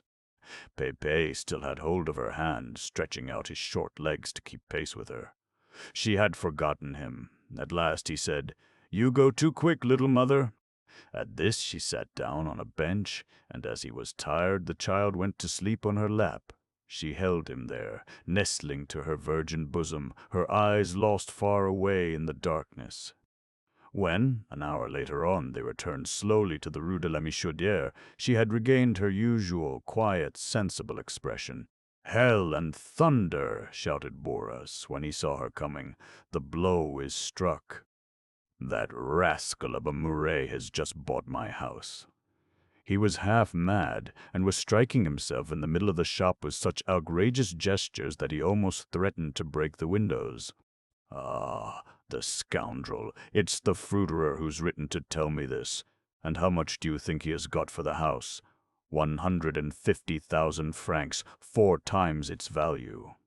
There's another thief, if you like. Just fancy, he has taken advantage of my embellishments, making capital out of the fact that the house has been done up. How much longer are they going to make a fool of me?" The thought that his money spent on paint and whitewash had brought the fruiterer a profit exasperated him. And now Moray would be his landlord. He would have to pay him. It was beneath this detested competitor's roof that he must live in future. Such a thought raised his fury to the highest possible pitch. Ah, I could hear them digging a hole through the wall. At this moment they are here eating out of my very plate, so to say. And the shop shook under his heavy fist, which he banged on the counter. He made the umbrellas and the parasols dance again. Denise, bewildered, could not get in a word. She stood there, motionless, waiting for the end of his tirade, whilst Pepe, very tired, had fallen asleep on a chair. At last, when Boris became a little calmer, she resolved to deliver Moray's message. No doubt the old man was irritated, but the excess even of his anger, the blind alley in which he found himself, might determine an abrupt acceptance. "I have just met someone," she commenced. "Yes, a person from the Paradise, very well informed. It appears that they are going to offer you 80,000 francs tomorrow." 80,000 francs! Interrupted he in a terrible voice. 80,000 francs! Not for 1,000,000 now. She tried to reason with him. But at that moment the shop door opened, and she suddenly drew back, pale and silent.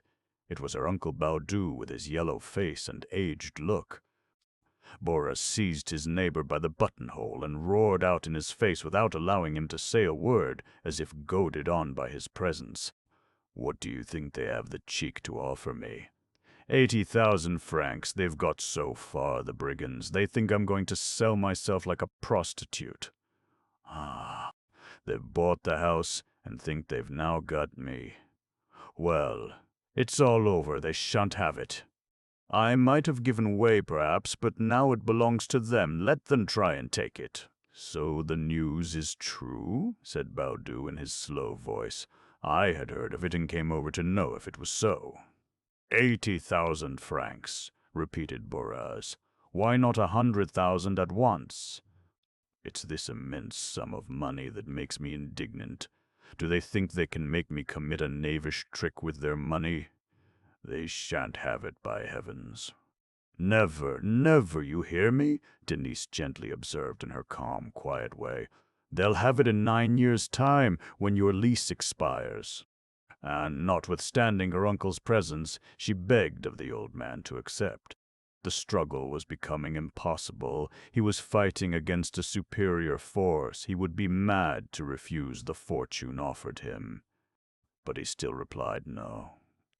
In 9 years' time he hoped to be dead so as not to see it.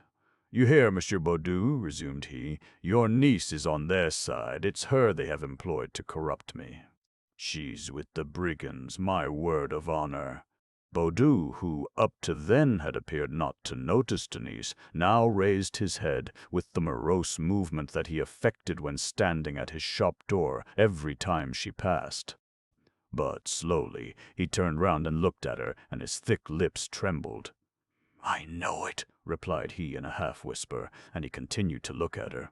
Denise, affected almost to tears, thought him greatly changed by trouble. Perhaps he was stricken with remorse for not having assisted her during the time of misery she had just passed through. Then the sight of Pepe sleeping on the chair amidst the noise of the discussion seemed to suddenly inspire him with compassion. Denise, said he simply, come tomorrow and have dinner with us and bring the little one. My wife and Genevieve asked me to invite you if I met you. She turned very red and went up and kissed him.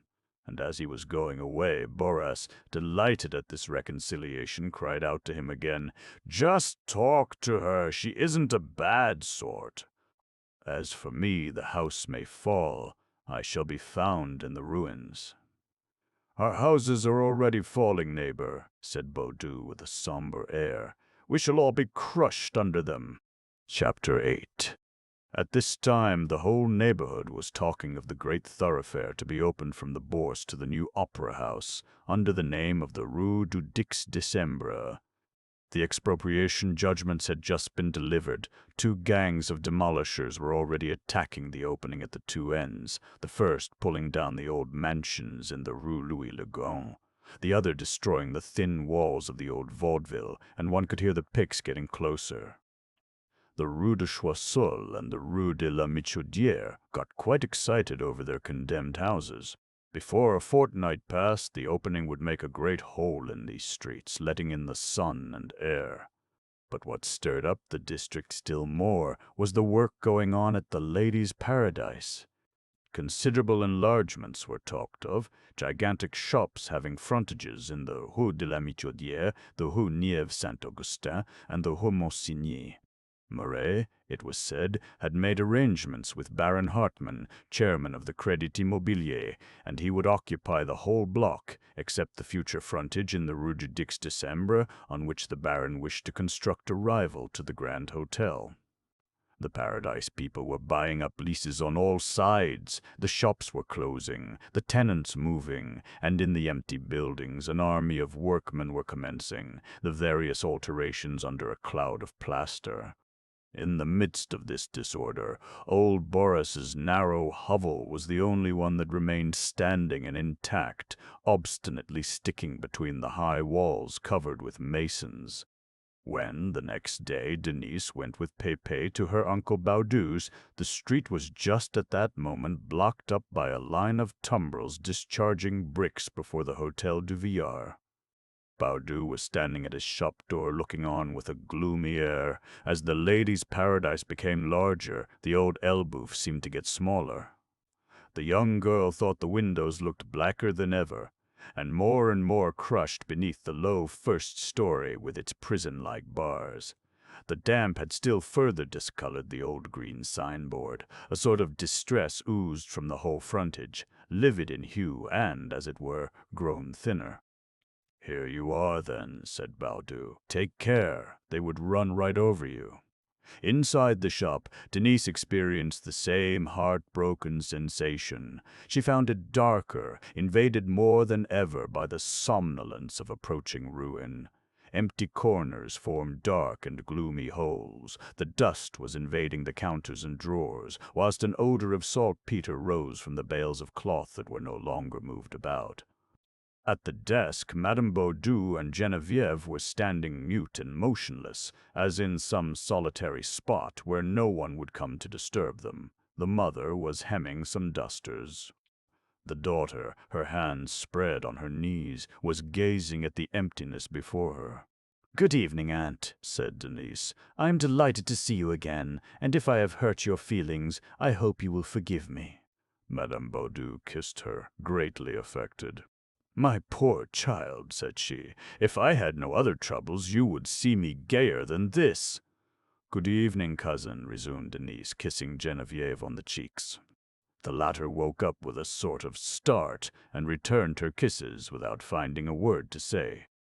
The two women then took up Pépé, who was holding out his little arms, and the reconciliation was complete. "Well, it's 6 o'clock. Let's go to dinner," said Baudu. "Why haven't you brought Jean?" "But he was to come," murmured Denise, embarrassed. "I saw him this morning, and he faithfully promised me." "Oh, we must not wait for him. His master has kept him, I dare say." She suspected some extraordinary adventure and wished to apologize for him in advance. "In that case, we will commence," said her uncle. Then, turning towards the obscure depths of the shop, he added, "Come on, Columban, you can dine with us. No one will come." Denise had not noticed the shopman. Her aunt explained to her that they had been obliged to get rid of the other salesman and the young lady. Business was getting so bad that Columban sufficed, and even he spent many idle hours, drowsy, falling off to sleep with his eyes open. The gas was burning in the dining room, although they were enjoying long summer days. Denise slightly shivered on entering, seized by the dampness falling from the walls. She once more beheld the round table, the places laid on the American cloth, the window drawing its air and light from the dark and fetid backyard. And these things appeared to her to be gloomier than ever and tearful like the shop. "Father," said Geneviève, uncomfortable for Denise's sake, "shall I close the window?" "There's rather a bad smell." He smelt nothing and seemed surprised. "Shut the window if you like," replied he at last. "But we shan't get any air then." And indeed they were almost stifled. It was a family dinner, very simple. After the soup, as soon as the servant had served the boiled beef, the old man, as usual, commenced about the people opposite. At first he showed himself very tolerant, allowing his niece to have a different opinion. "Dear me, you are quite free to support these great harebrained houses. Each one has his ideas, my girl. If you were not disgusted at being so disgracefully chucked out, you must have strong reasons for liking them, and even if you went back again, I should think none the worse of you. No one here would be offended, would they?" "Oh, no," murmured Madame Baudu. Denise quietly gave her reasons, as she had at Robineau's, the logical evolution in business, the necessities of modern times, the greatness of these new creations, in short, the growing well-being of the public. Baudu, his eyes opened and his mouth clamming, listened with a visible tension of intelligence. Then, when she had finished, he shook his head. "That's all phantasmagoria, you know. Business is business, there's no getting over that. I own that they succeed, but that's all. For a long time I thought they would smash up. Yes, I expected that, waiting patiently. You remember? Well, no, it appears that now, a day's thieves make fortunes, whilst honest people die of hunger. That's what we've come to. I'm obliged to bow to facts. And I do bow, on my word, I do bow." A deep anger was gradually rising within him. All at once he flourished his fork. "But the old Elbeuf will never give way. I said as much to Boris. You know, neighbor, you're going over to the cheapjacks. Your paint and your varnish are a disgrace. Eat your dinner, interrupted Madame Baudu, feeling anxious on seeing him so excited. Wait a bit. I want my niece thoroughly to understand my motto. Just listen, my girl, and like this decanter, I don't budge. They succeed, so much the worse for them. As for me, I protest. That's all. The servant brought in a piece of roast veal. He cut it up with his trembling hands, but he no longer had his correct glance, his skill in weighing the portions. The consciousness of his defeat deprived him of the confidence he used to have as a respected employer. Pepe thought his uncle was getting angry, and they had to pacify him by giving him some dessert, some biscuits which were near his plate. Then Baudu, lowering his voice, tried to talk of something else. For a moment he spoke of the demolitions going on, approving of the Rue du Dix Décembre, the cutting of which would certainly improve the business of the neighborhood. But then again he returned to the ladies' paradise. Everything brought him back to it. It was a kind of complaint. They were covered with plaster, and business was stopped since the builders' carts had commenced to block up the street. It would soon be really ridiculous. In its immensity, the customers would lose themselves. Why not have the central markets at once? And, in spite of his wife's supplicating looks, notwithstanding his own effort, he went on from the works to the amount of business done in the big shop. Was it not inconceivable? In less than 4 years they had increased their figures 5-fold. The annual receipts, formerly 8 million francs, now attained the sum of 40 millions, according to the last balance sheet. In fact, it was a piece of folly, a thing that had never been seen before, and against which it was perfectly useless to struggle. They were always increasing. They had now 1,000 employees and 28 departments. These 28 departments enraged him more than anything else. No doubt they had duplicated a few, but others were quite new, for instance, a furniture department and a department for fancy goods. The idea! Fancy goods! Really, these people were not at all proud. They would end by selling fish. Baudu, though affecting to respect Denise's opinions, attempted to convert her. Frankly, you can't defend them. What would you say were I to add a hardware department to my cloth business? You would say I was mad. Confess at least that you don't esteem them. And as the young girl simply smiled, feeling uncomfortable, understanding the uselessness of good reasons, he resumed, "In short, you are on their side. We won't talk about it any more, for it's useless to let that part us again. It would be too much to see them come between me and my family. Go back with them if you like, but pray don't worry me with any more of their stories." A silence ensued. His former violence was reduced to this feverish resignation. As they were suffocating in the narrow room heated by the gas burner, the servant had to open the window again, and the damp, pestilential air from the yard blew into the apartment. A dish of stewed potatoes appeared, and they helped themselves slowly without a word. "Look at those two," recommenced Baudu, pointing with his knife to Geneviève and Colomban. "Ask them if they like your lady's paradise." Side by side in the usual place where they had found themselves twice a day for the last 12 years, the engaged couple were eating in moderation and without uttering a word. He, exaggerating the coarse good nature of his face, seemed to be concealing behind his drooping eyelashes the inner flame which was devouring him, whilst she, her head bowed lower beneath her too heavy hair, seemed to be giving way entirely, as if ravaged by a secret grief. "Last year was very disastrous," explained Baudu, "and we have been obliged to postpone the marriage, not for our own pleasure. Ask them what they think of your friends." Denise, in order to pacify him, interrogated the young people. "Naturally, I can't be very fond of them," replied Geneviève. "But never fear, everyone doesn't detest them. and she looked at Columban, who was rolling up some breadcrumbs with an absorbed air. When he felt the young girl's gaze directed towards him, he broke out into a series of violent exclamations. "A rotten shop!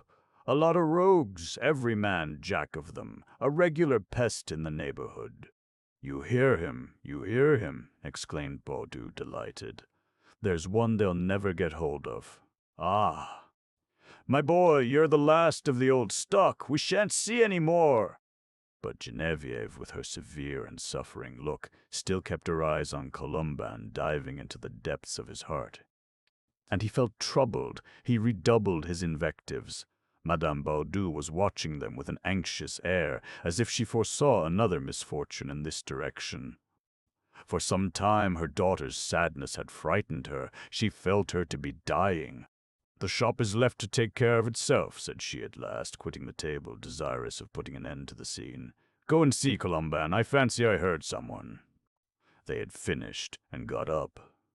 Baudu and Columban went to speak to a traveler who had come for orders. Madame Baudu carried Pepe off to show him some pictures.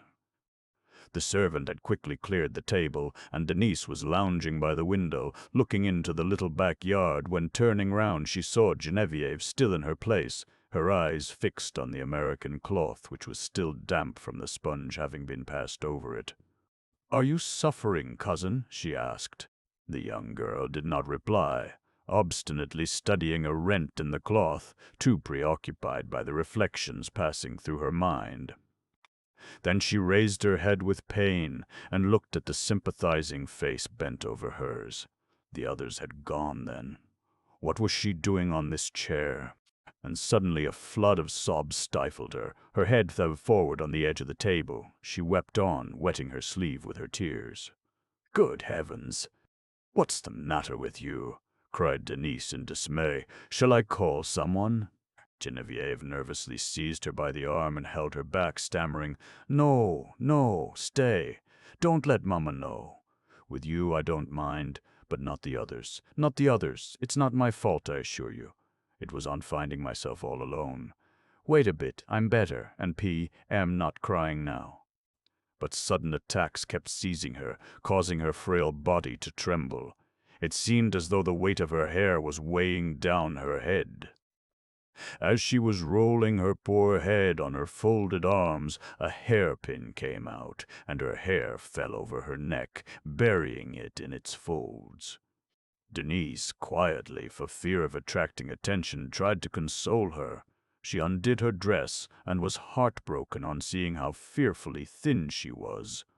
The poor girl's bosom was as hollow as that of a child. Denise took the hair by handfuls, that superb head of hair which seemed to be absorbing all her life, and twisted it up to clear it away and give her a little air. "Thanks, you are very kind," said Genevieve. "Ah, I'm not very stout, am I? I used to be stouter, but it's all gone away. Do up my dress, or Mamma might see my shoulders. I hide them as much as I can." "Good heavens! I'm not at all well. I'm not at all well."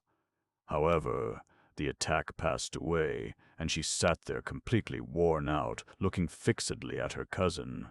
After a pause, she abruptly asked, "Tell me the truth, does he love her?" Denise felt a blush rising to her cheek. She was perfectly well aware that Genevieve referred to Columban and Clara, but she pretended to be surprised. "Who, dear?" Genevieve shook her head with an incredulous air. "Don't tell falsehoods, I beg of you. Do me the favor of setting my doubts at rest. You must know, I feel it. Yes, you have been this girl's comrade, and I've seen Columban run after you and talk to her in a low voice. He was giving you messages for her, wasn't he? Oh, for pity's sake, tell me the truth. I assure you it will do me good."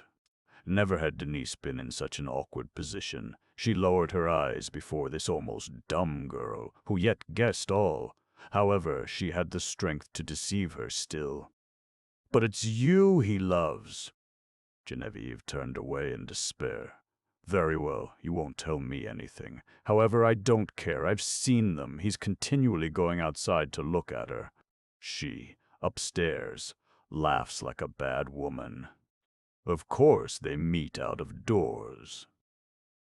As for that, no, I assure you, exclaimed Denise, forgetting herself, carried away by the desire to give her, at least, that consolation. The young girl drew a long breath and smiled feebly. Then, with the weak voice of a convalescent, "I should like a glass of water. Excuse me if I trouble you. Look, over there in the sideboard." When she got hold of the bottle, she drank a large glassful right off, keeping Denise away with one hand, the latter being afraid Genevieve might do herself harm. "No, no, let me be. I'm always thirsty. In the night I get up to drink." There was a fresh silence. Then she went on again quietly. "If you only knew, I've been accustomed to the idea of this marriage for the last 10 years. I was still wearing short dresses when Columban was courting me. I hardly remember how things have come about. By always living together, being shut up here together without any other distractions between us, I must have ended by believing him to be my husband before he really was. I didn't know whether I loved him. I was his wife, and that's all. And now he wants to go off with another girl. Oh, heavens, my heart is breaking. You see, it's a grief that I've never felt before. It hurts me in the bosom and in the head, then it spreads everywhere and is killing me." Her eyes filled with tears. Denise, whose eyelids were also wet with pity, asked her, "Does my aunt suspect anything?" "Yes, Mamma has her suspicions, I think. As to Papa, he is too worried, and does not know the pain he is causing me by postponing this marriage. Mamma has questioned me several times, greatly alarmed to see me pining away. She has never been very strong herself, and has often said, 'My poor child, I've not made you very strong.' Besides, one doesn't grow much in these shops. But she must find me getting really too thin now. Look at my arms, would you believe it?" And with a trembling hand she again took up the water bottle. Her cousin tried to prevent her drinking. "No, I'm so thirsty. Let me drink." They could hear Baudu talking in a loud voice. Then, yielding to an inspiration of her tender heart, Denise knelt down before Genevieve, throwing her arms round her neck, kissing her, and assuring her that everything would turn out all right, that she would marry Columban, that she would get well and live happily. But she got up quickly. Her uncle was calling her. "Jean is here. Come along." It was indeed Jean, looking rather scared, who had come to dinner. When they told him it was striking 8, he looked amazed. Impossible! He had only just left his master's. They chaffed him. No doubt he had come by way of the Bois de Vincennes. But as soon as he could get near his sister, he whispered to her, "It's a little laundry girl who is taking back some linen. I've got a cab outside by the hour. Give me 5 francs." He went out a minute, and then returned to dinner, for Madame Baudu would not hear of his going away without taking, at least, a plate of soup. Genevieve had reappeared in her usual silent and retiring manner. Columban was half asleep behind the counter. The evening passed away, slow and melancholy, only animated by Baudu's step as he walked from one end of the empty shop to the other. A single gas burner was alight. The shadow of the low ceiling fell in large masses, like black earth from a ditch. Several months passed away. Denise came in nearly every evening to cheer up Genevieve a bit, but the house became more melancholy than ever. The works opposite were a continual torment, which intensified their bad luck. Even when they had an hour of hope, some unexpected joy, the falling of a tumbrel load of bricks, the sound of the saw of a stone-cutter, or the simple call of a mason, sufficed at once to mar their pleasure. In fact, the whole neighborhood felt the shock. From the boarded enclosure running along and blocking up the 3 streets, there issued a movement of feverish activity. Although the architect used the existing buildings, he altered them in various ways to adapt them to their new uses, and right in the center, at the opening caused by the courtyards, he was building a central gallery as big as a church, which was to terminate with a grand entrance in the Rue Neuve Saint-Augustin, right in the middle of the frontage. They had come on to some sewer deposits and loose earth, full of human bones. Besides that, the boring of the well had made the neighbors very anxious. A well 300 feet deep, destined to give 200 gallons a minute. They had now got the walls up to the first story. The entire block was surrounded by scaffolding, regular towers of timberwork. There was an incessant noise from the grinding of the windlasses hoisting up the stone, the abrupt discharge of iron bars, the clamor of this army of workmen, accompanied by the noise of picks and hammers. But above all, what deafened the people was the sound of the machinery. Everything went by steam. Screeching whistles rent the air, whilst at the slightest gust of wind, clouds of plaster flew about and covered the neighboring roofs like a fall of snow.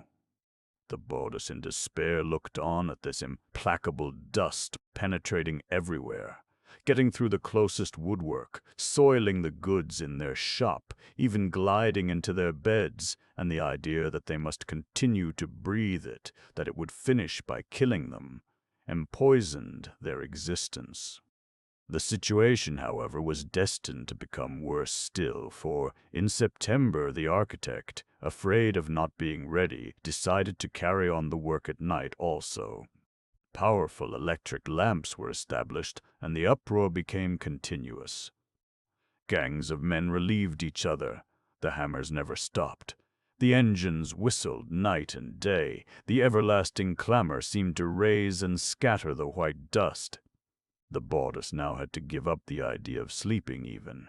They were shaken in their beds. The noises changed into nightmare as soon as they fell off to sleep.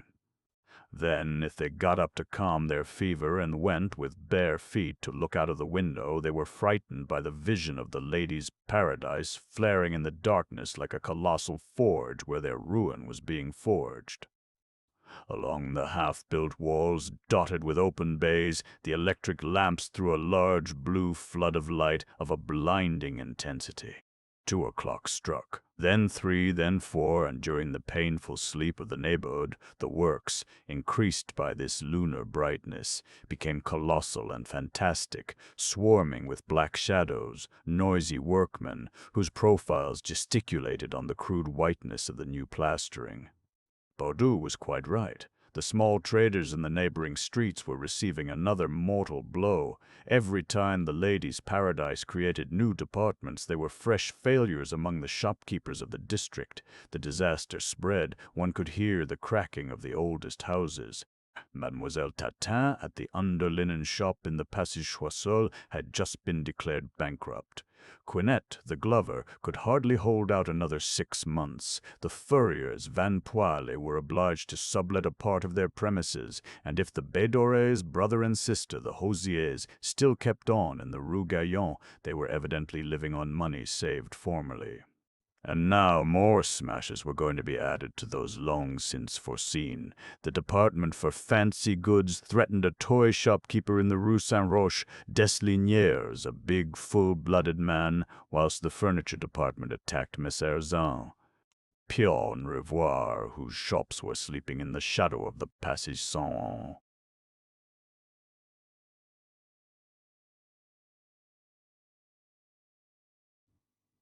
It was even feared that an attack of apoplexy would carry off the toyman, who had gone into a terrible rage on seeing the ladies' paradise mark up purses at 30% reduction. The furniture dealers, who were much calmer, affected to joke at these counter-jumpers, who wanted to meddle with such articles as chairs and tables. But customers were already leaving them. The success of the department had every appearance of being a formidable one. It was all over. They were obliged to bow their heads. After these others would be swept off, and there was no reason why every business should not be driven away. One day the ladies' paradise alone would cover the neighborhood with its roof. At present, morning and evening, when the 1,000 employees went in and came out, they formed such a long procession in the Place Jaillon that people stopped to look at them as they would at a passing regiment. For 10 minutes they blocked up all the streets, and the shopkeepers at their doors thought bitterly of their single assistant, whom they hardly knew how to find food for. The last balance sheet of the big shop, the 40 millions turned over, had also caused a revolution in the neighborhood. The figure passed from house to house amid cries of surprise and anger. 40 millions! Think of that! No doubt the net profit did not exceed more than 4%, with their heavy general expenses and system of low prices. But 1,600,000 francs was a jolly sum. One could be satisfied with 4% when one operated on such a scale as that. It was said that Mouret's starting capital of 500,000 francs, augmented each year by the total profits, a capital which must at that moment have amounted to 4 millions, had thus passed 10 times over the counters in the form of goods. Robineau, when he made this calculation before Denise after dinner, was overcome for a moment, his eyes fixed on his empty plate. She was right. It was this incessant renewal of the capital that constituted the invincible force of the new system of business. Boras alone denied the facts, refusing to understand, superb and stupid as a milestone, a pack of thieves and nothing more. A lying set, cheap jacks who would be picked up out of the gutter one fine morning. The Baudoux, however, notwithstanding their wish not to change anything in the way of the old Elbeuf, tried to sustain the competition. The customers no longer coming to them, they forced themselves to go to the customers through the agency of travelers.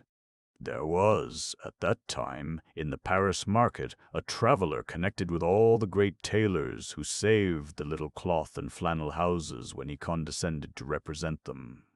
Naturally, they all tried to get hold of him. He assumed the importance of a personage, and Baudoux, having haggled with him, had the misfortune of seeing him come to terms with the Matignon in the Rue Croix des Petits Champs. One after the other, 2 other travelers robbed him. A third, an honest man, did no business.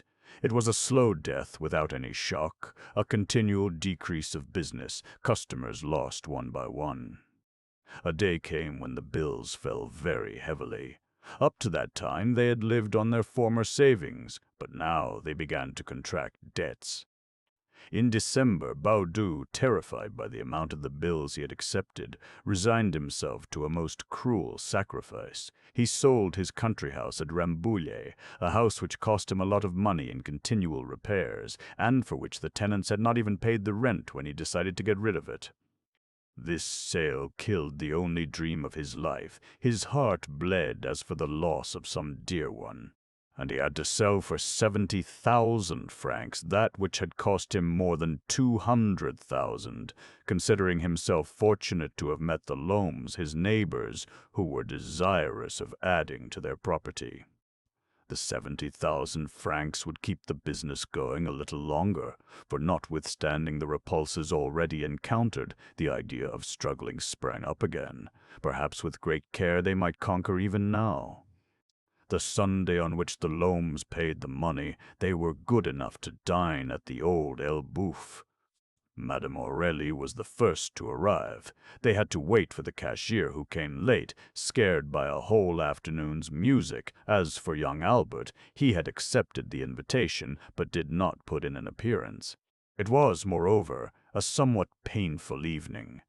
The Baudoux, living without air in their narrow dining-room, suffered from the gust of wind brought in by the Lomes, with their scattered family and taste for a free existence. Geneviève, wounded by Madame Aurélie's imperial airs, did not open her mouth, whilst Colomban was admiring her with a shiver, on reflecting that she reigned over Clara. Before retiring to rest, in the evening, Madame Baudoux being already in bed, Baudoux walked about the room for a long time. It was a mild night, thawing and damp. Outside, notwithstanding the closed windows and drawn curtains, one could hear the machinery roaring on the opposite side of the way. "Do you know what I'm thinking of, Elizabeth?" said he at last. "Well, these loams may earn as much money as they like. I'd rather be in my shoes than theirs. They get on well, it's true."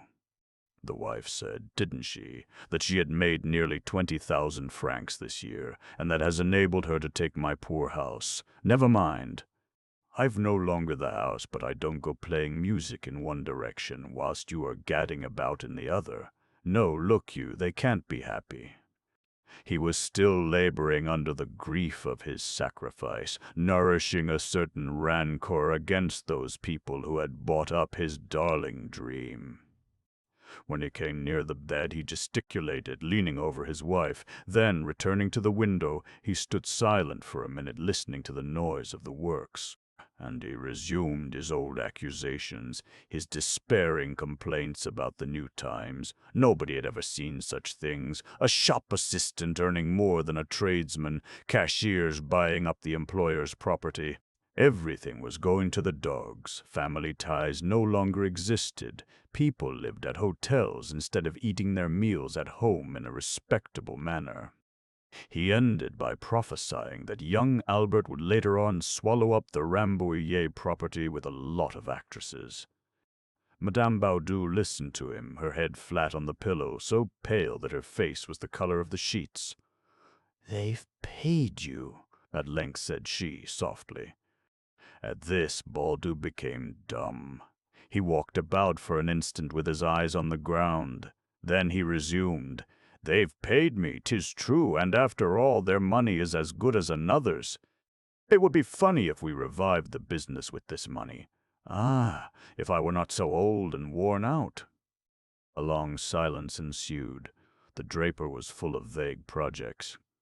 Suddenly his wife spoke again, her eyes fixed on the ceiling, without moving her head. "Have you noticed your daughter lately?" "No," replied he. "Well, she makes me rather anxious. She's getting pale. She seems to be pining away." He stood before the bed, full of surprise. "Really? Whatever for? If she's ill, she should say so. Tomorrow we must send for the doctor." Madame Baudu still remained motionless. After a short time, she declared with her meditative air, "This marriage with Colomban, I think it would be better to get it over." He looked at her, then began walking about again. Certain things came back to his mind. Was it possible that his daughter was falling ill over the shopman? Did she love him so much that she could not wait? Here was another misfortune. It worried him all the more from the fact that he himself had fixed ideas about this marriage. He could never consent to it in the present state of affairs. However, his anxiety softened him. "Very good," said he at last. "I'll speak to Colomban." And without saying another word, he continued his walk. Soon afterwards his wife fell off to sleep, quite white, as if dead, but he still kept on walking about. Before getting into bed, he drew aside the curtains and glanced outside.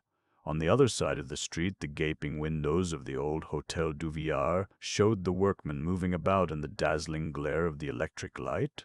The next morning, Baudu took Colomban to the further end of the store, on the upper floor, having made up his mind overnight what he should say to him. "My boy," said he, "you know I've sold my property at Rambouillet. That will enable us to show good fight. But I should like beforehand to have a talk with you." The young man, who seemed to dread the interview, waited with an awkward air. His small eyes twinkled in his large face, and he stood there with his mouth open, a sign with him of profound agitation. "Just listen to me," resumed the draper. "When old Hautricorn left me, the old Elbeuf, the house was prosperous. He himself had received it from old Finet in a satisfactory state.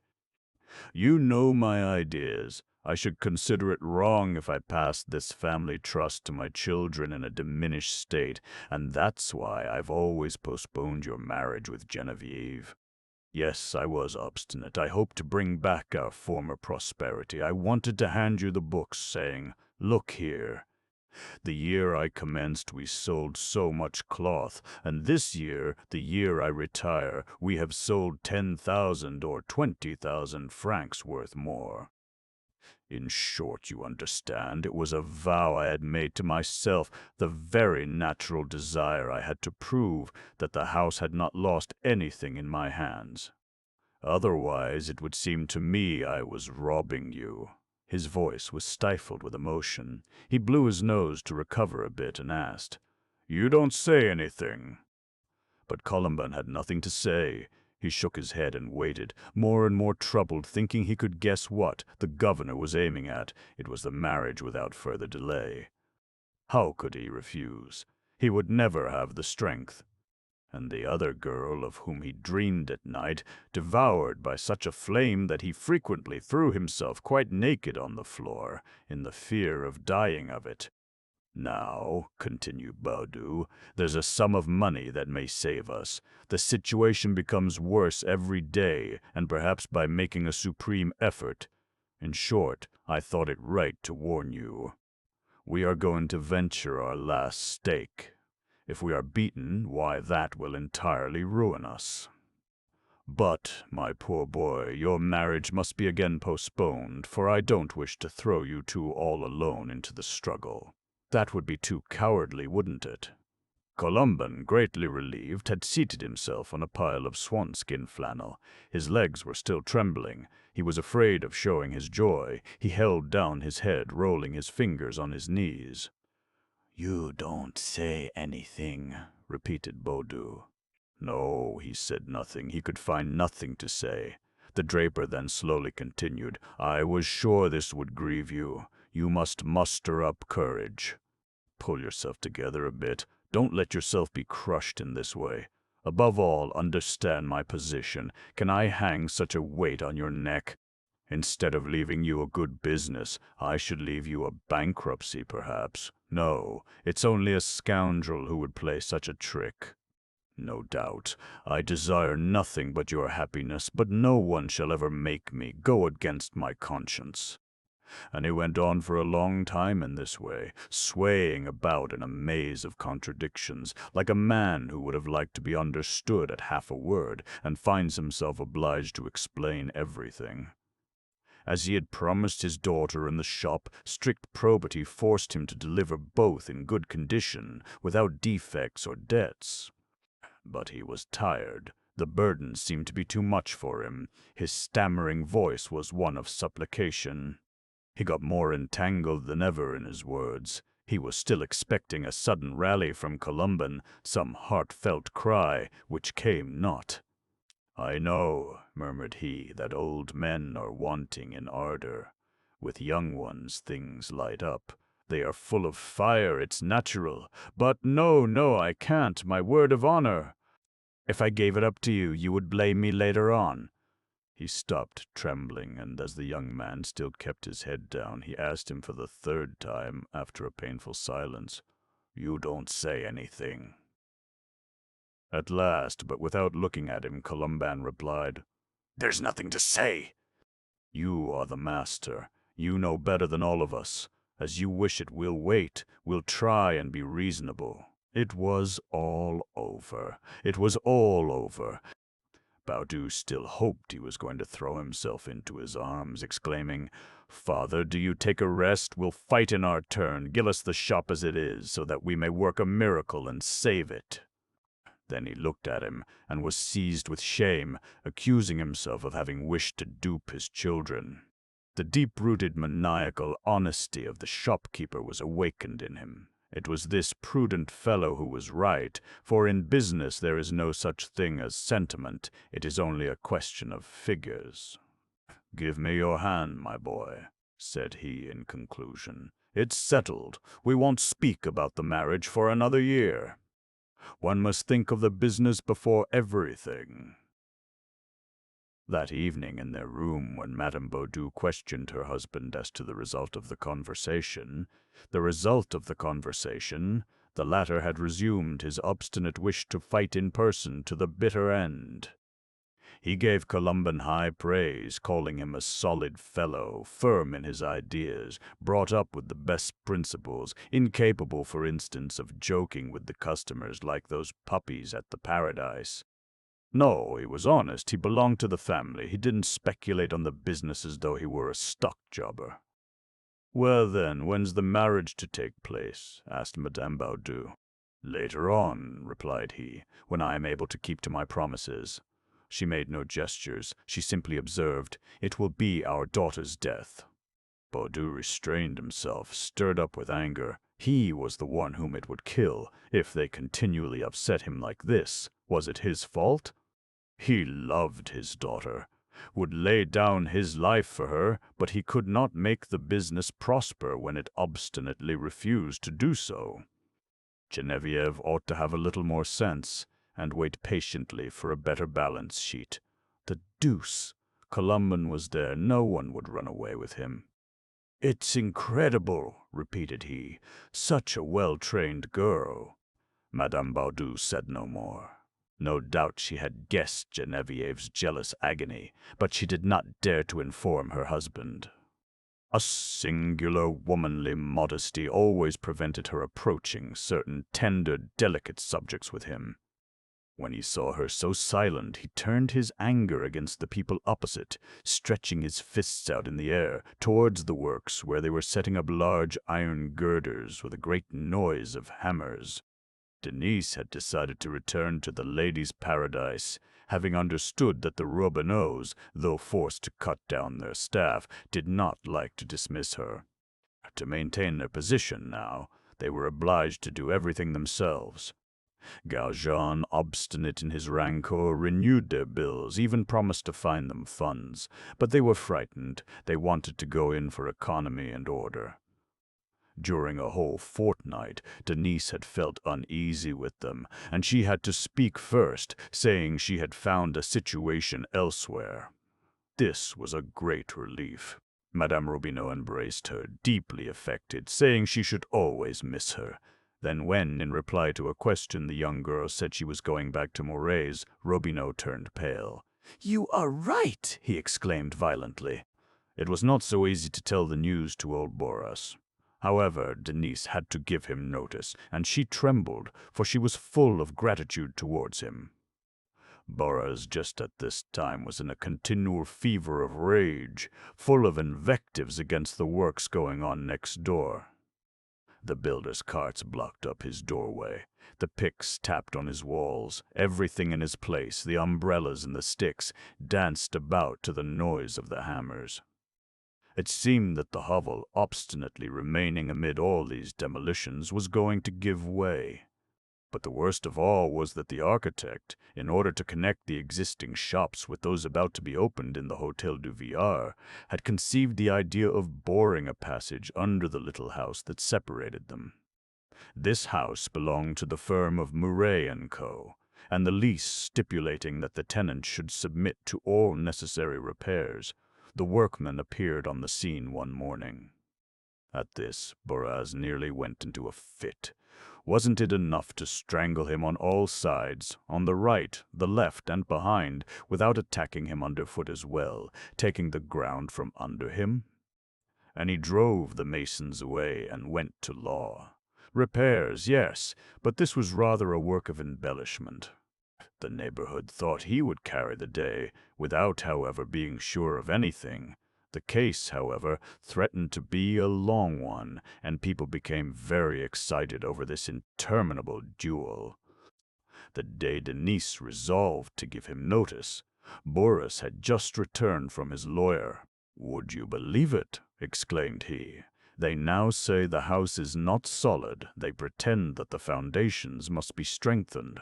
Confound it! They have shaken it up so with their infernal machines that it isn't astonishing if it gives way."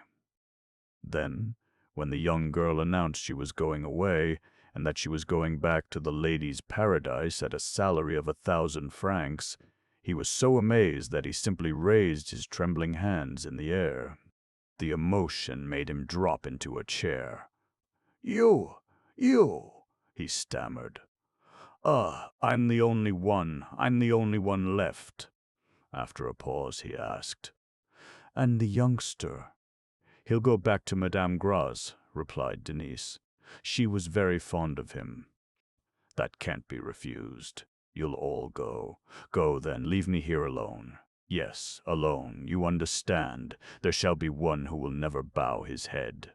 And tell them I'll win my lawsuit, if I have to sell my last shirt for it." Denise was not to leave Robineau's till the end of the month. She had seen Mouret again. Everything was settled. One evening as she was going up to her room, Deloche, who was watching for her in a doorway, stopped her. He was delighted. Having just heard the good news, they were all talking about it in the shop, he said, and he told her the gossip of the counters. "You know, the young ladies in the dress department are pulling long faces." Then, interrupting himself, he added, "By the way, you remember Clara Primaire? Well, it appears the governor has. You understand." He had turned quite red. She, very pale, exclaimed, "Monsieur Mouret, funny taste, eh?" he resumed. "A woman who looks like a horse." The little girl from the underlinen department whom he had twice last year was, at least, good-looking. However, that's his business. Denise, once upstairs, almost fainted away. It was surely through coming up too quick. Leaning out of the window, she had a sudden vision of Valognes, the deserted street and grassy pavement, which she used to see from her room as a child, and she was seized with a desire to go and live there, to seek refuge in the peace and forgetfulness of the country. Paris irritated her. She hated the ladies' paradise. She hardly knew why she had consented to go back. She would certainly suffer as much as ever there. She was already suffering from an unknown uneasiness since Deloche's stories. Suddenly, without any notice, a flood of tears forced her to leave the window. She wept on for some time and found a little courage to live on still. The next day at breakfast time, as Robineau had sent her on an errand and she was passing the old Elbeuf, she pushed open the door on seeing Colomban alone in the shop. The Bauders were breakfasting. She could hear the clatter of the knives and forks in the little room. "You can come in," said the shopman. "They are at breakfast." But she motioned him to be silent and drew him into a corner. Then, lowering her voice, she said, "It's you I want to speak to. Have you no heart? Don't you see that Geneviève loves you and that it's killing her?" She was trembling. The previous night's fever had taken possession of her again. He, frightened, surprised at this sudden attack, stood looking at her without a word. "Do you hear?" she continued. "Geneviève knows you love another. She told me so. She wept like a child. Ah, poor girl, she isn't very strong now, I can tell you. If you had seen her thin arms. It's heartbreaking. You can't leave her to die like this." At last he spoke, quite overcome. "But she isn't ill." "You exaggerate. I don't see anything myself." "Besides, it's her father who is postponing the marriage." Denise sharply corrected this falsehood, certain that the least persistence on the part of the young man would decide her uncle. As to Colomban's surprise, it was not feigned. He had really never noticed Geneviève's slow agony. For him it was a very disagreeable revelation, for while he remained ignorant of it, he had no great blame to tax himself with. "And who for?" resumed Denise. "For a worthless girl. You can't know who you are loving." "Up to the present, I have not wanted to hurt your feelings. I have often avoided answering your continual questions. Well, she goes with everybody. She laughs at you. You will never have her, or you may have her, like others, just once in a way." He listened to her, very pale, and at each of the sentences she threw into his face, his lips trembled. She, in a cruel fit, yielded to a transport of anger of which she had no consciousness. "In short," said she in a final cry, "she's with Monsieur Mouret, if you want to know." Her voice was stifled. She turned paler than Colomban himself. Both stood looking at each other. Then he stammered out, "I love her." Denise felt ashamed of herself. Why was she talking in this way to this young fellow? Why was she getting so excited? She stood there mute. The simple reply he had just given resounded in her heart like the clang of a bell which deafened her. "I love her, I love her," and it seemed to spread. He was right. He could not marry another woman, and as she turned round, she observed Geneviève on the threshold of the dining room. "Be quiet," she said rapidly. But it was too late. Geneviève must have heard, for her face was white, bloodless. Just at that moment a customer opened the door. Madame Bourdelais, one of the last faithful customers of the old Elbeuf, where she found solid goods for her money. For a long time past, Madame de Beauvais had followed the fashion and gone over to the ladies' paradise. Madame Marty herself no longer came, entirely captivated by the seductions of the display opposite. And Geneviève was forced to go forward and say in her weak voice, "What do you desire, madame?" Madame Bourdelais wished to see some flannel. Colomban took down a roll from a shelf. Geneviève showed the article, and both of them, their hands cold, found themselves brought together behind the counter. Meanwhile, Baudu came out of the dining room last, behind his wife, who had gone and seated herself at the pay desk. At first he did not meddle with the sale, but stood up looking at Madame Bourdelais.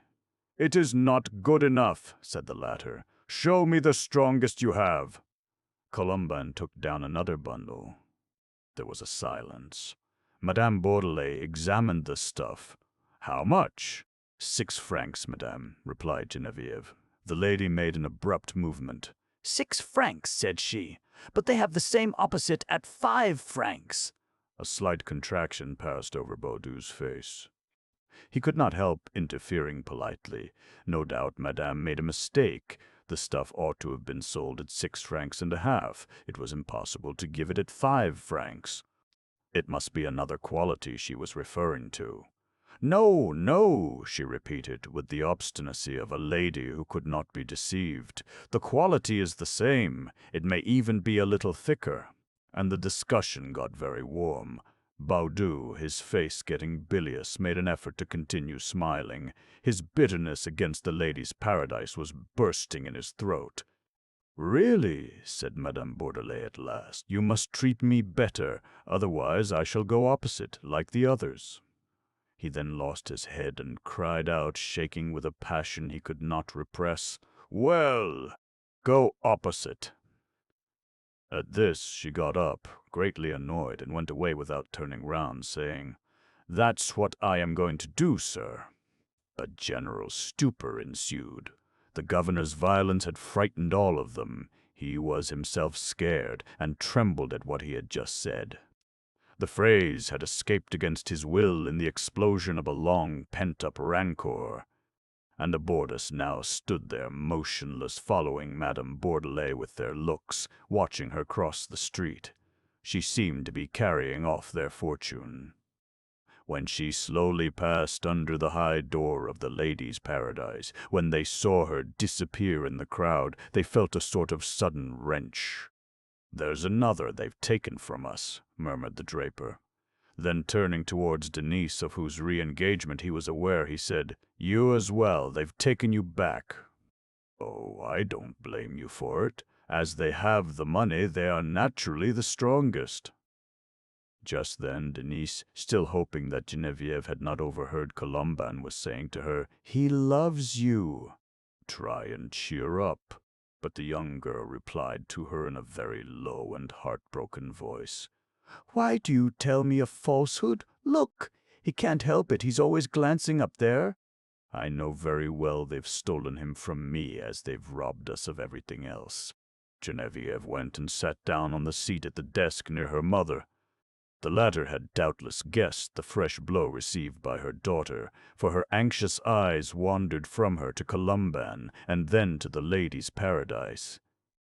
It was true they had stolen everything from them, from the father a fortune, from the mother her dying child, from the daughter a husband waited for 10 years. Before this condemned family, Denise, whose heart was overflowing with pity, felt for an instant afraid of being wicked.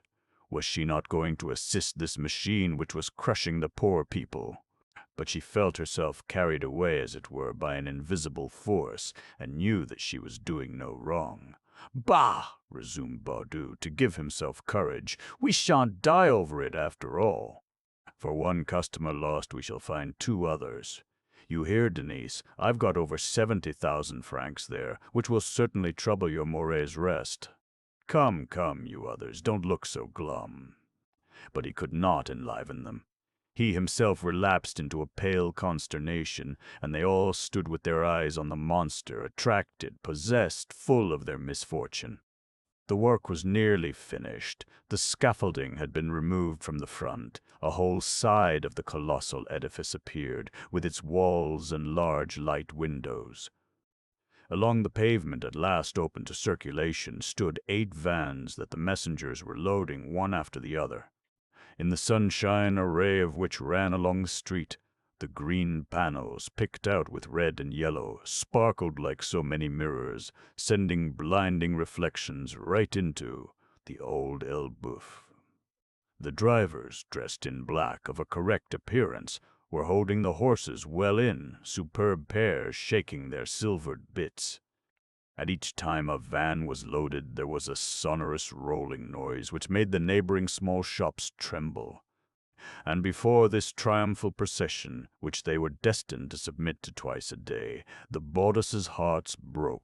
The father half fainted away, asking himself where this continual flood of goods could go to, whilst the mother, tormented to death about her daughter, continued to gaze into the street, her eyes drowned in a flood of tears. Chapter 9. It was on a Monday, the 14th of March, that the Ladies' Paradise inaugurated its new buildings by a great exhibition of summer novelties, which was to last 3 days. Outside, a sharp wind was blowing. The passers-by, surprised by this return of winter, spun along, buttoned up in their overcoats. However, behind the closed doors of the neighboring shops, quite an agitation was fermenting, and one could see against the windows the pale faces of the small tradesmen occupied in counting the Nieve Saint-Augustin.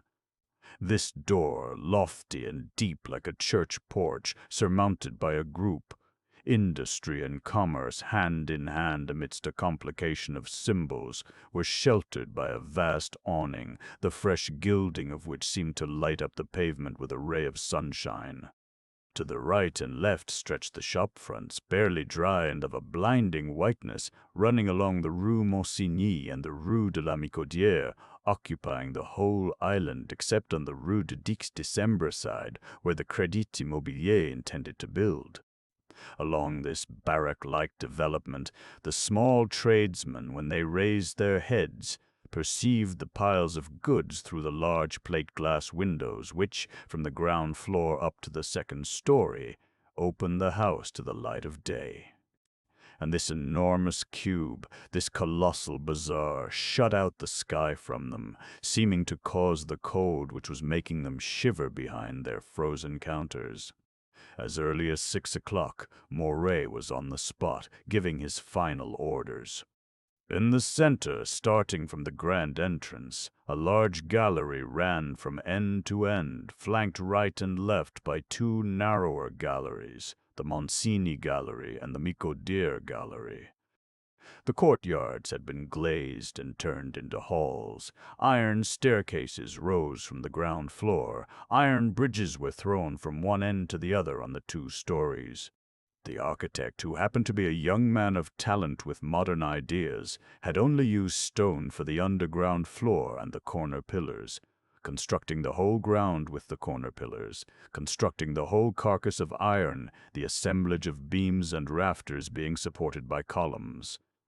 The arches of the flooring and the partitions were of brickwork. Space had been gained everywhere, light and air entered freely, and the public circulated with the greatest ease under the bold flights of the far-stretching girders. It was the cathedral of modern commerce, light but solid, made for a nation of customers. Below, in the central gallery, after the door bargains, came the cravat, the glove, and the silk departments. The Monsigny Gallery was occupied by the linen and the Rouen goods, the Micaudière Gallery by the mercery, the hosiery, the drapery, and the woolen departments.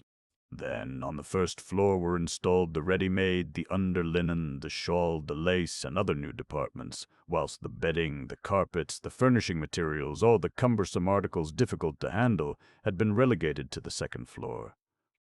The number of departments was now 39, with 1,800 employees, of whom 200 were women.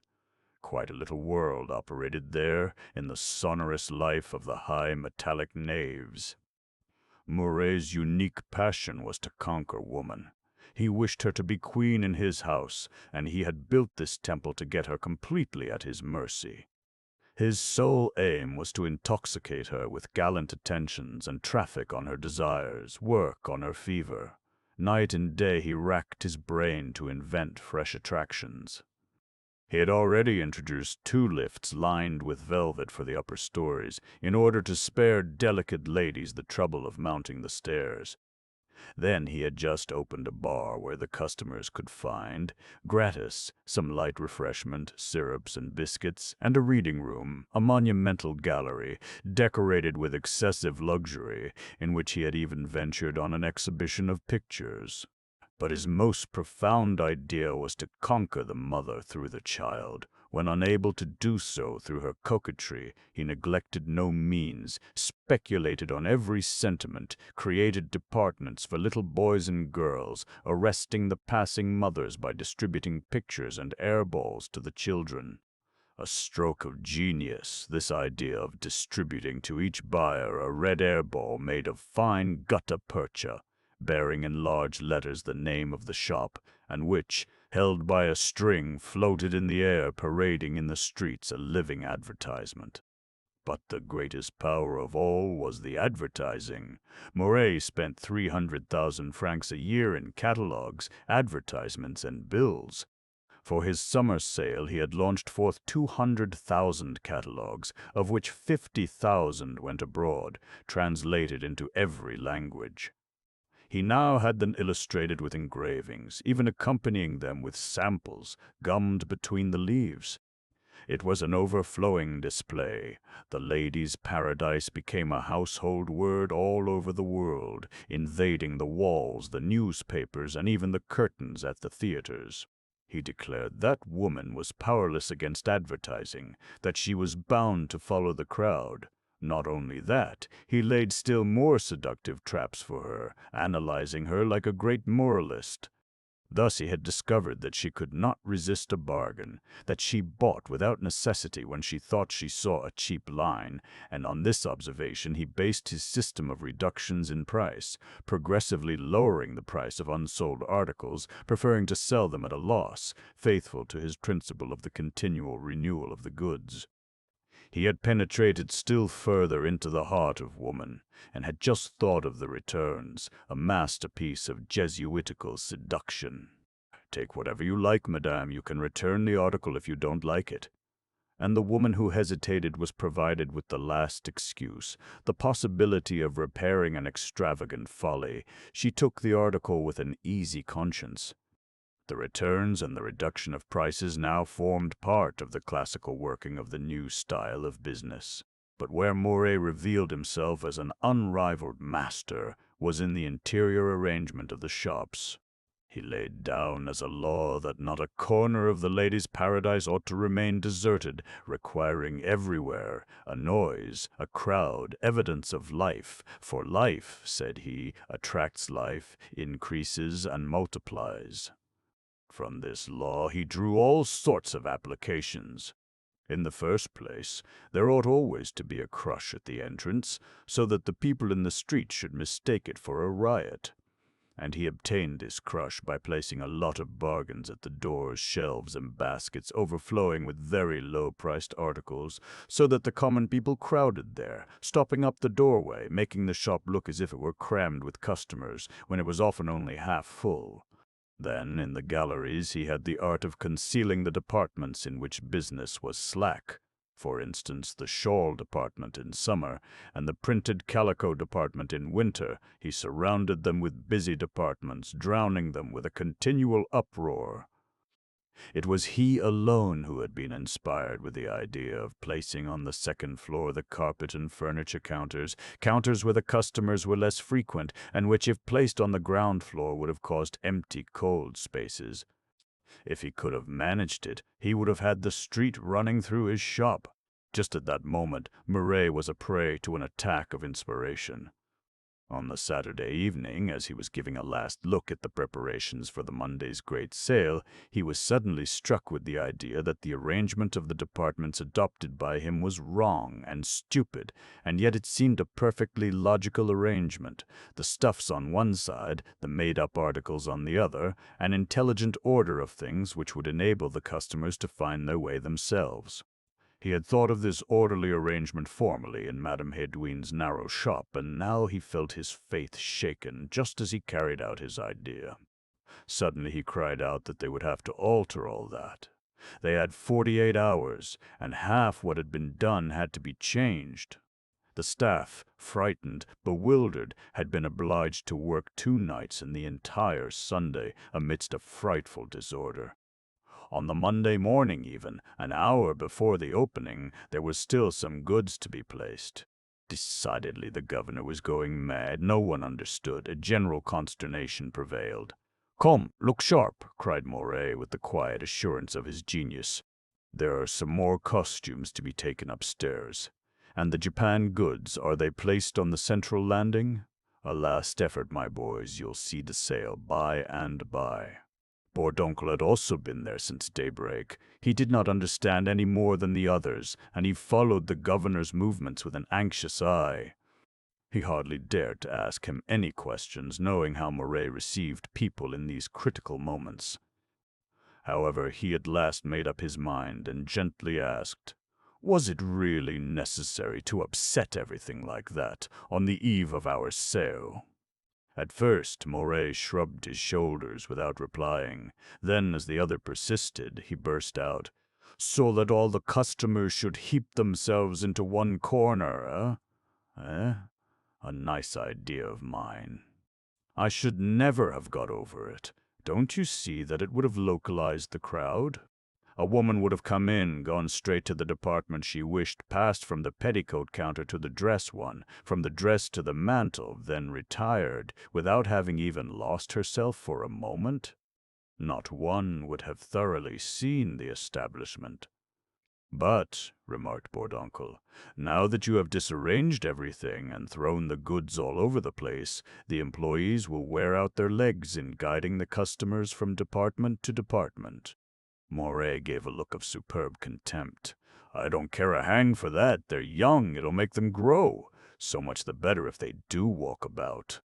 They'll appear more numerous and increase the crowd. The greater the crush, the better. All will go well." He laughed, and deigned to explain his idea, lowering his voice. "Look here, Bourdoncle, listen to the result.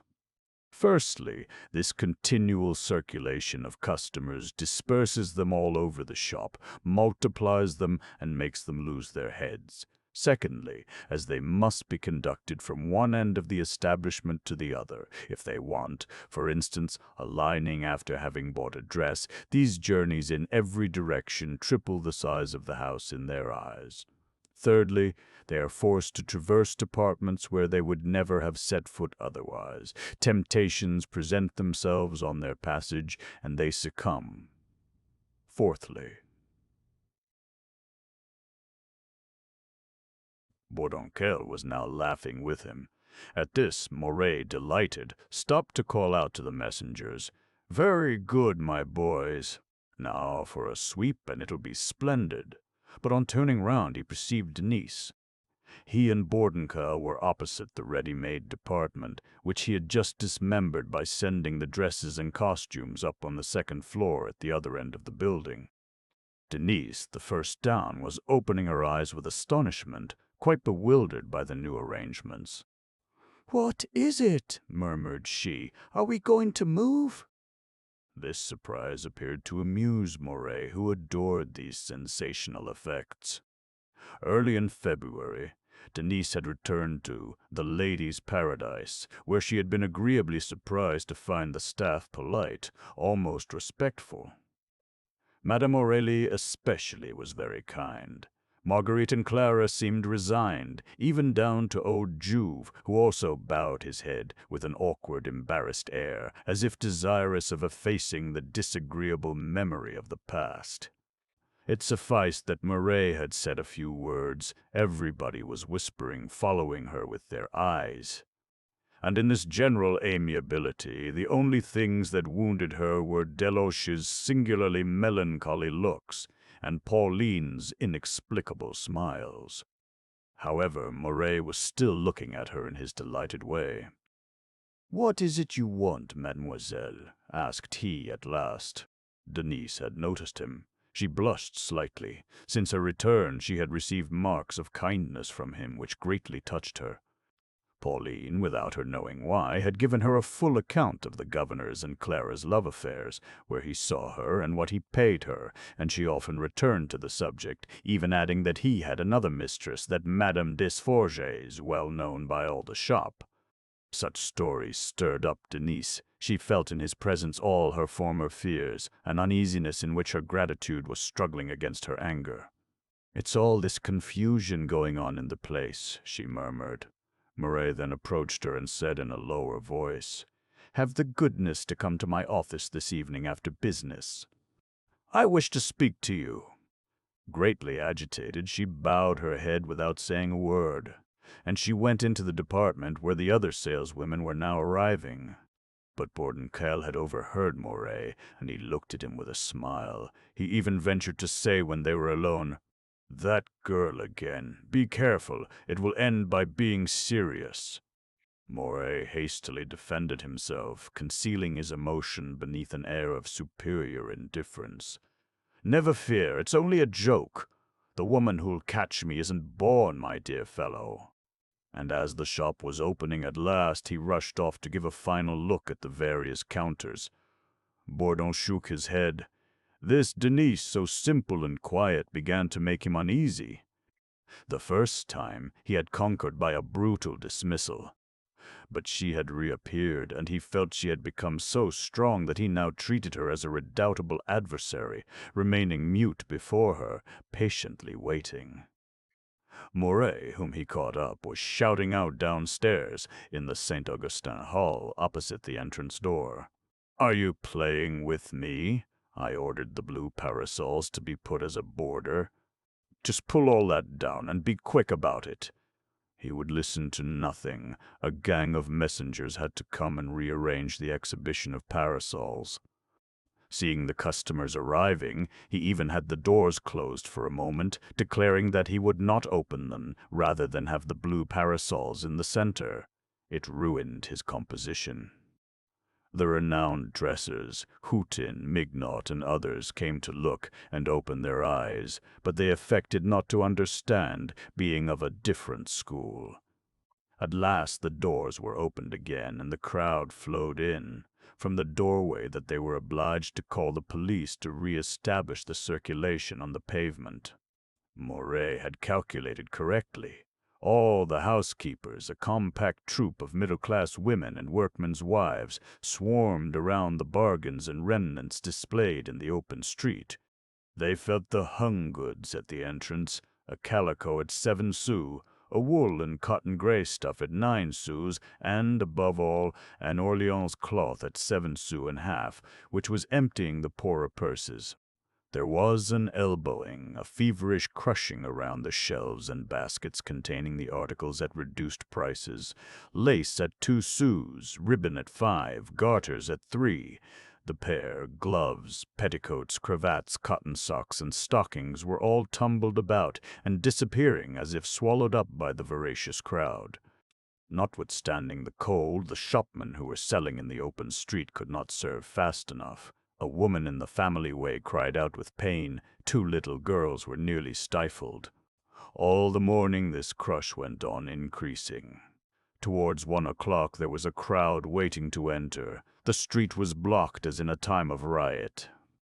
Just at that moment, as Madame de Beauvais and her daughter Blanche were standing on the pavement opposite, hesitating, they were accosted by Madame Marty, also accompanied by her daughter Valentine. "What a crowd, eh?" said the former. They're killing themselves inside. I ought not to have come. I was in bed but got up to get a little fresh air." "Just like me," said the other. "I promised my husband to go and see his sister at Montmartre. Then just as I was passing, I thought of a piece of braid I wanted. I may as well buy it here as anywhere else, mayn't I? Oh, I shan't spend a sou. In fact, one don't want anything." However, they did not take their eyes off the door, seized and carried away as it were by the force of the crowd. "No, no, I'm not going in, I'm afraid," murmured Madame de Beauvais. "Blanche, let's go away, we should be crushed." But her voice failed. She was gradually yielding to the desire to follow the others, and her fear dissolved in the irresistible attraction of the crush. Madame Marty was also giving way, repeating, "Keep hold of my dress, Valentine. Ah, well, I've never seen such a thing before. You are lifted off your feet. What will it be like inside?" The ladies, seized by the current, could not now go back. As streams attract to themselves the fugitive waters of a valley, so it seemed that the wave of customers, flowing into the vestibule, was absorbing the passers-by, drinking in the population from the four corners of Paris. They advanced but slowly, squeezed almost to death, kept upright by the shoulders and bellies around them, of which they felt the close heat, and their satisfied desire enjoyed the painful entrance which incited still further their curiosity. There was a pell-mell of ladies arrayed in silk, of poorly dressed middle-class women, and of bareheaded girls, all excited and carried away by the same passion. A few men buried beneath the overflow of bosoms were casting anxious glances around them. A nurse, in the thickest of the crowd, held her baby above her head, the youngster crowing with delight. The only one to get angry was a skinny woman, who broke out into bad words, accusing her neighbor of digging right into her. "I really think I shall lose my skirts in this crowd," remarked Madame de Beauvais. Mute, her face still fresh from the open air, Madame Marty was standing on tiptoe to see above the others' heads into the depths of the shop. The pupils of her gray eyes were as contracted as those of a cat coming out of the broad daylight. She had the reposed flesh and the clear expression of a person just waking up. "Ah, at last," said she, heaving a sigh. The ladies had just extricated themselves. They were in the St. Augustin Hall, which they were greatly surprised to find almost empty. But a feeling of comfort invaded them. They seemed to be entering into springtime after emerging from the winter of the street. Whilst outside the frozen wind laden with rain and hail was still blowing, the fine season in the Paradise galleries was already budding forth with the light stuffs, the flowery brilliancy of the tender shades, the rural gaiety of the summer dresses and the parasols. "Do look there!" exclaimed Madame de Beauvais, standing motionless, her eyes in the air. It was the exhibition of parasols. Wide open, rounded off like shields, they covered the whole hall from the glazed roof to the varnished oak moldings below.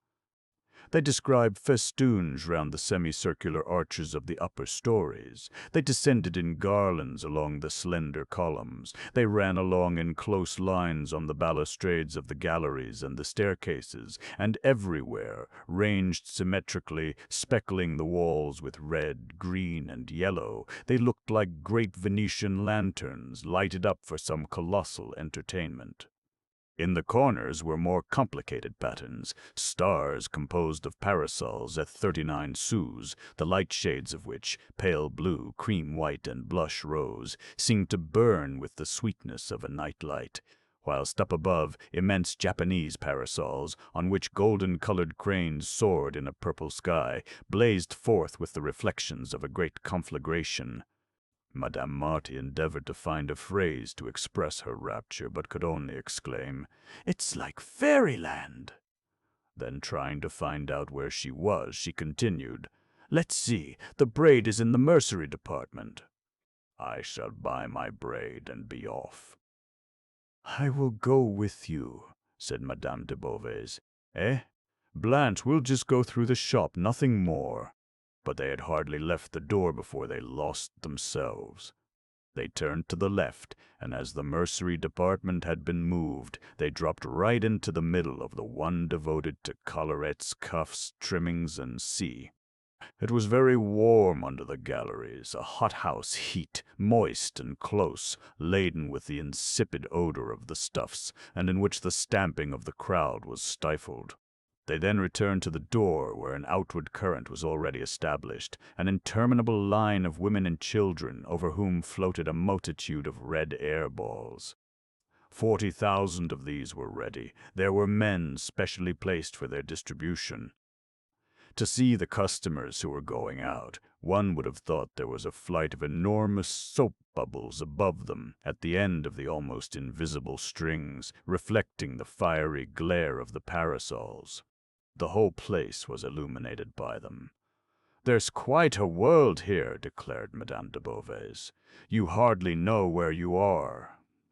However, the ladies could not remain in the eddy of the door, right in the crush of the entrance and exit. Fortunately, Juve, the inspector, came to their assistance. He stood in the vestibule, grave, attentive, eyeing each woman as she passed. Specially charged with the inside police, he was on the lookout for thieves, and especially followed women in the family way, when the fever of their eyes became too alarming. "The mercery department, ladies," said he obligingly. "Turn to the left. Look, just there behind the hosiery department." Madame de Beauvais thanked him. But Madame Marty, turning round, no longer saw her daughter Valentine beside her. She was beginning to feel frightened when she caught sight of her, already a long way off, at the end of the St. Augustin hall, deeply absorbed before a table covered with a heap of women's cravats at 19 sous. Mouret practiced the system of offering articles to the customers, hooking and plundering them as they passed, for he used every sort of advertisement, laughing at the discretion of certain fellow tradesmen who thought the articles should be left to speak for themselves.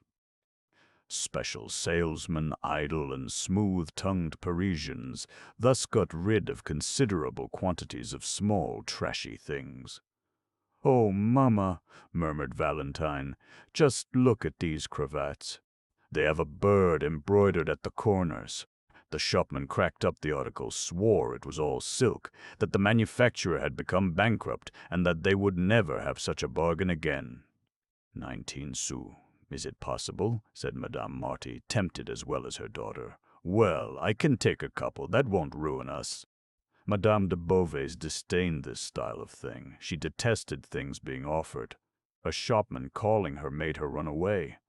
Madame Marty, surprised, could not understand this nervous horror of commercial quackery, for she was of another nature. She was one of those fortunate women who delight in being thus violated, in bathing in the caress of this public offering, with the enjoyment of plunging one's hands in everything and wasting one's time in useless talk.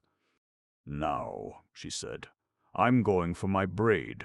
I don't wish to see anything else." However, as she crossed the cravat and glove departments, her heart once more failed her. There was, under the diffuse light, a display made up of bright and gay colors which produced a ravishing effect. The counters, symmetrically arranged, seemed like so many flower borders, changing the whole into a French garden in which smiled a tender gamut of blossoms. Lying on the bare wood, in open boxes, and protruding from the overflowing drawers, a quantity of silk handkerchiefs displayed the bright scarlet of the geranium, the creamy white of the petunia, the golden yellow of the chrysanthemum, the sky blue of the verbena. And higher up, on brass stems, twined another fluorescence, ficus carelessly hung, ribbons unrolled, quite a brilliant cordon which extended along, climbed up the columns, and were multiplied indefinitely by the mirrors. But what most attracted the crowd was a Swiss cottage in the glove department, made entirely of gloves, a chef d'oeuvre of Mignot's, which had taken him 2 days to arrange. In the first place, the ground floor was composed of black gloves. Then came straw-colored mignonette and red gloves, distributed in the decoration, bordering the windows, forming the balconies, and taking the place of the tiles. "What do you desire, madame?" asked Mignot on seeing Madame Marty planted before the cottage. Here are some Swedish kid gloves at 1 franc 15 sous, first quality. He offered his wares with furious energy, calling the passing customers from the end of his counter, dunning them with his politeness. As she shook her head in refusal, he confined, Tyrolean gloves, 1 franc 5 sous. Turin gloves for children, embroidered gloves in all colors. No, thanks, I don't want anything, declared Madame Marty. But feeling that her voice was softening, he attacked her with greater energy than ever, holding the embroidered gloves before her eyes, and she could not resist. She bought a pair. Then, as Madame de Beauvais looked at her with a smile, she blushed. Don't you think me childish, eh? If I don't make haste and get my braid and be off, I shall be done for. Unfortunately, there was such a crush in the mercery department that she could not get served. They had both been waiting for over 10 minutes and were getting annoyed when the sudden meeting with Madame Bourdelais occupied their attention. The latter explained with her quiet, practical air that she had just brought the little ones to see the show. Madeleine was 10, Edmund 8, and Lucien 4 years old, and they were laughing with joy. It was a cheap treat, long promised. They are really too comical. I shall buy a red parasol, said Madame Marty all at once, stamping with impatience at being there doing nothing. She chose one at 14 francs and a half. Madame Bourdelais, after having watched the purchase with a look of blame, said to her amicably, You are very wrong to be in such a hurry. In a month's time you could have had it for 10 francs. They won't catch me like that. And she developed quite a theory of careful housekeeping. As the shops lowered their prices, it was simply a question of waiting. She did not wish to be taken in by them, so she preferred to take advantage of their real bargains.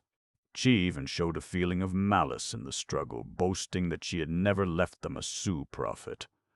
Come, said she at last, I've promised my little ones to show them the pictures upstairs in the reading room. Come up with us, you have plenty of time. And the braid was forgotten. Madame Marty yielded at once, whilst Madame de Beauvais refused, preferring to take a turn on the ground floor first. Besides, they were sure to meet again upstairs. Madame Bourdelais was looking for a staircase when she perceived one of the lifts, and she pushed her children in to complete their pleasure. Madame Marty and Valentine also entered the narrow cage, where they were closely packed, but the mirrors, the velvet seats, and the polished brasswork took up their attention so much that they arrived at the first story without having felt the gentle ascent of the machine. Another pleasure was in store for them in the first gallery. As they passed before the refreshment bar, Madame Bourdelais did not fail to gorge her little family with syrup.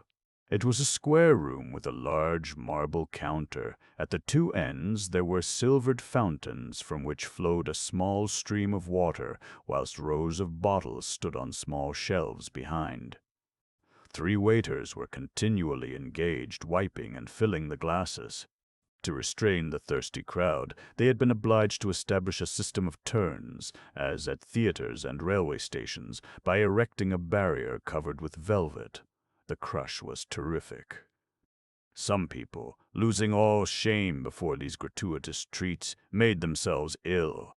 "Well, where are they?" exclaimed Madame Bourdelais when she extricated herself from the crowd after having wiped the children's faces with her handkerchief.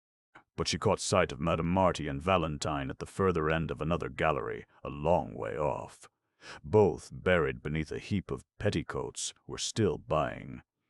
They were conquered. The mother and daughter were rapidly disappearing in the fever of spending which was carrying them away. When she at last arrived in the reading room, Madame Bourdelais installed Madeleine, Edmund, and Lucien before the large table. Then, taking from one of the shelves some photographic albums, she brought them to them. The ceiling of the long apartment was covered with gold. At the 2 extremities, monumental chimney-pieces faced each other. Some rather poor pictures, very richly framed, covered the walls, and between the columns before each of the arched bays opening into the various shops were tall green plants in majolica vases. Quite a silent crowd surrounded the table, which was littered with reviews and newspapers, with here and there some inkstands and boxes of stationery. Ladies took off their gloves and wrote their letters on the paper stamped with the name of the house, which they crossed out with a dash of the pen. A few men, lolling back in the armchairs, were reading the newspapers, but a great many people sat there doing nothing, husbands waiting for their wives, let loose in the various departments, discreet young women looking out for their lovers, old relations left there as in a cloakroom, to be taken away when time to leave. And this little society, comfortably installed, quietly reposed itself there, glancing through the open bays into the depths of the galleries and the halls, from which a distant murmur ascended above the grating of the pens and the rustling of the newspapers. "What, you here?" said Madame Beaudelet. "I didn't know you." Near the children was a lady concealed behind the pages of a review. It was Madame Guebal. She seemed annoyed at the meeting, but quickly recovering herself, related that she had come to sit down for a moment to escape the crush. And as Madame Beaudelet asked her if she was going to make any purchases, she replied with her languorous air, hiding behind her eyelashes the egoistical greediness of her looks, "Oh, whew, no. On the contrary, I have come to return some goods, yes, some door curtains which I don't like. But there is such a crowd that I am waiting to get near the department." She went on talking, saying how convenient this system of returns was. Formerly she never bought anything, but now she sometimes allowed herself to be tempted. In fact, she returned 4 articles out of 5, and was getting known at all the counters for her strange system of buying, and her eternal discontent which made her bring back the articles one by one, after having kept them several days. But, whilst speaking, she did not take her eyes off the doors of the reading room, and she appeared greatly relieved when Madame Beaudelet rejoined her children to explain the photographs to them. Almost at the same moment, Monsieur de Beauvais and Paul de Valagnos came in. The Count, who affected to be showing the young man through the new buildings, exchanged a rapid glance with Madame Guebal, and she then plunged into her review again, as if she had not seen him. "Hullo, Paul!" suddenly exclaimed a voice behind these gentlemen. It was Moray on his way round to give a look at the various departments. They shook hands, and he at once asked, "Has Madame de Beauvais done us the honor of coming?" "Well, no," replied the husband, "and she very much regrets it. She's not very well." "Oh, nothing dangerous?" But suddenly he pretended to catch sight of Madame Guibal and ran off, going up to her bareheaded whilst the others merely bowed to her from a distance. She also pretended to be surprised. Paul smiled. He now understood the affair, and he related to Moray in a low voice how de Beauvais, whom he had met in the Rue Richelieu, had tried to get away from him, and had finished by dragging him into the ladies' paradise under the pretext that he must show him the new buildings. For the last year the lady had drawn from de Beauvais all the money and pleasure she could, never writing to him, making appointments with him in public places, churches, museums, and shops, to arrange their affairs. "I fancy that at each meeting they change their hotel," murmured the young man. Not long ago he was on a tour of inspection, he wrote to his wife every day from Blois, Libourne, and Tarbes, and yet I feel convinced I saw them going into a family boarding-house at Batignolles. But look at him, isn't he splendid before her with his military correctness? The old French gallantry, my dear fellow, the old French gallantry. "And your marriage?" asked Moray. Paul, without taking his eyes off the Count, replied that they were still waiting for the death of the aunt. Then, with a triumphant air, "There, did you see him?" He stooped down and slipped an address into her hand. "She's now accepting with the most virtuous air. She's a terrible woman, that delicate red-haired creature with her careless ways. Well, there are some fine things going on in your place." "Oh," said Moray, smiling, "these ladies are not in my house. They are at home here." He then began to joke. Love, like the swallows, always brought good luck to a house. No doubt he knew the girls who wandered about from counter to counter. the ladies who accidentally met a friend in the shop, but if they bought nothing, they filled up a place and helped to crowd and warm the shop. Still continuing his gossip, he carried his old comrade off and planted him on the threshold of the reading room, opposite the grand central gallery, the successive halls of which ran along at their feet. Behind them, the reading room still retained its quiet air, only disturbed by the scratching of the pens and the rustling of the newspapers. One old gentleman had gone to sleep over the Moniteur. Monsieur de Beauvais was looking at the pictures with the evident intention of losing his future son-in-law in the crowd as soon as possible. And, alone amid this calmness, Madame Beaudelet was amusing her children, talking very loud, as in a conquered place. "You see they are quite at home," said Moray, who pointed with a broad gesture to the multitude of women with which the departments were overflowing. Just at that moment, Madame Desforges, after having nearly had her mantle carried away in the crowd, at last came in and crossed the first hall. Then, on reaching the principal gallery, she raised her eyes. It was like a railway span surrounded by the balustrades of the 2 stories, intersected by hanging staircases crossed by flying bridges. The iron staircases developed bold curves, multiplying the landings. The iron bridges suspended in space ran straight along, very high up, and all this iron formed, beneath the white light of the windows, an excessively light architecture, a complicated lacework through which the daylight penetrated, the modern realization of a dreamed-of palace, of a Babel-like heaping up of the stories, enlarging the rooms, opening up glimpses onto other floors and into other rooms without end. In fact, iron reigned everywhere. The young architect had had the honesty and courage not to disguise it under a coating of paint imitating stone or wood. Down below, in order not to outshine the goods, the decoration was sober, with large regular spaces in neutral tints. Then, as the metallic work ascended, the capitals of the columns became richer. The rivets formed ornaments, the shoulder pieces and corbels were loaded with sculptured work. Up above there was a mass of painting, green and red, amidst a prodigality of gold, floods of gold, heaps of gold, heaps of gold, heaps of gold, even to the glazed work, the glass of which was enameled and inlaid with gold. Under the covered galleries, the bare brickwork of the arches was also decorated in bright colors. Mosaics and earthenware also formed part of the decoration, enlivening the friezes, lighting up with their fresh notes the severity of the whole, whilst the stairs, with their red velvet-covered handrails, were edged with a band of curved polished iron which shone like the steel of a piece of armor. Although she had already seen the new establishment, Madame Desforges stood still, struck by the ardent life which was this day animating the immense nave. Below, around her, continued the eddying of the crowd, of which the double current of those entering and those going out made itself felt as far as the silk department, a crowd still very mixed in its elements, though the afternoon was bringing a greater number of ladies amongst the shopkeepers and housewives, a great many women in mourning with their flowing veils, and the inevitable wet nurses straying about, protecting their babies with their outstretched arms.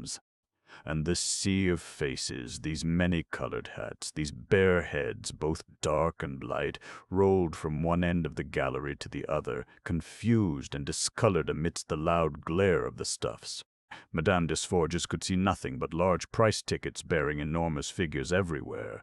Their white patches standing out on the bright ribbons curtailed the heads. A wall of flannel threw out a promontory. On all sides the mirrors carried the departments back into infinite space, reflecting the displays with portions of the public, faces reversed and halves of shoulders and arms, whilst to the right and to the left the lateral galleries opened up other vistas, the snowy background of the linen department, the speckled depth of the hosiery. One, distant views illuminated by the rays of light from some glazed bay, and in which the crowd appeared nothing but a mass of human dust. Then, when Madame de Forges raised her eyes, she saw, along the staircases on the flying bridges, around the balustrade of each story, a continual humming ascent, an entire population in the air, traveling in the cuttings of the enormous ironwork construction, casting black shadows on the diffused light of the enameled windows. Large gilded lustres hung from the ceiling. A decoration of rugs, embroidered silks, stuffs worked with gold hung down, draping the balustrade with gorgeous banners, and from one end to the other there were clouds of lace, palpitations of muslin, trophies of silks, apotheoses of half-dressed dummies, and right at the top, above all this confusion, the bedding department. Suspended, as it were, displayed little iron bedsteads with their mattresses, hung with their white curtains, a sort of school dormitory sleeping amidst the stamping of the customers, rarer and rarer as the departments ascended. "Does Madame require a cheap pair of garters?" asked a salesman of Madame Desforges, seeing her standing still. "All silk, 29 sous."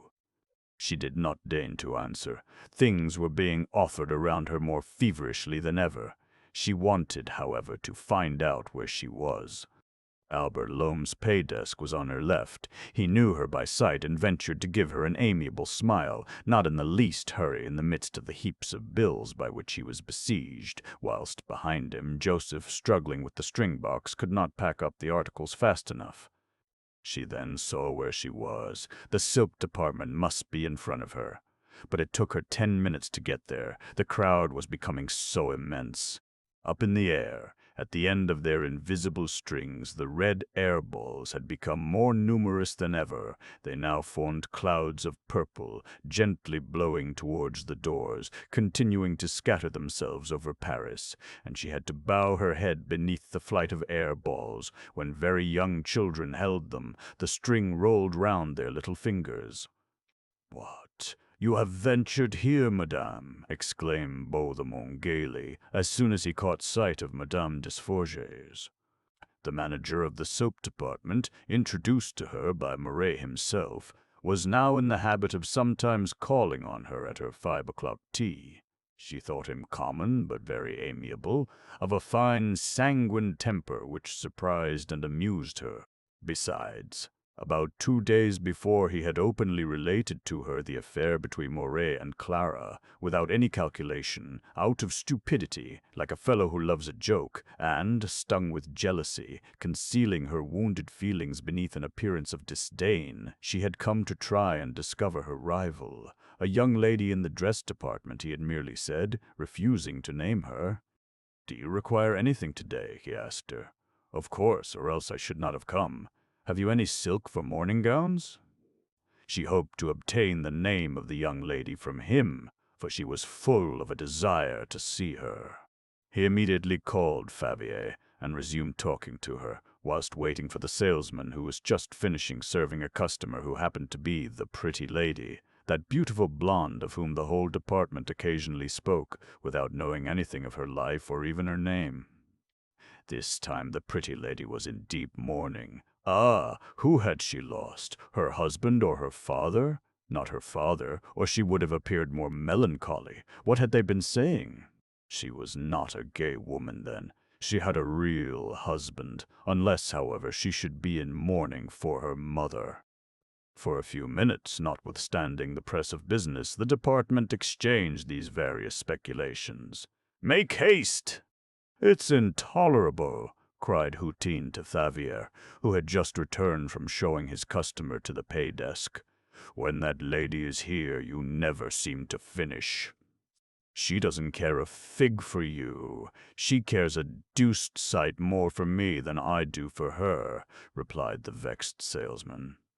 But Hutin threatened to report him to the directors if he did not show more respect for the customers. He was getting terrible, of a morose severity, since the department had conspired together to get him into Robineau's place. He even showed himself so intolerable after the promises of good fellowship with which he had formerly warned his colleagues that the latter were now secretly supporting Favier against him. "Now then, no back answers," replied Hutin sharply. Monsieur Bouthemont wishes you to show some light designs in silks.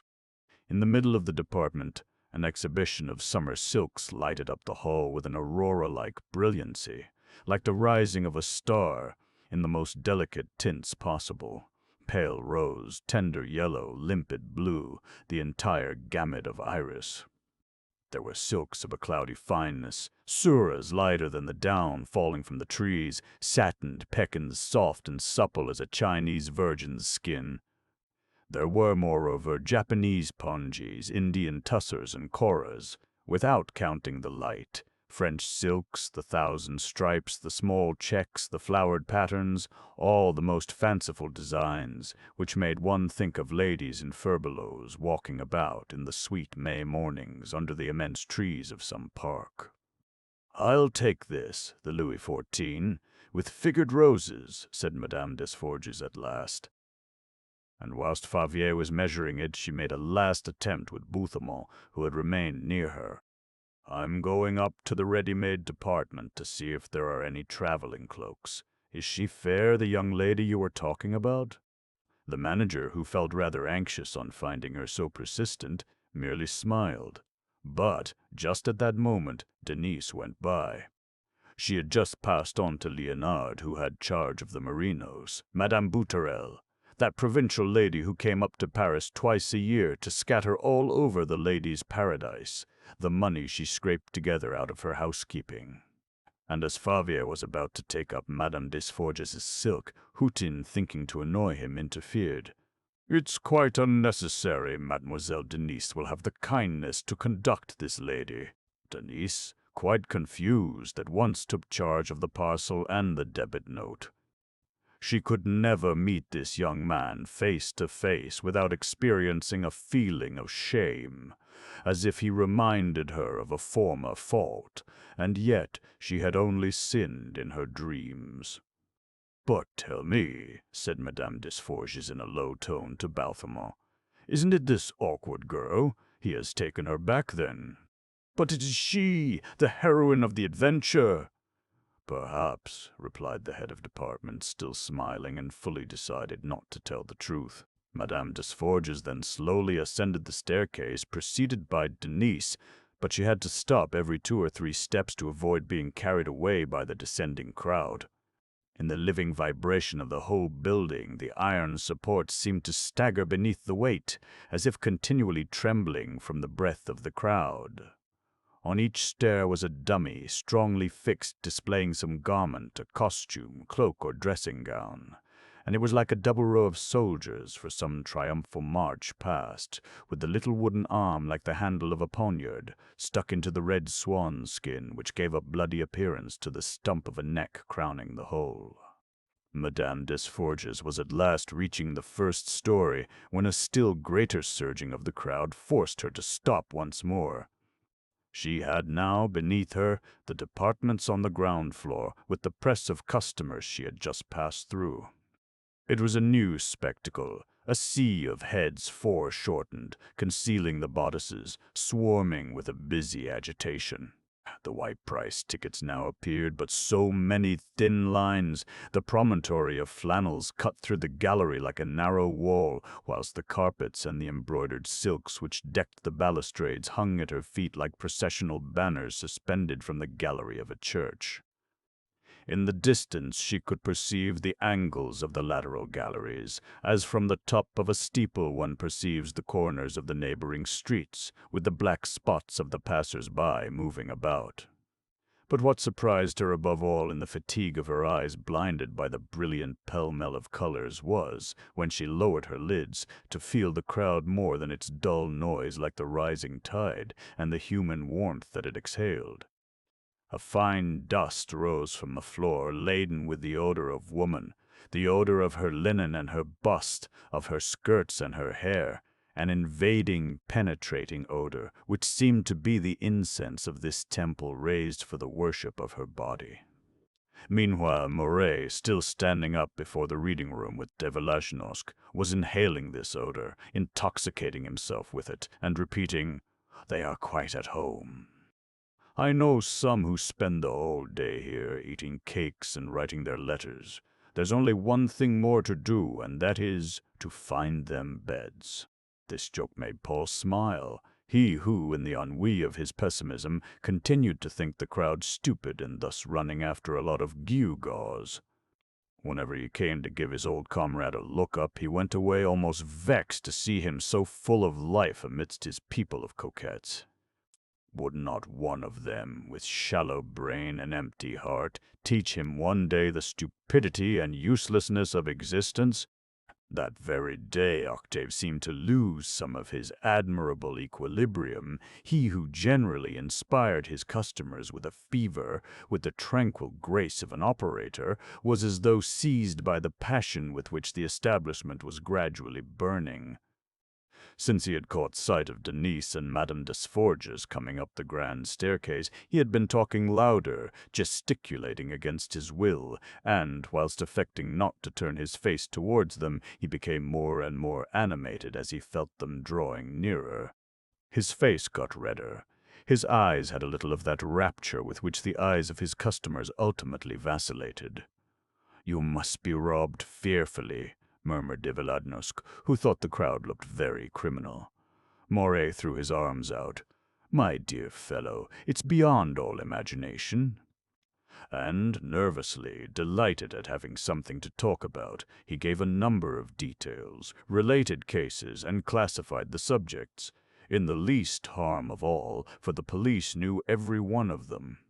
Then came the kleptomaniacs, who stole from a perverse desire, a new sort of nervous affection which a mad doctor had classed, proving the results of the temptation provided by the big shops.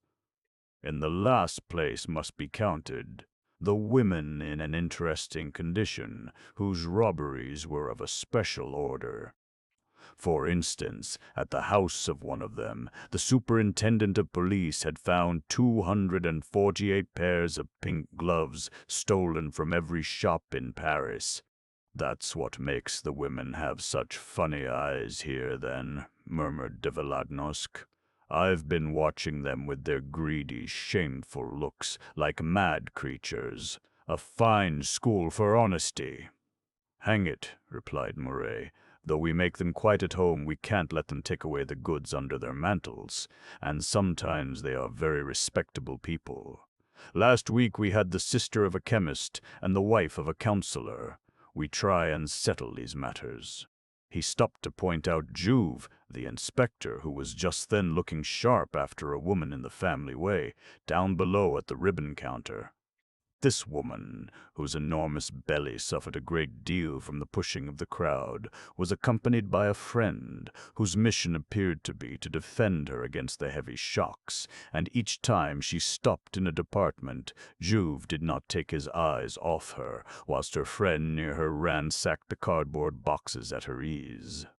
"Oh, he'll catch her," resumed Moray. "He knows all their tricks." But his voice trembled. He laughed in an awkward manner. Denise and Henriette, whom he had ceased to watch, were at last passing behind him, after having had a great deal of trouble to get out of the crowd. He turned round suddenly, and bowed to his customer with the discreet air of a friend who does not wish to compromise a woman by stopping her in the middle of a crowd of people. But the latter, on the alert, had at once perceived the look with which he had first enveloped Denise. It must be this girl. This was the rival she had had the curiosity to come and see. In the ready-made department, the young ladies were losing their heads. Two of them had fallen ill, and Madame Frederick, the second hand, had quietly given notice the previous day, and gone to the cashier's office to take her money, leaving the Ladies' Paradise all in a minute, as the Ladies' Paradise itself discharged its employees.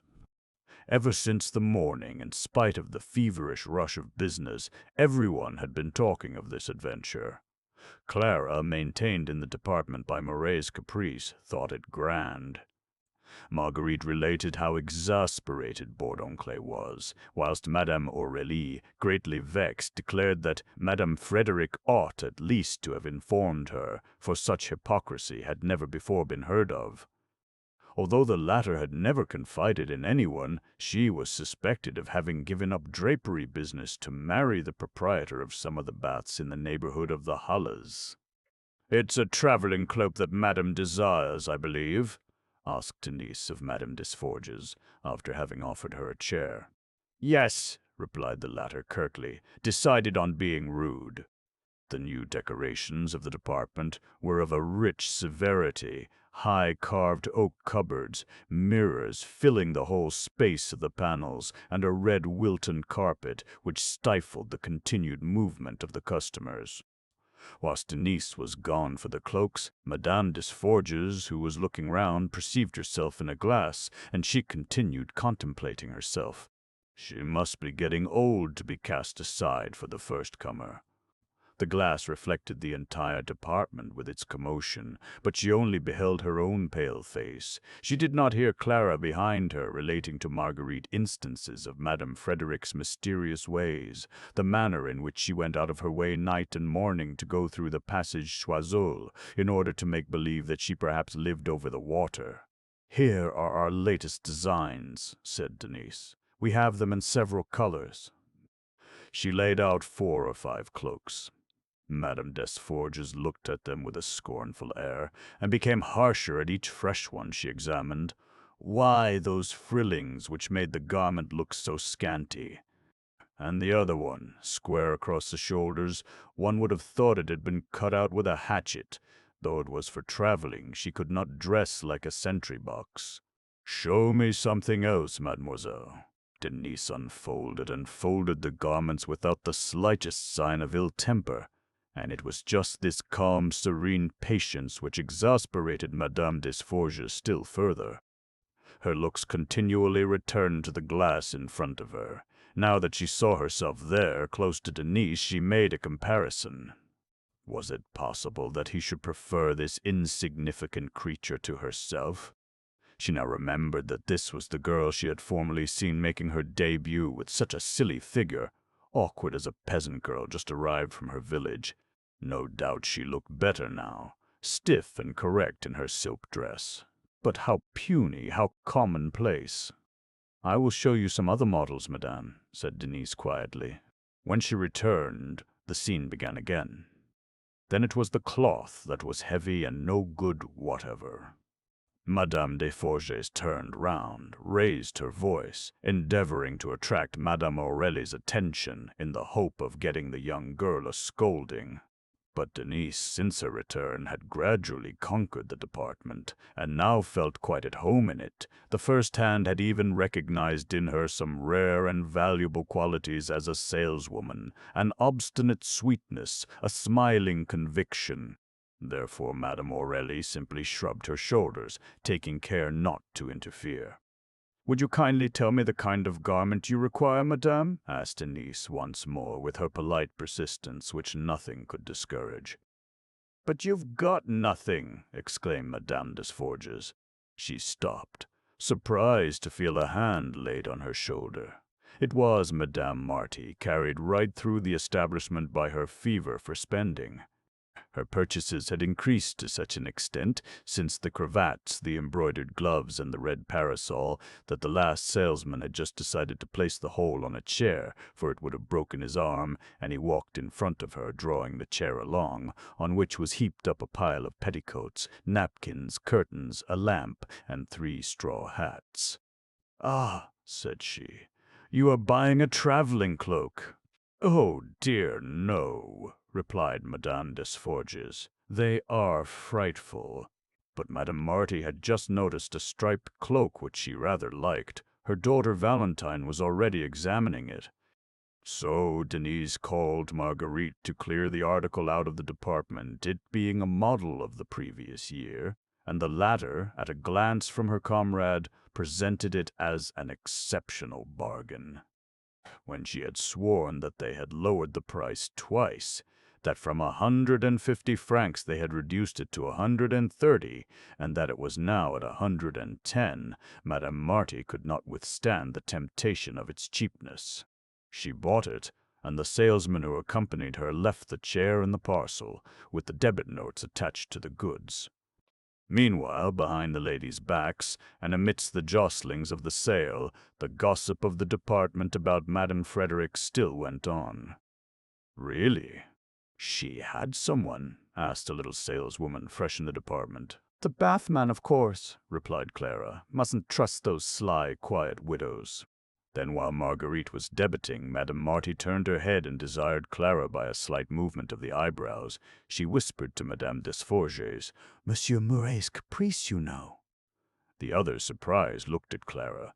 Then, turning her eyes towards Denise, replied, But it isn't the tall one, the little one. And as Madame Marty could not be sure which, Madame Desforges resumed aloud, with the scorn of a lady for chambermaids, perhaps the tall one and the little one, all those who like. Denise had heard everything. She turned pale and raised her big, pure eyes on this lady who was thus wounding her, and whom she did not know. No doubt it was the lady of whom they had spoken to her, the lady whom the governor saw outside. In the look that was exchanged between them, Denise displayed such a melancholy dignity, such a frank innocence, that Henriette felt quite awkward. As you have nothing presentable to show me here, conduct me to the dress and costume department, said she abruptly. I'll go with you as well, exclaimed Madame Marty. I wanted to see a costume for Valentine. Marguerite took the chair by its back and dragged it along on its hind feet that were getting worn by this species of cartage. Denise only carried a few yards of silk bought by Madame Desforges. It was quite a journey now that the robes and costumes were on the second floor, at the other end of the establishment. And the long journey commenced along the crowded galleries. Marguerite walked in front, drawing the chair along, like a little carriage, slowly opening herself a passage. As soon as she reached the underlinen department, Madame Desforges began to complain. Wasn't it ridiculous? A shop where one was obliged to walk a couple of leagues to find the least thing. Madame Marty also said she was tired to death, yet she did not the less enjoy this fatigue, this slow exhaustion of her strength, amidst the inexhaustible treasures displayed on every side. Moret's idea, full of genius, seized upon her, stopping her at each department. She made a first halt before the trousseau, tempted by some chemises that Pauline sold her, and Marguerite found herself relieved from the burden of the chair, which Pauline had to take, with the debit notes. Madame Desforges could have gone on her road, and thus have liberated Denise quicker, but she seemed happy to feel her behind her, motionless and patient, while she was lingering there, advising her friend. In the baby linen department the ladies went into ecstasies without buying anything. Then Madame Marty's weakness commenced anew. She succumbed successively before a black silk corset, a pair of fur cuffs, sold at a reduction on account of the lateness of the season, and some Russian lace much in vogue at that time for trimming table linen. All these things were heaped up on the chair. The parcels still increased, making the chair creak, and the salesmen who succeeded each other found it more and more difficult to drag along as the load became heavier. "This way, madam," said Denise, without a murmur, after each halt. "But it's absurd!" exclaimed Madame Desforges. "We shall never get there. Why not have put the dresses and costumes near the ready-made department?" "It is a jumble." Madame Marty, whose eyes were sparkling, intoxicated by this succession of riches dancing before her, repeated in a half-whisper, "Oh dear, what will my husband say?" "You are right. There is no order in this place. You lose yourself and commit all sorts of follies." On the great central landing, the chair could barely pass. Murray had just blocked the space with a lot of fancy goods, drinking cups mounted on gilded zinc, trashy dressing cases and liqueur stands, being of opinion that the crowd was not sufficiently great and that circulation was too easy. He had authorized one of his shopmen to exhibit there on a small table Chinese and Japanese curiosities, knick-knacks at a low price, which the customers eagerly snatched up. It was an unexpected success, and he already thought of extending this business. Whilst two messengers carried the chair up to the second story, Madame Marty bought 6 ivory studs, some silk mice, and an enameled matchbox. On the second floor, the journey was continued. Denise, who had been showing customers about in this way since the morning, was dropping with fatigue, but she still continued correct, amiable, and polite. She had to wait for the ladies again in the furnishing materials department, where a ravishing cretonne had tempted Madame Marty. Then, in the furniture department, it was a work table that took her fancy. Her hands trembled. She jokingly entreated Madame Desforges to prevent her spending any more when a meeting with Madame Guibal furnished her with an excuse. It was in the carpet department, where the latter had gone to return a lot of oriental door curtains bought by her 5 days before. And she was standing, talking to the salesman, a brawny fellow who, with his sinewy arms, handled from morning to night loads heavy enough to kill a bullock. Naturally, he was quite astounded at this return, which deprived him of his commission. He did his best to embarrass his customer, suspecting some queer adventure, no doubt a ball given with these curtains, bought at the ladies' paradise, and then returned, to avoid hiring at an upholsterer's. He knew this was frequently done by the needy portion of society. In short, she must have some reason for returning them. If she did not like the designs or the colors, he would show her others. He had a most complete assortment. To all these insinuations, Madame Guibal replied in the quietest, most unconcerned manner possible, with a queenly assurance that the curtains did not suit her, without deigning to add any explanation. She refused to look at any others, and he was obliged to give way, for the salesman had orders to take back the goods, even if they saw they had been used. As the 3 ladies went off together, and Madame Marty referred with remorse to the work-table for which she had no earthly need, Madame Guibal said in her calm voice, "Well, you can return it. You saw it was quite easy. Let them send it home. You can put it in your drawing-room, keep it for a time, then if you don't like it, return it." "Ah, that's a good idea!" exclaimed Madame Marty. "If my husband makes too much fuss, I'll send everything back." This was for her the supreme excuse. She calculated no longer, but went on buying, with the secret wish to keep everything, for she was not a woman to give anything back. At last they arrived in the dress and costume department. But as Denise was about to deliver to another young lady the silk bought by Madame Desforges, the latter seemed to change her mind, and declared that she would decidedly take one of the traveling cloaks, the light gray one with the hood, and Denise had to wait complacently to bring her back to the ready-made department. The young girl felt herself being treated like a servant by this imperious, whimsical customer, but she had sworn to herself to do her duty, and retained her calm attitude, notwithstanding the rising of her heart and the shock to her pride. Madame Desforges bought nothing in the dress and costume department. "Oh, mamma," said Valentine, "if that little costume should fit me."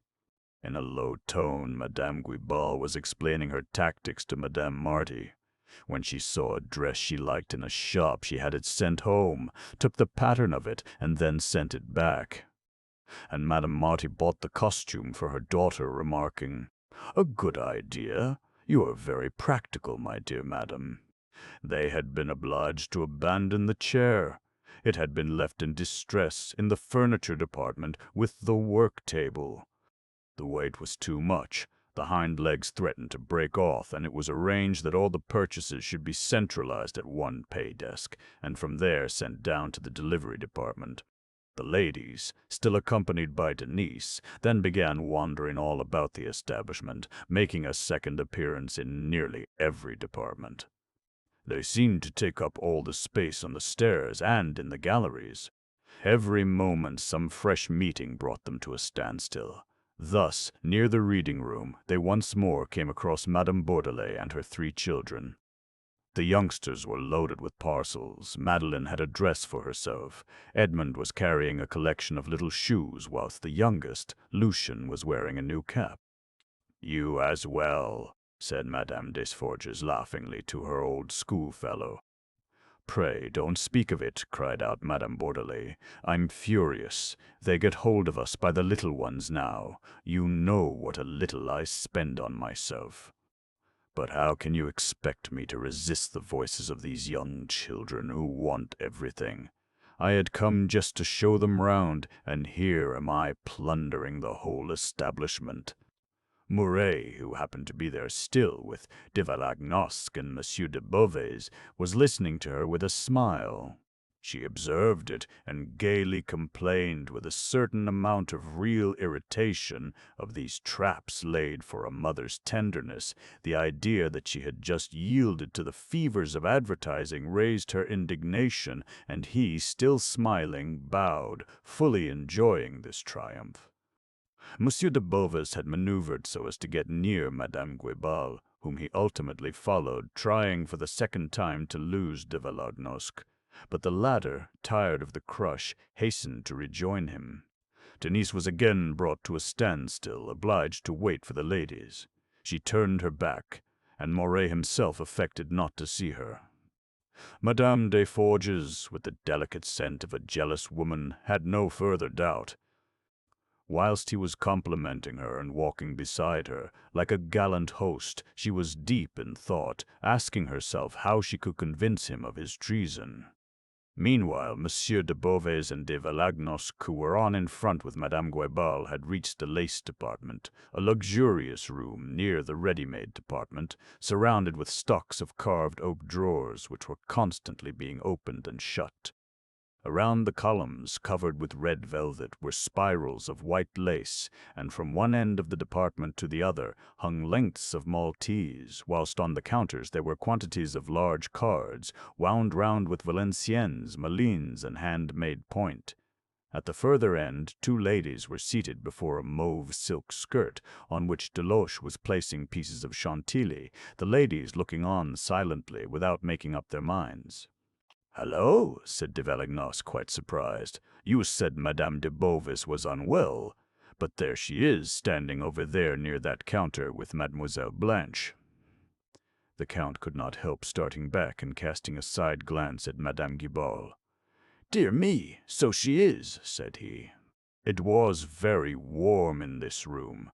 The customers, half stifled, had pale faces with flaming eyes. It seemed as if all the seductions of the shop had converged into this supreme temptation, that it was the secluded alcove where the customers were doomed to fall, the corner of perdition where the strongest must succumb. Hands were plunged into the overflowing heaps, retaining an intoxicating trembling from the contact. "I fancy those ladies are ruining you," resumed de Valagnosc, amused at the meeting. Monsieur de Beauvais assumed the look of a husband, perfectly sure of his wife's discretion, from the simple fact that he did not give her a sou to spend. The latter, after having wandered through all the departments with her daughter without buying anything, had just stranded in the lace department in a rage of unsated desire. Half dead with fatigue, she was leaning up against the counter. She dived about in a heap of lace. Her hands became soft. A warmth penetrated as far as her shoulders. Then suddenly, just as her daughter turned her head and the salesman went away, she was thinking of slipping a piece of point d'Alençon under her mantle. But she shuddered and dropped it on hearing de Valagnosc's voice saying gaily, "Ah, we've caught you, madame." For several seconds she stood there speechless and pale. Then she explained that, feeling much better, she thought she would take a stroll. And on noticing that her husband was with Madame Guibal, she quite recovered herself and looked at them with such a dignified air that the other lady felt obliged to say, "I was with Madame des Forges when these gentlemen met us." The other ladies came up just at that moment, accompanied by Mouret, who again detained them to point out Jouve the inspector, who was still following the woman in the family way, and her lady friend. It was very curious. They could not form any idea of the number of thieves that were arrested in the lace department. Madame de Beauvais, who was listening, fancied herself between two gendarmes, with her 46 years, her luxury, and her husband's fine position, but yet she felt no remorse, thinking she ought to have slipped the lace up her sleeve. Juve, however, had just decided to lay hold of the woman in the family way, despairing of catching her in the act, but fully suspecting her of having filled her pockets with a sleight of hand which had escaped him. But when he had taken her aside and searched her, he was wild to find nothing on her. Not a cravat, not a button. Her friend had disappeared. All at once he understood. The woman in the family way was only there as a blind. It was the friend who did the trick. This affair amused the ladies. Moray, rather vexed, merely said, "Old Juve has been floored this time. He'll have his revenge." "Oh," replied de Valognosc, "I don't think he's equal to it. Besides, why do you display such a quantity of goods? It serves you right if you are robbed. You ought not to tempt these poor defenseless women so." This was the last word, which sounded like the sharp note of the day in the growing fever of the establishment. The ladies then separated, crossing the crowded departments for the last time. It was 4 o'clock. The rays of the setting sun were darting through the large windows in the front, lighting up crossways the glazed roofs of the halls, and in this red, fiery light sprung up, like a golden vapor, the thick dust raised by the circulation of the crowd. A broad ray ran along the grand central gallery, showing up on a flaming ground. The staircases, the flying bridges, all the network of suspended iron. The mosaics and the terracotta of the friezes sparkled. The green andred paint were lighted up by the fire of the masses of gold scattered everywhere. It was like a red-hot furnace in which the displays were now burning. The palaces of gloves and cravats, the clusters of ribbons and lace, the lofty piles of linen and calico, the diapered parterres in which flourished the light silks and foulards. The exhibition of parasols, with their shield-like roundness, threw out a sort of metallic reflection. In the distance were a lot of lost counters, sparkling, swarming with a moving crowd, ablaze with sunshine. And at this last moment, amidst this over-warmed air, the women reigned supreme. They had taken the whole place by storm, camping there as in a conquered country, like an invading horde installed amongst the overhauling of the goods. The salesmen, deafened, knocked up, were now nothing but their slaves, of whom they disposed with a sovereign's tyranny. Fat women elbowed their way through the crowd. The thinnest ones took up a lot of space, and became quite arrogant. They were all there, with heads high and abrupt gestures, quite at home, without the slightest politeness, one for the other, using the house as much as they could, even carrying away the dust from the walls. Madame Bourdelais, desirous of making up for her expenditure, had again taken her children to the refreshment bar. The crowd was now pushing about there in a furious way. Even the mothers were gorging themselves with Malaga. They had drunk since the opening 80 quarts of syrup and 70 bottles of wine.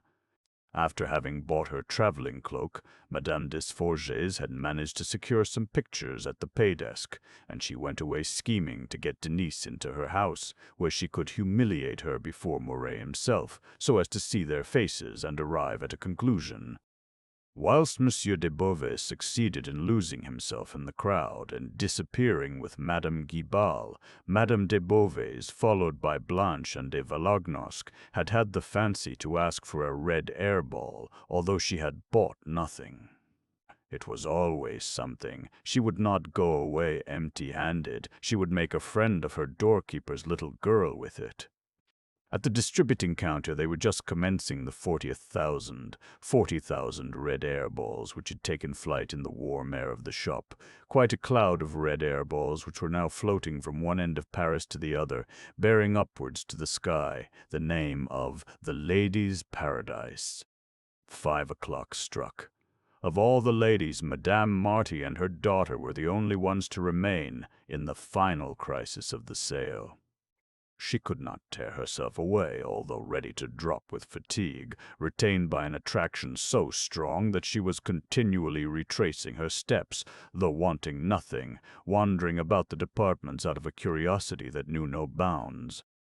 It was the moment in which the crowd, goaded on by the advertisements, completely lost itself. The 60,000 francs paid to the newspapers, the 10,000 bills posted on the walls, the 200,000 catalogues distributed all over the world, after having emptied their purses, left in the women's minds the shock of their intoxication, and the customers still remained, shaken by Mouret's other inventions, the reduction of prices, the returns, the endless gallantries.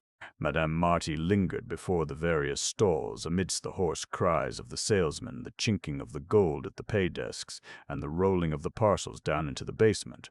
She again traversed the ground floor, the linen, the silk, the glove, and the woolen departments. Then she went upstairs again, abandoning herself to the metallic vibrations of the suspended staircases and the flying bridges, returning to the ready-made, the underlinen, and the lace departments. She even ascended to the second floor into the heights of the bedding and furniture department. And everywhere the employees, Hutin and Favier, Mignot and Leonard, Deloche, Pauline, and Denise, nearly dead with fatigue, were making a last. This fever had gradually increased since the morning, like the intoxication arising from the tumbling of the stuffs. The crowd shone forth under the fiery glare of the 5 o'clock sun. Madame Marty's face was now animated and nervous, like that of an infant after drinking pure wine.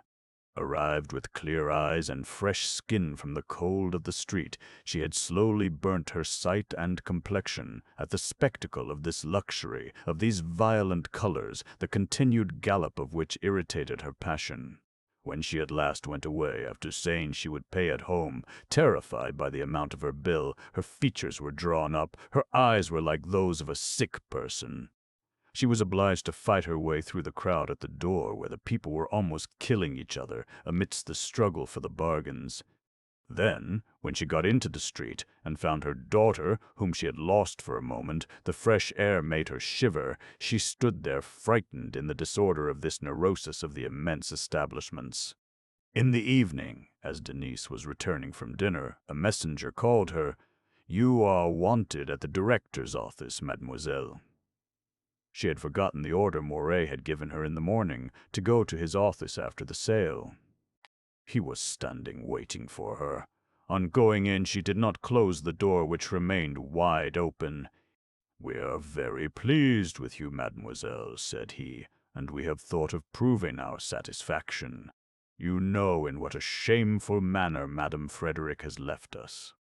From tomorrow you will take her place as—" Denise listened to him, immovable with surprise.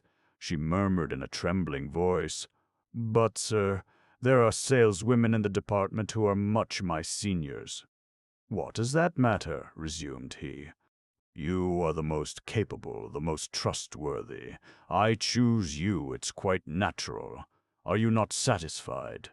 She blushed, feeling a delicious happiness and embarrassment in which her first fright vanished. Why had she at once thought of the suppositions with which this unhoped-for favor would be received? And she stood filled with her confusion, notwithstanding her sudden burst of gratitude.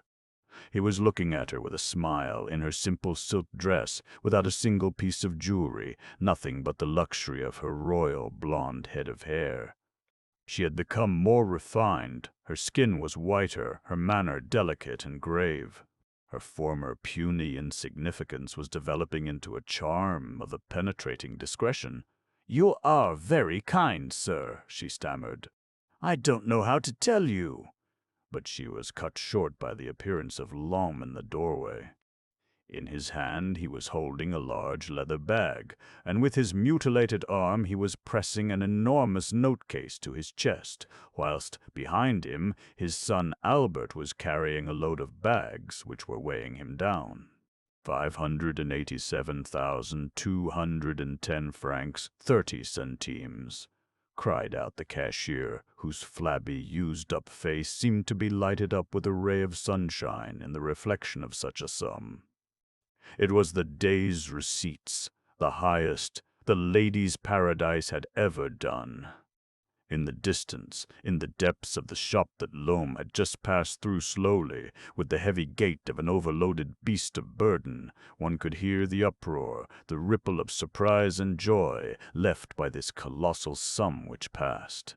"But it's superb," said Moray, enchanted. "My good Loam, put it down there and take a rest, for you look quite done up. I'll have this money taken to the central cashier's office. Yes, yes, put it all on my table. I want to see the heap." He was full of a childish gaiety. The cashier and his son laid down their burdens. The leather bag gave out a clear golden ring. Two of the other bags bursting let out a stream of silver and copper, whilst from the note-case peeped forth corners of banknotes. One end of the large table was entirely covered. It was like the tumbling of a fortune picked up in 10 hours. When Lom and Albert had retired, mopping their faces, Moray remained for a moment motionless, lost, his eyes fixed on the money. Then, raising his head, he perceived Denise, who had drawn back. He began to smile again, forced her to come forward, and finished by saying he would give her all she could take in her hand, and there was a sort of love bargain beneath his playfulness. "Look!" out of the bag. "I bet it would be less than 1,000 francs. Your hand is so small." But she drew back again. He loved her then. Suddenly she understood. She felt the growing flame of desire with which he had enveloped her since her return to the shop. What overcame her more than anything else was to feel her heart beating violently. Why did he wound her with all this money when she was overflowing with gratitude, and he could have done anything with her by a friendly word? He was coming closer to her, continuing to joke, when, to his great annoyance, Bourdoncle appeared, under the pretense of informing him of the number of entries. The enormous number of 70,000 customers had entered the ladies' paradise that day, and she hastened away, after having again thanked him. Chapter 10. The first Sunday in August, everyone was busy with the stock-taking, which had to be finished by the evening. Early in the morning all the employees were at their posts as on a weekday, and the work commenced with closed doors in the immense establishment, entirely free from customers. Denise, however, had not come down with the other young ladies at 8 o'clock. Confined to her room for the last 5 days by a sprained ankle, caused when going upstairs to the workrooms, she was going on much better, but, sure of Madame Aurélie's indulgence, she did not hurry down, and sat putting her boots on with difficulty, resolved, however, to show herself in the department. The young ladies' bedrooms now occupied the entire 5th story of the new buildings. Along the Rue Monsigny there were 60 of them, on either side of a corridor, and they were much more comfortable than formerly, although still furnished with the iron bedstead, large wardrobe, and little mahogany toilet table. The private life of the saleswomen became more refined and elegant there. They displayed a taste for scented soap and fine linen, quite a natural ascent towards middle-class ways as their positions improved, although high words and banging doors were still sometimes heard amidst the hotel-like gust that carried them away, morning and evening. Denise, being second-hand in her department, had one of the largest rooms, the 2 attic windows of which looked into the street.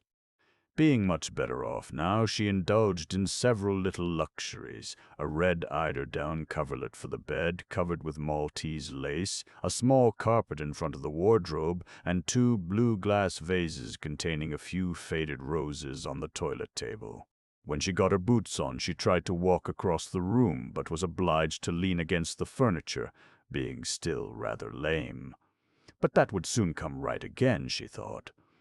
At the same time, she had been quite right in refusing the invitation to dine at Uncle Baudu's that evening, and in asking her aunt to take Pépé out for a walk, for she had placed him with Madame Gras again. Jean, who had been to see her the previous day, was to dine at his uncle's also. She continued to try to walk, resolved to go to bed early in order to rest her leg, when Madame Cabin, the housekeeper, knocked and gave her a letter with an air of mystery. The door closed. Denise, astonished by this woman's discreet smile, opened the letter. She dropped onto a chair. It was a letter from Moray, in which he expressed himself delighted at her recovery, and begged her to go down and dine with him that evening, as she could not go out. The tone of this note, at once familiar and paternal, was in no way offensive, but it was impossible for her to mistake its meaning.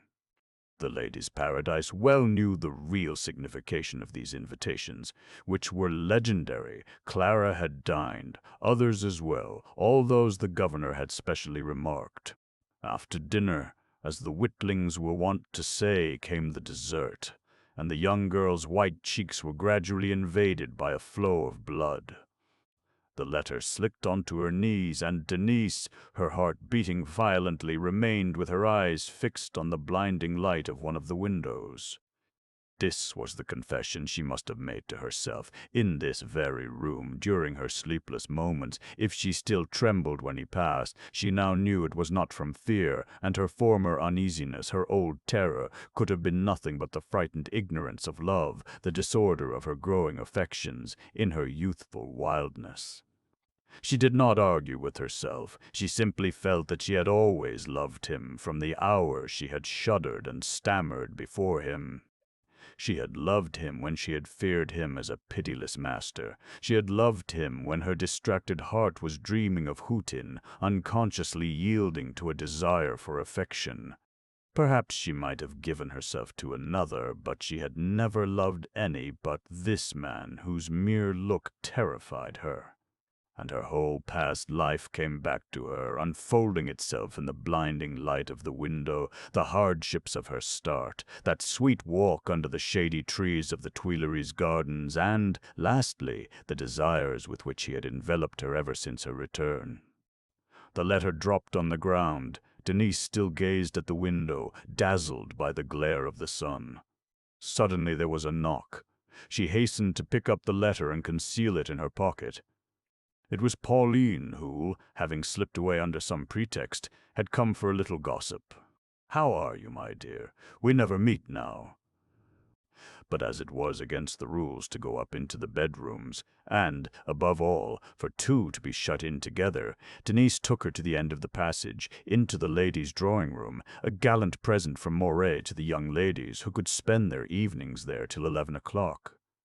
The apartment, decorated in white and gold, of the vulgar nudity of an hotel room, was furnished with a piano, a central table, and some armchairs and sofas protected with white covers. But, after a few evenings spent together, in the first novelty of the thing, the saleswomen never went into the place without coming to high words at once.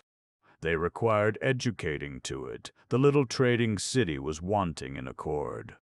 Meanwhile, almost the only one that went there in the evening was the second hand in the corset department, Miss Powell, who strummed away at Chopin on the piano, and whose coveted talent ended by driving the others away. "You see my ankle's better now," said Denise. "I was going downstairs."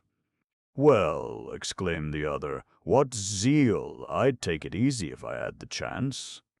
They both sat down on a sofa.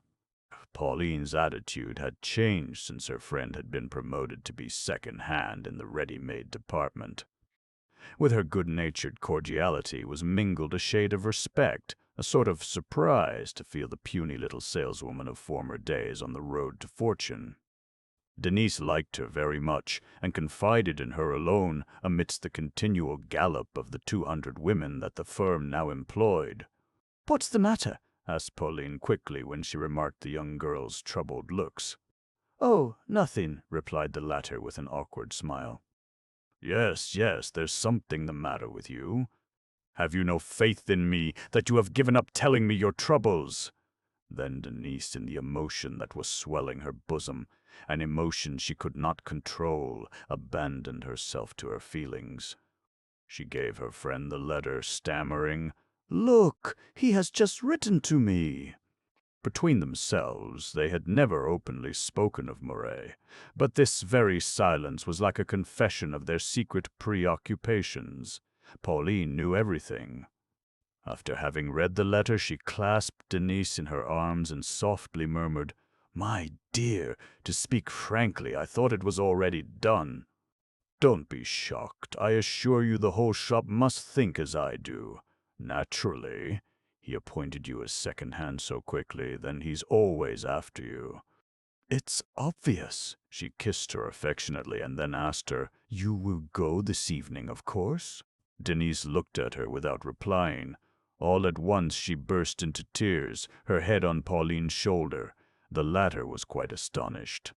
Come, try and calm yourself. There's nothing in the affair to upset you like this. No, let me be, stammered Denise. If you only knew what trouble I am in. Since I received that letter, I have felt beside myself. Let me have a good cry. That will relieve me. Full of pity, though not understanding, Pauline endeavored to console her. In the first place, he had thrown up Clara. It was said he still visited a lady outside, but that was not proved. Then she explained that one could not be jealous of a man in such a position. He had too much money, he was the master, after all. Denise listened to her, and had she been ignorant of her love, she could no longer have doubted it after the suffering she felt at the name of Clara and the allusion to Madame Desforges, which made her heart bleed. She could hear Clara's disagreeable voice. She could see Madame Desforges dragging her about the different departments with the scorn of a rich lady for a poor shop-girl. "So you would go yourself?" asked she. Pauline, without pausing to think, cried out, "Of course, how can one do otherwise?" Then reflecting, she added, "Not now, but formerly, because now I am going to marry Bauguet, and it would not be right." In fact, Bauguet, who had left the Bon Marche for the Ladies' Paradise, was going to marry her about the middle of the month. Bourdanchet did not like these married couples. They had managed, however, to get the necessary permission, and even hoped to obtain a fortnight's holiday for their honeymoon. "There you are," declared Denise. "When a man loves a girl, he ought to marry her. Bauguet is going to marry you." Pauline laughed heartily. "But, my dear, it isn't the same thing." "Bauguet is going to marry me because he is Bauguet. He's my equal, that's a natural thing. Whilst Monsieur Moret, do you think Monsieur Moret can marry his saleswomen?" "Oh, no, oh." "No," exclaimed the young girl, shocked by the absurdity of the question, "and that's why he ought not to have written to me." This argument completely astonished Pauline. Her coarse face, with her small, tender eyes, assumed quite an expression of maternal compassion. Then she got up, opened the piano, and softly played with one finger. King Dagobert, to enliven the situation, no doubt. Into the nakedness of the drawing-room, the white coverings of which seemed to increase the emptiness, came the noises from the street, the distant melopoia of a woman crying out green peas. Denise had thrown herself back on the sofa, her head against the woodwork, shaken by a fresh flood of sobs, which she stifled in her handkerchief. "Again," resumed Pauline, turning round. "Really, you are not reasonable. Why did you bring me here? We ought to have stopped in your room." She knelt down before her and commenced lecturing her again. How many others would like to be in her place? Besides, if the thing did not please her, it was very simple. She had only to say no, without worrying herself like this. But she should reflect before risking her position by a refusal which was inexplicable, considering she had no engagement elsewhere. Was it such a terrible thing after all? And the reprimand was finishing up by some pleasantries, gaily whispered, when a sound of footsteps was heard in the passage. Pauline ran to the door and looked out. "Hush!" "Madame Aurélie," she murmured, "I'm off, and just you dry your eyes. She need not know what's up." When Denise was alone, she got up and forced back her tears, and, her hands still trembling with the fear of being caught there doing nothing, she closed the piano which her friend had left open. But on hearing Madame Aurélie knocking at her door, she left the drawing-room. "What? You are up!" exclaimed the first hand. "It's very thoughtless of you, my dear child. I was just coming up to see how you were, and to tell you that we did not require you downstairs." Denise assured her that she felt very much better, that it would do her good to do something to amuse herself. "I shan't tire myself, madam." "You can place me on a chair, and I'll do some writing." Both then went downstairs. Madame Aurélie, who was most attentive, insisted on Denise leaning on her shoulder. She must have noticed the young girl's red eyes, for she was stealthily examining her. No doubt she was aware of a great deal of what was going on. It was an unexpected victory. Denise had at last conquered the department.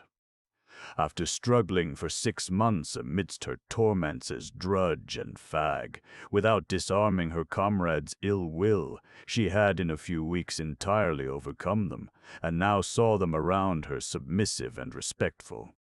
Madame Aurélie's sudden affection had greatly assisted her in this ungrateful task of softening her comrades' hearts towards her. It was whispered that the first hand was Mouret's obliging factotum, that she rendered him many delicate services, and she took the young girl under her protection with such warmth that the latter must have been recommended to her in a very special manner. But Denise had also brought all her charm into play in order to disarm her enemies. The task was all the more difficult from the fact that she had to obtain their pardon for her appointment to the situation of second hand. The young ladies spoke of this as an injustice, accused her of having earned it at dessert with the governor, and even added a lot of abominable details. But in spite of their revolt, the title of second-hand influenced them. Denise assumed a certain authority which astonished and overawed the most hostile spirits. Soon after, she even found flatterers amongst the new hands, and her sweetness and modesty finished the conquest. Marguerite came over to her side. Clara was the only one to continue her ill-natured ways, still venturing on the old insult of the unkempt girl, which no one now saw the fun of. During her short intimacy with Mouret, she had taken advantage of it to neglect her work, being of a wonderfully idle, gossiping nature. Then, as he had quickly tired of her, she did not even recriminate, incapable of jealousy in the disorderly abandon of her existence, perfectly satisfied to have profited from it to the extent of being allowed to stand about doing nothing. But, at the same time, she considered that Denise had robbed her of Madame Frederick's place. She would never have accepted it on account of the worry, but she was vexed at the want of politeness, for she had the same claims as the other one, and prior claims too. "Hullo! There's the young mother being trotted out after her confinement," murmured she, on seeing Madame Aurélie bringing Denise in on her arm. Marguerite shrugged her shoulders, saying, "I dare say you think that's a good joke." 9 o'clock struck. Outside, an ardent blue sky was warming the streets.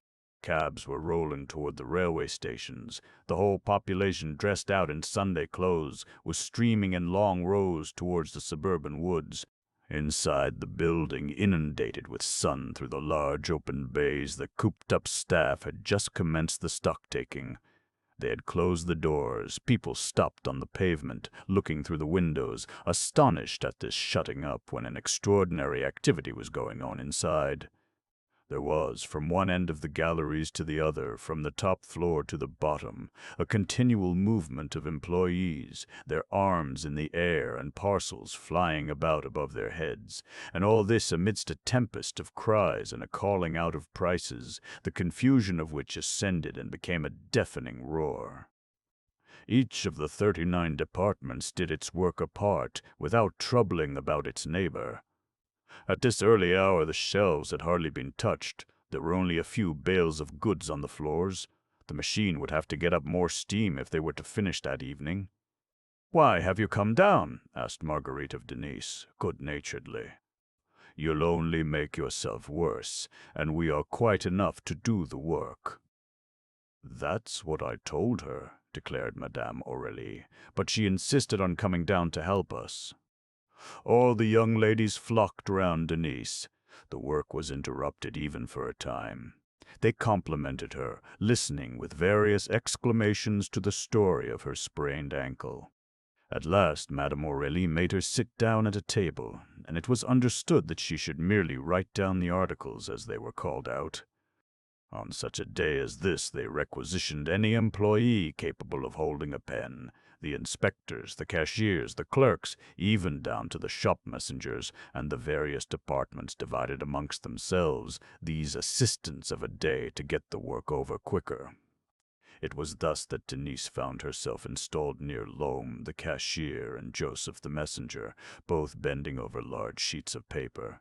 5 mantles, cloth, fur trimming, 3rd size, at 240 francs, cried Marguerite. 4 ditto, First size at 220. The work once more commenced. Endy.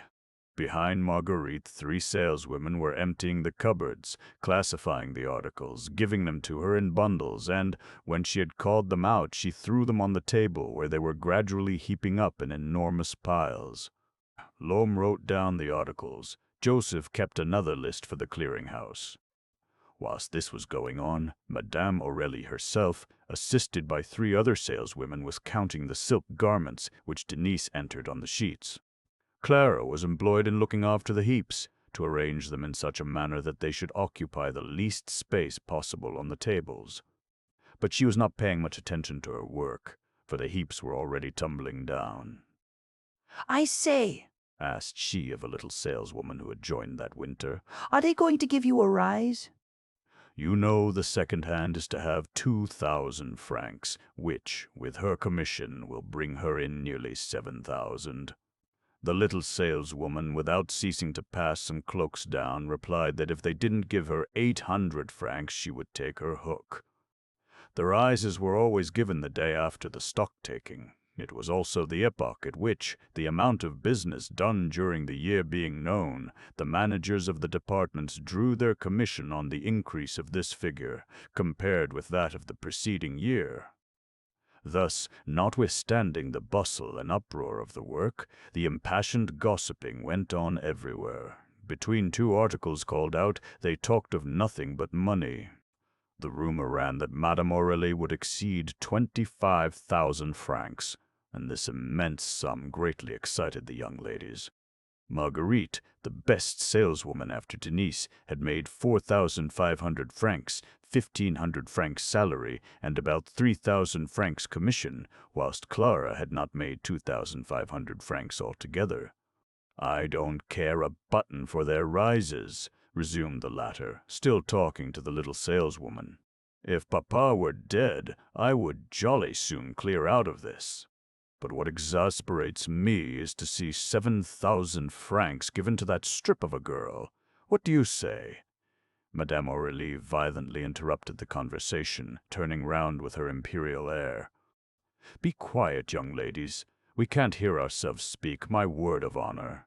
Then she resumed, calling out, "7 mantles, old style, Sicilian, first size, at 130. 3 pelisses, Seurat, second size, at 150. Have you got that down, Mademoiselle Baudoux?" "Yes, madame." Clara then had to look after the armfuls of garments piled on the tables. She pushed them about and made more room, but she soon left them again to reply to a salesman who was looking for her. It was the glover Mignot escaped from his department. He whispered a request for 20 francs. He already owed her 30, a loan effected the day after a race, after having lost his week's salary on a horse. This time he had squandered his commission, drawn overnight, and had not 10 sous for his Sunday. Clara had only 10 francs about her, which she lent him with a fairly good grace. And they went on talking, spoke of a party of 6, indulged in at a restaurant at Bougival, where the women had paid their share. It was much better. They all felt perfectly at their ease like that. Then Mignot, who wanted his 20 francs, went and bent over Lhomme's shoulder. The latter, stopped in his writing, appeared greatly troubled. However, he dared not refuse, and was looking for the money in his purse, when Madame Aurélie, astonished not to hear Marguerite's voice, which had been interrupted, perceived Mignot and understood at once. She roughly sent him back to his department, saying she didn't want anyone to come and distract her young ladies from their work. The truth is, she dreaded this young man, a bosom friend of Albert's, the accomplice of his doubtful tricks, which she trembled to see turn out badly some day. Therefore, when Mignot had got his 10 francs and had run away, she could not help saying to her husband, "Is it possible to let a fellow like that get over you?" But, my dear, I really could not refuse the young man. She closed his mouth with a shrug of her substantial shoulders.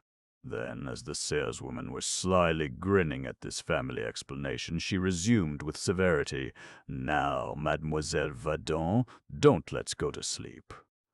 20 cloaks, cashmere extra, fourth size, at 18 francs and a half, resumed Marguerite in her sing-song voice. L'Homme, with his head bowed down, had resumed writing.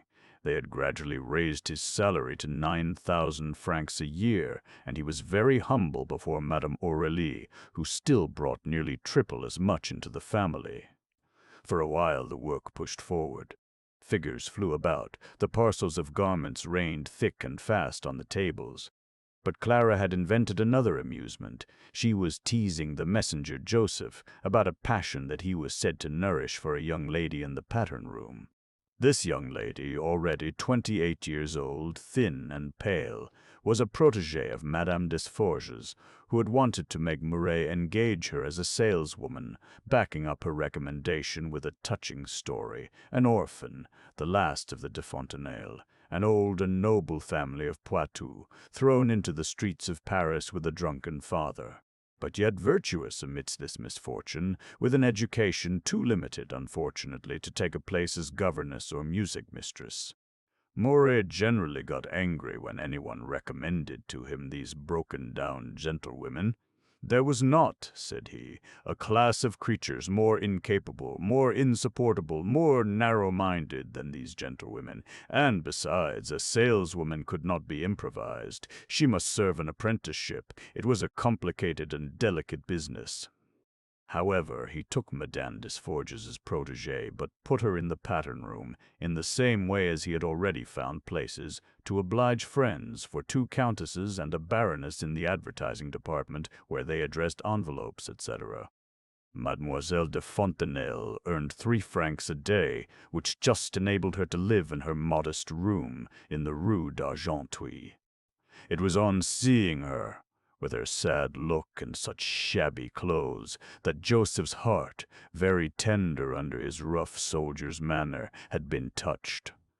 He did not confess, but he blushed when the young ladies in the ready-made department chaffed him, for the pattern room was not far off, and they had often observed him prowling about the doorway.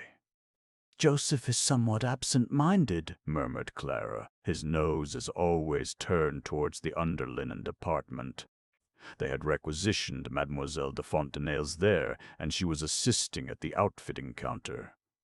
As the messenger was continually glancing in that direction, the saleswoman began to laugh. He became very confused and plunged into his accounts, whilst Marguerite, in order to arrest the flood of gaiety which was tickling her throat, cried out louder stills, 14 jackets, English cloth, second size, at 15 francs. At this, Madame Aurélie, who was engaged in calling out some cloaks, could not make herself heard. She interfered with a wounded air and a majestic slowness. A little softer, mademoiselle. We are not in a market, and you are all very unreasonable to be amusing yourselves with these childish matters when our time is so precious. Just at that moment, as Clara was not paying any attention to the parcels, a catastrophe took place. Some mantles tumbled down, and all the heaps on the tables dragged down.